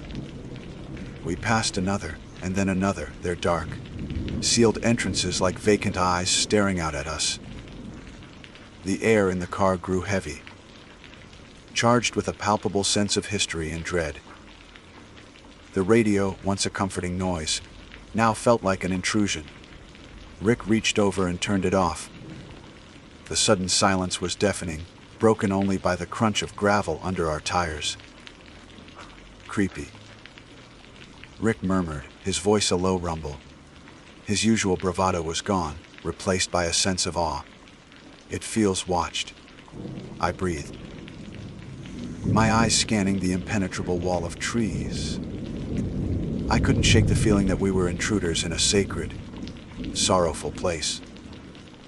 Every shadow seemed to twist into an unnatural shape.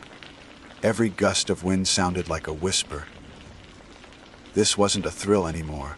It was a heavy, suffocating weight. I thought about the men and women who worked here, handling explosives day in and day out. The latent danger that saturated the very soil. I thought about the stories, the sightings, the premonition of disaster that hung over this land. We were deep inside the complex now, miles from the main road. The bunkers were more frequent, some half swallowed by the earth. It was here, in the absolute heart of the desolation, that the car began to falter. It started with a sputter, a brief, violent cough from the engine that made the whole frame shudder. What was that? I asked, my heart leaping into my throat. Probably just a bit of bad gas, Rick said, though his knuckles were white on the steering wheel. This old girl's a bit temperamental. He pressed the accelerator, but the engine only coughed again, weaker this time. The headlights, our only shield against the infinite black, began to flicker erratically, casting the bunkers in a strobe of ghostly, dancing light. One moment they were there, stark and real, the next they were gone, swallowed by the night. The car slowed, lurching forward in a series of dying spasms. No, come on, Rick pleaded with the machine, pumping the gas pedal uselessly.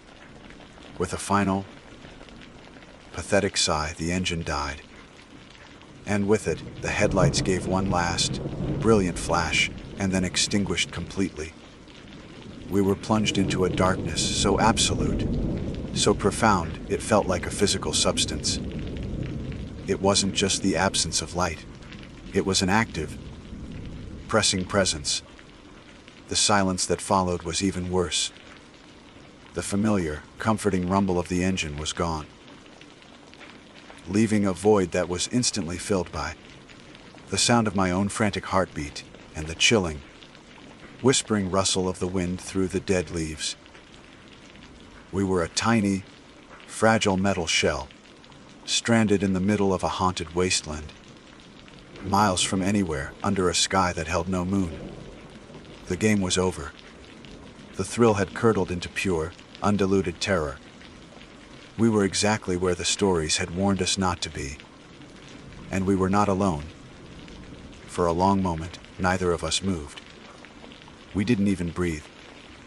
The darkness was a physical weight, pressing in on the windows, and the silence was a roaring in my ears. The world outside the car had ceased to exist. There was only the cold vinyl of the seat beneath me and the frantic, rapid, quick thumping of my own heart. Rick was a statue beside me, a silhouette against the slightly less black square of the windshield. The casual confidence he always wore had been stripped away, leaving behind the same raw, primal fear that had its claws in me. "Great," he finally muttered, his voice a strained, hollow sound that was instantly swallowed by the oppressive quiet. He fumbled for the ignition, his hand shaking, and turned the key. A useless dead click was the only response. He tried again. Click, and again. Click. Click. The sound was pathetic, a tiny, mechanical pressed against the vast, listening silence. It only amplified our helplessness. "It's the battery," he said, trying to force a note of practicality into his voice, as if diagnosing the problem would somehow make us safer. "Or the alternator. I don't know. It's dead, Jen. Completely dead." He let go of the keys and slumped back in his seat, running a hand through his hair. The bravado was gone. We were just two kids, far from home, stranded in a place legends warned against. The thrill of the adventure had fully evaporated, leaving a cold, sticky residue of dread. We sat in that shared, unspoken terror. Every rustle of leaves, every creak of the settling on its suspension, sounding like a footstep in the dark. My imagination, usually a source of comfort, was now my worst enemy, populating the woods around us with 1,000 nameless horrors. I squeezed my eyes shut, wanting to block it all out, wanting to be back in my brightly lit bedroom, safe under the covers. That's when I saw them. I had opened my eyes to peer uselessly into the blackness, trying to will my vision to adjust. And there, nestled in the ink, black tangle of trees, about 100 yards down the gravel road, were 2 points of light.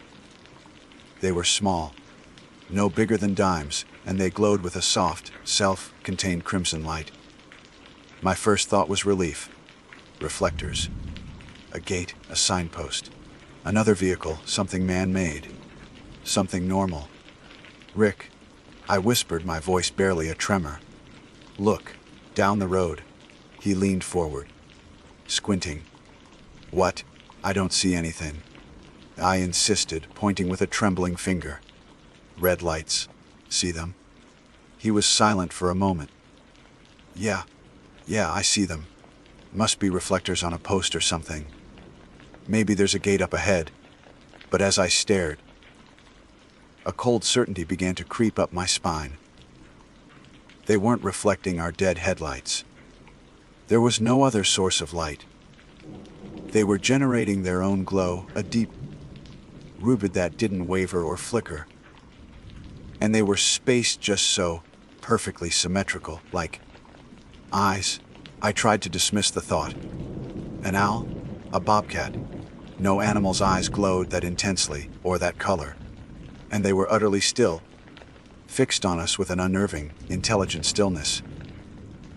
"They're not reflectors, Rick," I said, my throat tightening. "They're watching us." As the words left my mouth, the two red circles moved. It wasn't the darting, skittish movement of an animal. They drifted sideways, smooth and silent, before beginning to rise. Higher and higher they went, ascending through the branches of the trees. 5 feet, 6, 7, they rose far above the height of any man, to a position no earthly creature could occupy. The illusion of normalcy shattered, and the full horrifying truth of our situation crashed down on me. This was it. The stories were real. A massive, man-shaped silhouette began to resolve itself around the two glowing points, blotting out the faint starlight behind it. It was a formless shape of deeper, black against the black of the night, defined only by its impossible height and the two burning embers that served as its eyes. We were frozen, pinned to our seats by a terror so profound it felt like paralysis. My scream was a solid lump of ice in my throat. Beside me, Rick was making a soft, choking sound, his face pale and slick with sweat in the faint starlight. Then, with a movement that was both graceful and utterly terrifying, the silhouette unfurled. Two enormous, wing-like appendages spread out from its back, vast and silent. For a heartbeat, it hung there, a monstrous angel of darkness against the night sky. Then, with a soundless, powerful flap of those enormous wings, it launched itself into the air. It didn't struggle for altitude. It simply glided, a huge, silent shadow soaring directly toward our car. Time seemed to warp, the seconds stretching into an eternity as the shape grew larger, closer. The two red eyes were now burning discs, filling my vision. I could see the feathery texture of the wings, the broad, powerful set of its shoulders. It was a nightmare given form, a legend swooping out of the darkness to claim us. I braced for the impact, for the shattering of glass and the tearing of metal, certain these were our last moments. It landed on the hood of the Chevy with a heavy, metallic thump that felt like a physical blow. The entire frame of the car shuddered violently, groaning under the sudden, immense weight. The front of the car dipped low on its suspension, and for a terrifying second, I thought the windshield would implode. And there it was, not 10 feet away, separated from us only by a pane of glass. It was 7 feet tall, maybe more, even hunched over as it was. Its body was a dense, dark gray, covered in something that was not quite feathers and not quite fur. Its most prominent feature was the huge, powerful wings, now folded neatly against its back. They were magnificent and terrifying, each feather looking as strong and sharp as a blade. It had no discernible head or face in the conventional sense. No mouth, no nose, just a smooth, vaguely man-shaped torso that flowed into a pair of broad, powerful shoulders. And in the center of that upper torso, where a man's chest would be, were those two hypnotic, terrifying red eyes. They burned with an internal fire, not of anger or malice, but of a calm, ancient, and utterly alien intelligence. It leaned forward, its immense form eclipsing the world, and peered through the windshield directly at us. We were pinned by its gaze, transfixed. The fear was still there, a screaming siren in my soul, but it was overlaid with a strange, paralyzing awe. We were like mice being observed by a scientist, specimens in a jar. It wasn't angry. It wasn't aggressive. It was just observing. Its eyes seemed to look right through me, to see the frantic, terrified beating of my heart, to feel the cold sweat on my skin. It knew our fear. It knew everything about us in that single eternal moment. I couldn't move, couldn't scream, couldn't even think. There was only the creature and its burning all-seeing eyes. After what felt like a lifetime, an eternity spent in the grip of that silent, terrifying communion, it straightened up. Its movements were slow, deliberate, and unnervingly fluid. It took one last look at us, a look that I can only describe as knowing. Then it spread its 10-foot wingspan, casting a shadow that swallowed the car whole. With a single, powerful, and utterly silent downstroke, it launched itself straight up into the night sky. It didn't fly away, it ascended, a dark rocket vanishing into the star, dusted blackness until it was gone, as if it had never been there at all. The creature was gone, but its presence lingered. It was in the sudden, crushing weight of the silence. A silence no longer filled with anticipation, but with the deafening echo of what we had just witnessed. The air in the car was thick and cold, heavy with an unspeakable truth. For a full minute, we remained exactly as we were, two statues carved from ice, staring at the empty space on the hood of the car, where the impossible had just been. My breath was trapped in my lungs, and the only sound was a high, pitched ringing in my ears. I could still see the burning red eyes imprinted on the back of my eyelids, a permanent afterimage seared into my memory. Slowly, as if waking from a trance, Rick lifted his hand. It was shaking so violently it looked like a blur. He reached for the ignition, his fingers fumbling with the keys. I flinched, expecting to hear that same, hopeless click that had sealed our doom earlier. He turned the key. The engine roared to life with an explosive, guttural sound that was more violent than any I'd ever heard it make. The headlights blazed on, cutting a brilliant, stark path through the darkness, illuminating the gravel road and the menacing bunkers that lined it. For a heartbeat, we were both stunned by the sudden noise and light. Then, instinct took over. Rick didn't hesitate. He slammed the gear shift into reverse with a grinding crunch of metal on metal. The tires screamed in protest, kicking up a shower of gravel as he stomped on the accelerator. The car shot backward, fishtailing wildly on the loose surface. He wrestled with the wheel, spun it around, and slammed the car into drive. We tore out of there, leaving the spot where the creature had landed in a cloud of dust and exhaust fumes. The journey back was a blur of pure, animal panic. Rick drove with a reckless abandon I had never seen before, his face a grim, pale mask in the dashboard's glow. His eyes were wide, fixed on the narrow tunnel of light in front of us, as if he expected to see those red eyes reappear at any moment.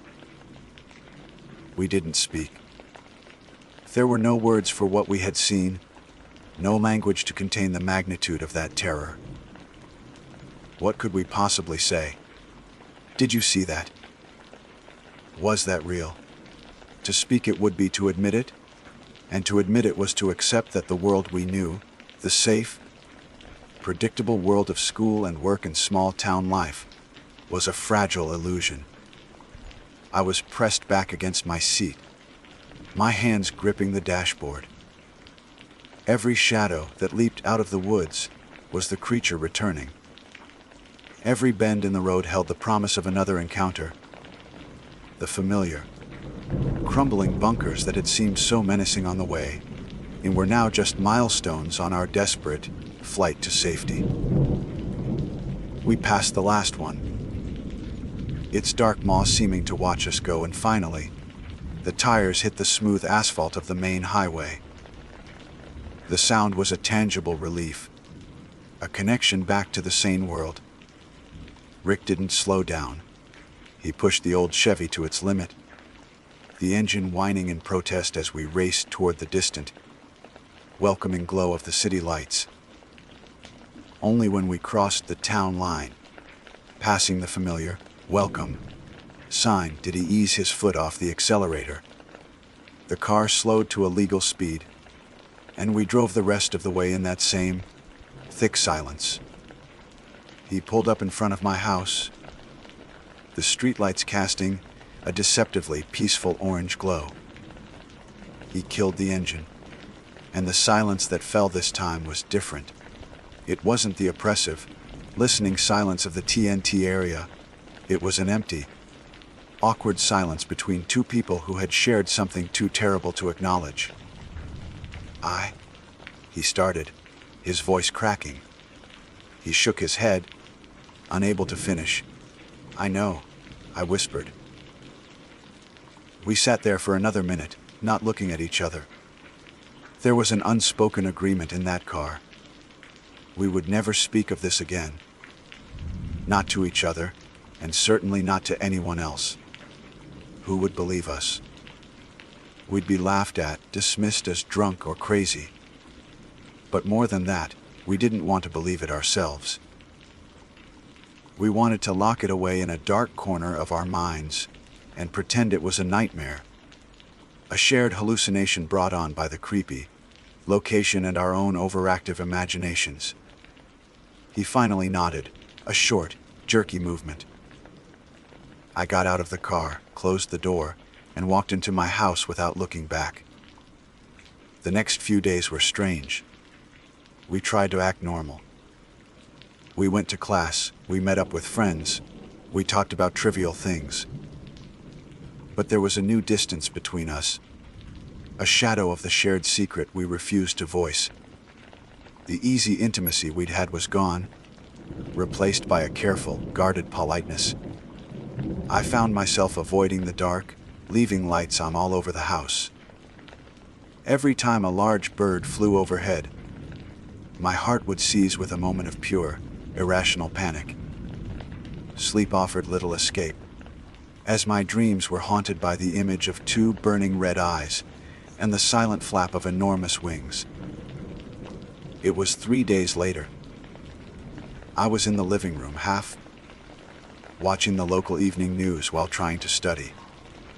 Rick was supposed to come over, a forced attempt to recapture the normalcy we had lost.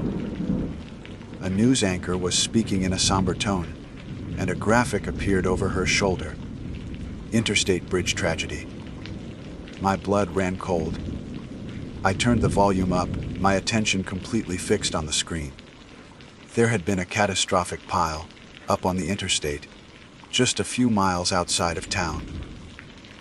A bridge, one of the main arteries connecting our region, had suffered a critical structural failure during rush hour.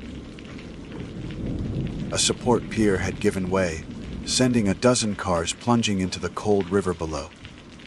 The footage was horrific. Twisted metal, flashing emergency lights, the grim faces of rescue workers. The death toll was still rising, but it was already in the dozens. I sat there frozen, the textbook sliding from my lap. The interstate, the bridge, a catastrophic failure. And then the pieces clicked into place with a horrifying, sickening finality. The creature, the dead car, the way it had simply observed us. It wasn't a predator hunting prey. It wasn't a monster looking to harm us. The stories, the old folklore we had treated as a joke, were true in the most terrifying way imaginable. It was an omen, a harbinger. It hadn't come to hurt us. It had stopped us. The dead engine, the flickering lights, it wasn't a mechanical failure. It was a message. It had held us there, in that desolate place, keeping us from continuing our journey, from being on that bridge when it fell. It had come to warn us. When Rick arrived a few minutes later, he found me still sitting in front of the television, tears streaming down my face. He saw the screen and he knew. He didn't have to ask. The look in his eyes told me he had made the same connection. The horror of our encounter was suddenly dwarfed by a new, more complex, and far more profound terror. We never did talk about it, not really. Our relationship crumbled under the weight of that shared, unspoken knowledge. We drifted apart, two people forever linked by a moment of impossible reality. But the fear never left me. It's a different kind of fear now. It's not the fear of a monster in the dark. It's the fear of knowing that such things exist, that the fabric of our reality is thin, and that there are ancient, unknowable entities that move just beyond our sight. It's the chilling realization that disaster casts a shadow before it, a shadow with wings and burning red eyes. And sometimes, if you're foolish enough to go looking for it, that shadow might just stop to look back at you. My name is George Miller, and for the better part of 2 decades, the dense, perpetually damp forests of the Pacific Northwest have been my office, my sanctuary, and sometimes my adversary. I've been a logger for 15 years, a profession I fell into not by choice, but by a lineage of calloused hands and sawdust, filled lungs. My father was a logger, and his father before him. We are men carved from the very timber we fell, sturdy, practical, and deeply rooted in the traditions of the woods. This life is etched into my face, in the sun-weathered lines around my eyes, and the permanent frown of concentration. It's hard, grueling work, a constant battle against the elements and the sheer, stubborn will of nature. But it's honest work, and there's a simple, profound satisfaction in it that a man in a city office will never understand. You spend enough time in the deep woods, far from the noise and artificial light of civilization, and you start to see things. Not ghosts or monsters from campfire tales, but the subtle, strange realities of a world that operates on its own ancient terms. You see a cougar move like a silent, liquid shadow through the undergrowth, a testament to perfect predatory grace. You see ancient cedars, so vast they seem to hold the sky up on their own. You learn the language of the forest, the sharp crack of a falling branch that signals a coming storm, the scent of pine and damp earth that means home.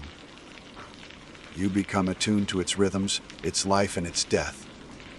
Over the years, I've seen things that would make a city dweller's hair stand on end. A freak whiteout blizzard in late spring, the unsettlingly intelligent gaze of a raven, the eerie, phosphorescent glow of foxfire on a decaying log. But I've always found a logical explanation, a scientific reason.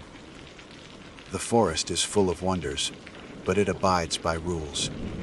I believe that with every fiber of my being, until the axe handles. Our camp was a remote outpost, a cluster of prefabricated cabins and sheds nestled deep in a valley, miles from the nearest paved road. It was a temporary, gritty little world of its own, populated by a dozen or so men like me, men who preferred the company of trees to people. Our days were loud, filled with the roar of chainsaws, and the thunderous crash of falling giants. But our nights were swallowed by a profound silence, a quiet so deep it felt heavy, pressing in on the thin walls of our cabins. It was during these quiet nights that the strangeness began. It started as a minor, almost comical annoyance. One morning, a young logger named Kevin, a greenhorn barely out of his teens, came into the mess hall complaining that he couldn't find his felling axe. We found it later, leaning against the toolshed where he'd left it. But with one crucial difference: the smooth hickory handle was gone. The heavy, sharpened steel head lay on the ground beside it, untouched. We ribbed him about it relentlessly. "Trying to save yourself a day's work, kid." One of the older guys, a burly man named Mac, had boomed. We figured he'd broken it and was too embarrassed to admit it. It was a nuisance, a puzzle, but nothing more. We fitted a new handle, and the incident was forgotten. A week later, it happened again. This time it was Mac's own broad axe. The head, a beautiful piece of forged steel worth a fair bit of money, was left sitting neatly on a stump. The handle had vanished without a trace. Mac was furious. He wasn't the type to misplace or break his tools. He was meticulous, a professional to the core. This time, the jokes were fewer. A sense of unease began to creep into our conversations. We started locking the toolshed at night, a practice we'd long abandoned out of a shared sense of trust and isolation. Who would come all the way out here to steal wooden handles? The theories began to fly. The most popular was porcupines. They're known to gnaw on wood, especially if it's been handled by humans and absorbed our salt. It made a certain kind of sense. But would a porcupine be able to so cleanly separate the handle from the head? And would it carry the entire handle away? It seemed unlikely. Others blamed raccoons, citing their clever, almost human-like paws. A few of the men, looking over their shoulders toward the dark wall of trees that surrounded us, muttered about a disgruntled former employee, someone with a grudge playing a bizarre, pointless prank. But that felt wrong too. The effort involved was too great for such a petty reward. The mystery was a splinter under the skin of our small community, an irritation that was slowly festering. My own practical mind worked tirelessly to solve the riddle. I examined the axe heads left behind. There were no tool marks, no signs of a wedge or a hammer being used to force the handle out. It was as if they had been unsocketed gently and cleanly. It was this detail that bothered me most. It was precise. It was deliberate. I spent an evening searching the perimeter of the camp, my boots sinking into the soft, damp earth. I found tracks of deer, coyote, and the familiar print of a black bear. But I also found something else, near the woodpile behind the toolshed. It was a strange, shallow scuff mark in the mud, a series of them, almost like a drag mark, but with a peculiar, rhythmic pattern. It didn't match any animal I knew. I dismissed it as a trick of the light, a product of my overactive imagination. The final straw came a week later. We awoke to find the toolshed door ajar. The padlock, a heavy, duty piece of brass, was still locked and hanging from the hasp, but the wooden jamb of the doorframe around it had been chewed, splintered, and gnawed away until the latch could be slipped free. Inside, it was a scene of quiet devastation. Every single spare axe handle, a stock of about 20, was gone. The new ones, the old ones, the ones waiting for repair, all vanished. Only the metal heads remained, scattered on the floor like the discarded shells of some strange, metallic fruit. The air in the shed was thick with the smell of freshly splintered hickory and an acrid, unfamiliar scent, something musky and wild. The camp fell into a state of quiet panic. The men spoke in hushed tones, their eyes constantly scanning the impenetrable darkness of the forest that ringed our camp. The old-timers had always told stories around the fire, tales of fearsome critters that were said to roam the deep woods of North America. They spoke of the glowakas, the hide-a-behind, the gumbaroo, creatures of folklore designed to spook the new recruits and pass the time. We'd all laughed them off as tall tales. But now, standing in the silence of the violated toolshed, those stories didn't seem so funny. The forest no longer felt like a workplace.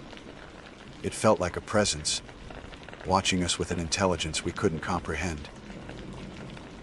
That night, I decided I'd had enough of theories and whispers.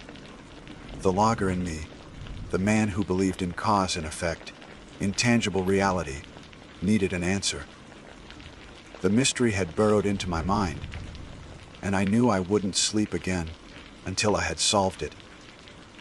I told the others I was going to turn in early, but instead, I grabbed a thermos of black coffee, a powerful battery-powered flashlight, and the keys to my truck. I parked it in the shadows at the edge of the clearing, with a perfect, unobstructed view of the tool shed and the woodpile next to it. I had left a piece of bait, a cracked, useless axe handle, placed conspicuously on top of the pile. I settled into the cold vinyl seat, killed the engine, and prepared to wait. The forest was silent, waiting with me. I was determined to see what manner of thief, prankster, or animal was responsible. I had no idea that what I was about to witness would shatter my understanding of the world and the woods I called home. The hours crept by with agonizing slowness. Inside the cab of my Ford, the world had shrunk to the condensation, clouding the windows and the faint, reassuring glow of the dashboard clock. The coffee in my thermos turned from a welcome warmth to a bitter, lukewarm sludge. Every tick of the cooling engine, every rustle of leaves in the gentle night breeze, sent a jolt of adrenaline through me. My eyes, gritty from lack of sleep, were fixed on the pale shape of the toolshed and the darker lump of the woodpile. The forest, which had been my lifelong companion, now felt alien and menacing. Its familiar sounds were distorted by my heightened senses, each one a potential threat. The hoot of a distant owl sounded like a mournful question. The snap of a twig sounded like a footstep. I found myself holding my breath, straining to hear over the frantic thumping of my own heart. I must have drifted off, my head slumping against the cool glass of the driver's side window, because I was startled awake by a change in the silence. It wasn't a loud noise. It was the absence of noise. The chirping of the crickets had stopped. The gentle whisper of the wind in the firs had died. The entire forest seemed to be holding its breath, just as I was. A primal fear, cold and sharp, pierced through the fog of my fatigue. This was the kind of quiet that precedes the pounce of a predator. My hand tightened on the handle of the powerful flashlight, resting on the passenger seat. My gaze swept the clearing, trying to penetrate the inky blackness that lay beyond the reach of the faint moonlight.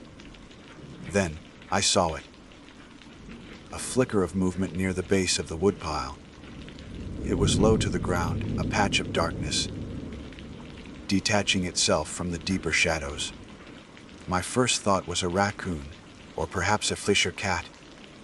I remained perfectly still, my breath caught in my throat.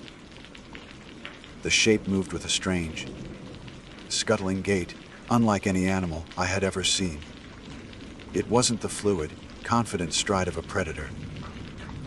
nor was it the cautious shuffle of a scavenger. It was jerky, hesitant, yet filled with a disturbing sense of purpose. It moved into a patch of faint moonlight, and the logical, rational world I had inhabited for 43 years began to crumble. It was about the size of a beagle, with a wary, dark body that seemed to absorb the light around it. It moved on 4 short, stumpy legs that ended in what looked like small, gnarled claws, which made that strange scuffing sound in the dirt I'd seen before. But it was the head, dear God, the head, that made my blood run cold. It was not the head of any living creature. It was shaped, with horrifying precision, exactly like the head of a felling axe. The snout was a long, sharp wedge, tapering to a point, gleaming with a faint, metallic sheen even in the dim light. Where the cheeks of an animal would be, the shape flared out into 2 symmetrical lobes, just like the blade of an axe. And set within this grotesque, tool-shaped skull were 2 round, dark eyes. They were not the eyes of an animal. They were flat, black, and devoid of any discernible emotion or intelligence. They were like obsidian discs, reflecting nothing, seeing everything. It was a biological absurdity, a creature that had evolved to mimic a tool, a living perversion of steel and wood. I watched, paralyzed by a mixture of terror and morbid fascination, as this thing scuttled directly to the woodpile. It ignored the other logs, the pieces of pine and fir. It moved with unerring accuracy toward the bait I had left, the cracked hickory axe handle. It paused for a moment, its axe-shaped head tilting in a motion that was unnervingly bird-like. It sniffed at the handle, its wedge, snout twitching. Then, it opened its mouth. The lower part of the blade split open, revealing not a jaw with teeth, but a horrifying, grinding maw that seemed to be made of the same dark, chitinous material as its head. It lowered its head and began to gnaw on the hickory wood. The sound it made will haunt me until my dying day. It was a sickening, splintering crunch, a wet, grinding noise that spoke of immense pressure and unnatural hunger. Splinters of the tough, seasoned wood flew into the air. The creature ate with a ravenous intensity, its whole body quivering with the effort. This was not a porcupine satisfying a salt craving. This was a creature fulfilling its sole, absurd purpose. Its entire existence, its bizarre and impossible evolution, was dedicated to this one act: to eat axe handles. The musky, acrid scent I had smelled in the toolshed now drifted faintly toward the truck, a smell of wildness and decay. My mind, which had been frozen in disbelief, finally rebooted. The logger in me, the man of action, took over. My hand, trembling slightly, fumbled for the headlight switch on the dashboard. With a surge of defiant anger, I flicked on the truck's high beams. 2 cones of brilliant, white light sliced through the darkness, illuminating the scene with brutal clarity. The creature froze instantly, its head snapping up to stare directly at me. Caught in the glare, I could see it in horrifying detail. Its fur was coarse and matted, the color of dried blood. Its stumpy legs were powerfully built, and I could see the wicked curve of its claws. But it was the head, the impossible axe head, that held my gaze. In the direct light, the wedge of its snout had the dull, unpolished sheen of ancient iron. Its eyes, those 2 black discs, seemed to suck the light in. For a long moment, we were locked in a silent standoff. Me, a man of flesh and blood, in my machine of steel and glass. It, a creature of nightmare and folklore, in its world of shadow and wood. Then it let out a sound. It wasn't a growl or a hiss. It was a high-pitched, grating noise, like a rusty hinge being forced open, a sound of metal scraping on metal. It was a sound that didn't belong in the throat of any living thing. It dropped the half-eaten handle from its maw, which closed with a sharp, clicking sound. Its axe head swiveled, scanning the darkness behind it. Then, with a speed that belied its awkward shape, it turned and scurried back into the impenetrable wall of trees. It didn't run like a frightened animal. It retreated, melting back into the darkness that had birthed it, leaving me alone in the sudden, deafening silence. I sat there for a long time, my knuckles white on the steering wheel, the high beams cutting a sterile path into the empty woods. The engine was off, but the truck felt like it was vibrating with frantic beat of my own heart. The image of the creature was burned onto the inside of my eyelids. The axe head, the obsidian eyes, the grinding maw. The old-timers at the camp, with their stories of the fearsome critters, weren't just spinning tall tales to spook the greenhorns. They were passing down warnings, fragmented truths about the things that lived in the deepest parts of the woods, things that defied explanation. The glowakas, the hide-a-behind, the gumbaroo, and now the axe handle hound, they were real. The forest has its own secrets, its own bizarre and terrifying food chains, and we, with our roaring machines and our blind confidence, are just noisy, temporary intruders in its ancient world. I finally started the truck, the roar of the engine a comforting, man-made sound in the oppressive silence. But I knew, with a certainty that chilled me to the bone, that nothing would ever be the same. The woods were no longer just a collection of trees. They were a veil, hiding a world of impossible things. And I had just seen one of them. I drove back to the cluster of cabins with the high beams still blazing, as if their artificial light could somehow hold the suffocating darkness at bay.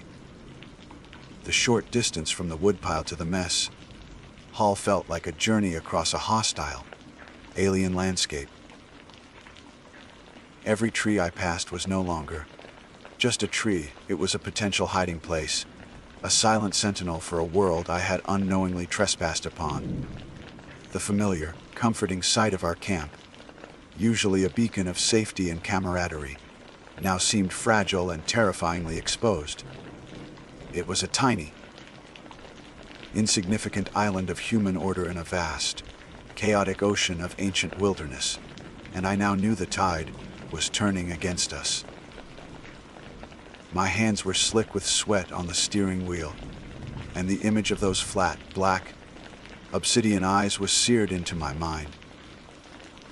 I slammed the truck into park and stumbled out, leaving the engine running and the headlights on, a silent protest against the night. I burst through the door of the mess hall, the hinges groaning in protest. Mac and two of the other older loggers, a wary man named Dave and a quiet giant called Lars, were sitting around a table, a half-finished game of poker laid out before them. They looked up, startled by my sudden, frantic entrance. "George, what in the hell's wrong with you? You look like you've seen a ghost," Mac said, his brow furrowed with concern more than annoyance. I stood there for a moment, panting, my mind a whirlwind of impossible images and grating, metallic sounds.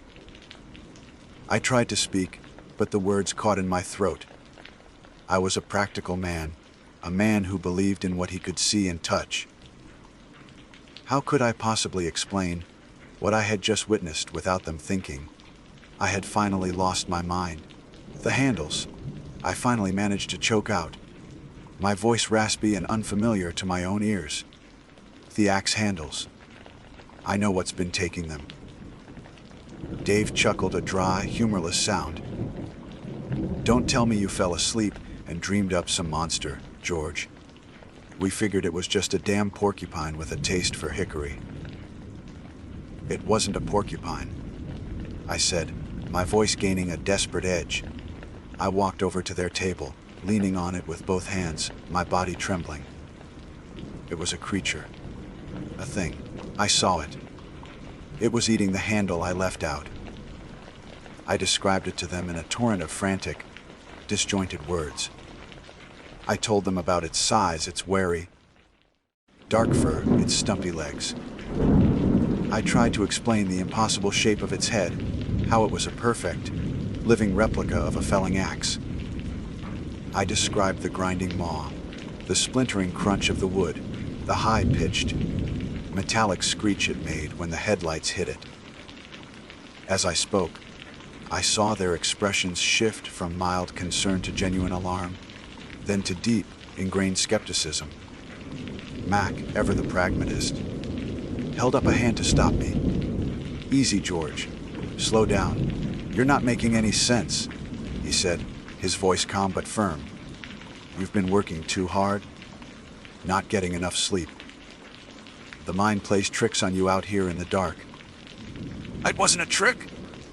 I yelled, slamming my fist on the table, making the poker chips jump. I saw it, Mac. It was real. Lars, who rarely spoke, looked at me with something that wasn't quite disbelief. It was a deep, ancestral fear, the look of a man whose Nordic ancestors had told tales of trolls and goblins hiding in the deep, dark woods. But it was Mac I had to convince. He was our crew chief, the anchor of our small, isolated world. "All right," he said, standing up and pushing his chair back. "All right, show us. Show us what's got you so spooked." A wave of relief washed over me. I led them out into the cold night air, back toward my still, running truck.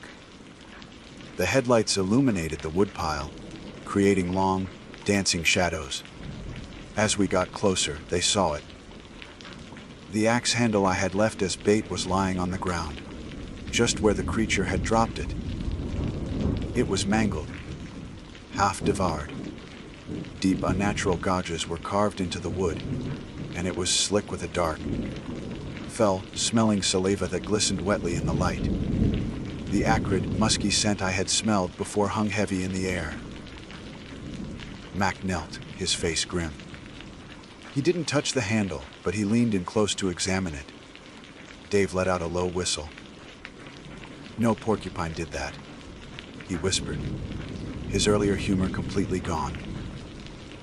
"The tracks," I said, my voice barely a whisper. I pointed my flashlight beam at the ground around the woodpile. The strange, scuffing prints were there, clear in the damp earth. They were not the prints of any known animal. They were the tracks of something that shuffled and dragged, something that didn't belong. Max stood up slowly, his face pale in the harsh glare of the headlights. He looked from the mangled handle to the strange tracks, and then into the impenetrable wall of black forest that surrounded us.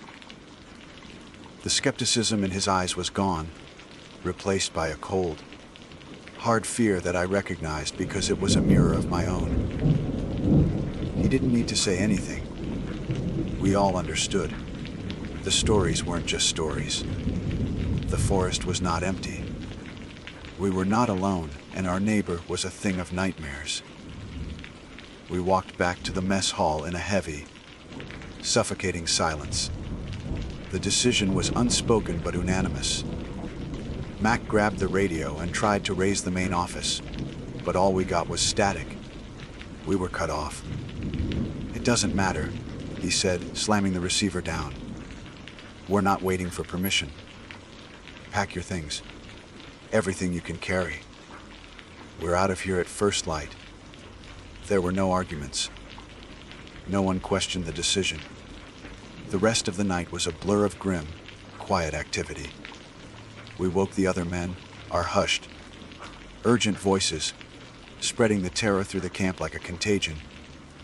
There was no panic, no shouting, just the cold, efficient fear of men who, understood the unforgiving nature of the wild. We were packing not just our clothes and personal belongings, but our lives. Every shadow seemed to stretch and writhe. Every gust of wind sounded like that metallic, grating screech. The forest was no longer our livelihood. It was a cage, and we were trapped inside with a monster. As the first gray fingers of dawn pierced the sky, a convoy of battered pickup trucks rolled out of the camp. No one looked back. We were abandoning thousands of dollars of equipment, a lucrative timber contract, and the only life many of us had ever known. But no one cared. We were escaping. I still work as a logger. It's in my blood. But I stay out of the deep, remote wilderness now. I work for a smaller company, one that harvests timber from managed forest on the outskirts of towns, places where the streetlights are never too far away. The experience changed me. It stripped away the comfortable, rational veneer I had placed over the world and showed me the terrifying, irrational chaos that lies just beneath.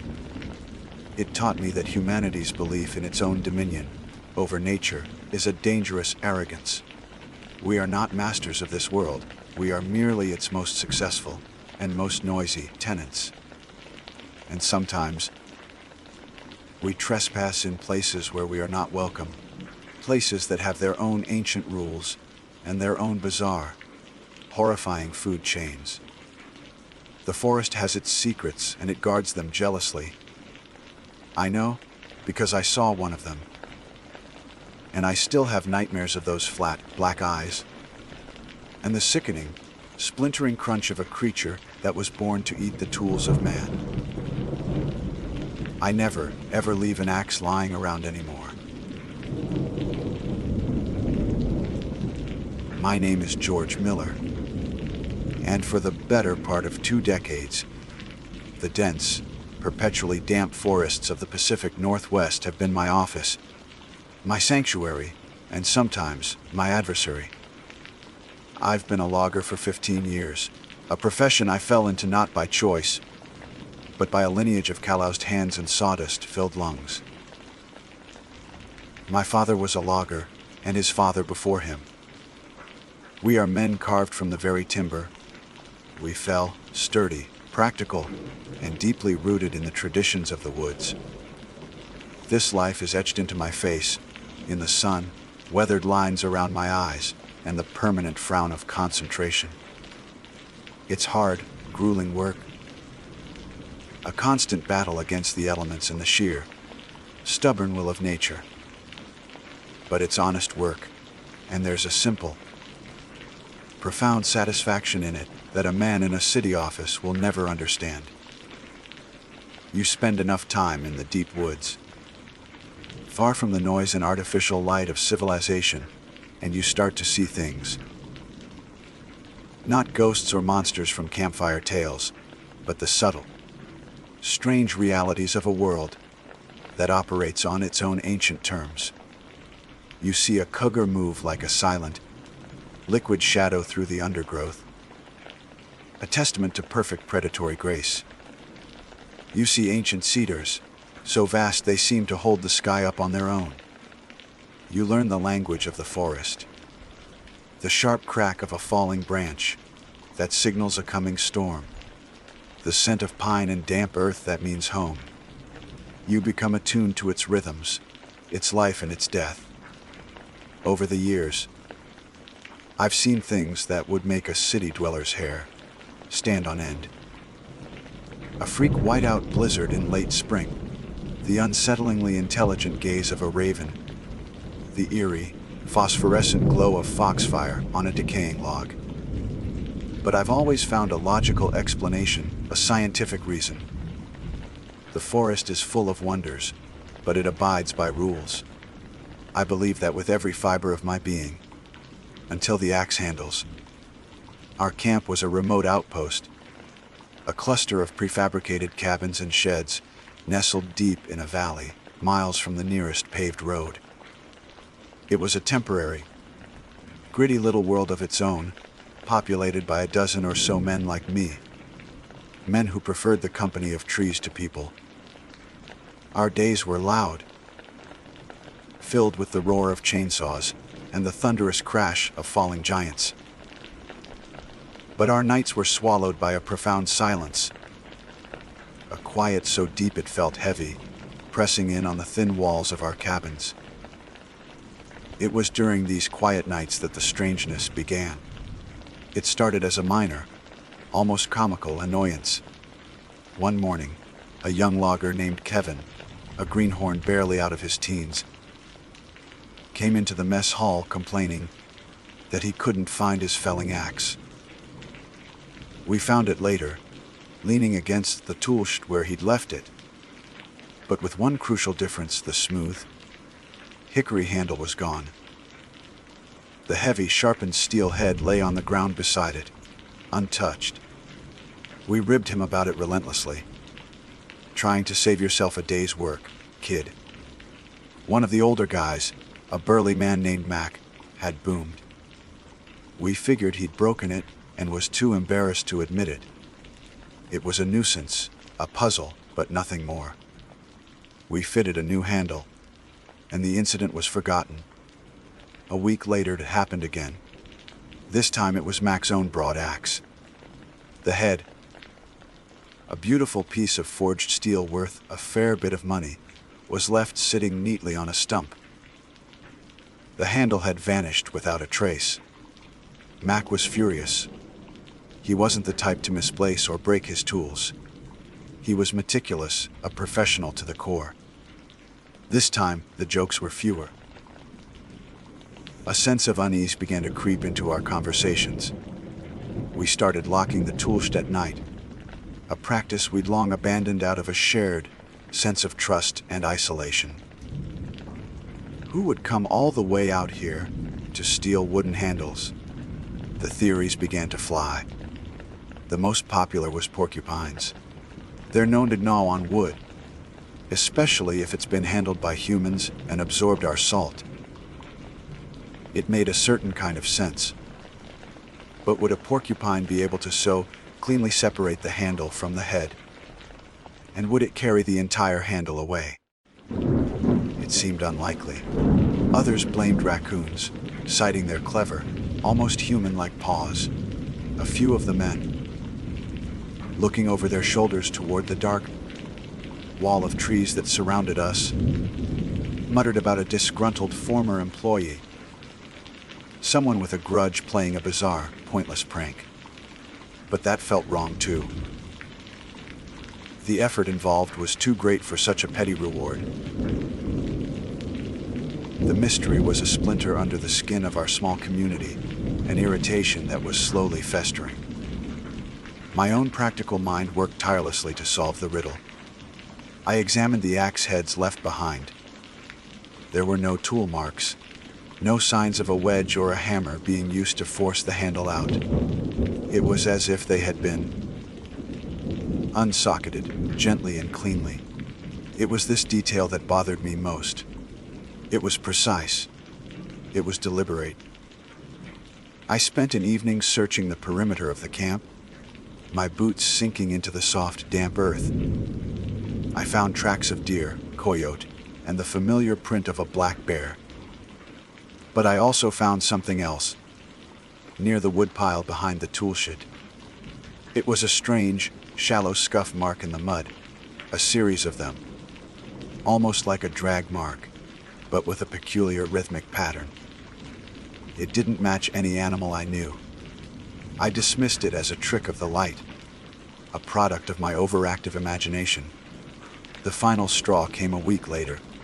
We awoke to find the tool shed door ajar. The padlock, a heavy, duty piece of brass, was still locked and hanging from the hasp. But the wooden jamb of the doorframe around it had been chewed, splintered, and gnawed away until the latch could be slipped free. Inside, it was a scene of quiet devastation. Every single spare axe handle, a stock of about 20, was gone. The new ones, the old ones, the ones waiting for repair, all vanished. Only the metal heads remained, scattered on the floor like the discardeds of some strange, metallic fruit. The air in the shed was thick with the smell of freshly splintered hickory and an acrid, unfamiliar scent, something musky and wild. The camp fell into a state of quiet panic. The men spoke in hushed tones, their eyes constantly scanning the impenetrable darkness of the forest that ringed our camp.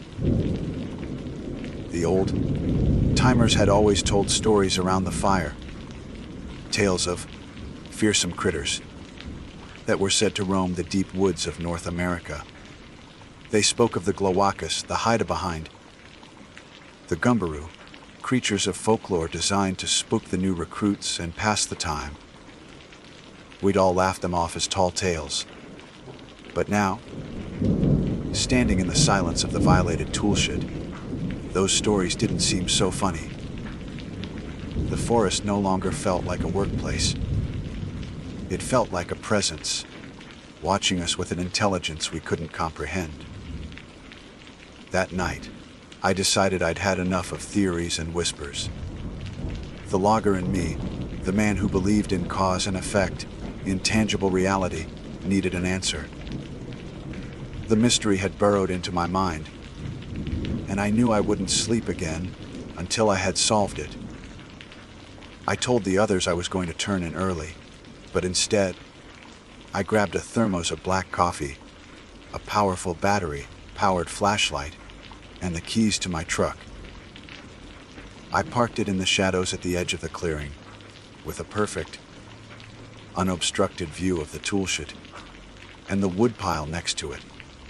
I had left a piece of beta cracked, useless axe handle, placed conspicuously on top of the pile. I settled into the cold vinyl seat, killed the engine, and prepared to wait. The forest was silent, waiting with me. I was determined to see what manner of thief, prankster, or animal was responsible. I had no idea that what I was about to witness would shatter my understanding of the world and the woods I called home. The hours crept by with agonizing slowness. Inside the cab of my Ford, the world had shrunk to the condensation clouding the windows and the faint, reassuring glow of the dashboard clock. The coffee in my thermos turned from a welcome warmth to a bitter, lukewarm sludge. Every tick of the cooling engine, every rustle of leaves in the gentle night breeze, sent a jolt of adrenaline through me. My eyes, gritty from lack of sleep, were fixed on the pale shape of the toolshed and the darker lump of the woodpile. The forest, which had been my lifelong companion, now felt alien and menacing. Its familiar sounds were distorted by my heightened senses, each one a potential threat. The hoot of a distant owl sounded like a mournful question. The snap of a twig sounded like a footstep. I found myself holding my breath, straining to hear over the frantic thumping of my own heart. I must have drifted off, my head slumping against the cool glass of the driver's side window, because I was startled awake by a change in the silence. It wasn't a loud noise. It was the absence of noise. The chirping of the crickets had stopped. The gentle whisper of the wind in the firs had died. The entire forest seemed to be holding its breath, just as I was. A primal fear, cold and sharp, pierced through the fog of my fatigue. This was the kind of quiet that precedes the pounce of a predator. My hand tightened on the handle of the powerful flashlight, resting on the passenger seat. My gaze swept the clearing, trying to penetrate the inky blackness that lay beyond the reach of the faint moonlight. Then I saw it. A flicker of movement near the base of the woodpile. It was low to the ground, a patch of darkness, detaching itself from the deeper shadows. My first thought was a raccoon, or perhaps a fish or cat. I remained perfectly still, my breath caught in my throat. The shape moved with a strange, scuttling gait unlike any animal I had ever seen. It wasn't the fluid, confident stride of a predator, nor was it the cautious shuffle of a scavenger. It was jerky, hesitant, yet filled with a disturbing sense of purpose. It moved into a patch of faint moonlight, and the logical, rational world I had inhabited for 43 years began to crumble. It was about the size of a beagle, with a wary, dark body that seemed to absorb the light around it. It moved on 4 short, stumpy legs that ended in what looked like small, gnarled claws, which made that strange scuffing sound in the dirt I'd seen before. But it was the head, dear God, the head, that made my blood run cold.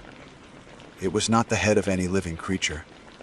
It was shaped, with horrifying precision, exactly like the head of a felling axe. The snout was a long, sharp wedge, tapering to a point, gleaming with a faint, metallic sheen even in the dim light.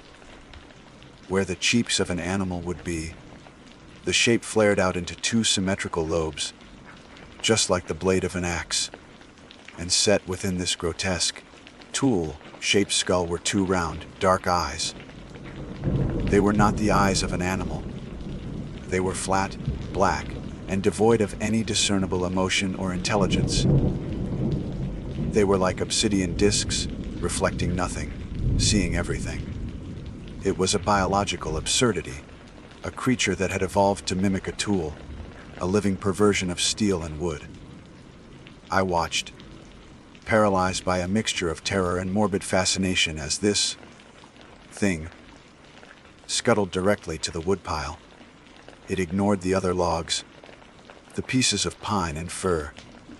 It moved with unerring accuracy toward the bait I had left, the cracked hickory axe handle. It paused for a moment, its axe-shaped head tilting in a motion that was unnervingly bird-like. It sniffed at the handle, its wedge snout twitching. Then, it opened its mouth.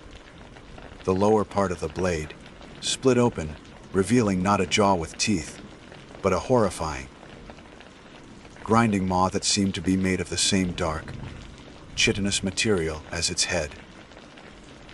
It lowered its head and began to gnaw on the hickory wood. The sound it made will haunt me until my dying day. It was a sickening, splintering crunch, a wet, grinding noise that spoke of immense pressure and unnatural hunger. Splinters of the tough, seasoned wood flew into the air. The creature ate with a ravenous intensity, its whole body quivering with the effort. This was not a porcupine satisfying a salt craving. This was a creature fulfilling its sole, absurd purpose.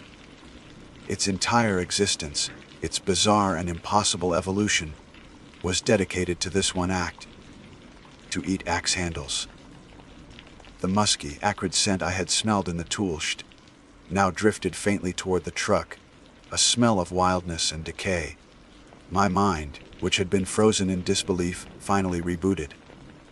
The logger in me, the man of action, took over. My hand, trembling slightly, fumbled for the headlight switch on the dashboard. With a surge of defiant anger, I flicked on the truck's high beams. 2 cones of brilliant, white light sliced through the darkness, illuminating the scene with brutal clarity. The creature froze instantly, its head snapping up to stare directly at me. Caught in the glare, I could see it in horrifying detail. Its fur was coarse and matted, the color of dried blood. Its stumpy legs were powerfully built, and I could see the wicked curve of its claws. But it was the head, the impossible axe head, that held my gaze. In the direct light, the wedge of its snout had the dull, unpolished sheen of ancient iron. Its eyes, those 2 black discs, seemed to suck the light in. For a long moment, we were locked in a silent standoff. Me, a man of flesh and blood, in my machine of steel and glass. It, a creature of nightmare and folklore, in its world of shadow and wood. Then, It let out a sound. It wasn't a growl or a hiss. It was a high-pitched, grating noise, like a rusty hinge being forced open, a sound of metal scraping on metal. It was a sound that didn't belong in the throat of any living thing. It dropped the half-eaten handle from its maw, which closed with a sharp, clicking sound. Its axe, head swiveled, scanning the darkness behind it. Then, with a speed that belied its awkward shape, it turned and scurried back into the impenetrable wall of trees. It didn't run like a frightened animal. It retreated, melting back into the darkness that had birthed it, leaving me alone in the sudden, deafening silence. I sat there for a long time, my knuckles white on the steering wheel, the high beams cutting a sterile path into the empty woods. The engine was off, but the truck felt like it was vibrating with the frantic beat of my own heart. The image of the creature was burned onto the inside of my eyelids, the axe head, the obsidian eyes, the grinding maw. The old-timers at the camp, with their stories of the fearsome critters, weren't just spinning tall tales to spook the greenhorns. They were passing down warnings, fragmented truths about the things that lived in the deepest parts of the woods, things that defied explanation. The glowacus, the hide-a-behind, the gumbaroo, and now the axe handle hound. They were real. The forest has its own secrets, its own bizarre and terrifying food chains, and we, with our roaring machines and our blind confidence, are just noisy, temporary intruders in its ancient world. I finally started the truck. The roar of the engine, a comforting man, made sound in the oppressive silence. But I knew, with a certainty that chilled me to the bone, that nothing would ever be the same. The woods were no longer just a collection of trees. They were a veil, hiding a world of impossible things. And I had just seen one of them. I drove back to the cluster of cabins with the high beams still blazing, as if their artificial light could somehow hold the suffocating darkness at bay. The short distance from the woodpile to the mess hall felt like a journey across a hostile, alien landscape. Every tree I passed was no longer just a tree. It was a potential hiding place, a silent sentinel for a world I had unknowingly trespassed upon. The familiar, comforting sight of our camp, usually a beacon of safety and camaraderie, now seemed fragile and terrifyingly exposed. It was a tiny, insignificant island of human order in a vast, chaotic ocean of ancient wilderness, and I now knew the tide was turning against us. My hands were slick with sweat on the steering wheel, and the image of those flat, black, obsidian eyes was seared into my mind. I slammed the truck into park and stumbled out, leaving the engine running and the headlights on, a silent protest against the night. I burst through the door of the mess hall, the hinges groaning in protest. Mac and two of the other older loggers, a wary man named Dave and a quiet giant called Lars, were sitting around a table, a half-finished game of poker laid out before them. They looked up, startled by my sudden, frantic entrance. "George, what in the hell's wrong with you? You look like you've seen a ghost," Max said, his brow furrowed with concern more than annoyance. I stood there for a moment, panting, my mind a whirlwind of impossible images and grating, metallic sounds. I tried to speak, but the words caught in my throat. I was a practical man, a man who believed in what he could see and touch. How could I possibly explain what I had just witnessed without them thinking I had finally lost my mind?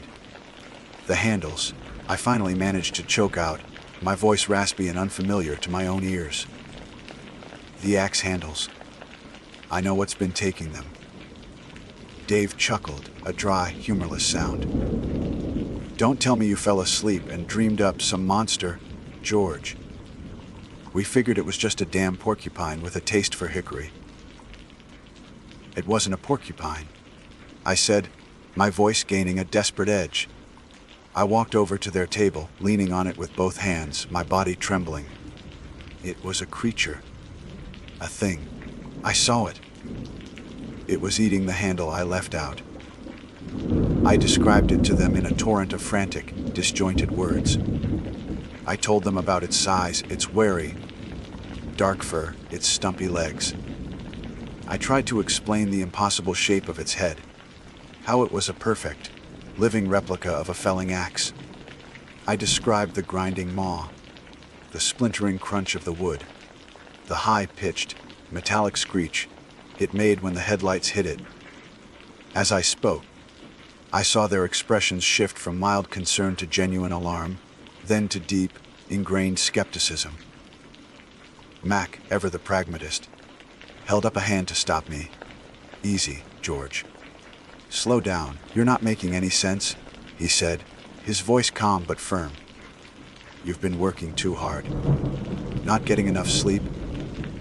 The mind plays tricks on you out here in the dark." "That wasn't a trick," I yelled, slamming my fist on the table, making the poker chips jump. "I saw it, Mac. It was real." Lars, who rarely spoke, looked at me with something that wasn't quite disbelief. It was a deep, ancestral fear, the look of a man whose Nordic ancestors had told tales of trolls and goblins hiding in the deep, dark woods. But it was Mac I had to convince. He was our crew chief, the anchor of our small, isolated world. "All right," he said, standing up and pushing his chair back. "All right, show us. Show us what's got you so spooked." A wave of relief washed over me. I led them out into the cold night air, back toward my still, running truck. The headlights illuminated the woodpile, creating long, dancing shadows. As we got closer, they saw it. The axe handle I had left as bait was lying on the ground, just where the creature had dropped it. It was mangled, half devoured. Deep, unnatural gouges were carved into the wood, and it was slick with a dark, fell-smelling saliva that glistened wetly in the light. The acrid, musky scent I had smelled before hung heavy in the air. Mac knelt, his face grim. He didn't touch the handle, but he leaned in close to examine it.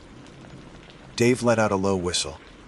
"No porcupine did that," he whispered, his earlier humor completely gone.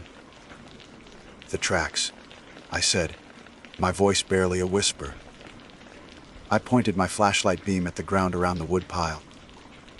The strange, scuffing prints were there, clear in the damp earth.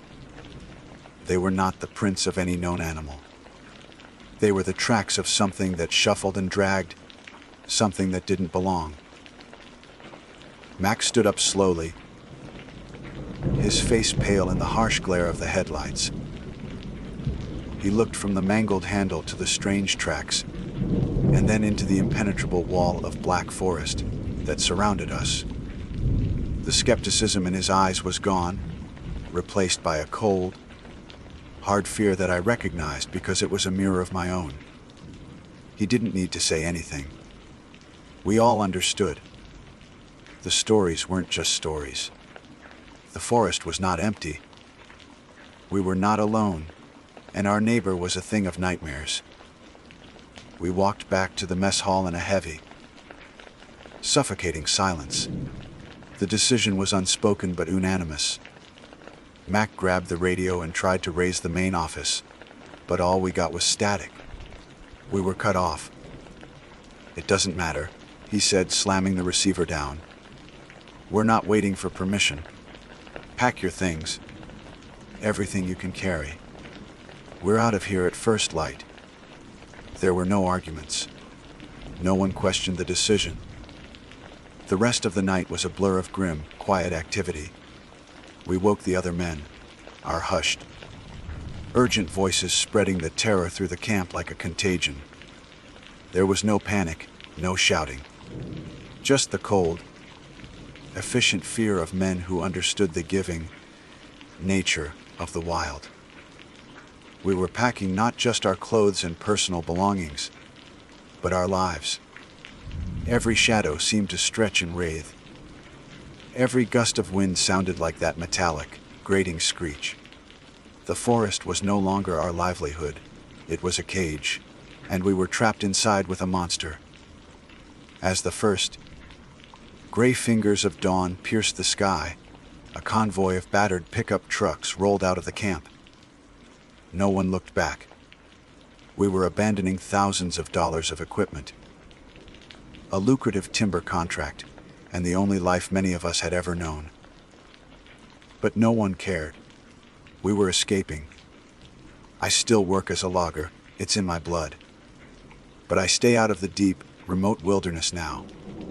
I work for a smaller company, one that harvests timber from managed forests on the outskirts of towns, places where the streetlights are never too far away. The experience changed me. It stripped away the comfortable, rational veneer I had placed over the world and showed me the terrifying, irrational chaos that lies just beneath. It taught me that humanity's belief in its own dominion over nature is a dangerous arrogance. We are not masters of this world. We are merely its most successful and most noisy tenants. And sometimes, we trespass in places where we are not welcome, places that have their own ancient rules and their own bizarre, horrifying food chains. The forest has its secrets, and it guards them jealously. I know because I saw one of them. And I still have nightmares of those flat, black eyes, and the sickening, splintering crunch of a creature that was born to eat the tools of man. I never, ever leave an axe lying around anymore. My name is Daniel Sterling. Before the events I am about to recount, I was what you might call a man of empirical evidence, a person who believed firmly in the tangible world. As a structural engineer based in Seattle, my life revolved around concrete, steel, and the unwavering principles of physics. I found comfort in blueprints and stress calculations, in the predictable and the provable. The natural world, for me, was a place of recreation, a weekend diversion. I appreciated the beauty of the wilderness, but I viewed it through the lens of a city dweller. A place to be visited, conquered with the right gear, and then left behind for the comfort of modern civilization. I had hiked dozens of trails, camped under countless stars, and always felt a sense of mastery over my environment. That profound arrogance was, perhaps, my greatest failing. The trip was meant to be a celebration, a reunion with 3 of my oldest friends from college. We chose the Hoh Rainforest Trail in Olympic National Park, famed for its cathedral, like groves of ancient trees and ethereal, moss-laden beauty. For 2 days our journey was idyllic. We laughed, reminisced, and marveled at the sheer scale of the Sitka spruces and western hemlocks that towered over us, their massive forms draped in emerald cloaks of moss.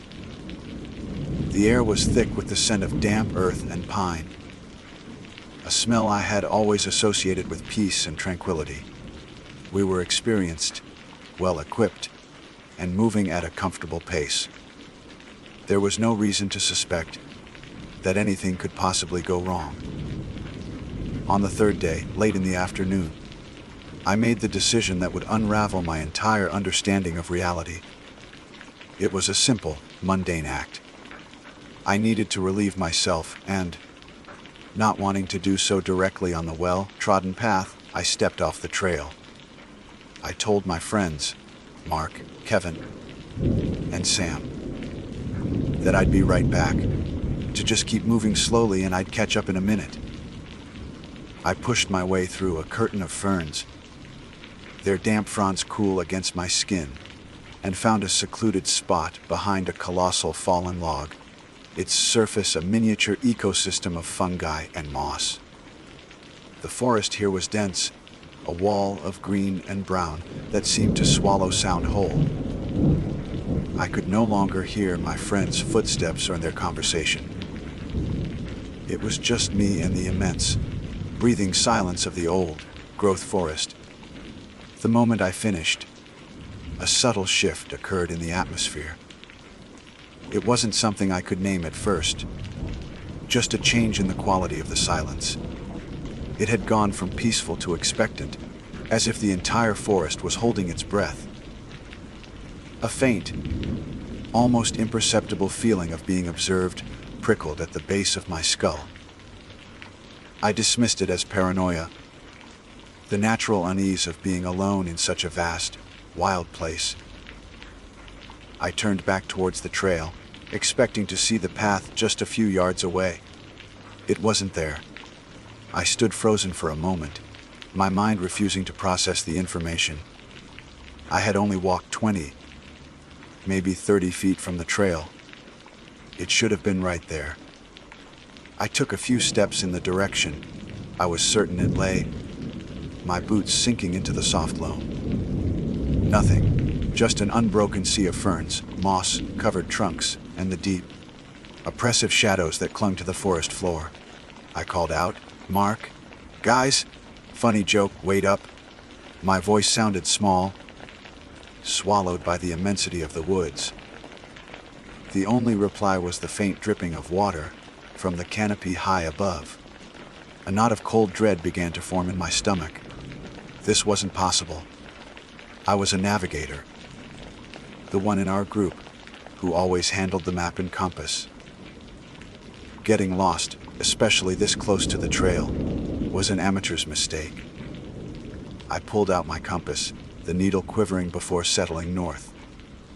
I knew the trail ran roughly east-west in this section. I took a breath, calmed myself with logic, and began to walk east. With every step, the feeling of being watched intensified. It was no longer a vague prickle, but a tangible pressure, as if 1,000 unseen eyes were fixed upon me from the labyrinth of trees. I found myself constantly stopping, spinning around, my own eyes desperately scanning the gloom. I saw nothing out of the ordinary, just the ancient, silent sentinels of the forest. Firs and cedars stood so close together, their lower branches intertwined, creating a latticework of shadows that played tricks on the eyes. A patch of darker shade could be a hollow, or it could be a lurking form. The sway of a branch could be the wind, or it could be something shifting its weight just out of sight. I forced myself to move faster, the pretense of a calm, logical search giving way to a more primal urge to flee. The forest seemed to change around me. The trees grew closer, their trunks thicker, blocking out what little light penetrated the canopy. The air grew colder, heavy with a strange, musky odor I couldn't identify, like wet soil and something else, something vaguely animalistic. I kept glancing over my shoulder, my heart hammering against my ribs like a trapped bird. And that's when I saw it. Or rather, I almost saw it. It was a flicker of movement at the absolute periphery of my vision. For a nanosecond, as I whipped my head around, my brain registered an image that it immediately tried to reject. Something impossibly tall and unnaturally slender, the color of wet bark and deep shadow. It was there, and then it was gone. It didn't run or leap. It seemed to simply not be there anymore. It had been standing behind a thick cedar, and in the instant I turned, it had vanished, as if it had merged with the tree itself. The speed was wrong. No animal, no person could move that fast, that silently. I stopped dead, my breath catching in my throat. "Who's there?" I yelled, my voice cracking. The silence that answered was absolute. It was a dead, profound vacuum of sound that was more terrifying than any scream. The birds, the insects, the whisper of wind, it had all ceased. The forest was a tomb, and the only sound was the frantic, terrified pounding of my own blood in my ears. I knew then, with a certainty that bypassed all logic and reason, that I was being hunted. This was not a bear or a cougar. This was something else.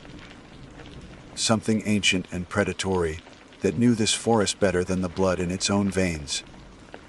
The game had begun. It was toying with me. It was so swift, so perfectly camouflaged, that it could have taken me at any moment. But it wasn't. It was enjoying the chase. The horror wasn't in the confrontation, but in the anticipation. It was in the knowledge that this thing was always there, just behind me, a single step out of my line of sight, a shadow in my peripheral vision. I started to run, crashing blindly through the undergrowth, branches whipping at my face, my lungs burning. I didn't care about the trail anymore. I just ran, fueled by a terror so pure and absolute it was a physical force. Every time I risked a glance back, I would catch that same impossible flicker of movement, always just disappearing behind the nearest tree as my eyes focused. It was keeping pace with me effortlessly, a silent, shadowy partner in a dance of death. The sun was beginning to set, casting long, distorted shadows that turned the forest into a landscape of nightmares. And I knew, with chilling certainty, that the night was its domain, and I was not going to survive it. The last vestiges of twilight vanished, consumed by a darkness so complete it felt like a physical substance. The forest at night was a different entity entirely. By day, it was a cathedral of life. By night, it was a tomb.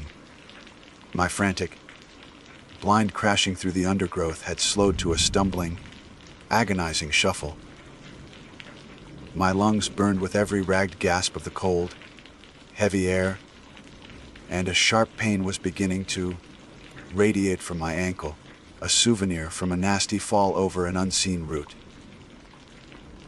The adrenaline that had fueled my flight was beginning to wane, replaced by the leaden weight of utter exhaustion and a despair so profound it threatened to swallow me whole. The running had to stop. It was a simple, terrifying calculation. I couldn't outrun it. My body was failing, and in this suffocating blackness, I was more likely to break my neck than to find a way out. The creature, whatever it was not tiring.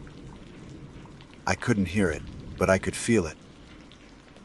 Its presence was a constant, cold pressure at my back, a silent promise of violence that was far more unnerving than any growl or snarl. It was patient. It knew this terrain was its ally and my enemy. To continue running was to play its game by its rules. I needed to change the rules. My eyes, straining against the gloom, caught a shape darker than the surrounding darkness.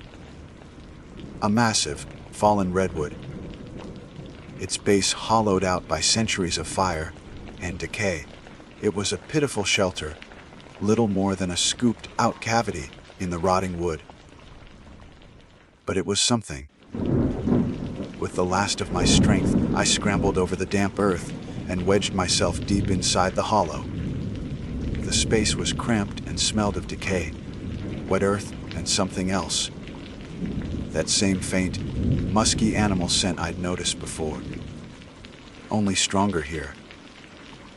The thought that I might be sharing this space, or that the creature itself had used it as a lair, sent a fresh wave of nausea through me, but I had no other choice.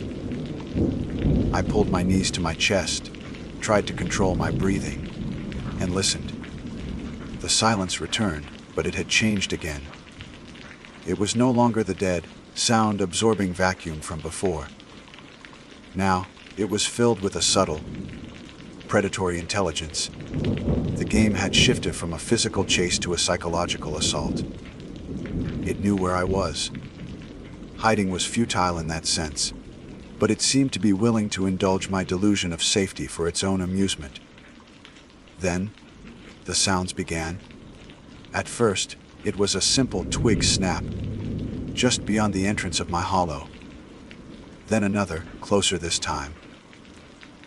It was pacing, I realized, circling my hiding spot with an unnerving, deliberate slowness. My mind, the engineer's mind, tried to analyze it, calculate the distance based on sound delay, estimate its stride. Is it bipedal? Quadrupedal? The thoughts were a desperate, pathetic attempt to impose order on a situation that defied all logic. Then came the whispers. Daniel. The voice was a dry, rustling sound, like dead leaves skittering across pavement. Yet it formed my name perfectly. It was a sound that should not have been able to speak. It came from the right. I squeezed my eyes shut. My hands clapped over my ears. We lost you, Daniel. This time the whisper was on the left, seeming to emanate from the solid wood of the log itself. It was Mark's voice, or a horrifying parody of it. The cadence was right. The tone was familiar, but it was hollow, empty of life. It's so dark in here. A new voice whispered, Kevin's voice, seemingly from directly above me. Why did you run from us? Tears streamed down my face, mixing with the dirt and sweat. I knew it wasn't them. My friends were miles away, or worse, but my terrified mind couldn't help but latch onto the sliver of hope, the insane possibility that I had somehow imagined all of this. Mark, Kevin. I croaked, my own voice a pathetic whimper. A soft, guttural chuckle answered me from the entrance of the hollow. It was a sound of pure malice, of ancient, cruel amusement. It had been waiting for me to respond. It was feeding on my fear, savoring my psychological collapse. This was its true hunt. The physical chase was merely the appetizer. I had to see it. The suspense, the not knowing, was a torture worse than any physical threat. My identity as a man of evidence, of proof, demanded it. I needed to see the thing that had dismantled my world. Slowly, trembling uncontrollably, I crawled to the edge of the hollow and peered out. The moon must have risen, or perhaps my eyes had finally adjusted to the abyssal darkness, because the forest was no longer pure black, but a landscape of charcoal grays and deep, impenetrable shadows. And there, standing in a small clearing about 50 feet away, was the source of my terror. The word that screamed through my mind was wrong. It was utterly, fundamentally wrong. It was tall, as I had peripherally glimpsed, but tall was an insufficient word. It stood a good 10 or 11 feet high, but it was so unnaturally thin that it seemed to defy gravity. Its limbs were long and spindly, like the branches of a dead tree, and they bent at angles that no skeleton should allow. Its skin, or hide, was the mottled gray, brown of decaying bark, causing it to blend almost perfectly with the surrounding trees. It had no discernible features, no face that I could see, just a smooth, oblong shape atop its thin neck. It wasn't standing still, it was in constant, fluid motion, its limbs swaying and shifting as if in a silent breeze, its form seeming to melt and reform in the faint light. It moved with a grotesque grace, a nightmarish ballad that was both mesmerizing and deeply repulsive.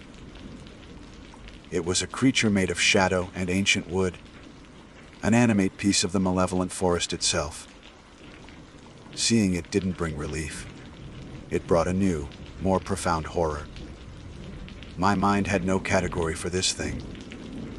It was an impossibility, a living refutation of all the physical laws I had built my life upon. And it was looking right at me. I knew it, even without seeing eyes. I could feel its attention like a physical weight. The will to survive. That stubborn, primal instinct surged through me. Staying in the log was death. Waiting for it to tire of its game was death. My only chance, however slim, was to move. I remembered the sound of water I'd heard earlier during my frantic run. A stream. Streams lead to rivers, and rivers lead to roads, to people, to civilization. It was a desperate gambit, a textbook survival tip that felt absurd in the face of such a supernatural threat. But it was the only logical thought I could cling to. With a surge of desperate energy, I scrambled out of the other side of the hollow log, away from the creature, and began to move as silently as I towards the direction. I remembered the sound of water. I didn't run. I crept, my back screaming with the feeling of its unseen gaze, every rustle of a leaf under my boot sounding as loud as a gunshot. The forest floor was a minefield of roots and rocks. My injured ankle throbbed with every careful step. After an eternity of creeping through the oppressive dark, I heard it again. A faint, gurgling murmur. The sound of moving water. Hope, a dangerous and fragile thing, flickered in my chest. I pushed through a final thicket of ferns and stumbled out onto a rocky bank. Before me, a stream, about 15 feet across, rushed through the forest, the faint moonlight glinting off its black, churning surface. It was a path, a way out. But as I stood on the bank, catching my breath, a sudden, absolute silence fell over the woods behind me. The subtle night sounds, the whisper of the wind, the gurgle of the water, it all vanished. The silence of the hunter had returned. I didn't need to turn around. I knew it was there, just inside the tree line, watching me. I had reached the stream, but I was exposed, caught between the dark forest and the cold, rushing water. It had allowed me to get here. I was standing right where it wanted me. The game had reached a new stage, and I had no idea what the rules were. I stood frozen on the rocky bank, a man caught between two impossible choices. Behind me lay the forest, a realm of suffocating darkness that was the hunting ground of a creature that defied sanity. Before me was the stream, a torrent of black, churning water, cold enough to steal the life from a man in minutes. The silence was absolute, a crushing weight that signaled the creature's proximity. It was there, just within the impenetrable wall of trees, watching me, waiting. It had driven me here, to this exposed position. This was the final act of its cruel play. It wanted me to make a choice. My engineer's mind, what was left of it, raced through a frantic, hopeless analysis. The forest was its domain, every shadow, every tree was its ally. To turn back was to surrender. The water, however, was a different element. It was chaotic, unstructured, and perhaps, just perhaps, alien to the creature. It was a desperate gamble based on nothing but a sliver of instinct. I took a staggering step back, my injured ankle screaming in protest, my eyes fixed on the dark tree line. Then, with a choked sob that was half prayer, half curse, I threw myself into the stream. The shock of the cold was a physical blow, so intense it drove the air from my lungs in a silent scream. It was a cold that felt alive, a predatory cold that seeped instantly through my clothes and into my very bones. The current was stronger than I had anticipated, immediately grabbing my legs and pulling me downstream. For a terrifying moment, I was completely submerged, tumbling end over end in the icy blackness, disoriented and drowning. I fought wildly, my arms flailing, and my head broke the surface. I gasped for air, the sound loud and ragged in the unnatural silence. I managed to find my footing on the slick, uneven rocks of the streambed. The water was waist, deep, its powerful current a constant, relentless force trying to sweep me off my feet. I turned my head back towards the bank where I had stood. The creature had emerged from the trees. It stood at the water's edge.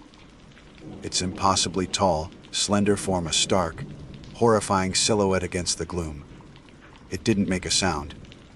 It just watched me, its featureless head tilted slightly. It made no move to enter the water. It didn't have to.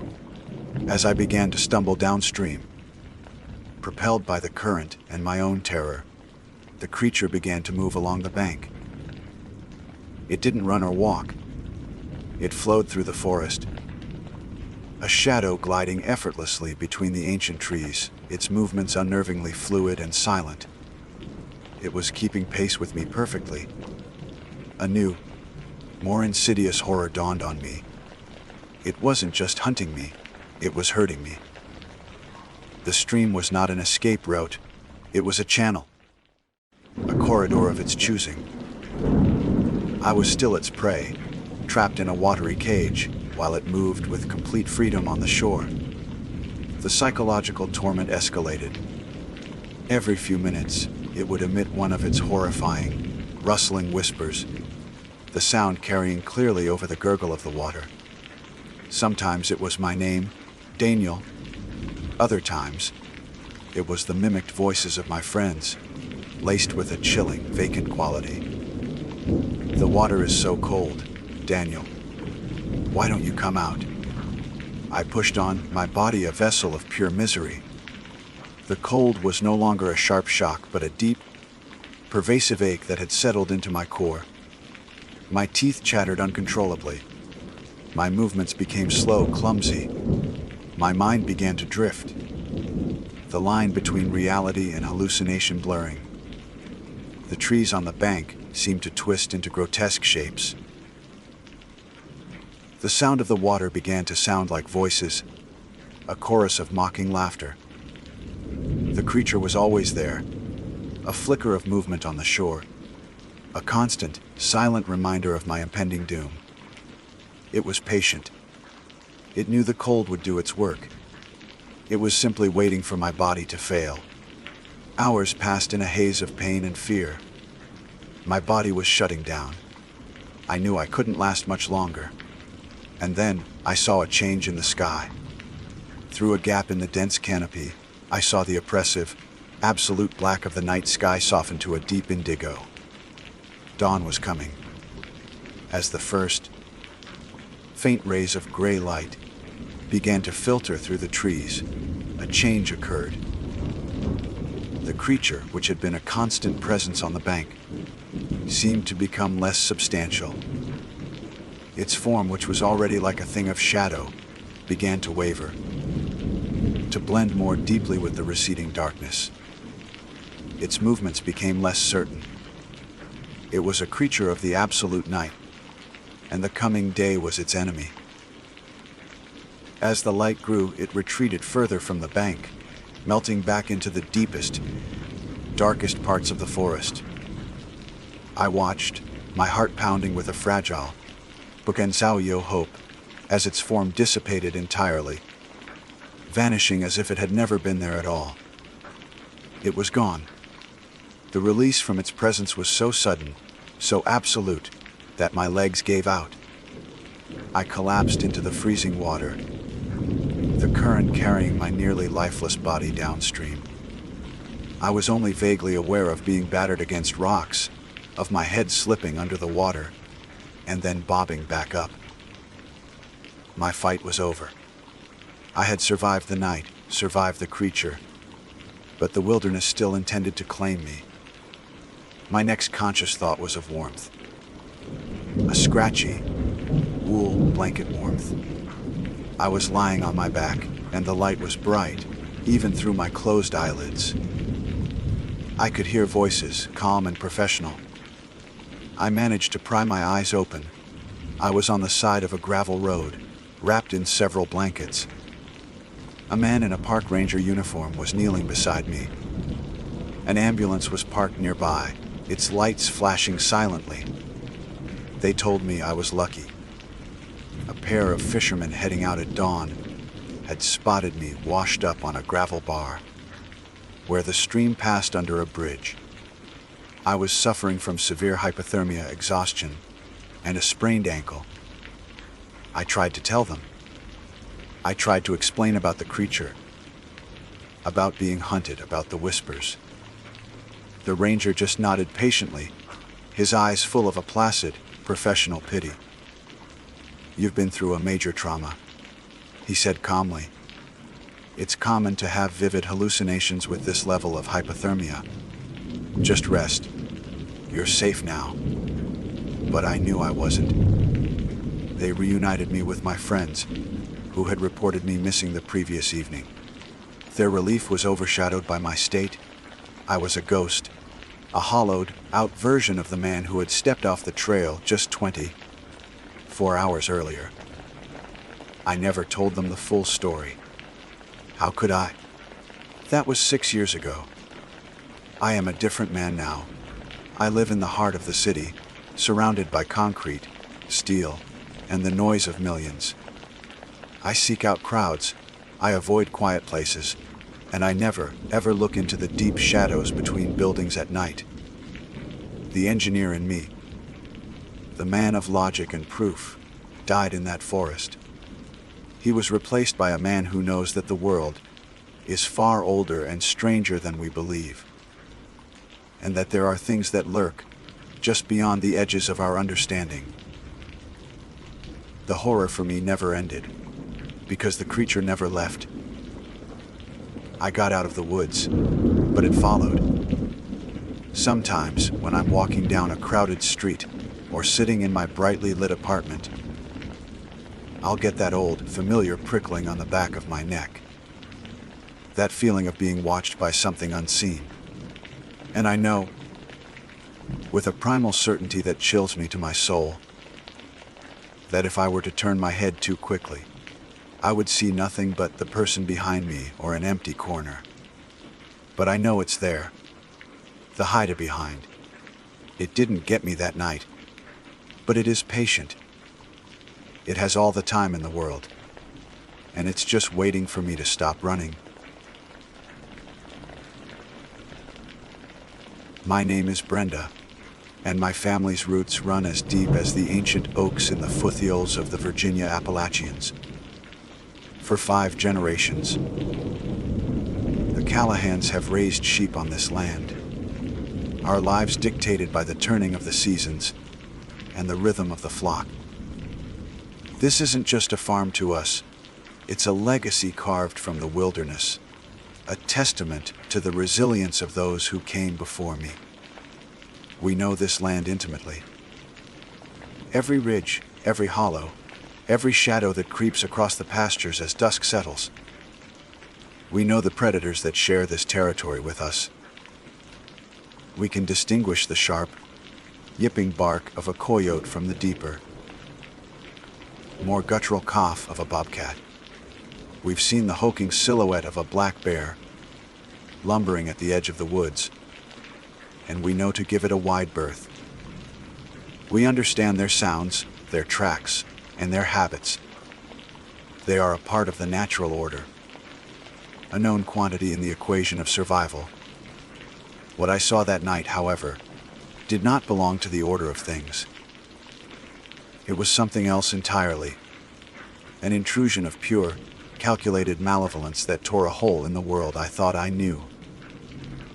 It began subtly, as most horrors do, with a single dead ewe discovered in the high pasture at the break of dawn. My father found her, his face a grim mask as he called me over. She lay in the dew-soaked grass, her wool matted with a dark, sticky substance that wasn't just blood. Her throat had been ripped open with a savage precision that was both ferocious and chillingly clean. But that was the strangest part. Aside from the fatal wound, her body was untouched. No part of her had been eaten. A coyote kills for hunger, a bear for opportunity. They leave behind signs of a desperate, messy struggle. this was different. It was a killing for the sake of killing. An act of violence that felt more like a statement than a meal.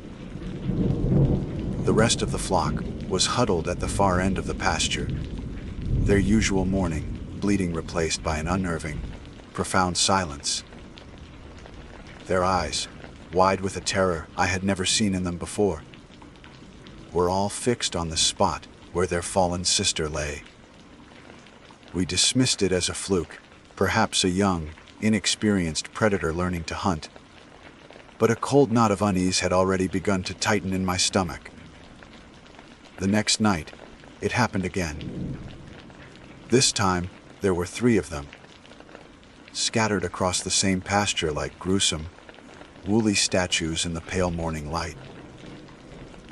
Each one had been killed in the exact same manner. A single, devastating tear to the throat. The life drained out of them, but their flesh left to the flies. The silence of the flock was even deeper this time. A heavy, oppressive blanket of fear that seemed to suck the very air from the mountains.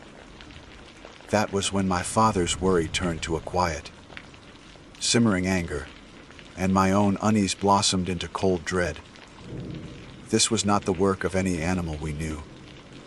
This was a direct assault on our livelihood, on our history. After a tense, silent dinner, I made my decision. "I'm sitting up tonight," I announced, my voice firmer than I felt. "I'll take the 3006 and post up in the deer stand by the high pasture."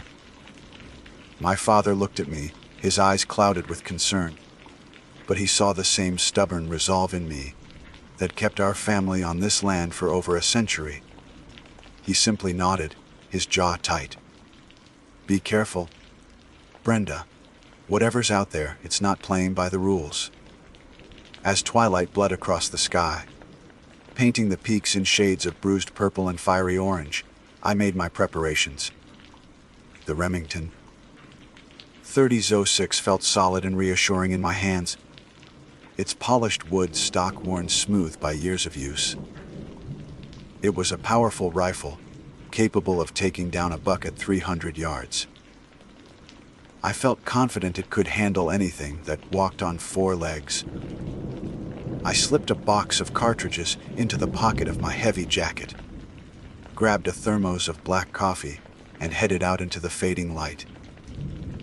The deer stand was a sturdy, elevated platform built into the sturdy limbs of a massive white oak at the edge of the pasture. It offered a commanding view of the entire field. As I settled in for the long wait, the familiar sounds of the Appalachian night began to rise around me. The chirping of crickets, the mournful call of a distant whippoorwill, the rustle of unseen things in the undergrowth. For a few hours, everything felt normal. The moon, nearly full, cast a silvery glow over the landscape, and a gentle breeze whispered through the leaves. I felt a sense of calm settle over me, the hunter's patience taking over. But just after midnight, the weather began to turn. A thick, unnatural fog rolled in from the hollows, not drifting lazily but advancing with a purpose, like a silent, white tide. It swallowed the moonlight, blanketing the field in a ghostly, opaque shroud. The air grew cold and heavy, and the familiar night sounds died away, replaced by a profound and unnerving silence. The world shrank until it was just me, the oak tree, and the impenetrable wall of white. My senses were on high alert, every nerve ending tingling with anticipation and a growing sense of isolation. It was around 2 a.m. when I heard it. It wasn't a howl, a growl, or a cry I could identify. It was a scream, a high-pitched, piercing shriek that seemed to tear through the fabric of the night. It was a sound of pure agony and rage, something demonic and ancient that echoed through the fog-drenched valley and vibrated deep within my bones. The hair on my arms and the back of my neck stood on end, and a primal fear, cold and sharp, lanced through my heart. The coffee in my thermos suddenly seemed use against the chill that had nothing to do with the temperature. My knuckles were white as I gripped the rifle, my eyes straining to pierce the suffocating fog. And then I saw them. They emerged from the edge of the woods, materializing from the mist like phantoms. The user's description was an understatement. They were shaped like wolves. Yes, but they were monstrously large, bigger than any timber wolf I'd ever seen or read about. Their forms were sleek and powerful, yet they moved with an eerie, unnatural silence, their massive paws making no sound on the damp earth. Their fur was not merely black, it was the color of pitch, a void, like darkness that seemed to absorb the faint ambient light. And their eyes glowed with a faint, hellish red light, like the dying embers of a malevolent fire. They moved as a pack, their leader a step ahead of the others. It was even larger than the rest, its chest broad and deep. My hunter's instincts, honed over a lifetime, took over. I pushed past the terror, my movements becoming fluid and automatic. I raised the .30-06, the cold metal of the scope pressing against my eye. I found the leader in the crosshairs, centering them on its massive chest. I took a breath, held it, and gently squeezed the trigger. The rifle boomed, the sound a deafening explosion in the preternatural quiet. The recoil slammed hard into my shoulder, a familiar and grounding pain. But the result was anything but familiar. Just as the muzzle flashed, illuminating the scene for a split second, the giant wolf dissolved. It didn't dodge or leap away. It simply disintegrated into a swirling, chaotic cloud of black smoke and shadow. The 180 grain bullet, a projectile that could stop a charging bear, passed right through the space where the creature had been and smacked into a distant tree with a dull thud. My mind reeled, unable to process what I had just witnessed. Before I could even work the bolt to chamber another round, the entire pack followed their leader's example, dissolving into formless, wreathing clouds of night, black smoke. The fog swirled and eddied violently, as if stirred by an unseen hand. Then, just as suddenly, they reformed. They were no longer at the edge of the woods. They were in the pasture, silent as death, having moved 100 yards in the blink of an eye. And they were arranged in a perfect, deliberate circle all around the base of my stand. A cold, paralyzing realization washed over me, extinguishing the last embers of my courage. They hadn't been hunting my sheep. The sheep were just the bait. They were hunting me. I was trapped, 20 feet in the air, surrounded by predators I couldn't shoot, creatures made of shadow and malice. Their glowing red eyes all stared up at me, not with animal hunger, but with a terrifying, intelligent hatred. And from all around me, that terrible, screaming howl began again, a symphony of the damned rising from the fog. I don't remember climbing down. I don't remember the splinters digging into my hands or the jarring impact with the ground.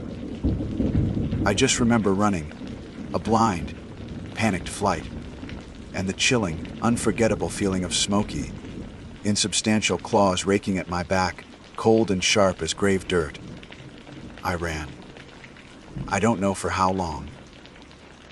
Time seemed to dissolve into a frantic, heart-pounding rhythm of my own breath and the desperate pump of my legs. The fog was a disorienting enemy, a cold, wet labyrinth that twisted the familiar landscape into a nightmare. Trees loomed out of the white void like skeletal sentinels, their branches reaching for me like gnarled fingers. Every rustle of leaves, every snap of a twig sent a fresh jolt of terror through me. The demonic screams echoed from all directions at once, a tormenting chorus that seemed to be inside my own head. I didn't dare look back. I couldn't. The memory of those glowing red eyes and the feeling of those phantom claws was burned into my mind. A terror so profound it threatened to shatter my sanity. My lungs burned, my legs screamed in protest, but I kept running, fueled by a primal instinct to survive. The farmhouse porch light, usually a faint, distant star, became my only beacon. A single point of hope in a world that had suddenly become a hunting ground. I burst through the front door like a wild animal, slamming it shut behind me and fumbling with the deadbolt, my hands shaking so violently I could barely grasp the lock. My father was there in an instant, jolted from his armchair by the commotion. He took one look at my face, pale, streaked with dirt and tears, my eyes wide with a terror he had never seen, and his own face went ashen. "Brenda, what in God's name happened?" I couldn't form words.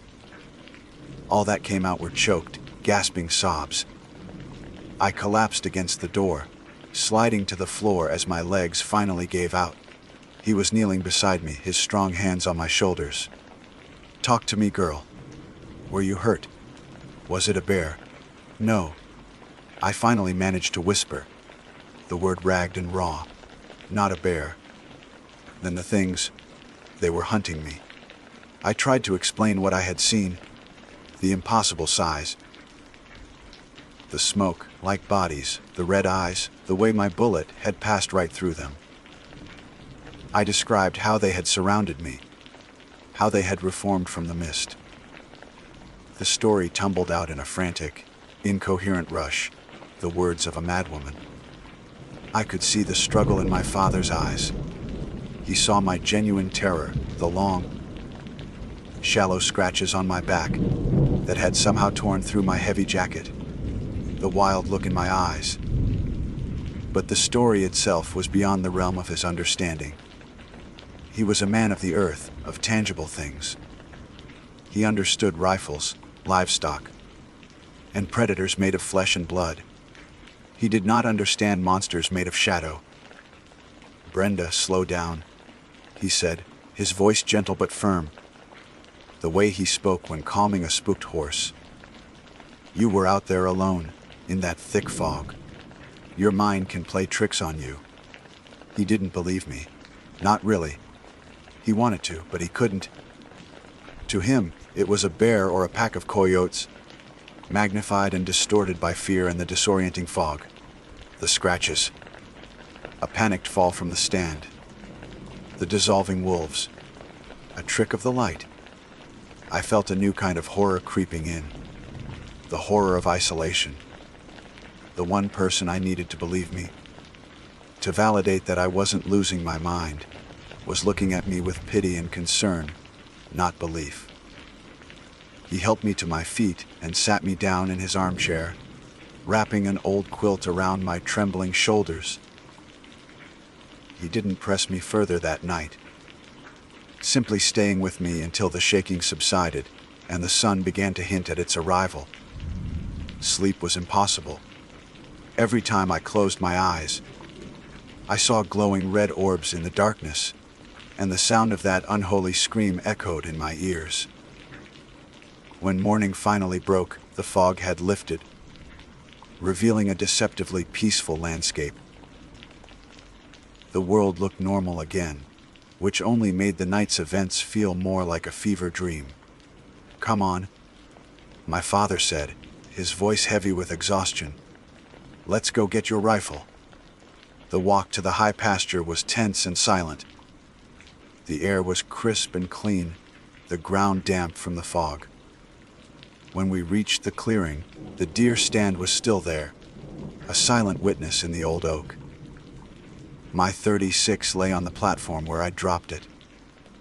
But the ground below told a story that made my father's brow furrow. My tracks were there, clear in the soft earth, showing the deep impressions where I had landed after my desperate, uncontrolled descent. But there were other marks, too, all around the base of the tree. Where the creatures had formed their circle, the ground was marked with strange, scorched patches, as if something intensely hot had briefly touched the grass. There were no paw prints, not a single one. A faint, acrid smell, like burnt ozone and something old and rotten, hung in the air. My father knelt, touching the edge of one of the scorched circles. He looked at the ground, then at my face, and for the first time, I saw a flicker of something beyond skepticism in his eyes. It was a deep, ancestral fear, a recognition of something wrong. What in the hell? He murmured to himself. The sheep were gone, not dead. Vanished.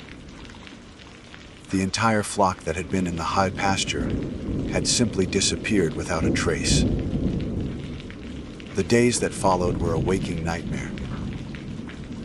We brought the rest of our flock down from the other pastures, keeping them in the barn and the small field next to the house. But the feeling of safety was an illusion. The threat was no longer confined to the high pastures. It was closing in. I felt constantly watched. A flicker of movement at the edge of my vision would make me jump. A shadow in a corner would seem to coalesce into something menacing before I could get a clear look. The nights were the worst. We'd hear it again. That high, piercing scream, drifting on the wind, sometimes distant, sometimes seeming to come from just beyond the yard. My father, now a reluctant believer, became a man possessed. He reinforced the doors, boarded up several of the downstairs windows, and kept a loaded shotgun by his side at all times. We were prisoners in our own home. The rational world we had lived in for our entire lives had been peeled back to reveal a writhing, malevolent reality underneath.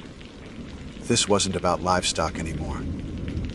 This was a siege. Desperate for answers, I turned from the present to the past.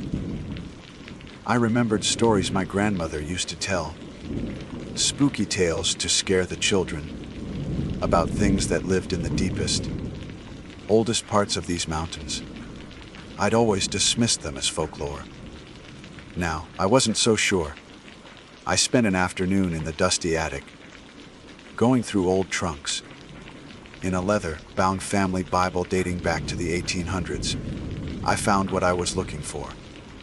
Tucked between the pages of Lamentations was a handwritten entry from my great-great-grandfather, Eamon Callahan. His script was shaky. The ink faded. October 1888. The flock is gone. The hounds of night have taken them. They cannot be shot. They are smoke and shadow, born of malice. They fear only the rowan wood and the fire, for they are creatures of the cold, dark earth. They scream to unmake a man's mind. Do not listen. Do not look into their eyes. They are a door to hell itself. God save us, the hounds of night. The words sent a chill down my spine that had nothing to do with the draft in the attic. Smoke and shadow. Cannot be shot. It was all there. My ancestors had faced these things before. This wasn't a new horror, it was an ancient one, and it had returned. I ran downstairs, the Bible clutched in my hands, and showed the passage to my father. He read it, his face grim. The last vestiges of his doubt evaporated, replaced by the grim certainty of a man facing an old and hated enemy. Rowan wood, he said, his voice a low growl. There's an old rowan tree down by the creek. That night, the attack came. It wasn't just screams on the wind. It was a direct assault. As darkness fell, we saw them materialize of the woods surrounding the house. Dozens of them. More than I had seen in the pasture. Their red eyes were a constellation of hellfire in the gloom. They didn't rush the house. They just stood there watching. A silent army of nightmares. Then, the screaming began, a symphony from all sides, a sonic assault designed to break our will, to shatter our sanity. We could hear their insubstantial forms, brushing against the walls of the house, the sound like dry, scraping leaves. Shadowy shapes blotted out the light frames we hadn't boarded, their massive forms pressing against the glass, which groaned under a pressure that shouldn't have been possible. We were trapped, barricaded inside our ancestral home, the screams of the dam clawing at the walls in our minds. The siege had begun. The siege was a relentless assault on the senses and the soul. The screaming of the hounds was not merely sound. It was a physical force that vibrated through the wooden walls of the house, through the floorboards, and into our very bones. It was a frequency of madness, designed to peel away layers of courage and reason until only raw, gibbering terror remained. We stuffed rags in our ears, but it was useless. The sound was inside us. Through the small gaps in the boarded up windows we could see them. A flowing river of darkness, punctuated by countless pairs of glowing red eyes that stared with cold, intelligent malice. They didn't try to break down the door or shatter the windows. They were patient. They were content to surround us, to let their psychic venom seep into our sanctuary until we broke. The shadows they cast pressed against the glass, and the old panes would groan and creak, not from a physical weight, but from a pressure that felt ancient and otherworldly. They're trying to wait us out. My father growled, his face illuminated by the flickering light of a single kerosene lamp. He held his shotgun, but we both knew it was little more than a talisman against creatures that a bullet couldn't touch. They want us to go mad in here. The Bible, I said, my voice hoarse. Eamon wrote they fear fire and row on wood. My father's eyes met mine, and in their depths, I saw the Callahan's stubbornness ignite, burning away the fear and leaving behind a core of hard, unyielding resolve. The old rowan tree by the creek. He repeated, not as a question, but as a statement of intent. It's maybe 100 yards from the back door, through the old vegetable garden. 100 yards. In the dead of night, surrounded by a pack of spectral monsters, it might as well have been 100 miles. But it was the only chance we had. Staying here meant a slow descent into madness and eventual death. Making a run for it was a slim hope, but it was hope nonetheless. A plan desperate and wild began to form between us without a word being spoken. We were the descendants of people who had carved a life from this unforgiving wilderness. We would not die cowering in the dark. Our movements became swift and purposeful. My father grabbed the axe that always leaned by the hearth, its blade honed to a razor's edge. He handed me 2 more kerosene lamps. Break the glass. Use the quilt from your bed to make torches. While I worked, my hands surprisingly steady. He went to the shed out back, a small structure attached to the house. He returned with a can of gasoline and a handful of empty glass bottles. The air filled with the sharp tang of fuel as he created a handful of crude Molotov cocktails. Our arsenal was primitive, a peasant's desperate stand against a supernatural army, an axe, fire, and the hope of a sacred tree. When I open the back door, I'll throw the first one straight ahead to clear a path, he instructed, his voice low and intense. You light the torches. We run for the tree. Don't stop. Don't look back. No matter what you hear. Do you understand me, Brenda? I nodded, my throat too tight to speak. I looked at this man. My father, his face etched with worry, but his back straight and unbowed. He was not just fighting for his life, he was fighting for mine, for the legacy of our name. He took a deep breath, positioned himself by the back door, and gave me a final, hard look. Now, I smashed the lamps and lit the gasoline-soaked rags. They erupted into brilliant, hungry life, casting dancing, defiant shadows against the walls. The moment the flames blossomed, the screaming outside intensified, changing its pitch from a tormenting howl to a shriek of pure rage. My father ripped the door open and hurled the first bottle. It sailed through the air and shattered on the path, erupting in a whoosh of brilliant orange flame. For a heartbeat, the night was illuminated. The hounds recoiled from the sudden heat and light, their smoky forms wavering and pulling back from the fire. "Gio," he yelled. We plunged into the night. The sudden cold was a shock after the stuffy warmth of the house. The air was thick with the stench of rot and ozone. I held a torch in each hand, creating a small, moving circle of light around us.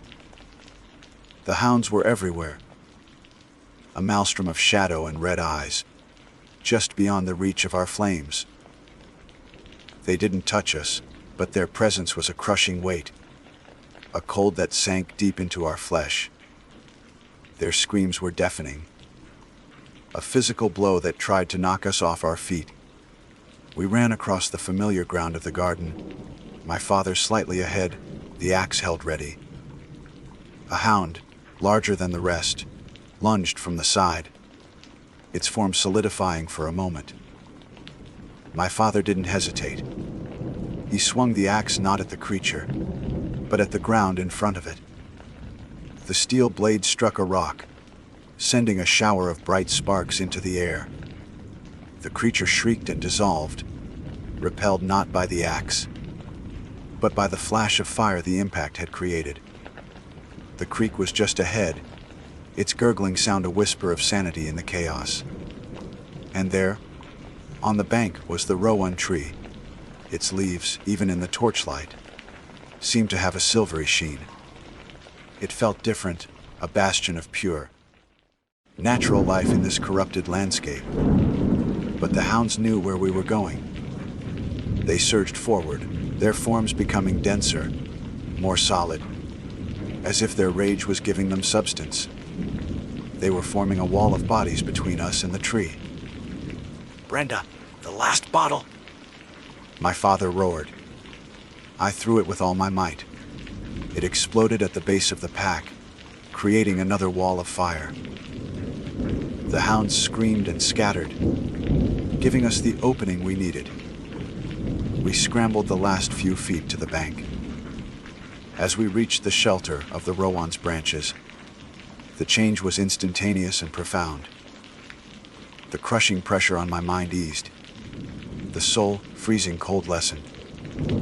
The hounds would not cross the invisible line, drawn by the tree's presence. They snarled and paced at the edge of its canopy, their red eyes burning with impotent fury. My father wasted no time. With powerful, desperate swings, he chopped at a low, hanging branch. The axe bit deep, and with a crack, a heavy limb fell to the ground. He hacked off a smaller piece, about the length of his arm, and thrust it into my hands. "Hold this," he commanded, before taking a larger section for himself. The wood felt warm, alive, humming with a clean, quiet energy that was the antithesis of the creatures before us. Holding the rowan wood like a club, my father stepped out from under the tree's protection.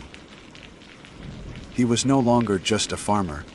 He was a warrior defending his ancestral land. A hound lunged, and he met it head-on, swinging the rowan branch. The moment the sacred wood made contact with the creature's smoky form, the hound erupted in a shower of foul, smelling black sparks, its scream cut short as it utterly disintegrated. It didn't just dissolve, it was unmade. A wave of shock rippled through the pack. They had met a weapon that could truly harm them. Seeing their hesitation, I stepped out too, holding my own smaller branch like a shield. We stood back to back, surrounded but no longer defenseless, the rowan wood in our hands, and the fire from the last bottle still burning behind the pack, trapping them. We didn't need to kill them all. We just needed to survive until dawn. For what felt like an eternity, we stood our ground, a tiny island of defiance in a sea of nightmares. The hounds lunged, and we met them with fire and wood, a desperate, ancient dance on the bank of the creek. And then, slowly, almost imperceptibly, the darkness began to lose its edge. A faint gray light appeared on the eastern horizon. Dawn was coming. As the first true rays of sunlight crested the Appalachian peaks, the hounds began to fade. Their screams softened into mournful whimpers, and their smoky bodies grew thin and translucent. One by one, they dissolved into the retreating shadows, melting away like a bad dream in the morning light. Soon they were all gone. We were left standing alone in the silence of the new day, panting, covered in soot, clutching our blessed pieces of wood. The house stood before us, its door hanging open, a silent testament to the night's battle. We had survived. We never saw the hounds of night again, but we never forgot. We cleared the scorched patches from the yard and mended the door, but the land itself felt different, forever tainted by the memory. We planted branches from the rowan tree at the four corners of our property. We live here still, and we raise our sheep, but we always keep a careful watch on the shadows. We know that we are not alone in these hills. We know that the world is older and stranger than most people believe, and that some legends are born from truths that are best left undisturbed. And every night, as dusk falls, we light a fire, not just for warmth, but as a warning, a beacon of defiance against the things that hunt in the dark. My name is Justin, and I have come to believe that some places in this world are best left undisturbed, that they hold secrets older than memory and darker than a moonless night. I learned this lesson in the dense, whispering forests of western Massachusetts, a place I had naively chosen for a camping trip meant to forge a bond with my 7-year-old daughter, Lily. It was a mistake that would unravel our lives, a decision that invited a primal darkness into our world. Lily was a child of the city, her world a symphony of sirens, car horns, and the digital glow of screens. Her playground was concrete, her sky a sliver of blue framed by skyscrapers. I wanted more for her. I wanted her to feel the soft earth beneath her feet, to hear the rustle of unseen creatures in the undergrowth, to see a sky so vast and riddled with stars it would make her feel both infinitesimally small and infinitely significant. I wanted her to experience the magic of the wild. I never imagined the magic she would find was not one of wonder, but of ancient, predatory hunger. The drive out from Boston was a gradual shedding of civilization. The relentless gray of the city bled into the vibrant, almost aggressive green of the countryside. Tall buildings gave way to rolling hills, and the oppressive hum of urban life was replaced by the sighing of the wind through the trees. Lily was captivated, her face pressed against the window, her small finger tracing the shapes of the clouds. For a while, my plan felt perfect. This was right. This was what a father and daughter should be doing. We found a designated campsite in a state forest that felt miles from anywhere. It was a small clearing, cradled by a dense wall of pine and oak trees that seemed to lean in, as if sharing a secret. A narrow, fast-running stream gurgled nearby, its water clear and cold. As I unpacked our gear, I felt a profound sense of peace settle over me. The air was clean, scented with pine needles and damp earth. This, I thought with a surge of paternal pride, was an experience she would never forget. I had no idea how horribly true that would be. Setting up the tent was a clumsy ballad of poles and nylon. Lily, in her eagerness to help, managed to trip over every guy line and ask 1,000 questions a minute. I was patient, explaining the purpose of the rainfly and how to stake the corners down, feeling like the capable, outdoorsman father I always wanted to be. We were a team. Once the tent was up, a small blue dome in a sea of green, Lily's attention began to wander. The immediate vicinity of the campsite, with its fire pit and picnic table, was quickly exhausted of its novelties. Her eyes kept drifting to the dark, inviting more of the forest that surrounded us. "Can I go explore, Daddy?" she asked, her voice a small, hopeful chime. "Stay where I can see you," I cautioned, my voice carrying the automatic weight of parental anxiety. "Don't go too far into the trees." She promised with the solemn gravity only a 7-year-old can muster, and then she was off.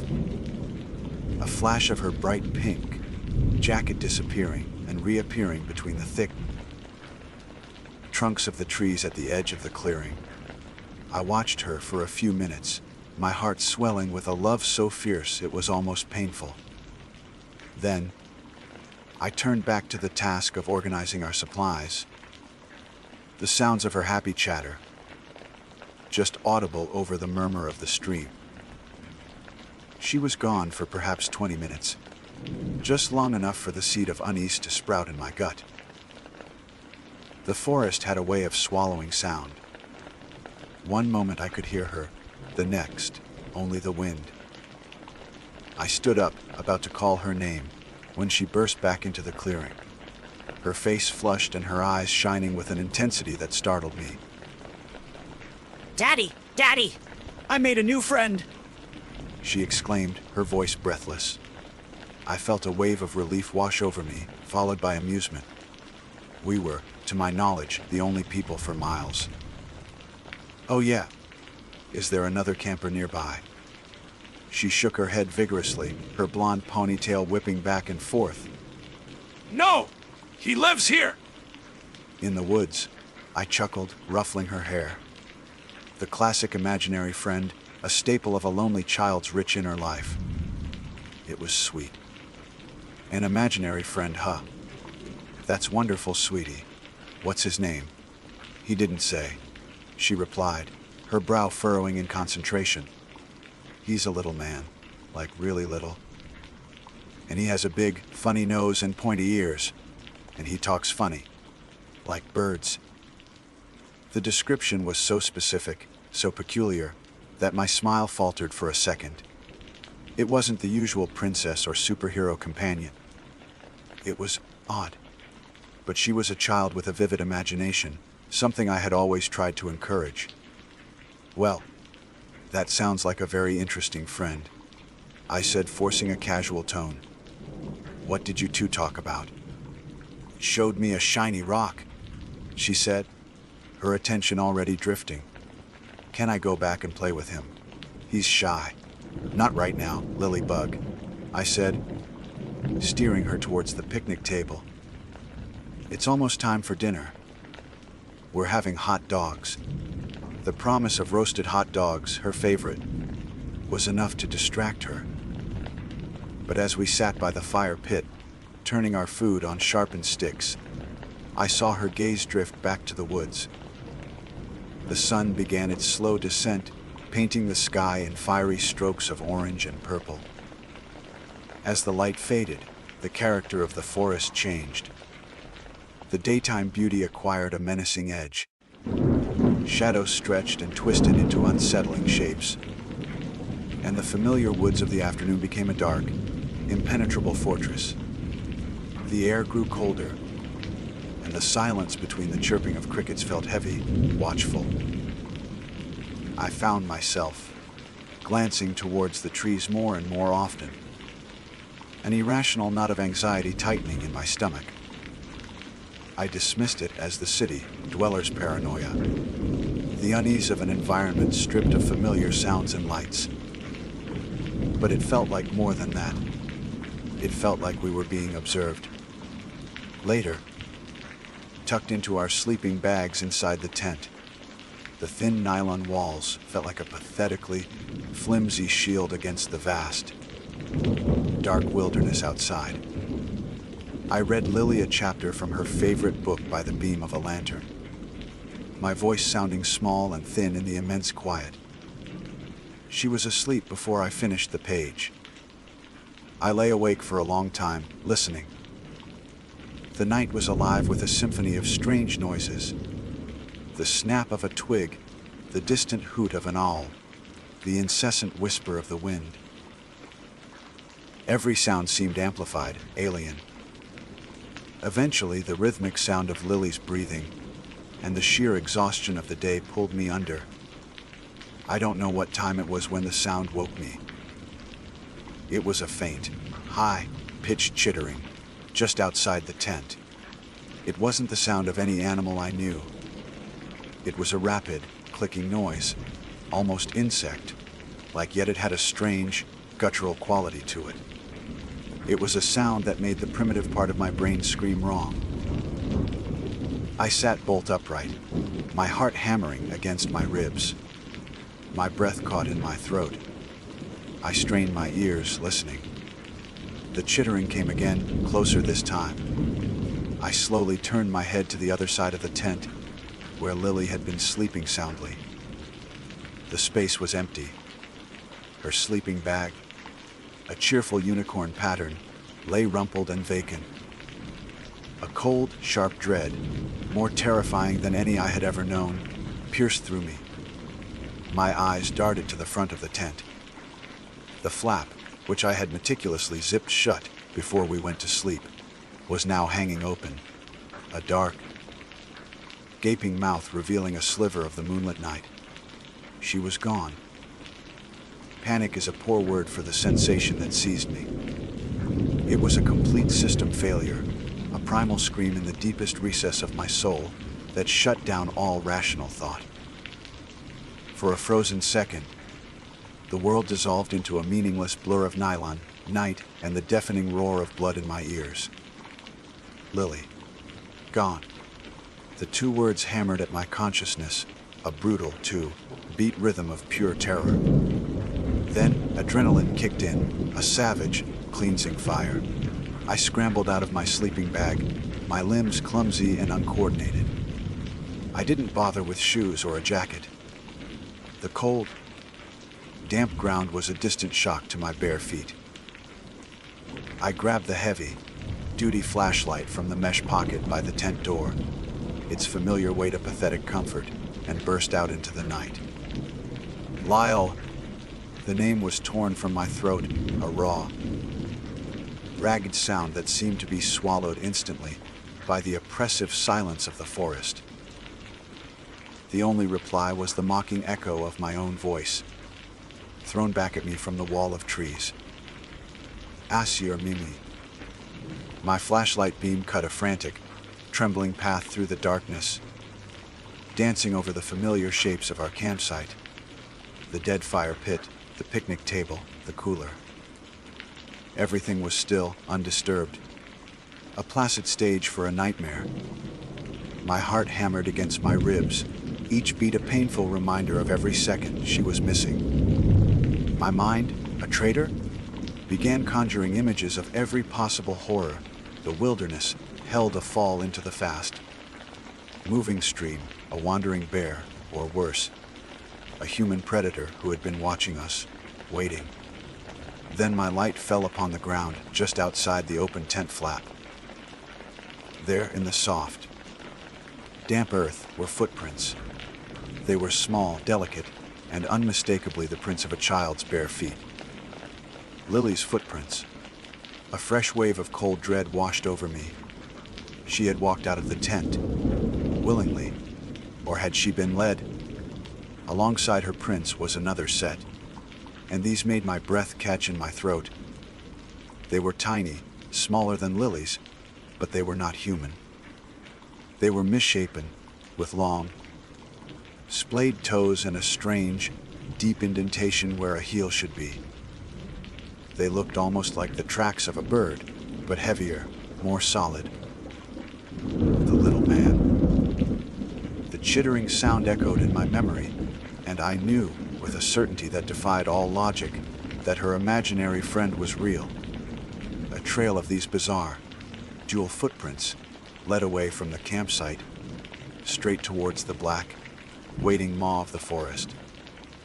There was no hesitation. I plunged into the trees, following the path illuminated by my trembling light. The forest closed in around me immediately, a suffocating blanket of darkness and unseen things. Branches, like skeletal fingers, clawed at my face and arms, leaving angry red scratches. Thorns tore at my pajamas. The cold was a physical presence seeping into my bones, but I barely felt it. My entire world had narrowed to that single, desperate purpose: follow the tracks. Find my daughter. I screamed her name again and again, my voice growing hoarse. Lily! Daddy's coming! Lily! The woods remained silent, offering no response. The beam of my flashlight was a fragile island of light in an ocean of black. It revealed a world transformed by night. Familiar trees became towering, monstrous figures, their branches twisted into grotesque shapes. Every shadow seemed to wreathe with a life of its own, and the rustle of leaves could be a squirrel or something far, far worse. The trail was maddeningly difficult to follow. The forest floor was a chaotic tapestry of fallen leaves, roots, and rocks. Several times I lost the tiny footprints, my heart seizing with a fresh surge of panic, only to find them again a few feet away, continuing their inexorable path deeper into the wilderness. They led me away from the stream, up a gentle slope covered in thick ferns that soaked my trousers to the knee. The air grew heavier, thick with the smell of decay and damp earth. After what felt like an eternity, but was probably no more than 15 minutes, the dense trees began to thin. I could see a faint, silvery light ahead. The trail led me to a small, almost perfectly circular clearing, bathed in the ethereal glow of the moon. The grass here was short and soft, like a manicured lawn, a stark contrast to the wild chaos of the surrounding woods. It was unnervously still, and there she was. My heart stopped. Lily stood in the center of the clearing, her back to me. She was holding hands with a creature. It was exactly as she had described, and yet 1,000 times more unsettling in the flesh. It stood no more than 3 feet tall, its skin a pale, luminous gray that seemed to absorb and reflect the moonlight. Its limbs were long and spindly, its body oddly proportioned. It had a long, probing nose that twitched constantly, and its ears were sharply pointed, like those of a bat. But its eyes were the worst. They were huge, entirely black, and held a depth that spoke of an ancient, non-human intelligence. It was the little man. They stood perfectly still, hand in hand, as if posing for some terrible, secret portrait. Lily's head was tilted up, and she seemed to be listening intently. The creature was making that same high, pitched, chittering sound, but it was softer now, almost like a lullaby. It was a sound that vibrated in the air, a sound that felt like it was trying to worm its way directly into my brain. For a moment, I was paralyzed, caught in a web of disbelief and terror. This couldn't be real. It was a nightmare, a hallucination brought on by a father's worst fear. But the cold on my skin, The sting of the scratches on my arms, the solid reality of my daughter standing just 50 feet away with that thing. It was all horribly real. Lily. The scream was ripped from my lungs, raw and desperate. The creature's head snapped around to look at me. The chittering stopped instantly. In the moonlight, its black, depthless eyes flashed with something I can only describe as malevolent annoyance. It was the look of a predator whose meal had been interrupted. It had been aware of me the entire time. It had let me follow. It had wanted me to see. It let go of Lily's hand. And then, something impossible happened. In the space between one heartbeat and the next, its form shimmered, wavered, and changed. The smooth, gray skin erupted into a bristling coat of sharp, dark quills. The spindly limbs thickened, the long nose shortened, and the entire creature hunched down, transforming before my very eyes. It was no longer a small, goblin-like man. It was a large, unnaturally fierce-looking porcupine. It gave one final, sharp chittering sound, a noise that was now clearly a sound of aggression, and then it turned and vanished into the undergrowth with impossible speed. The clearing was suddenly empty, save for the small, solitary figure of my daughter. The spell was broken. I ran, my legs pumping, my bare feet pounding against the soft earth. I didn't stop until I had scooped Lily into my arms, holding her so tightly I was afraid I might hurt her. She felt so small, so fragile. She was unharmed, her eyes wide and dazed, as if waking from a deep sleep. "Daddy," she murmured, her voice thick with confusion.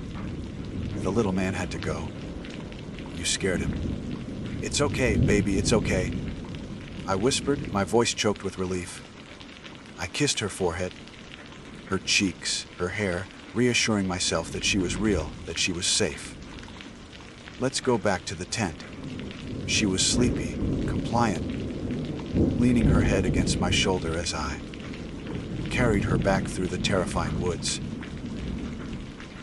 The return journey was a blur of adrenaline and fear. Every shadow was the creature, every sound was its chittering call. I didn't feel the branches or the cold. I just moved, driven by the singular need to get her back to the flimsy safety of our tent. It wasn't until we were back inside, the flap zipped securely shut and the lantern casting a warm, golden glow, that I saw it. As I was settling her into her sleeping bag, her small hand flopped open. Embedded in the soft flesh of her palm was a single, dark quill. It was about an inch long, thicker than a normal porcupine quill, and almost looked like a thorn. My blood ran cold. With trembling fingers, I gently but firmly pulled it out. Lily barely stirred. A single, tiny drop of liquid oozed from the small puncture wound. But it wasn't blood. It was a dark, almost black, oily substance that glistened in the lantern light. It held a faint, unpleasant, musky odor. The realization hit me with the force of a physical blow. The Pupwaji. The name surfaced in my mind from some half-forgotten local legend I'd read once. Hadn't been trying to hurt her in that moment. It had been luring her away, charming her. The transformation, the flight, that was for my benefit. A display, a warning, and the quill. The single drop of black poison, not an accident. It was a mark, a claim. It was a promise that it would be back for her. And this time, I might not be able to stop it. Sleep was no longer an option. The rest of the night became a long, drawn-out exercise in paranoia. I sat holding Lily's sleeping form in the tent, the flickering lantern my only companion. The silence of the forest, once peaceful, was now pregnant with threat. Every sigh of the wind through the trees sounded like a mocking whisper. Every snap of a twig made me jump. I stared at the tiny wound on her palm, now just a faint, bruised shadow around the puncture. The thick, black liquid was gone, absorbed into her, leaving only the mark of a terrible promise. The thought of waiting for dawn was impossible. To stay in this forest for another minute felt like tempting fate. As the moonlight faded and the sky began to bleed into the dark gray of pre-dawn, I began to move with a frantic urgency. It wasn't packing, it was a desperate, chaotic evacuation. The tent was torn down, poles bending as the canvas was shoved carelessly into its bag. Sleeping bags were rolled haphazardly. Unwashed cooking gear was thrown into the back of the car.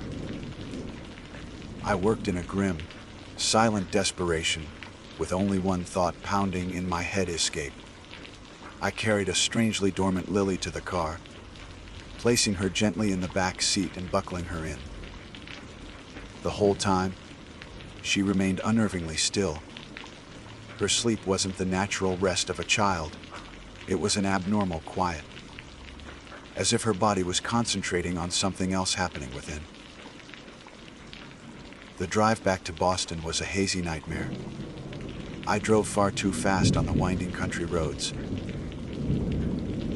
my eyes darting between the dark road ahead and the reflection of my daughter's pale face in the rearview mirror. The dense woods lining the road seemed to lean in, like living walls that didn't want us to leave. Every time the headlights caught the eyes of an animal at the roadside, my heart leaped into my throat. Seeing only the deep, black, bottomless eyes of the creature. At one point, Lily stirred and mumbled something in her sleep. I slowed the car, reaching back to touch her shoulder. "What is it, sweetie?" I whispered. She didn't open her eyes, but her lips moved, emitting a sound that chilled my blood. It wasn't a word. It was a high-pitched, rapid chittering. The same sound I had heard outside the tent. The same sound the creature had used to entrance her.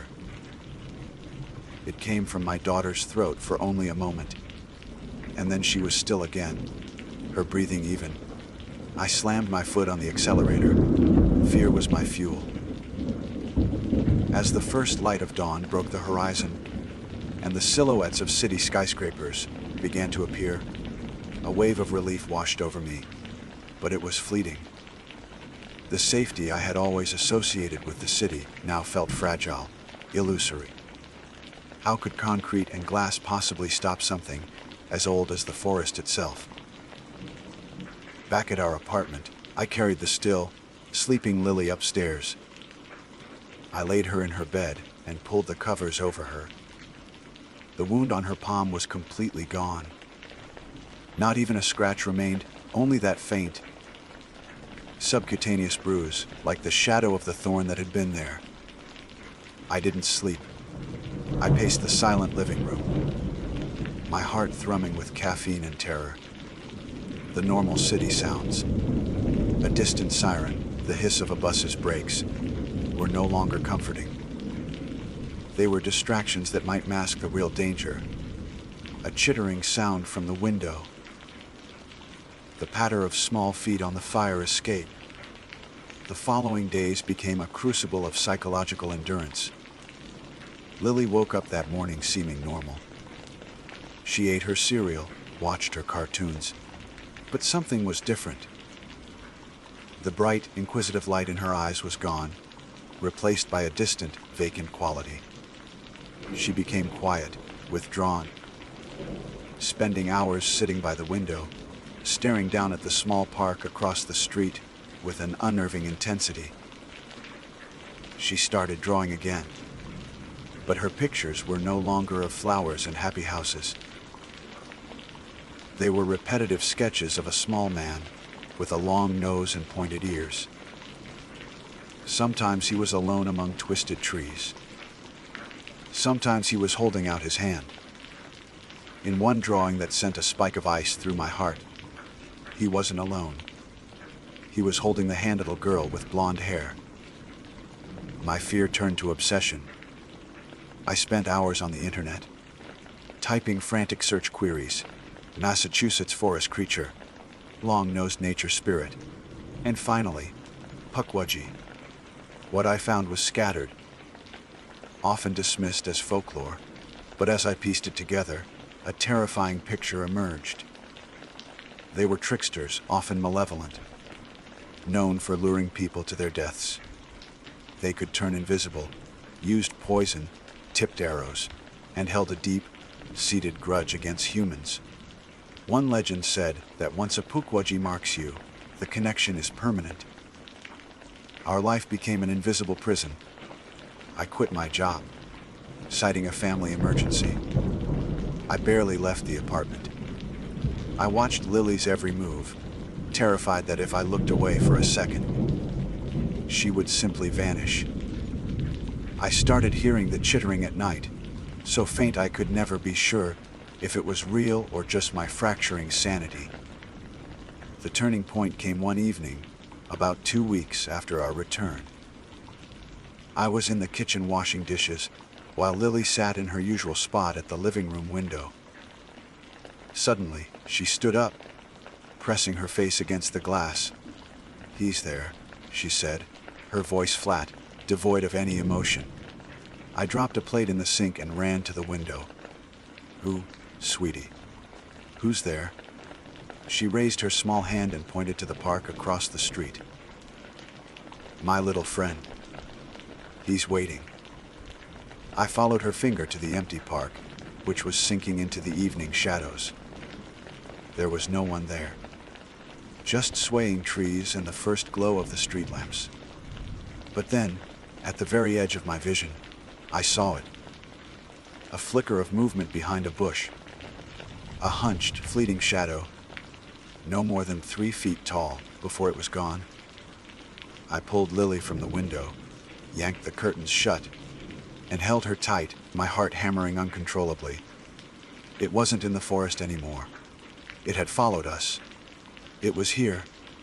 It was waiting. I looked down at my daughter in my arms, at her vacant, distant eyes, and I realized the terrible truth. I hadn't saved her from the wilderness that night. I had only brought its darkest secret home with us. The camping trip hadn't ended. It had just changed locations. The thorn was gone, but its poison was still at work, slowly and surely changing her from the inside out. The promise had been kept, and I was trapped in a waking nightmare, waiting for the day her little friend would come back to claim what it had marked as its own. My name is Mark Thorne. By trade, I am a structural engineer, a man who has spent the better part of the last 15 years of his life dedicated to the principles of logic, calculation, and predictability. My world was one of blueprints and stress, tensors of concrete and steel, of buildings designed to withstand the very forces of nature. I built monuments to permanence in the heart of a city that never slept, a sprawling metropolis of noise, ambition, and relentless expectation. I had a life that, by all external measures, was a resounding success. A corner office with a panoramic view, a salary that afforded comfort and luxury, and a reputation for being meticulous, reliable, and unshakably composed. But the foundation of that life had developed hairline fractures, spider webbing through the facade of the man I was pretending to be. The constant pressure, the endless deadlines, and the crushing weight of professional responsibility had hollowed me out. The noise of the city had become a deafening roar, the expectations of others a cage. I felt like one of my own buildings, designed to bear a specific load, but slowly being subjected to forces it was never meant to endure. The composure was a mask, and behind it, I was beginning to crumble. I needed an escape, not a vacation to some manicured resort, but a true severing. I needed to go somewhere that logic and calculation were meaningless, where the only expectations were those of survival. I needed the wilderness. My plan was simple, born of a desperate need for its opposite. A 10-day solo trek through a vast, largely untrodden stretch of national park land.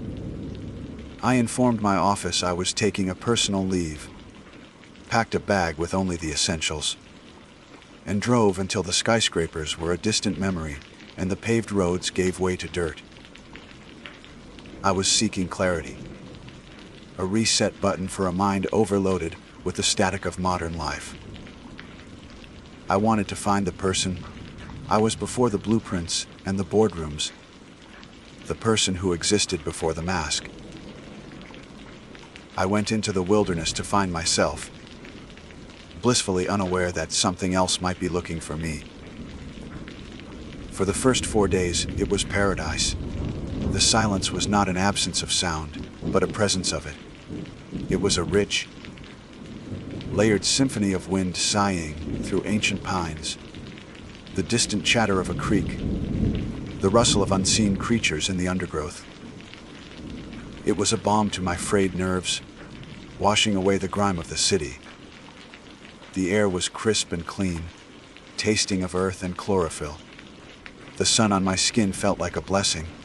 I walked for hours, my body aching with a satisfying fatigue that was a world away from the mental exhaustion I knew so well. At night I would lie by my small fire, staring up at a sky so choked with stars, it looked like spilled diamonds, a celestial canvas untouched by the light pollution that had hidden it from me for so long. The solitude was perfect. I felt my shoulders, which had been tensed for years, finally begin to drop. The fractures in my foundation felt like they were beginning to mend. I was alone, and it was glorious. It was on the 5th day that the quality of the silence began to change. It started subtly. The solitude, which had been a comforting blanket, began to feel thin, threadbare. The vast emptiness of the landscape, once liberating, now felt vaguely oppressive. My senses, which had been dulled by urban life, had sharpened to a razor's edge, but now they felt overstimulated, raw. Every snap of a twig, every call of a bird, seemed to carry a weight, a significance that it hadn't before. The feeling of being watched, a primal instinct we dismiss in the safety of our cities, began to prickle at the back of my neck. I would stop mid-stride, scanning the dense tree line, the silent, watching faces of the rock formations. I saw nothing. I heard nothing out of the ordinary. Yet, the feeling persisted, a low, great hum of anxiety beneath the surface of the tranquility. And that's when I first heard the footsteps. They were faint, almost imperceptible, a ghost of a sound at the very edge of my hearing. I was on a stretch of trail that was mostly packed earth and loose gravel. Crunch, step. Crunch, step. My boots made a steady, rhythmic sound.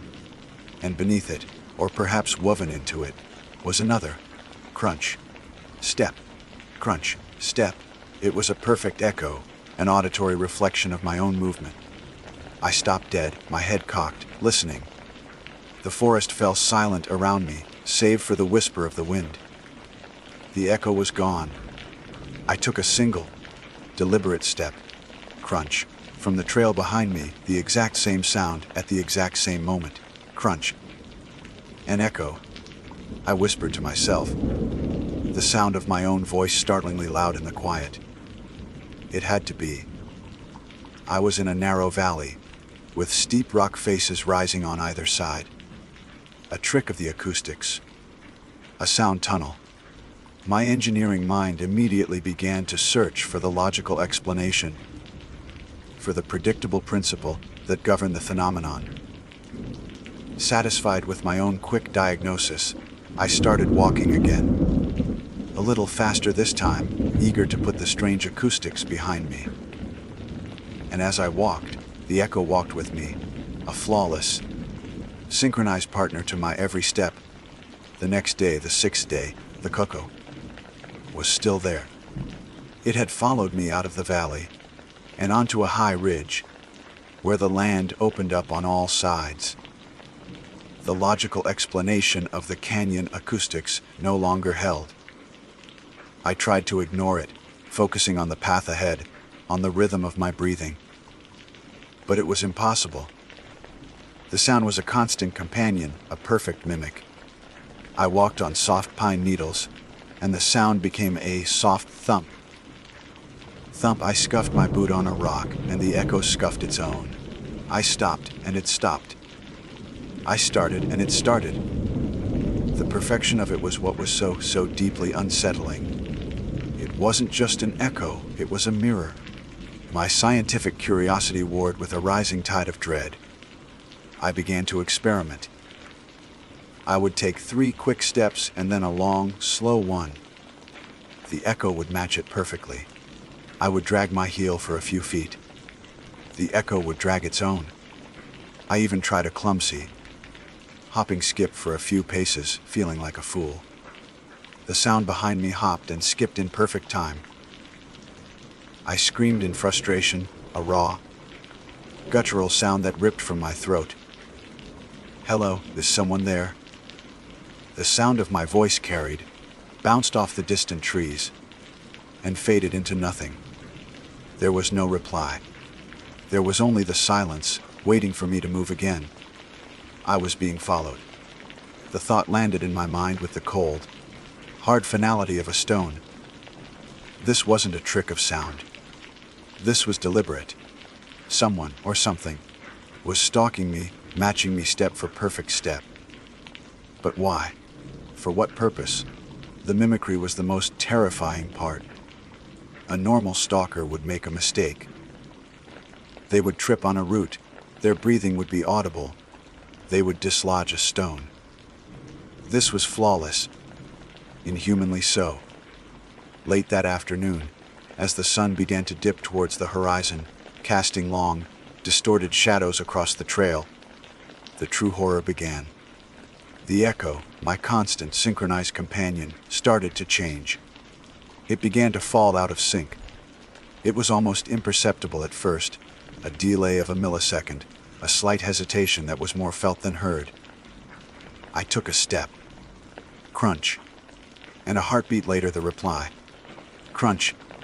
I froze, every muscle in my body tensing. I took another step, slow and deliberate. Crunch. The sound followed, distinctly separate now, a full half-second behind me. Crunch. My own footstep, followed by another. The illusion of the echo was shattered, replaced by a terrifying, undeniable certainty. I was not being echoed. I was being pursued. The sound was not a reflection of my movement, but a response to it. The game had changed. The mimicry was no longer perfect. It was a statement. I am here. I am behind you. And I am getting closer. The silence that followed was heavier, more menacing than any sound could ever be. I stood motionless on that lonely trail, the last rays of sunlight dying around me, and listened to the sound of my own heart, hammering against my ribs, a frantic drumbeat, counting down to a terror I could not yet comprehend. Panic is not a thought, it is a chemical reaction, a flood that overwhelms the dams of logic and reason. For a long moment, I was paralyzed, a statue of terror rooted to the forest floor. The space between my footstep and its answer was a void in which all the certainties of my world collapsed. Crunch, crunch. It was the gait of a predator, patient and assured. My engineering mind, the part of me that calculated load, bearing capacities and stress tolerances, screamed a single, undeniable conclusion: run. And so I ran. I abandoned my measured pace and bolted, crashing through the undergrowth with the reckless abandon of a spooked deer.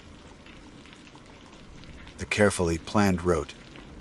The map folded neatly in my pocket, all of it became meaningless. There was only one direction away. The twilight deepened into a thick, velvety darkness, the trees becoming monstrous silhouettes against a bruised purple sky. I stumbled over roots. My face was whipped by low, hanging branches, and I fell hard, my palms scraping against sharp rocks. But the pain was distant, a secondary concern to the sound that drove me onward. The footsteps behind me quickened to match my frantic pace. They were no longer the sound of my own boots. The mimicry was over. This sound was heavier, harder. It was the grinding of stone on stone, a rhythmic, crushing weight that seemed to shake the very ground. It never faltered. When I stumbled, it maintained its steady, relentless cadence. When I scrambled up a steep embankment, sending a cascade of loose dirt and pebbles behind me, the sound continued uninterrupted, as if it were walking on a perfectly flat, paved road. It was a sound that did not belong in this world of soft earth and yielding foliage. "Who are you?" I screamed into the oppressive darkness, my voice ragged and torn. "What do you want from me?" The only answer was the relentless, stony tread of my pursuer. My mind, the orderly, structured place I had always taken for granted, began to fray at the edges. Images of my office, of blueprints spread across a vast table, of the predictable, solid world I had so desperately wanted to escape, flashed through my head. Was this the clarity I had been seeking? This raw, unfiltered truth, that the universe contained things that did not follow the rules, that you could be hunted by an impossibility. Then a new sound wove itself into the terror. It was a whisper, seeming to come from all directions at once, carried on the cold night air. It was my own voice, but stripped of all life, a dead, hollow echo. "Find myself," it breathed. The words I had thought with such conviction just days ago now turned into a mocking taunt. I cried out and pushed myself harder, my lungs burning, my legs screaming in protest. The whisper came again, closer this time, as if spoken directly into my ear. Tired of the noise, Mark, hearing my own name, my own private thoughts, weaponized against me by that dead voice, shattered the last remnants of my composure. I was not just being followed, I was being known. Ahead, through a break in the trees, I saw the glint of moonlight on water and heard the roar of a fast, moving river. A desperate, half-formed plan ignited in my mind to water. Water hides tracks, masks sound. It was a chance. I didn't hesitate. I plunged into the churning, icy current, the shock of the cold stealing the air from my lungs. The river was strong, pulling at me, trying to drag me under. But my panic gave me a strength I didn't know I possessed. I fought my way across, clawing at the muddy bank on the other side, and hauled my shivering, exhausted body onto the land. I lay there for a moment, gasping, listening.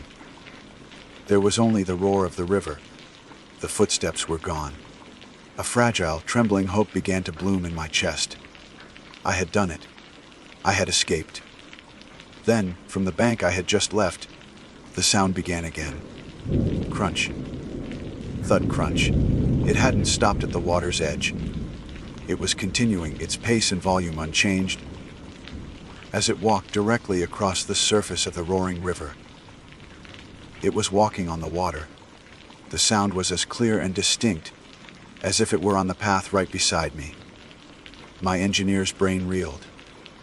It was a violation, a complete and utter refutation of every physical law I had built my life upon.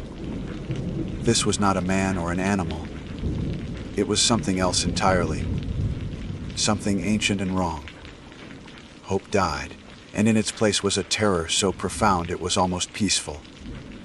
I was beyond screaming, beyond running. I was simply prey. I scrambled away from the riverbank on hands and knees, my mind a blank slate of fear. My eyes darted around, searching for a refuge, not of escape, but a postponement. And I saw it a dark fissure in a large rock outcropping, a shallow cave no bigger than a closet. I squeezed myself into the tight, dark space, pulling my knees to my chest, trying to muffle the sound of my own chattering teeth. I pressed myself against the cold, damp stone and held my breath. I listened. The stony footsteps drew closer, slow and deliberate now. Crunch, crunch. They stopped directly in front of the narrow opening to my hiding place. An absolute silence fell, broken only by the frantic drumming of my own heart. I could feel a presence just outside, a palpable coldness that seeped through the rock and into my bones. This was it. I waited for a hand to reach in, for a face to appear in the darkness, for the end. An eternity passed in that silence. Then, after a moment that stretched my sanity to its breaking point, a single set of footsteps walked past my hiding place and continued on down the trail, the sound slowly, deliberately, fading into the night. It knew I was there. It had to know. It was leaving me. For now. I don't know how long I remained wedged in that rocky crevice. Time had lost all meaning, dissolving into a singular, sustained moment of pure, abject terror. My muscles screamed from being coiled so tightly, and the cold had seeped deep into my bones. But I didn't dare move. The act of the entity walking past, of its deliberate, calculated mercy, was somehow more terrifying than a direct assault. It wasn't a mindless beast. It was intelligent. It was playing a game, and I was the board, the pieces, and the prize. The silence it behind was not empty. It was pregnant with threat, heavy with the promise of its return. Eventually, the impenetrable black of the cave's interior softened to a charcoal gray. Dawn was breaking. The first tentative bird songs began to pierce the silence, sounds that only days ago had been a source of joy, but now seemed alien and mocking. Light, the ancient enemy of fear, brought no comfort.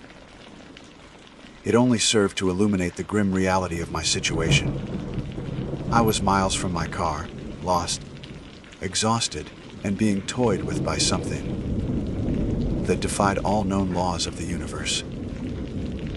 The man who had walked into this forest seeking clarity, the logical, composed engineer, was gone. In his place was a terrified animal, twitching at every sound. His mind a shattered mirror reflecting a world that had come undone.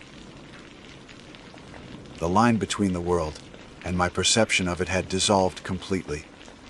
Was the entity real? Or had the solitude finally cracked me open, letting the paranoia spill out like a toxic flood? I couldn't tell anymore, and in a way, it didn't matter. The terror was real. The footsteps were real to me.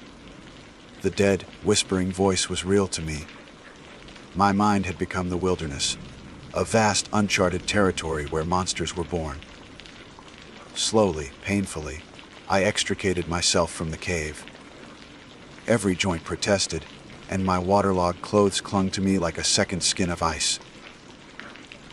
I stood, shivering uncontrollably, and looked at the world. It looked the same, but it felt different. The trees seemed to lean in, their branches like grasping fingers. The rocks seemed to watch me with ancient, malevolent patience. I had to move. To stay here was to wait for the game to resume. My only goal was my car. The car was civilization, it was safety. It was an escape from this nightmare. I abandoned the trail. The trail was its territory. I decided to cut directly through the woods, using the rising sun as a crude compass. It was a foolish, desperate move. The terrain was brutal, a tangled mess of thorns, steep gullies, and treacherous, moss-covered rocks. Every step was a struggle. But I was driven by a fear that was more potent than any exhaustion. And the game began again, but it had changed. There were no footsteps. The silence was absolute, which was somehow worse. Now, the wilderness itself seemed to be the instrument of my torment. I would walk for what felt like an hour in a straight line, only to find myself back at a strangely familiar, gnarled oak tree I had passed long before. The landscape was looping, folding in on itself like a corrupted piece of code. I pulled out my compass, my last bastion of logic and order. The needle spun wildly, a dervish of magnetized metal, useless. It was mocking me, telling me that my rules, my science, my understanding of the world, meant nothing here. The whispers returned, no longer just my own thoughts, but a chorus of them. The voice of my boss, disappointed in a missed deadline. The voice of my ex-wife, her tone laced with pity. The voice of my father, telling me to be a man. Every failure, every insecurity, every private shame was given voice by the dead air around me. The entity was no longer just hunting my body. It was dissecting my soul. It was showing me that the person I was pretending to be, the successful Mark Thorne, was a fragile construct, a building with a faulty foundation, and it was gleefully pulling it down, brick by brick. I was breaking. I would weep, then scream, then laugh, a horrible, unhinged sound that was not my own. I was losing myself. The very thing I had come here to find was being systematically erased.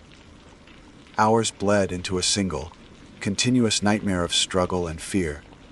And then I saw it. Through a thinning of the trees, the glint of sun on metal and glass. My car. It was parked at the edge of a clearing, exactly where I had left it. A surge of adrenaline, of desperate, unbelievable hope, shot through me. I ran, I stumbled. I crawled the last few yards, my hands reaching out as if to a holy relic. I fumbled in my wet pocket for the key, my fingers numb and clumsy. It was there. I jammed the key into the lock, the sound of the tumblers turning the most beautiful music I had ever heard. I threw myself inside, slammed the door, and locked it. For a moment, I just sat there, hyperventilating, my forehead pressed against the cold plastic of the steering wheel. I was safe. I was in a cage of steel and glass. It couldn't get to me here. My hand trembled as I put the key in the ignition and turned it. The engine sputtered, coughed, and died. I tried again. Nothing. The battery was dead. A slow, cold dread, far worse than the panic of the chase, crept over me. I looked up from the steering wheel, my eyes scanning the silent tree line that bordered the clearing. And I understood. It had let me get here. It had allowed me to see this sanctuary, to feel this hope, just so it could snatch it away. This was the final move in the game. The checkmate. As I stared into the woods, a shape began to resolve itself from the shadows beneath the trees. It was tall and gaunt, a distortion of a human form. It had no face, no features, just a smooth, blank surface where a face should be. It was a perfect void. It didn't move. It just stood there, watching me. And as I looked at its empty, featureless head, I heard the sound again, not from outside the car, but from inside, from the passenger seat right next to me. Crunch. I didn't turn my head. I didn't need to. I knew what I would see. A perfect reflection of myself, but made of shadow and dust and fear. The doppelganger of sound had finally found its physical form. I had come into the wilderness to find myself, and I had, the real me, the one that had been following me all along. My name is Dr. Eric Vance. To be precise, I'm a postdoctoral researcher in petrology. the branch of geology that focuses on the origin, composition, and structure of rocks. My life has been a disciplined pursuit of logic, a career built upon the unshakable foundation of scientific principle.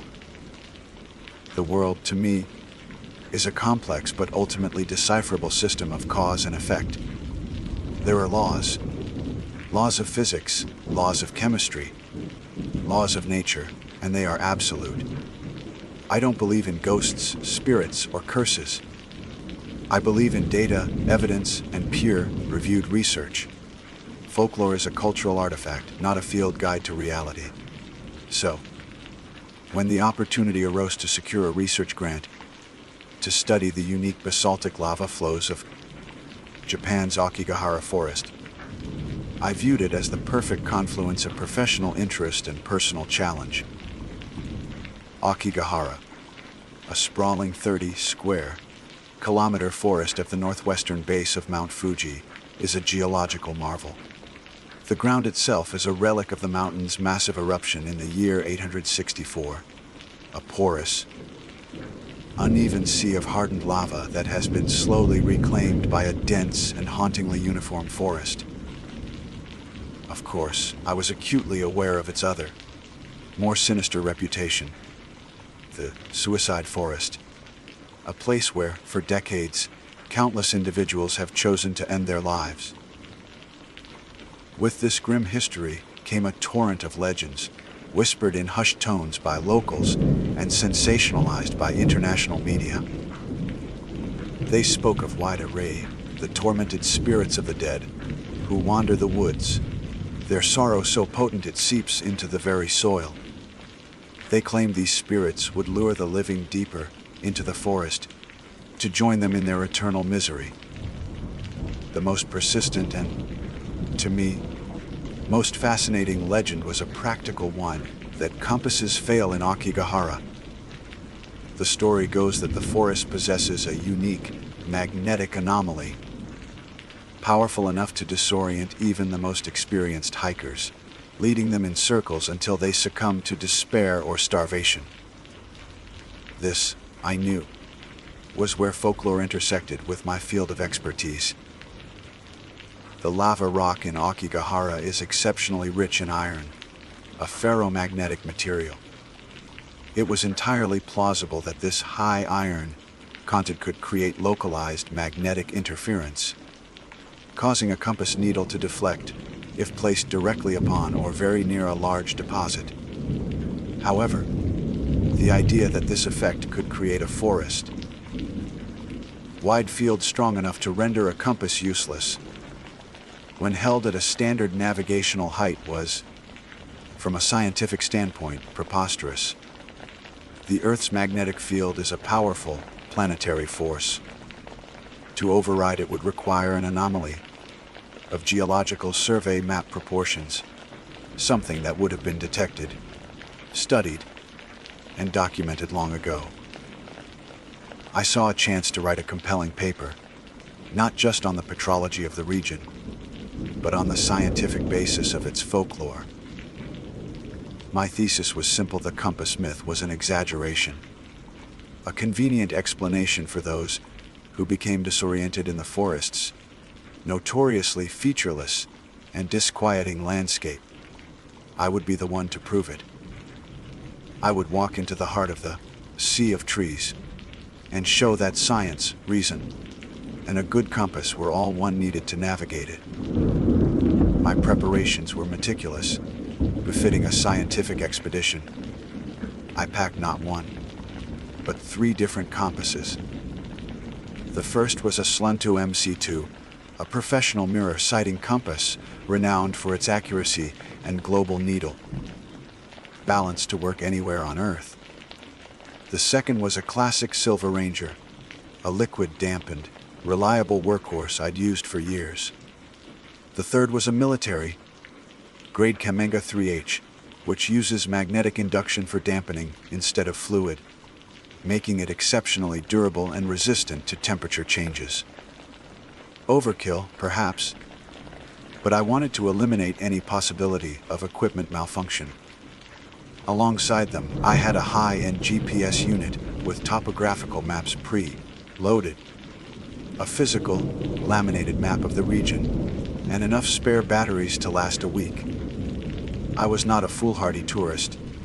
I was a scientist conducting fieldwork. I began my trek on a crisp autumn morning. I left the main, trodden path near the Lake Saibat Cave entrance, nodding politely to a sign that warned visitors, in both Japanese and English, to stay on the trail. The initial transition was jarring. One moment, I was in a parking lot with the distant sounds of traffic. The next, I stepped into a silence so profound it felt like a physical pressure against my eardrums. The forest floor was not soil but a chaotic, alien landscape of volcanic rock. Gnarled, moss-covered roots of the cypress and hemlock trees snake it across the surface, unable to penetrate the hard lava below, creating a treacherous, uneven carpet. The porous rock absorbed sound, swallowing the noise of my footsteps, the rustle of my jacket. Everything. It was like walking through a soundproofed room the size of a city. For the first hour, everything proceeded exactly as my hypothesis predicted. I periodically checked my instruments. My GPS maintained a strong, solid lock on a dozen satellites. I would stop, place the Swanto directly on a large, dark outcrop of lava rock, and watch the needle quiver and deflect by a few degrees. Then, I would lift it to my chest, and with a smooth, confident swing, it would lock back onto magnetic north. The Silva and the Kamenga concurred perfectly. I made notes in my waterproof field journal, a small, smug smile playing on my lips. Localized interference confirmed, I wrote. Negligible at navigational height. Myth likely a product of user error and psychological distress. I felt a sense of academic satisfaction, of bringing order to a place so defined by chaos and sorrow. It was as I pushed deeper, perhaps 2 or 3 kilometers from the trail, that the character of the forest began to shift. The trees grew closer together, their canopy so thick that it cast the world below in a perpetual twilight. Even at midday, the air grew colder. I noticed the complete and utter absence of wildlife.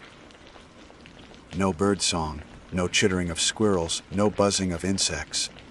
There was only the sound of my own breathing and the soft, rhythmic thumping of my heart. A primal, unsettling feeling began to prickle at the edges of my disciplined mind. The distinct, irrational sensation of being watched. I dismissed it as my imagination, my brain reacting to the profound sensory deprivation. That's when I first saw it. A slight tremor in the needle of my Swanto. It wasn't the sharp deflection I'd seen on the rocks. It was a faint, nervous quiver, like a muscle twitch. I stopped and held it perfectly still.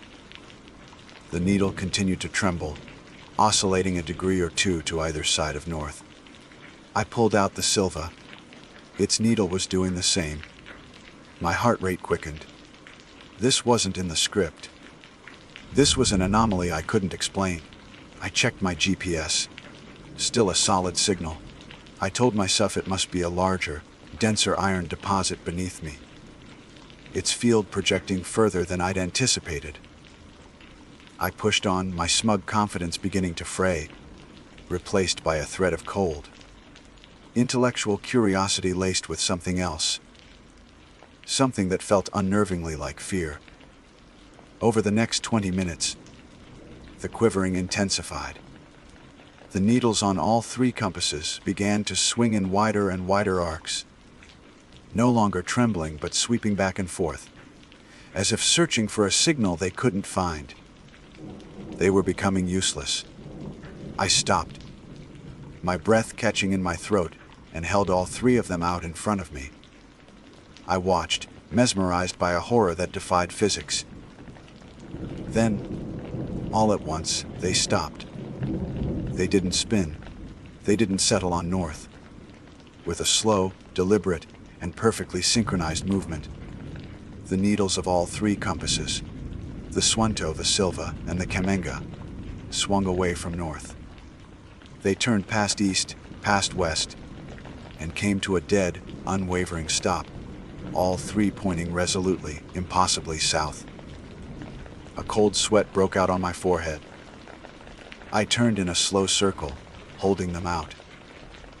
The needles remained locked, pointing to the same spot behind me regardless of which way I faced. I walked 20 paces to the east. They still pointed south. I walked 30 paces to the west. South. It was a physical impossibility. This wasn't interference. This was a complete and utter reversal.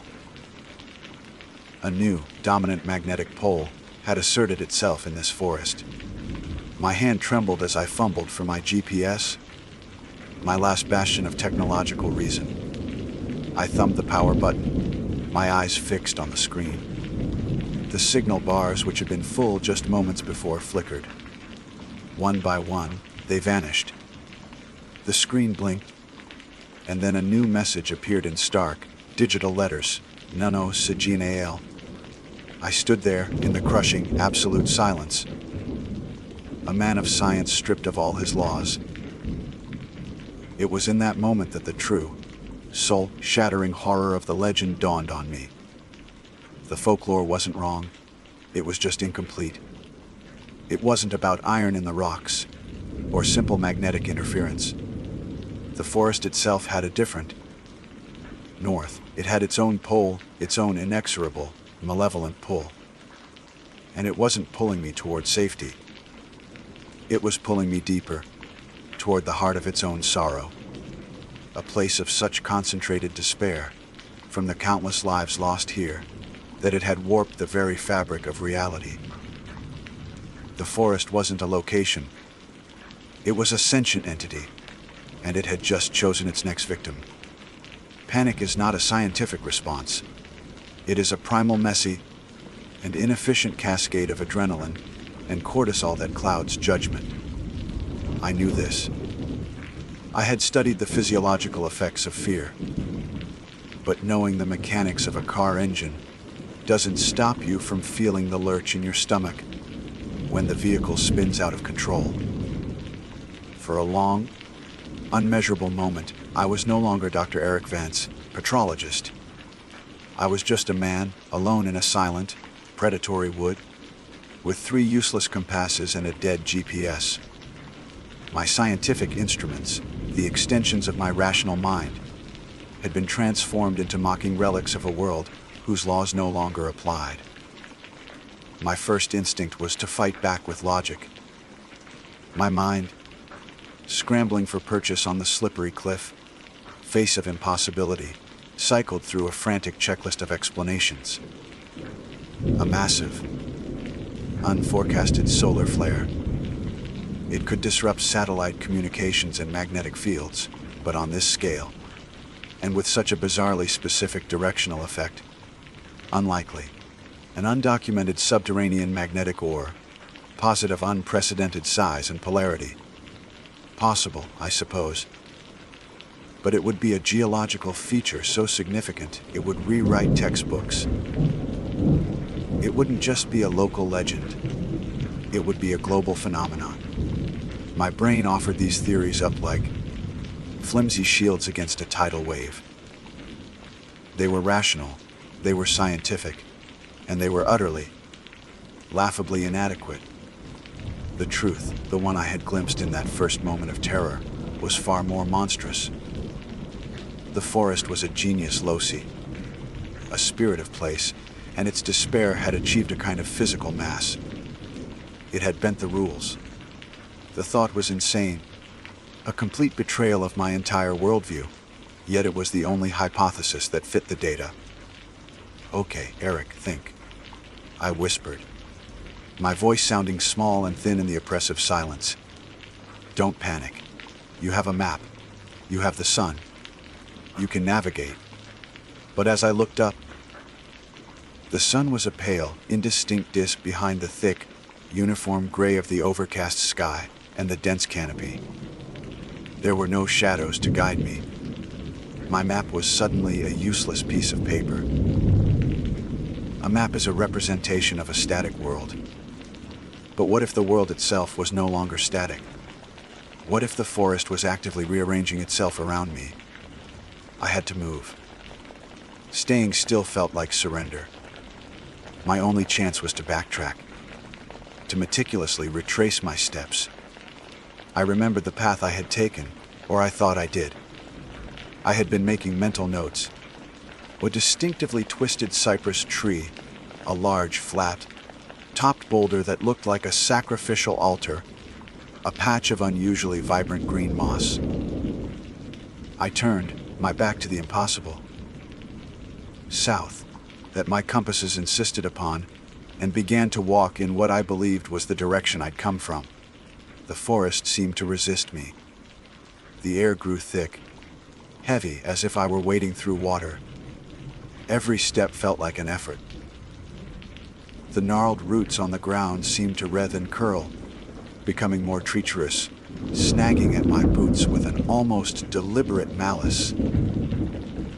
The silence deepened, if that were possible, until the sound of my own blood pulsing in my ears became a deafening drumbeat. After what felt like an hour of this exhausting, uphill struggle, I should have reached the flat, topped boulder. It wasn't there. I scanned the trees, my eyes darting from trunk to trunk, searching for the twisted cypress. I saw hundreds of twisted cypresses. They all looked the same. The forest was a hall of mirrors, each tree a distorted reflection of the last. The featureless landscape, I had noted with academic detachment, was now a weapon being used against me. It was then that the whispers started. At first, it was so faint I thought it was the rustle of my own jacket or the sighing of a non-existent wind. A soft, sibilant sound at the very edge of my hearing. Sish!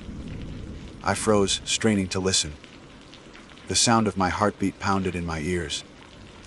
There it was again, closer this time. A breathy, mournful whisper that seemed to come from all directions at once. It wasn't in English or Japanese. It was a language of pure sorrow, a sound that bypassed my ears and resonated directly in the bones of my skull. My scientific mind offered another explanation: auditory pareidolia. My brain, starved of sensory input, was creating patterns from random noise.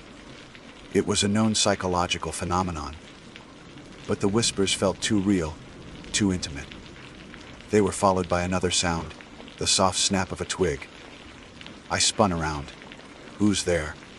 I shouted, my voice cracking. The only answer was the profound, suffocating silence. But I had the undeniable sensation that I was no longer alone. The feeling of being watched had intensified, evolving from a vague prickle to a heavy, physical weight on my shoulders. I could feel eyes on me, dozens of them, peering from the deep shadows between the trees. I stumbled onward, my attempt to backtrack forgotten. My only goal now to put distance between myself and the whispers. I was moving faster, recklessly, my feet slipping on the mossy lava rock. I tripped, my hands flying out to break my fall, and my right palm landed on something soft and yielding. I recoiled instantly. It wasn't moss. It was fabric. Tangled in the roots of a hemlock tree was a single sneaker. It was a child's shoe, small and pink, with a faded cartoon character on the side. The lace was still tied in a neat little bow. It was clean, almost pristine, as if it had been placed there only hours ago. There was no other sign of a person, no other clothing, no footprints, no disturbance in the surrounding area. Just a single, solitary pink shoe. The sight broke through my remaining composure. This wasn't an abstract legend anymore. This wasn't a scientific puzzle. This was real. A child had been here. The shoe was a tiny, heartbreaking testament to the forest's grim legacy. The whispers I heard suddenly took on a new, more terrible meaning. Were they the echoes of those who had died here? Was the owner of this shoe one of them? As I stared at the shoe, I became aware of another sensation. The pull. The inexorable draw toward the south. The resistance I'd felt when trying to backtrack was gone. In its place was a gentle but firm tug, a current in an unseen river, urging me to turn around and walk in the direction the compasses had indicated. To fight it was exhausting. My legs felt leaden, my lungs burned. But when I allowed myself to turn and take a single step toward that magnetic south, the feeling of resistance vanished. The air cleared. Walking became effortless, almost as if I were drifting downhill. It was a trap. A horribly, brilliantly seductive trap. The forest wasn't just disorienting me. It was hurting me. It made the path away from its heart an arduous, uphill battle, and the path toward it an easy, gentle slope. It was a predator conserving its energy, letting its prey exhaust itself before guiding it gently into the killing ground. As the pale light began to fade, the forest transformed again. The perpetual twilight deepened into an inky, oppressive gloom. The gnarled roots and low, hanging branches began to take on new shapes in the periphery of my vision. A twisted log became a hunched figure. A curtain of moss hanging from a branch became a gaunt face with hollow eyes. The whispers grew more frequent, no longer just sounds of sorrow but forming into Corin's chilling words. "Come, this way, home." I was losing my mind. I knew it. But I couldn't stop walking. The pull was too strong now, my will to resist eroded by fear and exhaustion. I was being led, and I was powerless to stop it.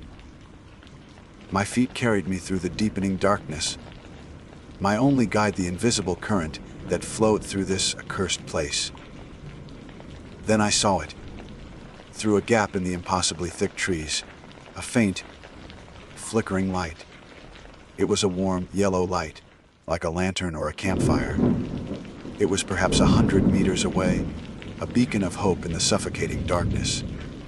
For a fleeting, joyful moment, I thought I was saved. Another camper, a park ranger, someone. I broke into a run, crashing through the undergrowth, my heart soaring with relief. "Hello," I cried out. "Is someone there? I need help." The light grew brighter as I got closer. It wasn't a campfire. It was a single, old-fashioned paper lantern, hanging from the branch of a massive, ancient cypress tree. It swayed gently, though there was no breeze. And beneath the lantern, sitting at the base of the tree with its back to me, was the dark silhouette of a person. They were perfectly still. The whispers stopped. The pull ceased. I had arrived. The forest had brought me home. Relief is a powerful anesthetic. For a few frantic heartbeats, as I crashed through the undergrowth toward the lantern, the impossibilities of the last few hours were washed away by a simple, desperate hope. The silhouette was human-shaped. The light was a sign of civilization. My ordeal was over. My rational mind, battered and bruised, clung to this conclusion with the tenacity of a drowning man. I slowed as I drew closer, my initial, reckless sprint turning into a cautious walk.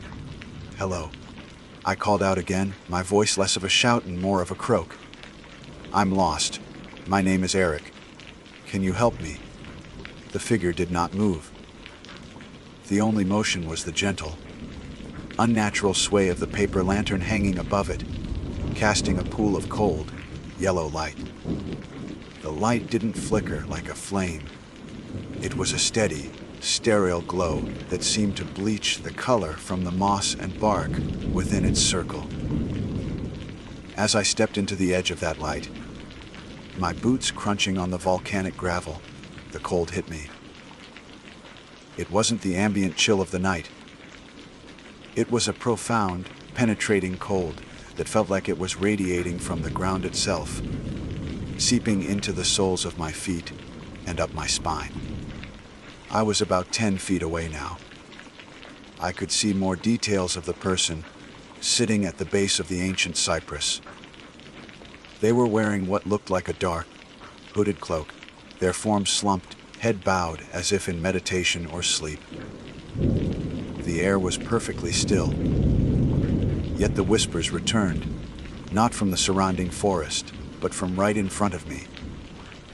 They were clearer now, a chorus of faint, overlapping voices, all speaking at once a same language of pure, undiluted sorrow. "Please," I begged, my voice trembling. "I just need to get back to the trail." Slowly, deliberately, the figure began to move. It didn't stand up. It simply raised its head, the motion stiff and unnatural, like a puppet being pulled by strings. The hood fell back, and my sanity, what was left of it, finally shattered into a million pieces. There was no face. Where a face should have been, there was only a swirling, shifting vortex of shadow, a deep, lightless void. And from that void, features began to emerge and recede like fleeting images in smoke. I saw the gaunt, hollowed, out face of an old man, his mouth open in a silent scream. It dissolved and was replaced by the face of a young woman, tears carving pale tracks through grime on her cheeks. Her face melted into that of a teenager, his eyes wide with a terror that mirrored my own. Faces flickered, one after another, dozens, hundreds of them. A horrifying, fluid collage of the forest's victims. These were the YT-Re, not individual spirits wandering the woods, but a single, composite entity. A hive mind of despair. The thing, the collection, lifted a hand. The arm that emerged from the cloak was not made of flesh and bone, but of twisted, dark roots and moss, still damp with the smell of soil and decay. It didn't point at me. It pointed at the ground beside it. The message was clear, communicated without a single word. Sit. I couldn't have run if I'd wanted to. My legs were locked in place, paralyzed by a fear so absolute it transcended all biological responses. I was a specimen pinned to a board, with a will that was not my own. I stumbled forward and sank to the ground, my back against the rough bark of the cypress opposite the entity. The cold intensified, draining all the warmth from my body. "You are a man of science," a thought bloomed in my mind. It was not my own thought, but it was spoken in my own internal voice, using my own cadence, my own intellectual vanity. "You seek to understand, to categorize, to explain." The swirling faces in the void stilled, settling on a single androgynous face with eyes that were black, empty pits. "Let us explain, then. You believe this place has a magnetic anomaly. You are correct, but you misunderstand the source. It is not iron. It is sorrow. It is despair. Every life that ends here, every final hopeless thought does not dissipate. It lingers. It accretes. It has weight. It has mass. Over the decades, it has created a field, a psychic gravity so immense it has warped the physical laws you hold so dear. This is the forest's true north. My scientific mind, even in its terror, grasped the hideous logic. A singularity, not of matter and gravity, but of emotion and psychic energy. A black hole of human misery. "We do not kill," the thought continued, calm and didactic, like a professor lecturing a student. That would be a waste. A life, full of its complex hopes and fears, is a vessel. It is the final moment of surrender that we harvest. The point at which the will breaks. The beautiful, perfect crystallization of despair. This is our sustenance. This is our purpose. The child's pink sneaker. the whispers, the pull. It was all a system. A carefully designed apparatus to break down the minds of those who entered, to shepherd them, to process them. The forest wasn't just a graveyard, it was a farm. You, Dr. Vance, are a unique specimen, the entity communicated, and I could feel a cold, ancient curiosity in the thought. You came here not out of sorrow, but out of arrogance. You believed your logic could conquer this place. And so, your will is strong. It will be a fine vintage. The world around me dissolved. The forest, the lantern, the creature, it all vanished. I was standing in my university lab.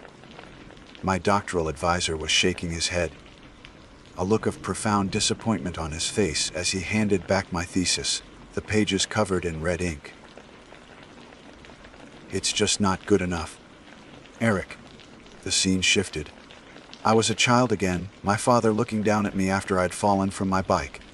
Get up. Stop crying. Vances are not weak. The scene shifted again.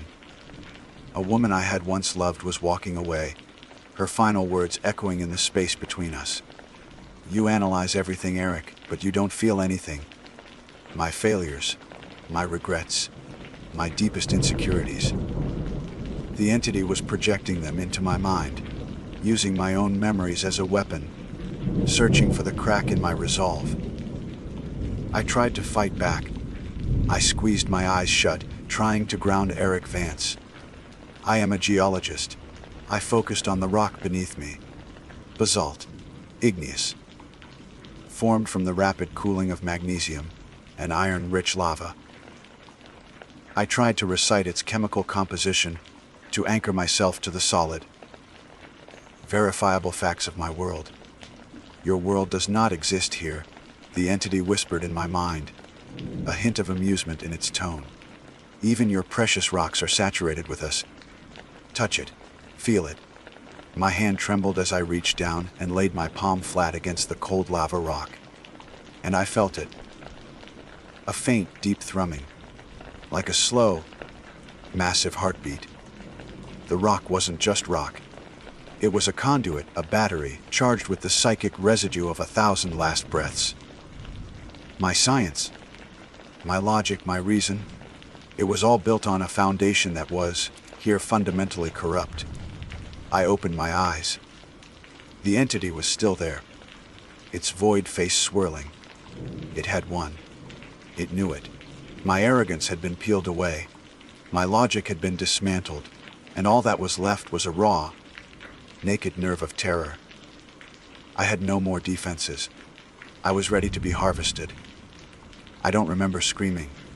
I only remember the feeling of falling, not downward, but inward, into the cold, dark void of the creature's face.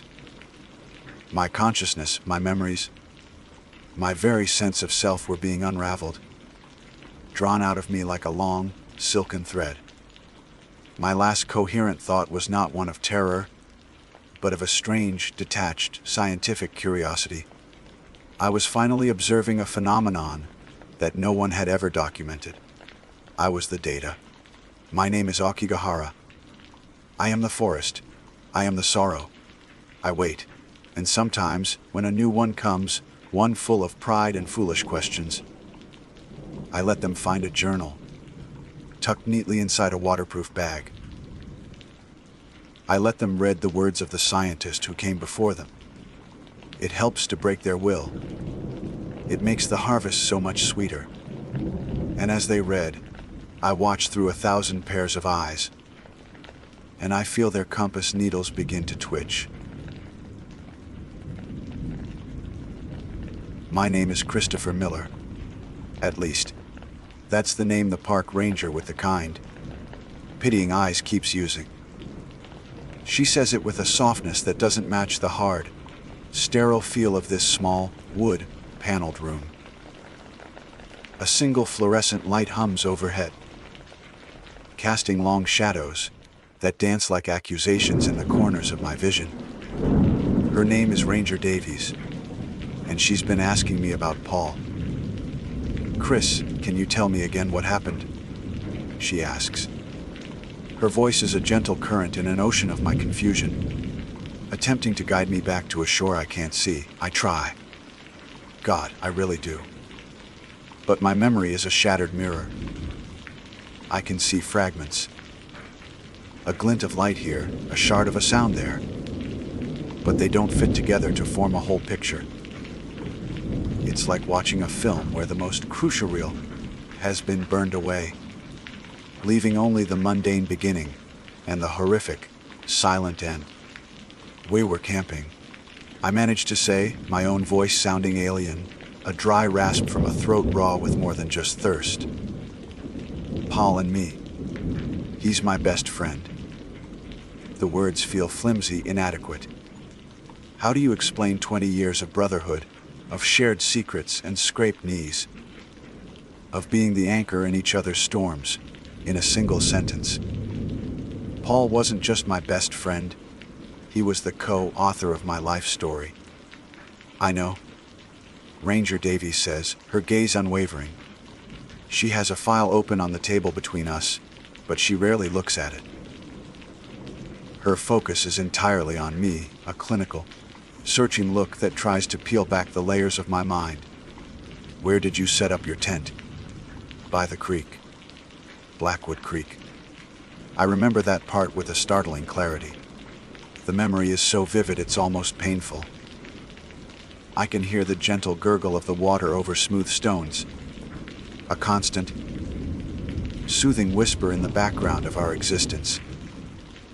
I remember the scent of pine and damp earth, the way the late afternoon sun flittered through the dense canopy of leaves, painting the forest floor in shifting patterns of gold and green.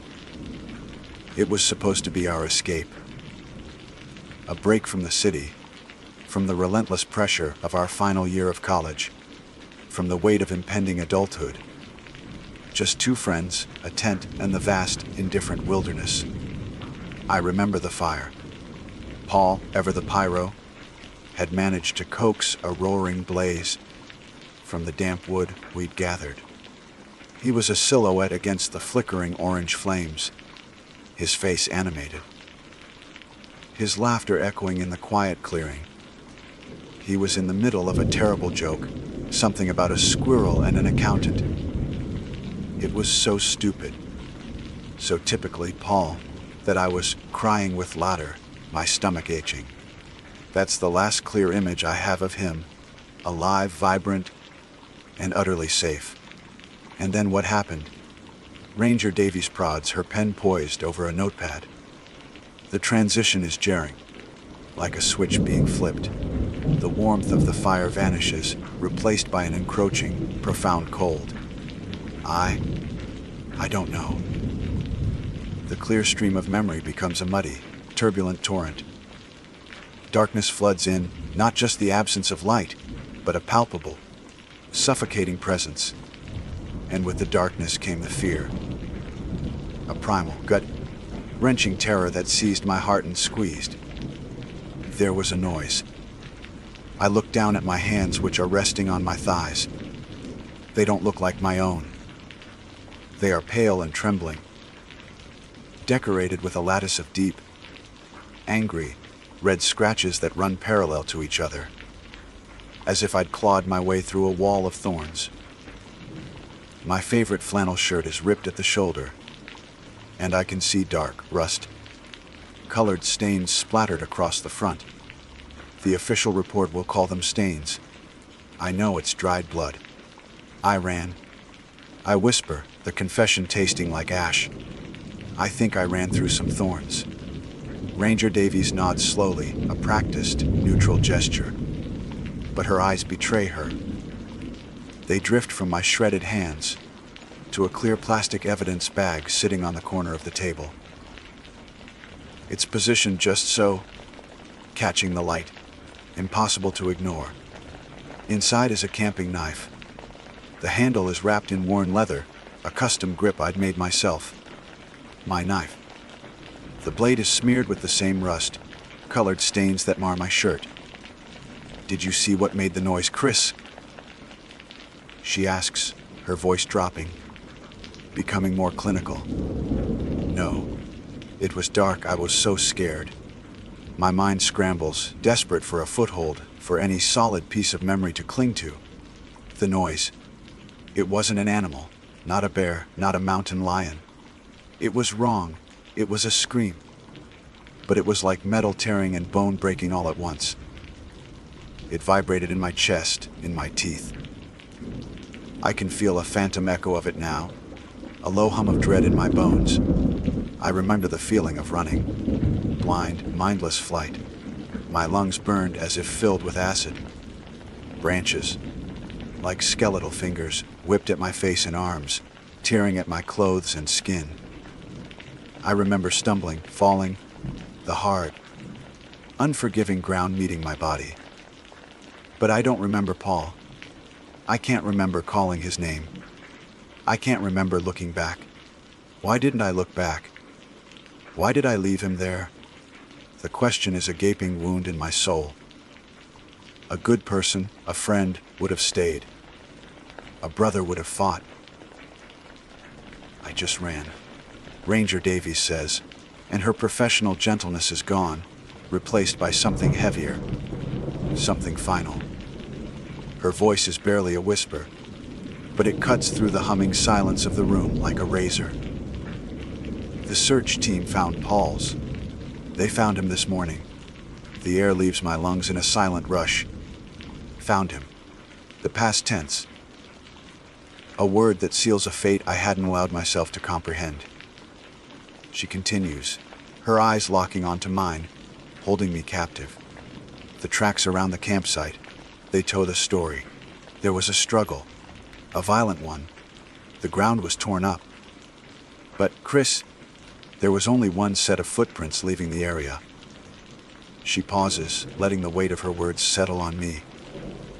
Yours. I stare at her, my mind a howling void. It's not possible. It's a mistake.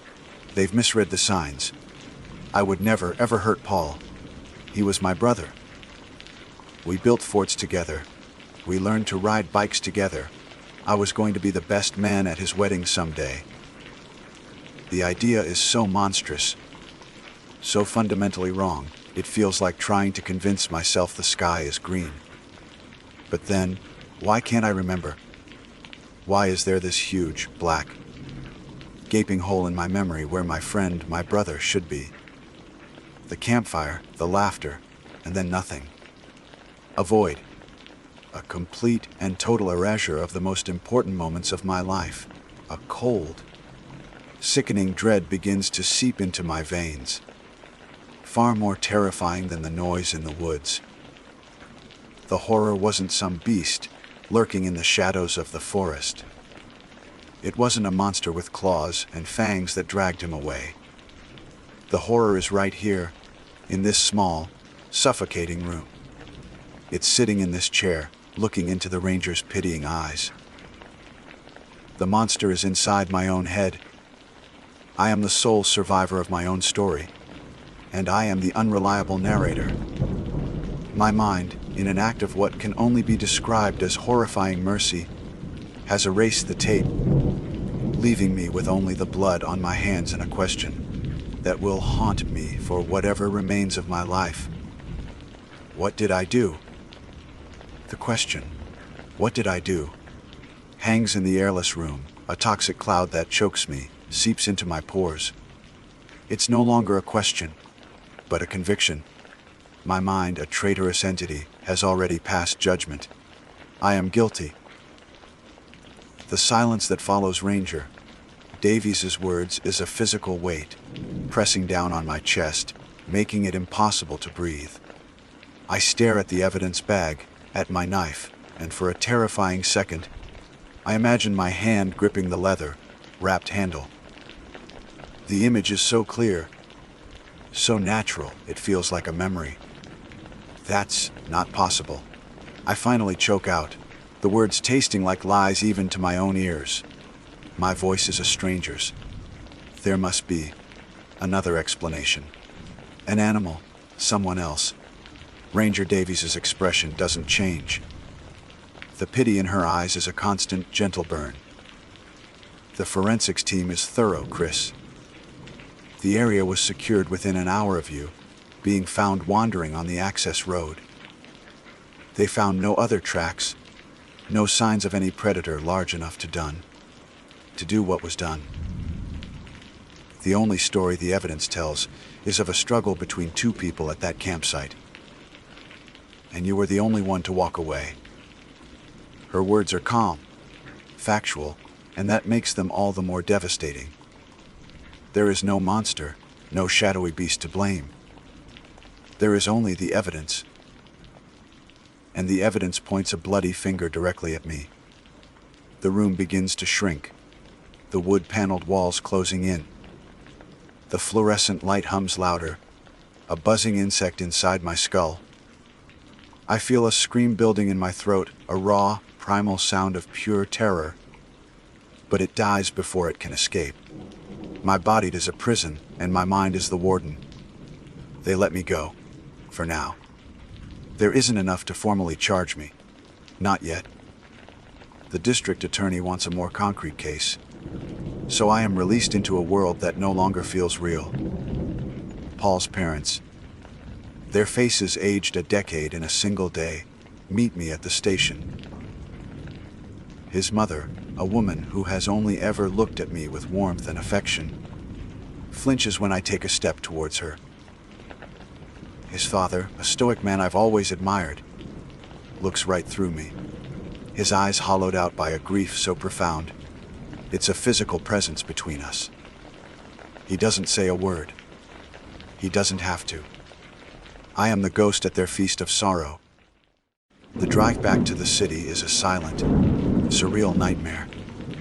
I sit in the back of their car, the leather seat cold against my skin. Every passing headlight is an accusation. Every shadow in the trees lining the highway holds a hidden horror. I catch my reflection in the window, a pale, haunted face with eyes that are too wide, a stranger wearing my skin. I see the scratches on my hands, stark against my pale flesh in the fleeting glow of the streetlights. I quickly hide them in my pockets, as if I can hide the truth from myself.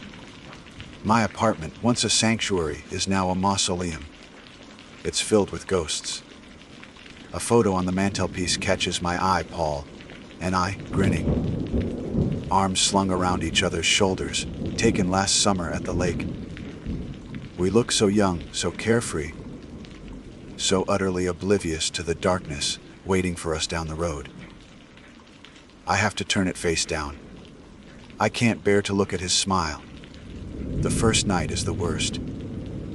Sleep is a distant country I have no visa for. I pace the floor of my small living room, the city lights painting shifting patterns on the walls. Every creak of the building, every siren in the distance, sends a jolt of adrenaline through me. I'm waiting for something, though I don't know what. An arrest. A confession from my own treacherous mind. That's when the fragments begin.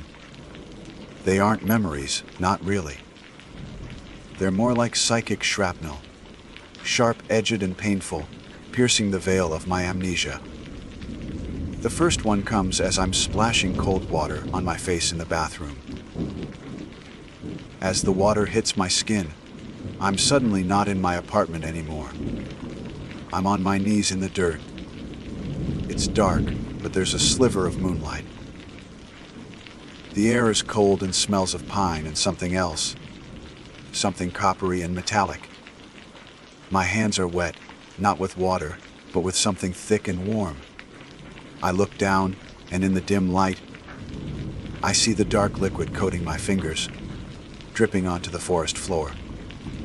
The vision lasts only a second, but it leaves me gasping, my heart hammering against my ribs like a trapped bird. I stumble back into the living room, my legs unsteady. It was nothing. A stress-induced hallucination. A nightmare bleeding into my waking hours. But it felt so real.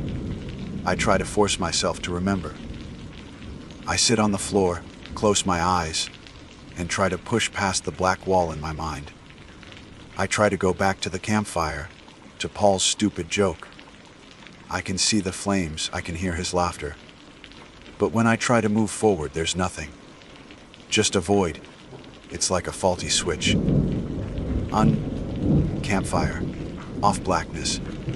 Then another fragment. This time a sound. I'm thinking about the noise Ranger Davies mentioned. The wrong scream. As I focus on it, I hear something else beneath the imagined sound of tearing metal. A voice. Paul's voice. But he's not laughing. He's shouting. The words are indistinct, garbled by the roaring in my ears, but the tone is clear. He's angry. Furious. Can't believe you, Chris. After everything. The words slice through the silence of my apartment. We were arguing. Before the noise. Before the running, we were fighting. Why? We never fought. Not really. We had disagreements, sure, but never with that kind of venom in his voice. What could I have possibly done to make him that angry? The question opens up a new, even darker chasm of possibilities. This wasn't just a random, violent event. It was personal. Days bleed into one another. I don't leave the apartment. The news is a constant. Low murmur from the television I'm too afraid to turn off. They're calling me a person of interest. They show my college photo next to Paul's. They interview our friends, who all say the same thing. They were inseparable, like brothers. Chris could never hurt him. But their words are drowned out by the image of my knife in the evidence bag, by the fact of the single set of footprints. I need to know. The not knowing is a torture worse than any prison sentence. I pull out the camping gear they return to me. I handle each piece as if it might hold the key. The tent, the sleeping bags, the cooking pot. It's all just stuff. Then I see my hiking boots, caked in dried mud. I pick one up, my hands trembling. There's something caught in the laces. A small, dark object. I pry it loose with a fingernail. It's a small piece of fabric, a dark navy blue, ripped and frayed at the edges. I recognize it instantly. It's from the shirt Paul was wearing. I remember because he'd just bought it. And I'd teased him that it made him look like a lumberjack. Why is a piece of his shirt caught in my boot laces? As I hold the small scrap of fabric in my palm, the most vivid fragment yet slams into me. I'm standing over him. Paul is on the ground, propped up on his elbows, looking up at me. His face is a mask of disbelief and fear. The campfire is behind him, casting a demonic, flickering light. And in my hand, held downwards, is the knife. My knife. The moonlight glints off the blade. And I'm saying something, my voice a low, menacing growl that I don't recognize as my own. You shouldn't have done that, Paul. You shouldn't have told me. The vision shatters, leaving me on my knees on the apartment floor, the piece of fabric clutched in my fist. My breath comes in ragged, painful sobs. Told me what? What did he tell me that could lead to that? The memory is a key, but it opens a door to a room far darker than ever could have imagined. The monster inside me isn't just a mindless beast. It has a voice. It has a reason. And I'm terrified that when I finally remember what it is, I'll agree with it. The question hangs in the suffocating silence of my apartment. Told me what? It's a hook that has snagged the edge of the black curtain in my mind. And with every passing hour, it pulls that curtain back, inch by painful inch. The terror of not knowing is slowly being replaced by the dawning, more profound terror of what I might soon find out. I'm no longer just a man with amnesia. I'm an archaeologist of my own crime, digging through the layers of a buried atrocity. My search becomes frantic, obsessive. I tear my apartment apart, not looking for clues of an intruder, but for clues about myself. I score old yearbooks, photo albums, letters, anything that might contain the secret Paul revealed. What part of our shared history was a lie? I look at pictures of us as kids, two gap-toothed boys with scraped knees, and I feel a wave of nausea. Was the darkness there even then, dormant, waiting for the right moment to awaken? The key, when I find it, is mundane. It's not a hidden letter or a cryptic journal entry. It's an email. An old one. I'm searching my inbox for the reservation details for the campsite, grasping at any straw, when I see a chain of messages between Paul and me from 6 months ago. The subject line is, Jenna, my girlfriend, my ex-girlfriend now. We broke up 2 months before the camping trip. It was messy, sudden, and devastating. She said she needed space, that things had changed. I had accepted it, heartbroken, but I never understood it. My hands tremble as I open the email chain. It starts with me venting to Paul about the breakup, about how lost I felt. His replies are supportive, full of the usual, "You'll get through this," and she doesn't know what she's missing, reassurances. But as I scroll down, I see a message from Paul that I have no memory of ever reading. Maybe I was too drunk on grief at the time. Maybe I just missed it.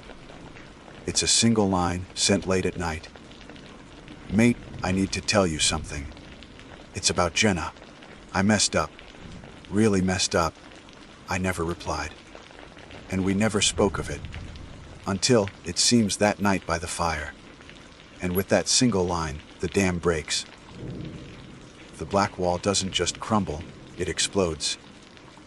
The memory doesn't trickle back in fragments, it floods me in a single, tidal wave of absolute, horrifying clarity.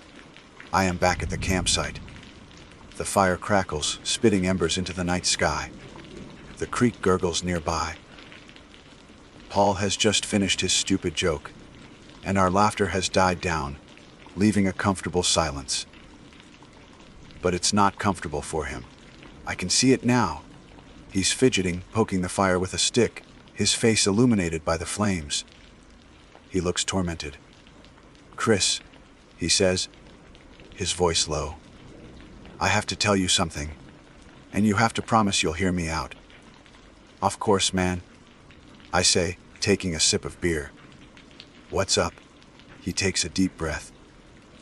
"It's about Jenna, the breakup. It wasn't because she needed space." He won't look at me. He just stares into the fire as if it holds a confession. "It was because of me." The beer bottle freezes halfway to my lips. "What are you talking about?" "The night of your anniversary party," he says, his voice cracking. "You got called into work.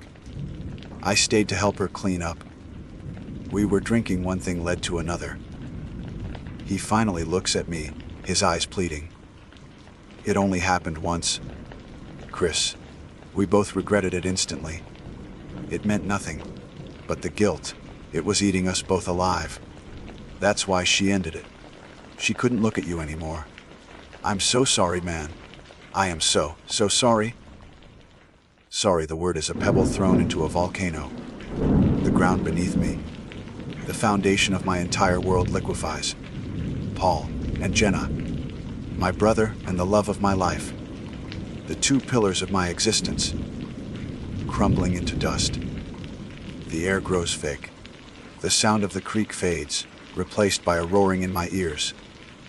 I feel a pressure building behind my eyes, a white, hot rage that is utterly new to me. "You," I say, and my voice is a stranger's, a low growl I've never heard before. "You did this. Chris, please." I stand up. The movement is fluid, predatory. I see the flicker of fear in his eyes, replacing the guilt. He's never seen me like this. I've never seen me like this. The camping knife is on the log next to me. My hand closes around the leather, wrapped handle, It feels like it was made for my grip. Can't believe you. Chris! After everything, he shouts, scrambling to his feet. He's backing away now. My memory self-speaks, the words dripping with a cold venom that freezes the air. You shouldn't have done that, Paul. You shouldn't have told me. Because in telling me, he had taken everything. He hadn't just confessed to a betrayal, he had rewritten our entire history into a lie. Every shared secret, every moment of trust, was now tainted.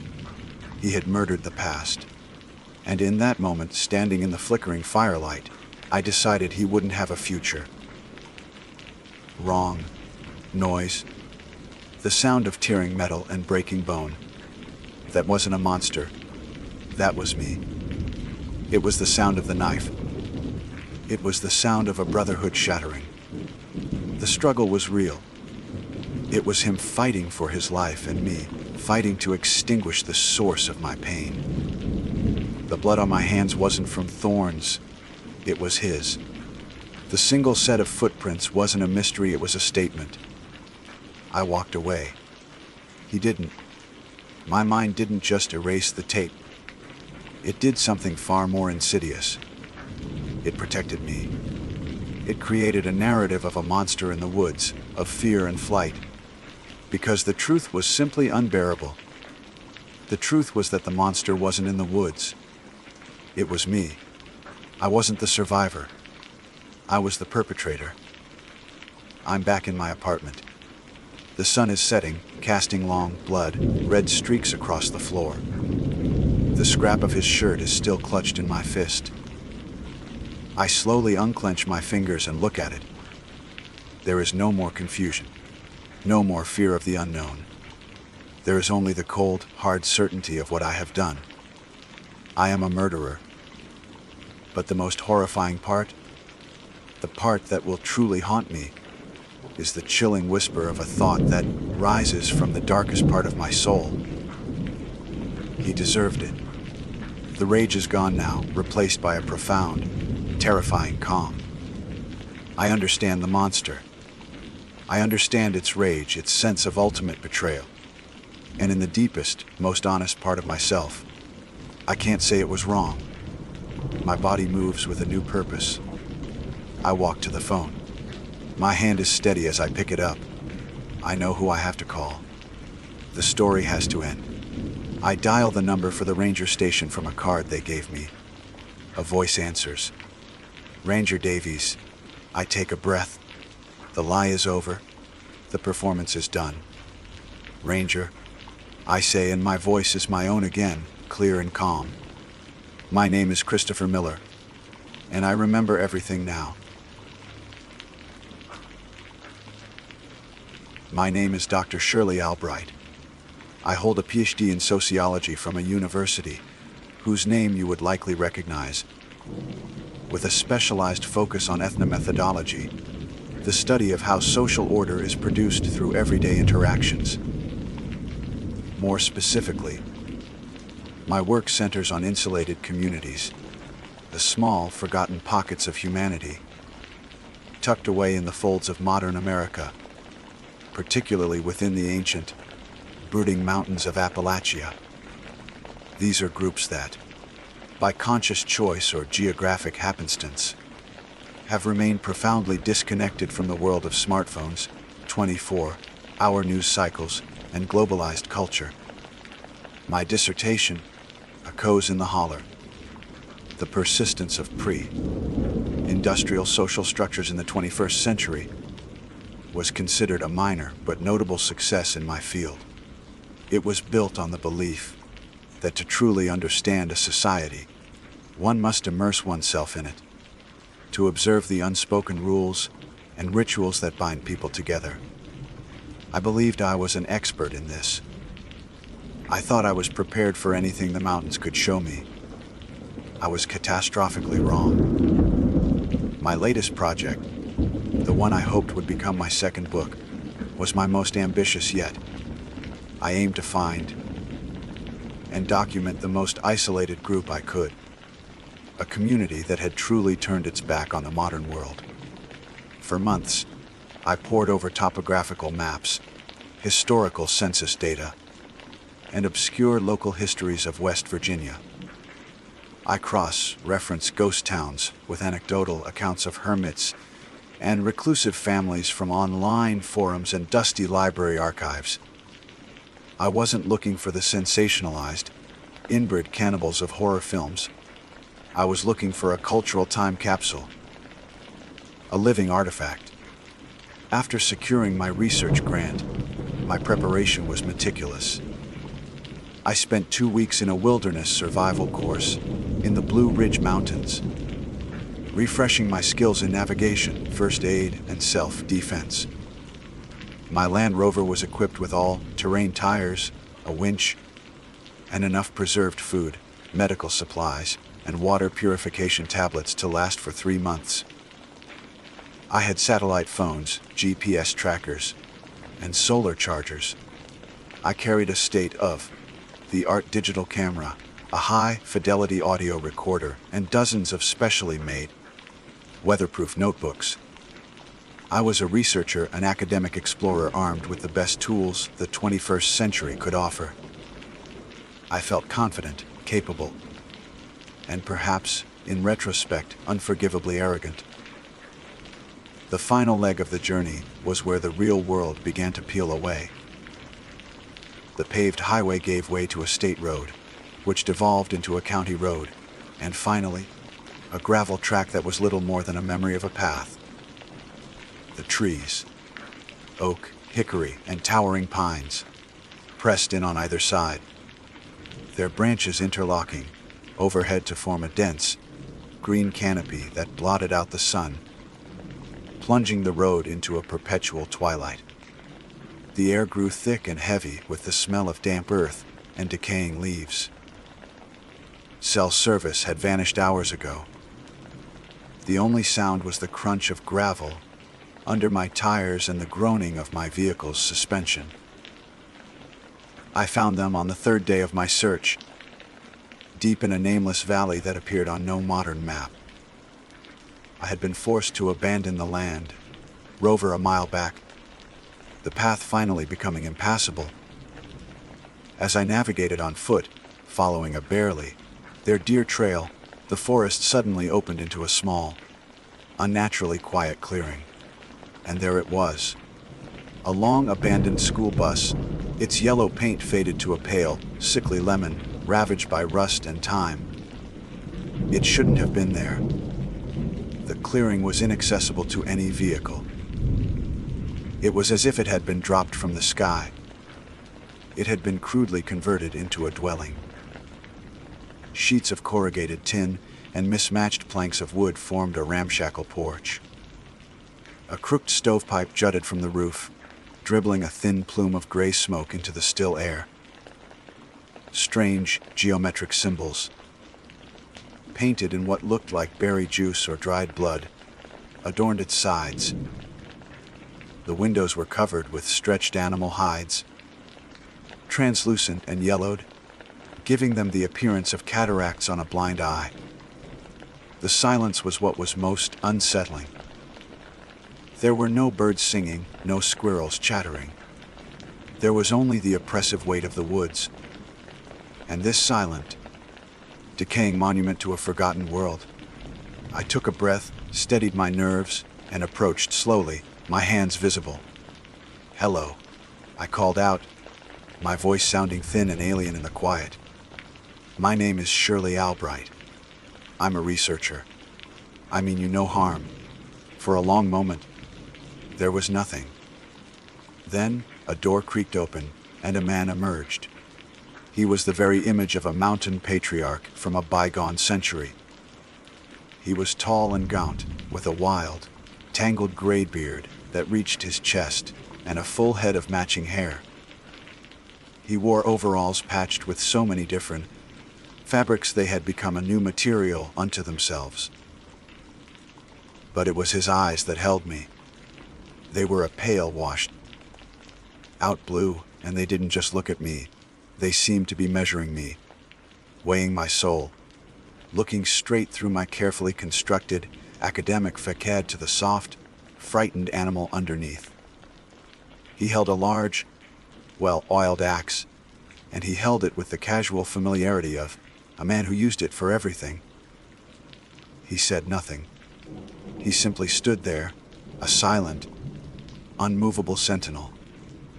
Behind him, other figures began to appear in the doorway and at the hide-covered windows. A woman with a face as wrinkled as a dried apple, her hair in a long, gray braid. Several younger men and women, all with the same pale eyes and watchful expressions. And children, their faces smudged with dirt, peeking out with a feral curiosity that was deeply unnerving.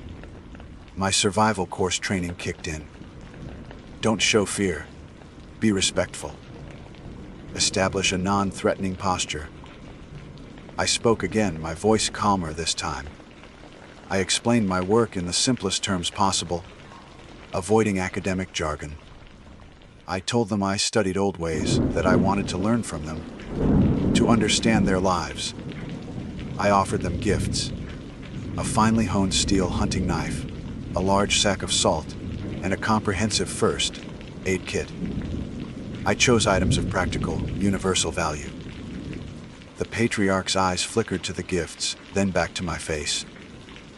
He still didn't speak. One of the younger men behind him muttered, something in a dialect I couldn't comprehend. It was a strange, lilting tongue, a slurry of what sounded like English mixed with a guttural, entirely alien vocabulary. Finally, after a silence that stretched into an eternity, the old man spoke. His voice was a low rumble like rocks grinding together. "We have no need of your learning," he said, his accent thick and strange. "The world outside has no place here." "I understand," I replied, my heart pounding. "I don't want to change anything. I only want to observe. To write down your story so it isn't forgotten." He considered this, his pale eyes unblinking. He looked at my clean clothes, my soft hands, my expensive hiking boots.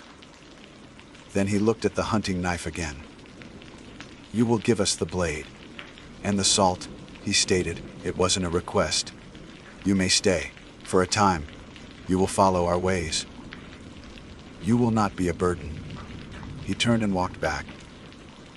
Inside the bus without another word, leaving me standing in the silent, watchful clearing. The invitation, if it could be called that, had been given. I felt a surge of academic triumph mixed with a cold, prickling sense of dread. I had found my time capsule.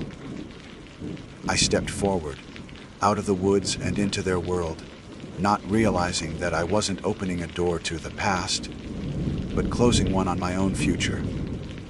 The first week was a whirlwind of pure, unadulterated academic ecstasy.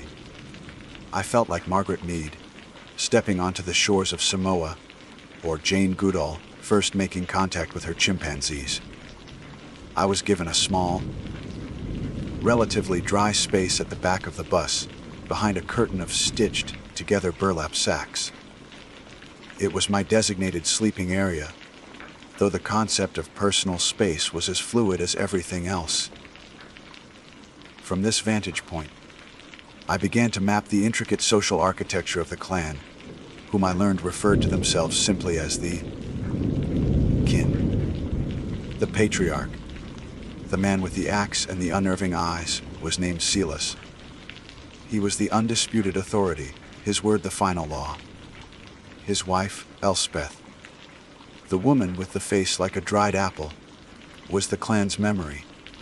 She was the keeper of their oral history, a complex tapestry of genealogies, fables, and practical knowledge that she would recite in a low, hypnotic chant during the evenings.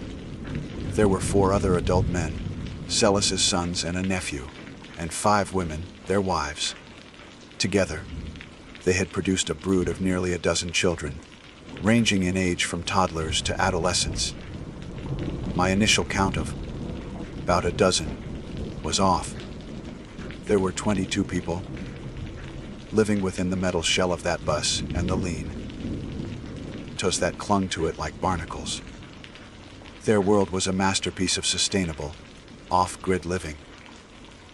Every day was a testament to their ingenuity and their profound connection to the forest. The men were expert hunters and trappers, using snares and deadfalls I'd only ever read about in historical texts. The women were masters of foraging, able to identify hundreds of edible and medicinal plants. They tanned hides, smoked meat, rendered fat for tallow candles, and brewed a potent, sour, tasting beer from fermented pawpaws. My notebooks filled with frantic scribbles detailing their methods, their tools, their entire way of life. It was a sociologist's dream, a perfectly preserved ecosystem of human interaction, untouched by the contamination of the outside world. Their dialect, which I initially found incomprehensible, slowly began to yield its secrets. It was a creole of archaic English, perhaps dating back to the first settlers in these mountains, blended with words that had no discernible root. A word like sun-eye meant noon, and creep sleep referred to the unnerving quiet of the forest just before dawn. There was no word for please or thank you. Gratitude was shown through action, not language. But there was also no word for mine. There was oars, the kins, off the bus, but the possessive singular pronoun was entirely absent from their vocabulary. This linguistic curiosity seemed a charming anthropological footnote at first. It would soon become the source of my terror. The turning point came about 10 days into my stay. I woke one morning to find a group of the younger children huddled in a corner, giggling. In the hands of a small, dirt-smudged girl of about 6 was my digital camera. My heart leaped into my throat. She wasn't being malicious. She was holding it to her eye and clicking the shutter, fascinated by the soft whirring sound and the blinking lights. I rushed over, my voice sharper than I intended. "That's not a toy," I said, reaching for it. The child flinched and held it tighter. The other children fell silent, their pale blue eyes so like Silas's fixed on me. One of the women, a young mother named Kezia, came over. She looked at the camera, then at me, her expression one of mild confusion. "It is a seeing box," she said, her tone placid. "The small one finds joy in it. It's my seeing box." I tried to explain, my frustration mounting. "It's for my work. It's delicate. It's mine." The word hung in the air, alien and ugly. Kezia tilted her head, a gesture of non-comprehension I was beginning to know well. She spoke to the child in their dialect, a soft, cooing sound, and the little girl reluctantly handed the camera to her mother. Kezia then passed it to me, but her eyes held a new light, not of anger, but of pity. As if I were the child, hoarding a toy and failing to understand the basic concept of sharing. I checked the camera, relieved to find it undamaged. But the interaction left a sour taste in my mouth. My academic fascination was, for the first time, curdled by a spike of genuine fear. They didn't understand. They weren't just ignoring the concept of personal property. They were fundamentally incapable of grasping it. From that day on, the lines blurred further. My things became their things. I found one of the men, Caleb, using the finely honed edge of my expensive survival knife to whittle a stick. My high-fidelity audio recorder was passed around the evening fire, the kin listening with rapt attention to the sound of their own voices, a disembodied echo in the darkness. My weatherproof notebooks were the greatest fascination. Elspeth, the matriarch, would take them and have me read my own notes aloud to the clan. They would listen, nodding, as if I were telling them a grand story, their story. My research, my observations, my very thoughts were being absorbed, communalized, and woven into the fabric of the kin. I wasn't an observer documenting their culture. I was a scribe, a tool being used to create a new chapter in their oral history. Their morality was a labyrinth of alien logic. There was no privacy. The burlap curtain of my room was frequently pulled aside without warning. They would watch me write, watch me dress, watch me sleep. Their gaze is not lecherous or intrusive, but simply present. I was part of the kin now, and the kin was a single organism. Secrecy was a sickness, a sign that a part of the body was not working with the rest. Their intelligence was undeniable. They were organized, efficient, and their social rules, while strange to me, were internally consistent and ruthlessly enforced. A dispute between two of the younger men over a trap line was settled not by argument, but by Silas ordering them to spend a day and a night bound together at the wrist with a leather cord. By the end of it, they were either reconciled or had learned to move as one. It was brutal, but it was effective. The creeping dread began to solidify into a constant, low-level hum of anxiety. I started to feel less like a guest and more like a prized possession, a useful animal they had taken in. The questions around the fire changed. They were no longer about the cities or cars of the outside world. They were about me. The writer, "Woman knows the sky signs," one of them would say, referring to my ability to read a weather map.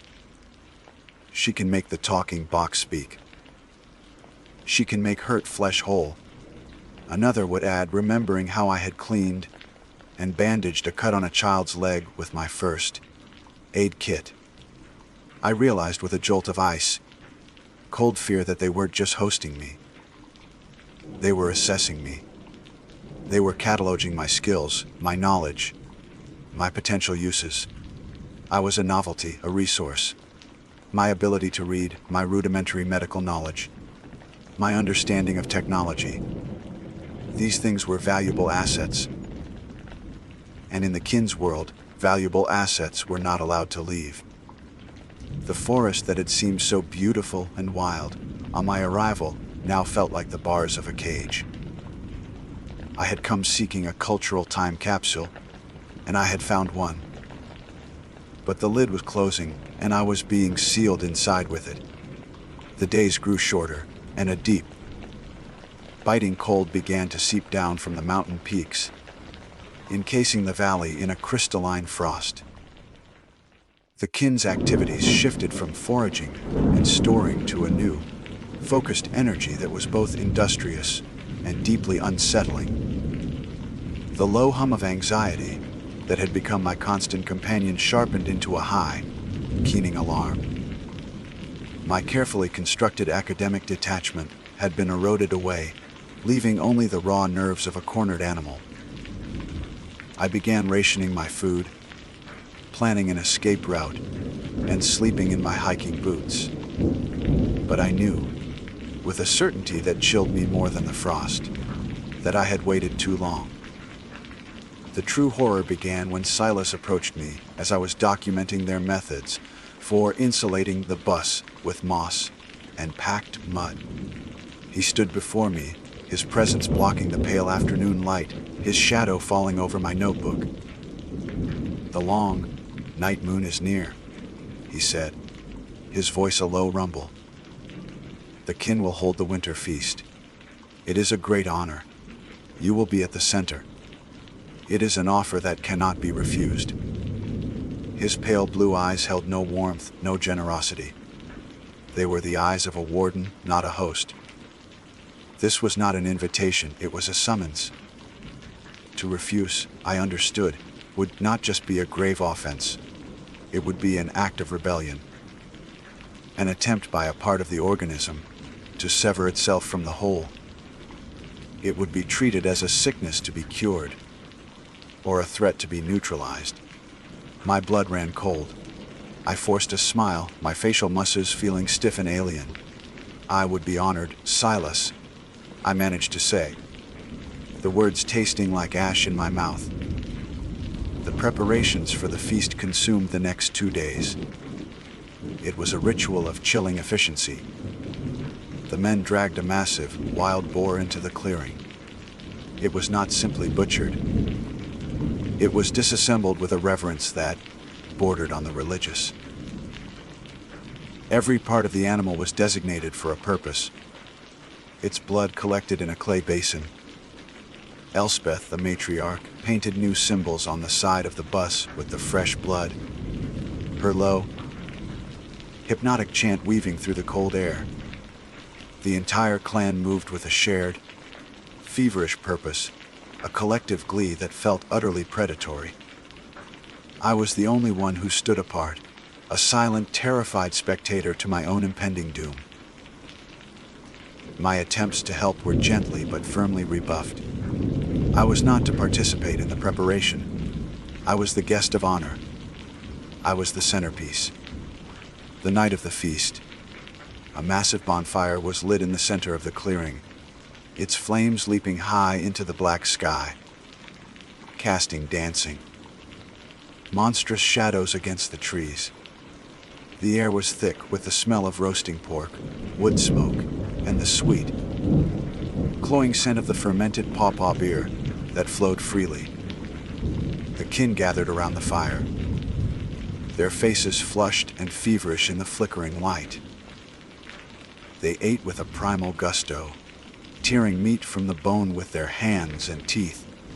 They sat me on a specially prepared log next to Silas. He handed me a clay cup of the potent beer. I took a small sip, the sour liquid burning a trail down my throat. I needed to keep my wits about me. As the night wore on and more beer was consumed, their strange dialect grew louder, more fluid, their inhibitions melting away in the heat of the fire. And then they began to talk about me. They did it without malice, without any sense of impropriety. They spoke as if I were a prize sow at a county fair, a valuable new asset whose attributes were being publicly lauded. My fragmented understanding of their language had grown over the weeks, and now, sharpened by terror, I could pick out more than just a few words. The meaning was devastatingly clear. "Woman has a strong back for gathering wood," said Caleb, the man who had used my knife. "Her knowing of the hurt flesh is a gift," added Keziah, nodding toward her child, whose leg I had bandaged. "She will teach the young ones." Elspeth, her eyes gleaming in the firelight, pointed a bony finger at my notebook, which sat beside me. "She holds the stories," she chanted. "She will be the new memory when my breath is gone. The kin will not be forgotten." They were talking about my research. They were talking about my future. My skills, my ability to read, to write, to perform basic first aid, my knowledge of a world beyond their valley, were not things to be learned from and then let go. They were resources to be absorbed, integrated, and utilized for the benefit of the clan. I was not Dr. Shirley Albright, sociologist. I was the writer woman, the healer, the story keeper. I was a collection of useful traits to be permanently assimilated. Then Silas, his voice rising above the others, spoke a word I had never heard before. He looked directly at me, a strange, proprietary pride in his eyes. "She is the kin's core," he declared, and the others murmured in agreement. I didn't know the word, but I understood its implication instantly. It was not guest, it was not friend. The tone was one of ownership. It sounded like a word for a cutting taken from a strong plant to be rooted in new soil, or a queen bee brought to a new hive to ensure its survival. The world narrowed to the roaring fire, and the ring of pale, smiling faces. They were not monsters. They were not evil. In their worldview, this was a logical, moral, and righteous act. They were a closed system. And I was a valuable, unexpected infusion of new data, a genetic and intellectual windfall that would strengthen them for generations. My life, my ambitions, my identity as an individual, these things were meaningless concepts. I was a resource. And resources were never, ever let go. The cage door had not just closed, it was being locked and welded shut. Panic, pure and undiluted, finally broke through my paralysis. I had one chance. I let out a low moan, clutching my stomach. I swayed on the log, forcing my face to go pale. The drink, I gasped. It's too strong. It was the perfect distraction. Sickness was a communal concern, a malfunction in the organism. Instantly, several of the women were at my side, their expressions a mixture of concern and clinical curiosity. In the brief moment of confusion, as Silas shouted orders and Elspeth began to chant a healing incantation, I saw my opening. The edge of the firelight was only a few feet away. Beyond it lay the absolute, impenetrable darkness of the forest. I didn't think. I acted. I lunged from the log, stumbling away from the fire. A cry of surprise went up behind me. I ignored it. I crashed through the underbrush, thorns and branches tearing at my clothes and skin. The sounds of the feast were replaced by the frantic pounding of my own heart and the rasp of my breath in my lungs. I ran blindly, fueled by a surge of adrenaline more potent than any fear I had ever known. I could hear them behind me, their shouts echoing through the trees. No longer concerned, but angry and commanding. They were not chasing a guest who had rudely departed. They were chasing an asset that was escaping. The mile back to my Land Rover was an eternity of terror. Every rustle of leaves was one of them. Every shadow was a hand reaching out to drag me back. I fell, cutting my knee on a sharp rock, but scrambled up again, whimpering. Finally, I burst out of the trees and saw it. The beautiful, angular, metallic shape of my vehicle, a symbol of the world I was so desperate to reclaim. My hands shook so violently I could barely fit the key in the lock. The shouts were getting closer. I threw myself inside, locked the doors, and jammed the key into the ignition. The engine roared to life, a glorious, deafening sound of defiance. I slammed the vehicle into gear and stomped on the accelerator. The Land Rover lurched forward, its headlights cutting a swath through the oppressive darkness. I didn't look back. I drove with a reckless abandon, my tires squealing on the dirt track, bouncing over rocks and ruts that would have made me cringe just weeks before.